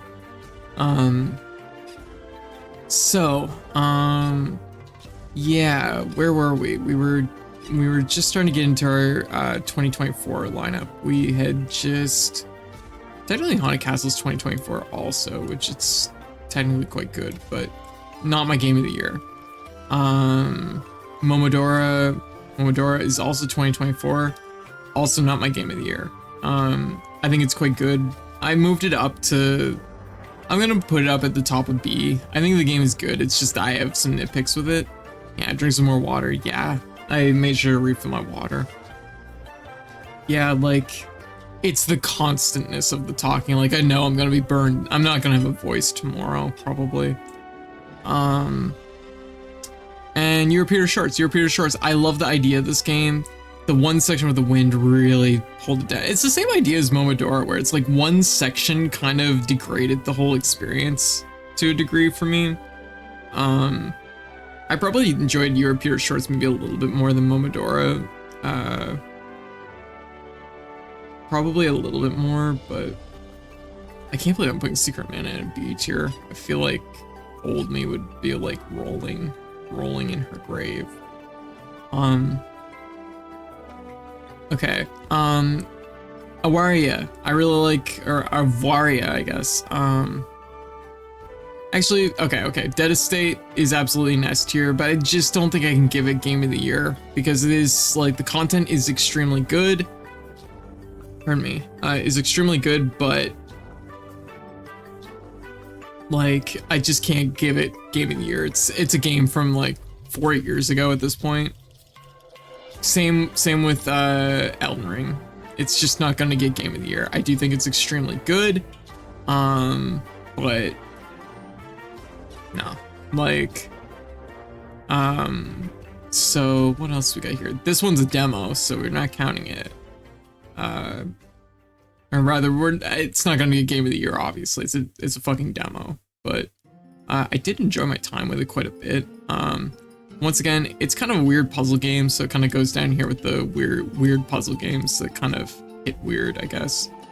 You know what? I'll put it like probably like right here-ish. Maybe in around here. Okay.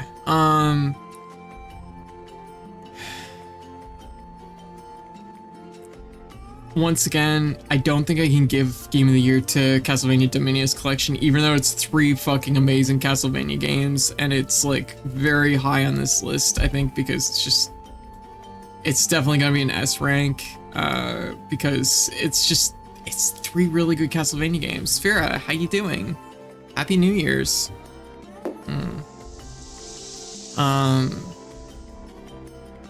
So I can't give Game of the Year to Castlevania Dominious Collection. Once again, 3 extremely good games. The collection's an absolute steal. But yeah. Dojo Masters was good, but I feel like I need to probably play it more, and my general experience with it was probably like a low A. Probably right about there.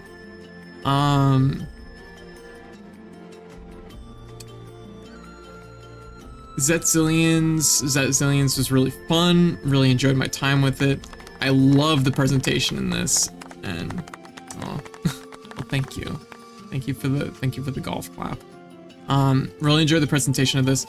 I do feel it's a little bit undercooked. I feel like there's more that they could definitely do with it. I dial it up a little bit further. I would say it's definitely probably the top of my B tier. Multiverses. This game originally came out 2 years ago. It's not winning my Game of the Year this year for sure. The version that we've gotten is definitely like worse, but I don't think it's like unredeemable, and I definitely think they could bring it back. It's just like, it's just not great. Like it definitely like falters a little bit.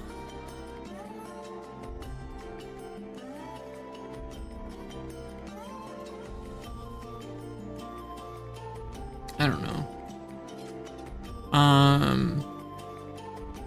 Celeste 64, extremely good, but probably not my game of the year. I really like it.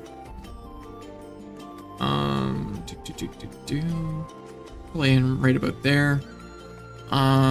Buckshot Roulette, I had already prior placed it here. I really like Buckshot Roulette, really like it, but oh, Balatro is also one that could have been up here, but Balatro, there it is. Put it up here. I'll have to think on it. Nightmare Cart, Ring Racers beats it like handily, unfortunately. It's good. It's good, but it definitely needed a little bit more content, I think. And some of the mechanics do feel like a little bit undercooked. Like I feel like the drifting doesn't feel as smooth as what I would like. There's like a little bit of like a clunkiness to some aspects of it. So I'm gonna put it probably in B tier here. Russet Moss, the game originally came out last year. It was my game of the year last year, so I don't think I can really give it game of the year this year. It is a game I like a lot though. I definitely think it's like up here.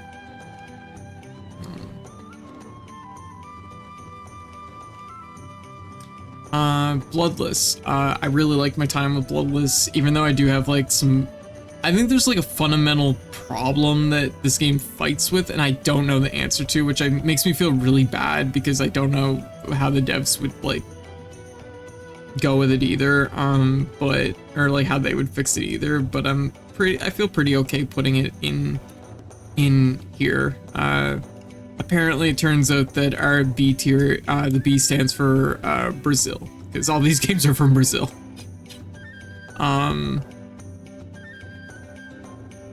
So Awaria I really like. It's like a modern day Game & Watch game if it was dialed up to 11 and it was hyper gay. I'm really about that. That's strong pitch.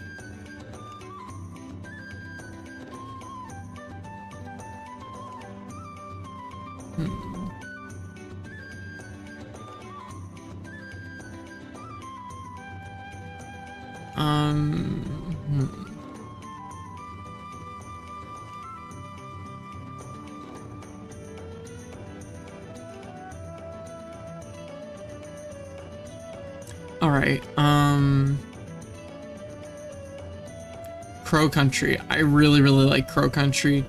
Fun twist, great atmosphere. I love the low poly look. Just a really cool game. I think like Crow Country, just once again, it's like a game that just like I think it needed like a little bit more content or a little bit more difficulty, one or the other, just to like give it a little bit more chew. It's a game that kind of lacks chew, I guess is what it comes down to. Let me see.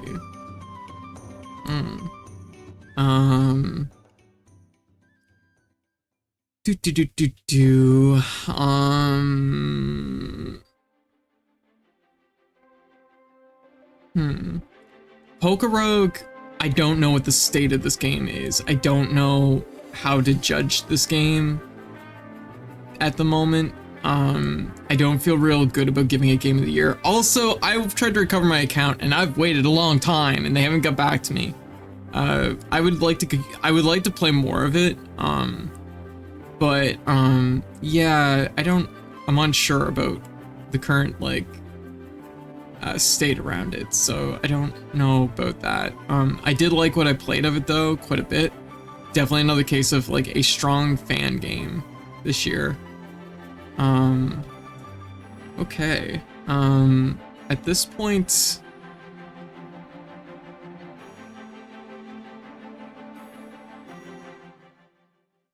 I like Balatro a lot, but I don't know if it's my game of the year. I think Balatro is probably like in around here-ish.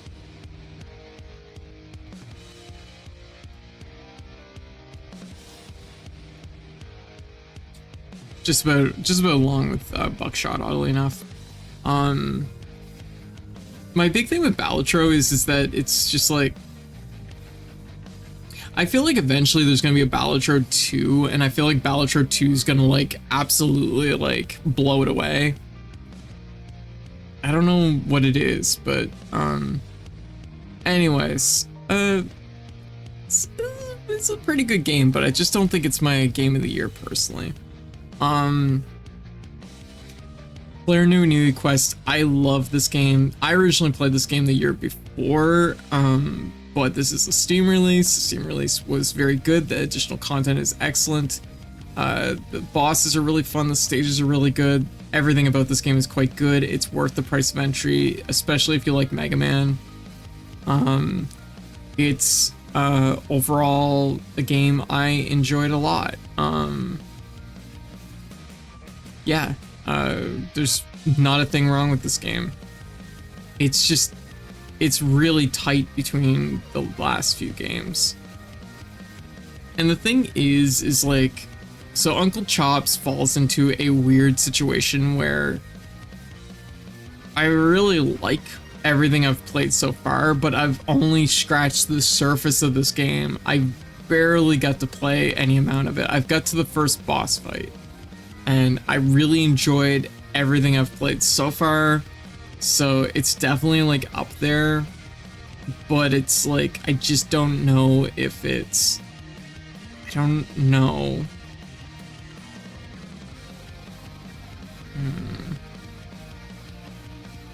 I think I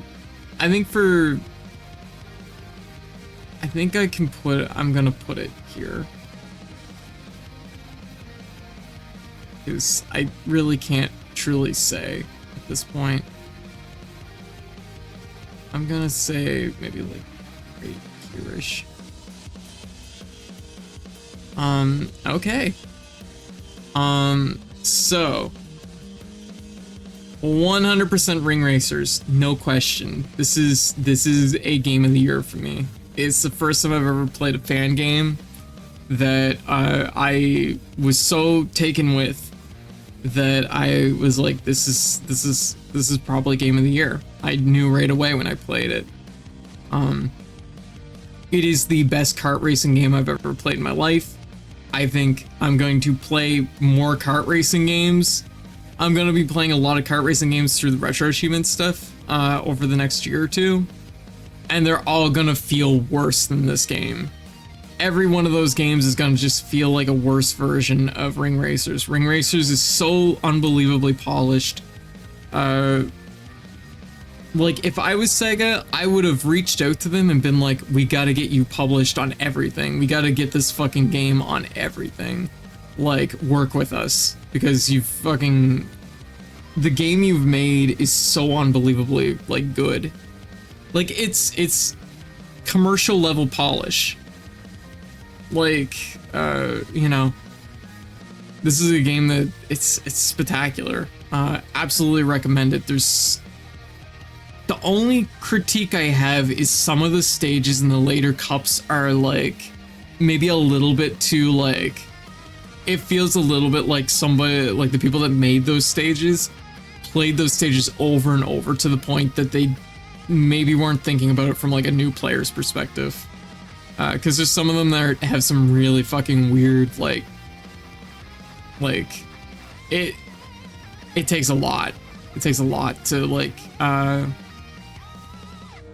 don't know, like there's some of the stages that just don't feel great because they're just like so fucking dialed. Somebody's like been really dialed in, like playing them and giving feedback, I think. Okay, so UFO 50. How do you pick 50 games? So here's the thing.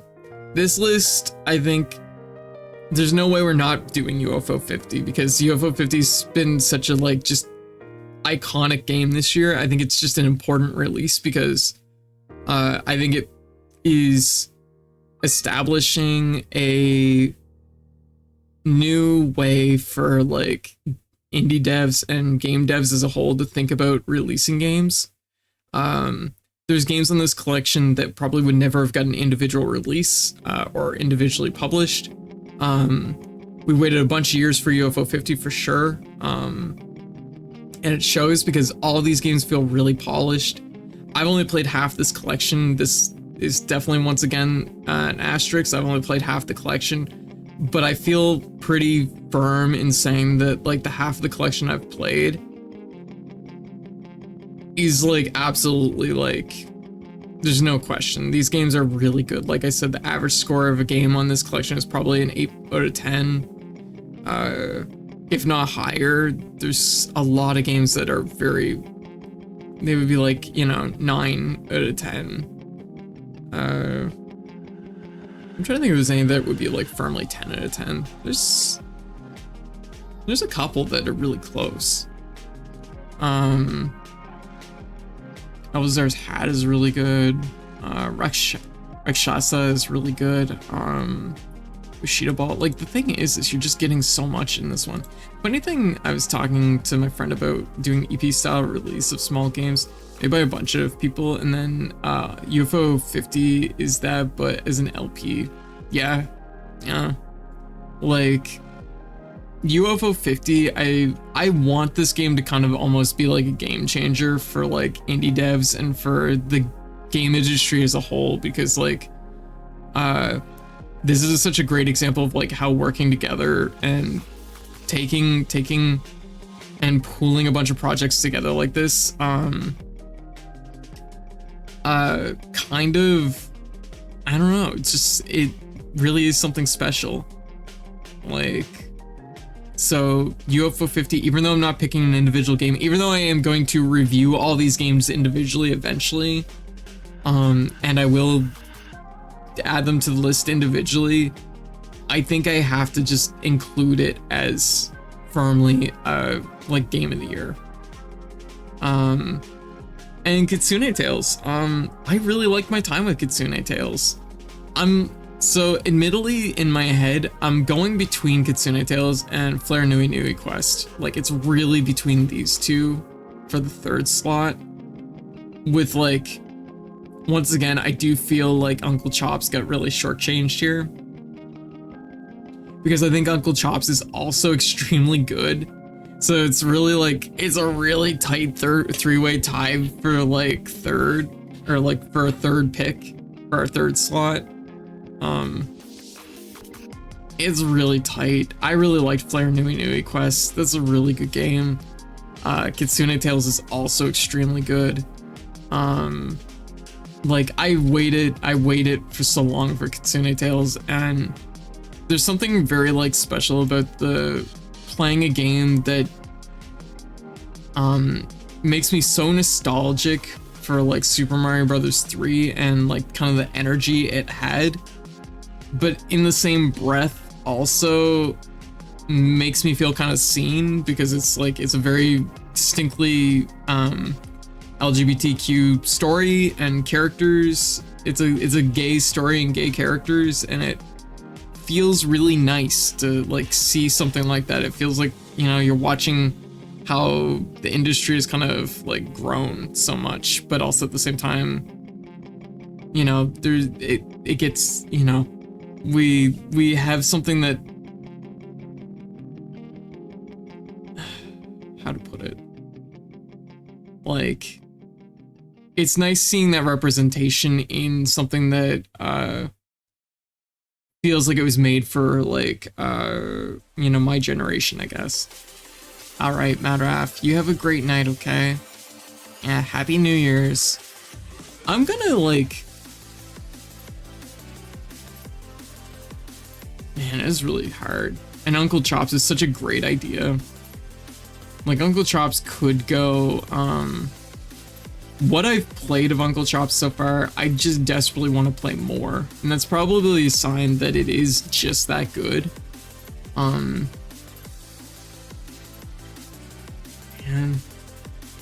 I might just weigh this out, sleep on it, you know?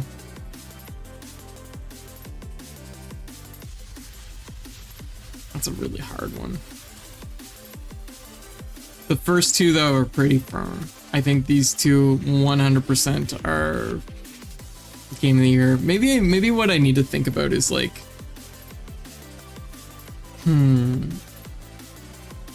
what like come, it's so weird too, because like the thing is it's like there's a lot of good games this year.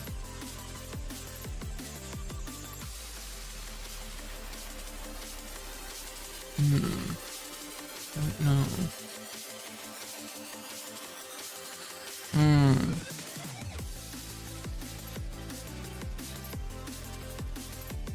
Man, like if I had like a second row, it would be like these two and then probably the next three. You know what I mean? So maybe that's just a sign that maybe it's just 2 games this year. I don't know.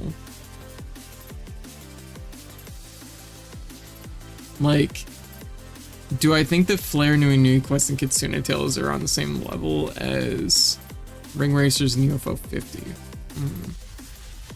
And Uncle Chops. Is Uncle Chops on that same level too? I don't know. You know what? I'm gonna...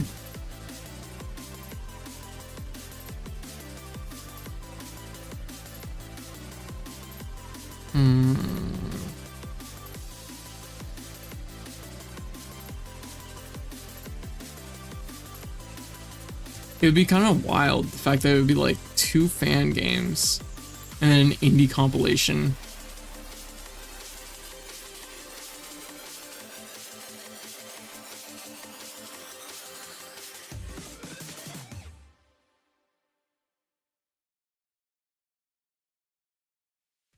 I'm gonna go with Flare Nui Nui Quest.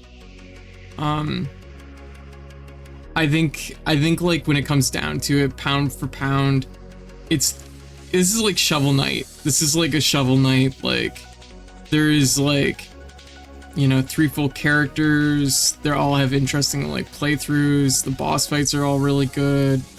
I think I could go Flare Nui Nui Quest. Kitsune Tales is extremely good, and I would definitely put it up here, probably right along with Mario Brothers 3. Like, I think I gotta go with it though. I had a really good time with it. Yeah. Uncle Chops, once again, I might have to, I'll have to think about that, but like, when we play more of it over the next week or 2, we'll probably know for sure. We'll know for sure if I need to like revise my picks, but I think the thing is Kitsune Tales is I really like my time with it. I love everything about it. It is really, really good. Still 100%, this is definitely, it would be probably the runner-up in this situation. But when I think about like Flare Nui Quest, it I think the pure amount of like, it's a special vibe because it's also a Mega Man game, right? Like I really like Mega Man.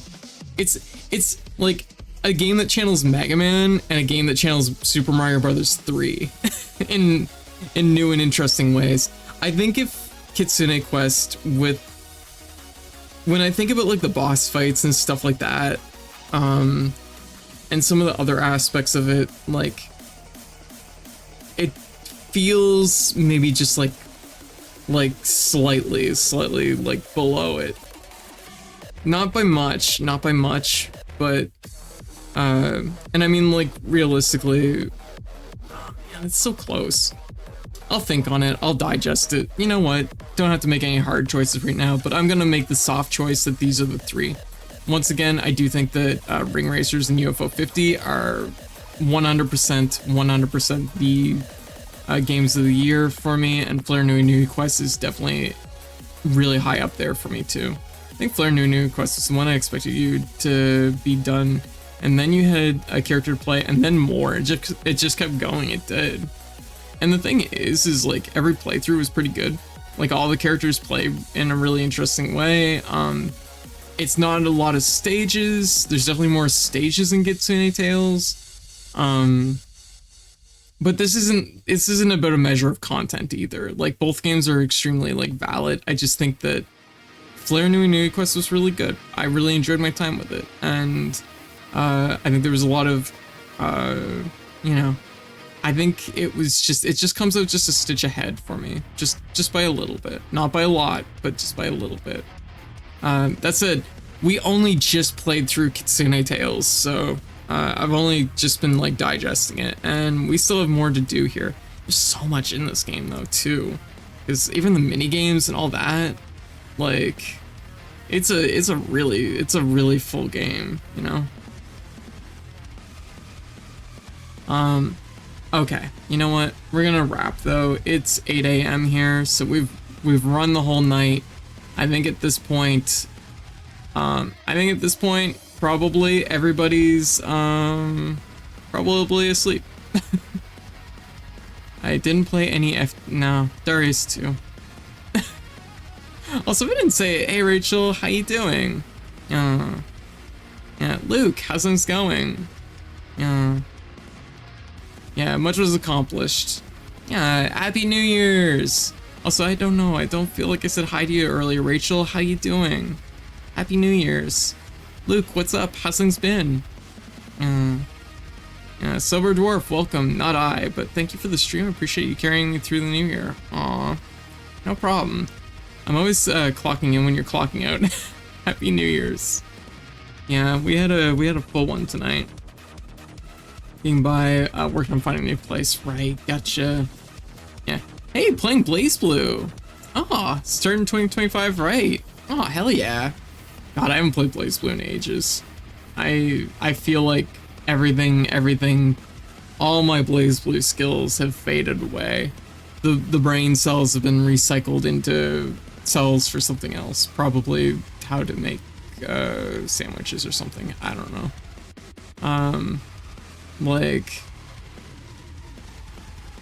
yeah. So I'm gonna say this is our like soft part 1 of this, because we only did 150 of the 255 games we played this year. It's been so many games, but I wasn't thinking about the fact that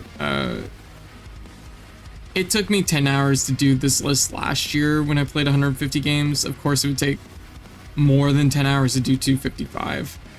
Return to the Forbidden Triangle. Oh, and Taukaka, maybe. Also, didn't say hey Keed. I'm like, Keed popped in, yeah. I got a full sleep in there. Hey, good. Yeah. I was like, oh my god, I didn't just hallucinate Keed showing up, did I? I did not. Okay, you know what? This is fine. I'm gonna take a picture of it. Yeah. I'm gonna just like open up another window here. Yo, Hogloom! How you doing? How's this going? Yeah. I was wondering how long this one was gonna be since the last one took a long time. Yeah. So this might be a 2-parter. But I have picked my top 3 picks for Game of the Year, which is Ring Racers and UFO 50 and Flare Nui Nui Quest. I think the thing is, though, the more I think about it, like, I do think Ring Racers and UFO 50 are like a step, just a little bit of a step above Flare Nui Nui Quest. Ring Racers definitely deserves to be up there, yeah. And I think it's really interesting this year because it's like, it's a shift in like, it's, pardon me, hiccups. It's 2 fan games. Ring Racers and Flare Nui Nui Quest are both fan games. Seeing 2 fan games like pop off like that is kind of wild, you know? And then UFO 50, which is not just like a singular thing, it is a many things thing. It's a compilation. Like, seeing that is kind of a big deal. Hogloom, how you doing? Happy New Year's! Yeah. Once again, Hogloom, thank you for UFO 50. I love it. It's been amazing. Also, how was Ember Knights? Yeah. Oh. So, yeah. Oh, my goodness.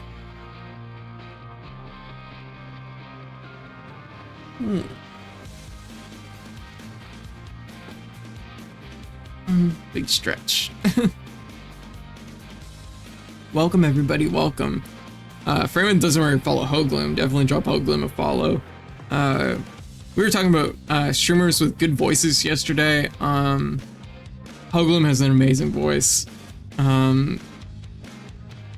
On top of like everything else, because like, oh my gosh, like Hogloom is an amazing streamer. Definitely drop Hogloom a follow. Hogloom plays all kinds of stuff. If you like what I stream, you'll love what Hogloom streams. It was super fun. Did a power hour with a few friends. Ember Knights is awesome. Hades co-op, pretty much.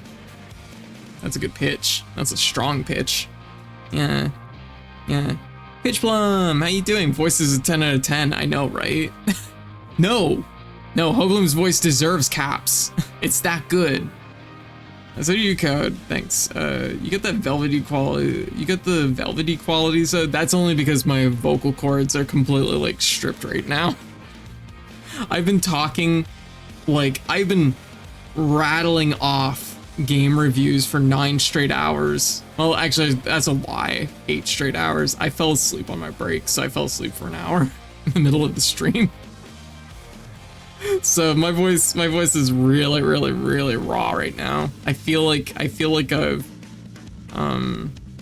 like this is pretty tender. My vocals are pretty tender right now. That said, whenever I hit this point, when I've really like run my vocals down, I do find that like there is like a kind of strange smoothness that comes with that. Yeah. Wish Hogloom would read a book and post it somewhere. That way people could just listen to him talk. Hogloom could absolutely do that. Like, I forget who said it, but someone said that like Hogloom has like the voice that would be like, is not just like streamer or radio quality. It is like broadcast quality, like professional, like immensely. I fall asleep to Code's voice more than anyone else's. I love your voice. Aw, well, thank you, Piper. But yeah. It was a ride. It was a ride for this, and this was only half the list. We still have 100 games left on this list to go through.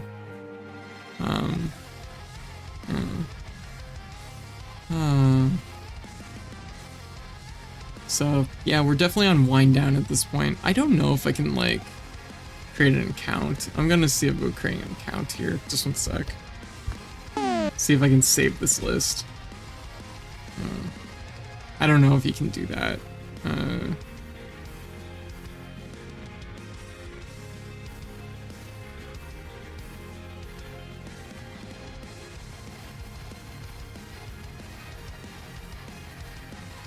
Okay. It's probably not gonna work. I should definitely download it again though. Yeah, 9 hours. We made it. Yeah, Tooster, how you doing? Your name always makes me smile when I read it. Super cute. I don't know how we'll do this, where we kind of, I know the tier list, like once again, the tier list was not like a hard tier list. It was mostly the idea that, it was mostly just as a way for me to post the game somewhere and talk about them and talk about my feelings, about them. So like, once again, don't take any of this too serious. This is just like, it's like we stick it on the board here and I talk about the game. Yeah, Happy New Year. Aw, Daryl Precious, beautiful being. Aw, thank you. But yeah, so I guess on this note, let's put that away. But no, yeah, these games are getting put on the fridge. It was a good year. I put 255 games on the fridge this year. So I guess like to close things out for the stream, Yeah, we did 255. It might actually be a little higher or lower than that, and I don't know. I'll have to like do a recount because I realized that there's a couple games I missed on the original count, but also I double listed a couple games, so I don't know what the number is. It's around 255 though. It could be probably 250, 256 or 254. What a little liar. Yeah. It's a lot of games. Here, let me get the notepad though. This is how I actually keep track of my games here. Oh, I don't know what I grabbed there. Lock that.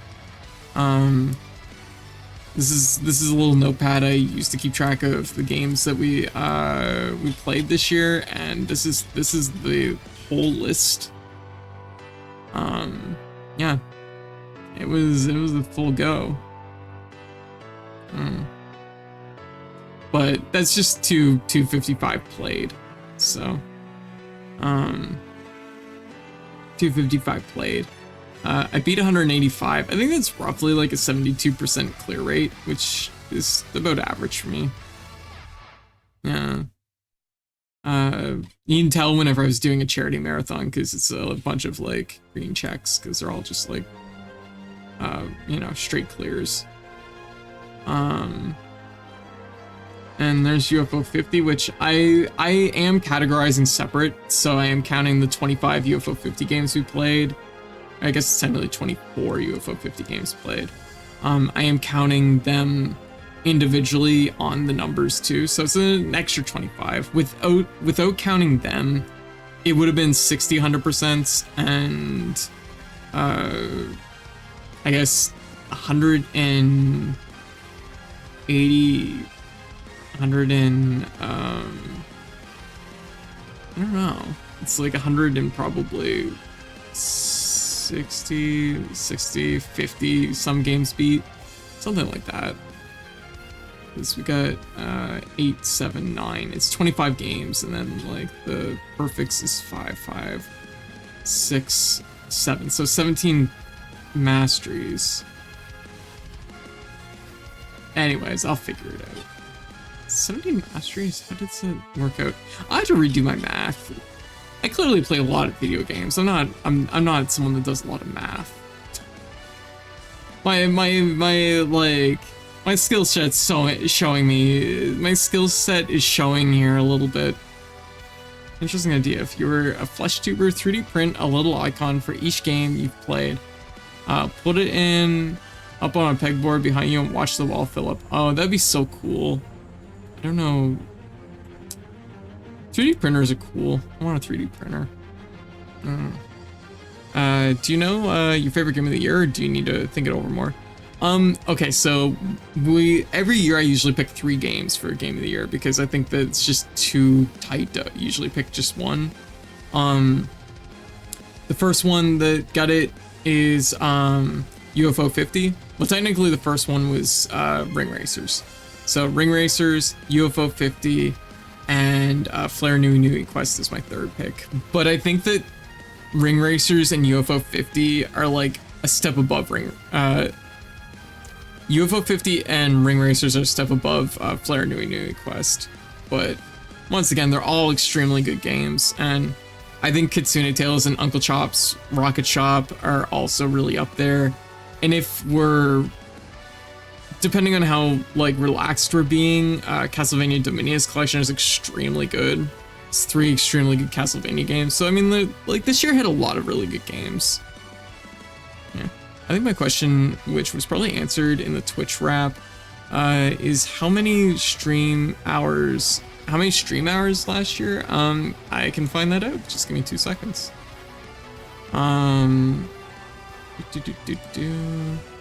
So we streamed.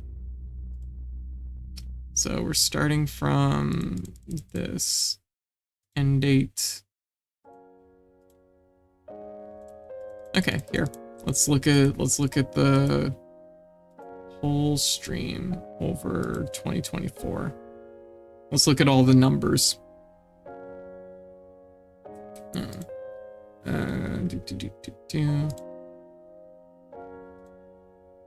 just like moving stuff around here.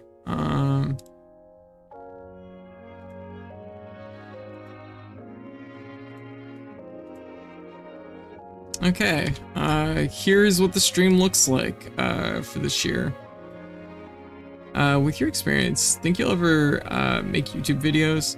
I mean, I do have a YouTube account that I upload everything to, but I don't know about making individual, like, I tried for a little while doing like kind of like highly edited videos, but I found that it was just like, it's I guess I'm more about like content in bulk than really polishing it.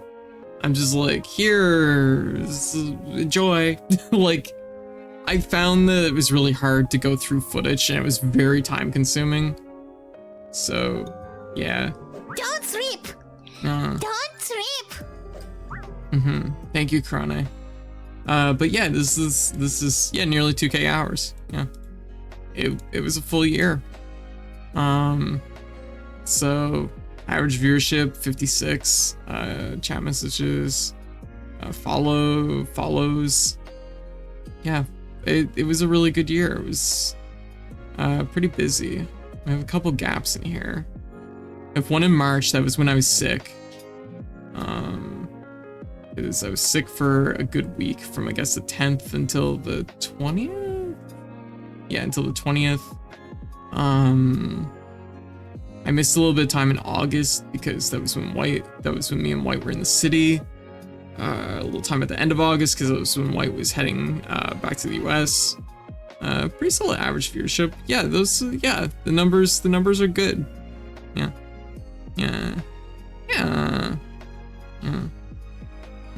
Arnab, how you doing? Oh. Yeah. Oh.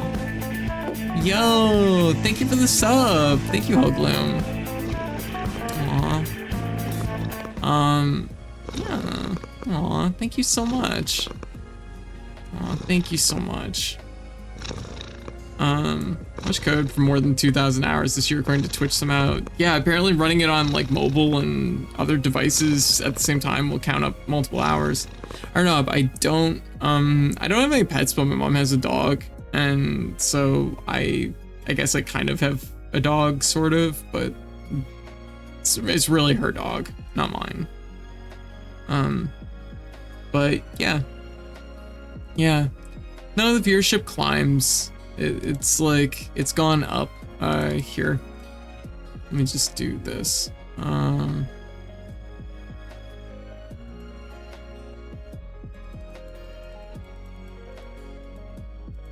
This isn't really gonna convey too much, but I'm an open book when it comes to this stuff, so it doesn't really bother me too much.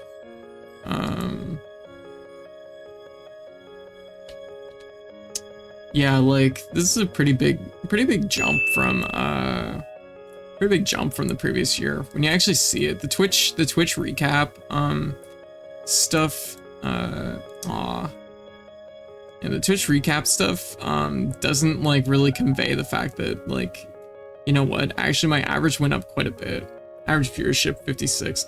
That said, the way they count the average viewership also changed this year because now they count raids into your viewers. So that probably also impacted a little bit. But I mean, pretty steady overall. Yeah. I don't know what the gap in this one is. Oh, that was when I was away. That was when I was in the city. So yeah, that makes sense. Pretty good. I am super fucking drained. 79 days straight of streaming, 2.5 months live. Yeah, that's a lot. Yeah. I mean, here, I don't know if it will track this. This might be too far back.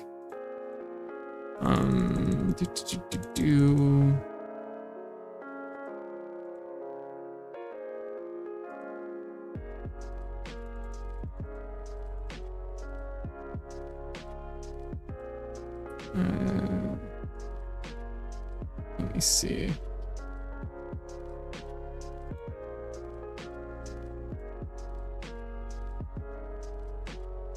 That's so weird. For some reason, this is fucked up right now, and it will not let me choose the dates.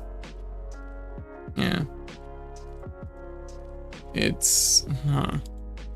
I don't know how that got jammed up. Now it won't let me choose any dates before 2008. Huh. Oh, I can see how many streams I ran in 1910 apparently. Cool.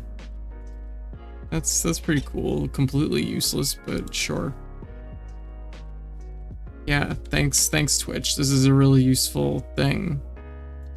How many streams have I run since 1910?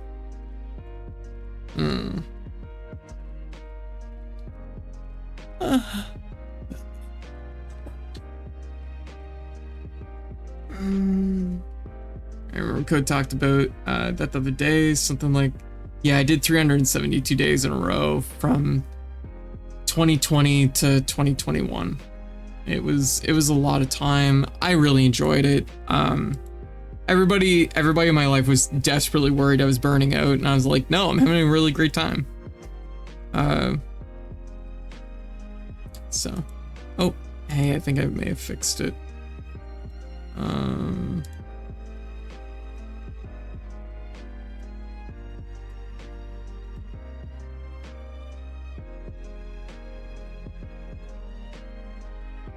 Yeah, this right here, this is I'm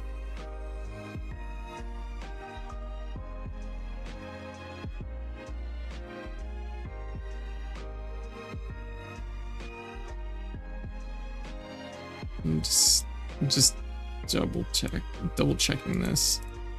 It was from, I think it was from May.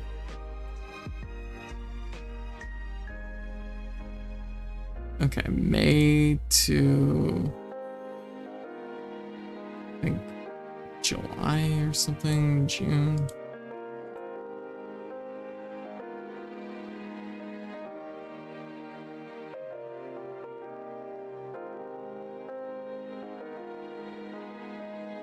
It's this chunk right here. There's a few that are really, like, this is just partly the scale of it. But there's a few days that look like there's no stream, but it's actually just that I started streaming, but it was like 2 minutes before 12. That was 2020 to 2021.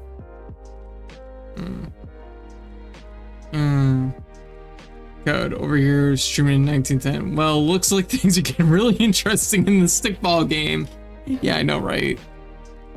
Oh my god. God damn.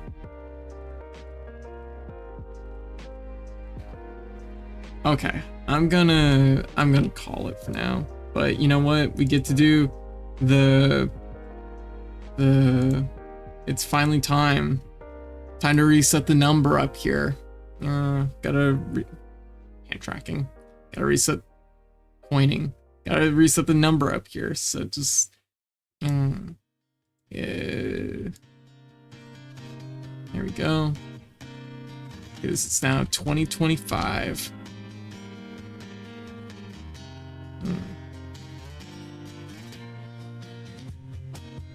There we go, and we gotta move those in. Yeah, they're all scaled weird because they had to be spaced out differently. Clean slate, exactly.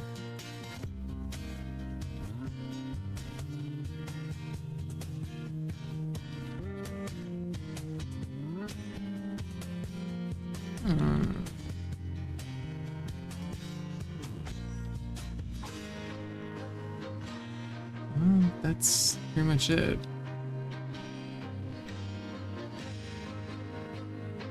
Huh. Well, that's honestly kind of a relief. Alright, Hogloom, it was nice seeing you. Thank you again for the raid, and yeah, you go get some rest, okay? You have a happy new year. I'll see you wrapping up the stream like Midwesterners say goodbye, standing together in a doorway for 2 hours. More. more. Yeah, no, it's true. It's mostly, we were mostly on the wind down more so than firmly wrapping up, but I think it is time to wrap up. I am mad raspy right now. I am drained. Huh? Vel Pepper, how you doing? Happy New Year's. I'm just thinking about who we want to raid.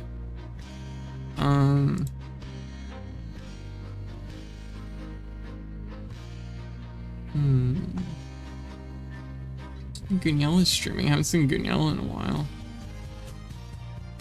Ada's streaming. Legacy streaming. Servet's streaming.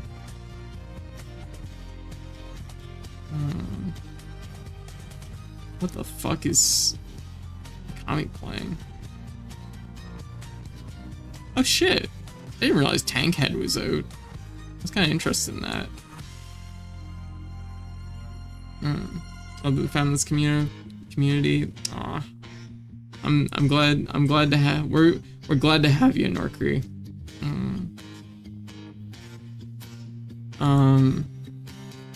Oh, Ada's playing Rain World. Legacy is playing Yakuza 2. And Servet's playing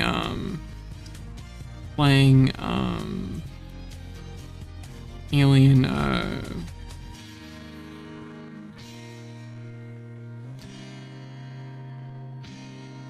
cannot remember. Alien. I'm like, boy, my brain is really fried.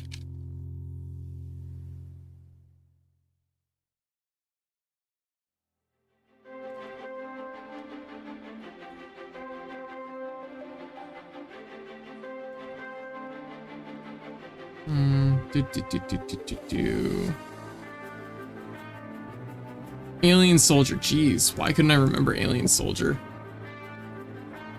Alien Soldier's pretty cool.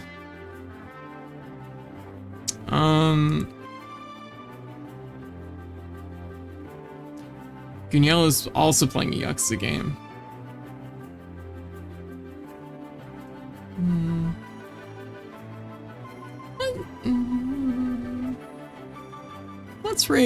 Let's raid Akami. Akami's playing something new and cool, and I think that would be interesting.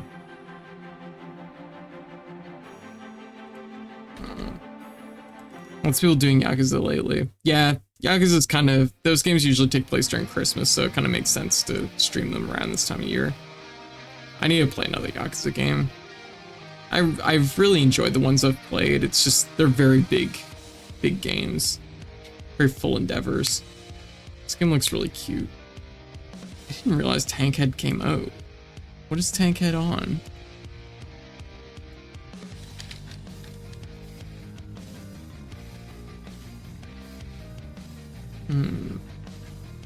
It must be a PlayStation game, I guess.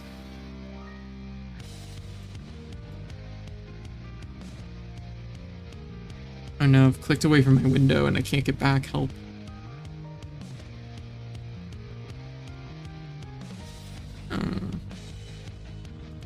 Oh, it's on Epic Games Store. Okay. Okay. Oh, I see. Alright. Okay. Oh, also just a small thing too. Our Game Awards for the year, over on Retro Achievements. This is our final showing for 2014. So I think we did pretty good. We didn't quite blow it out of the park over here, but I also was pretty. I ran some weird rules and guidelines and things. Like I tried to do things in a sequence, and it made it a little bit harder, I think. And I'm gonna think about how we're doing things in 2025. We might just fly into it, you know, rather than like try to stick strictly to the timeline. We'll maybe jump around a little bit. Do some time travel. All right, so I think it's time for us to raid, and let's raid a Kami.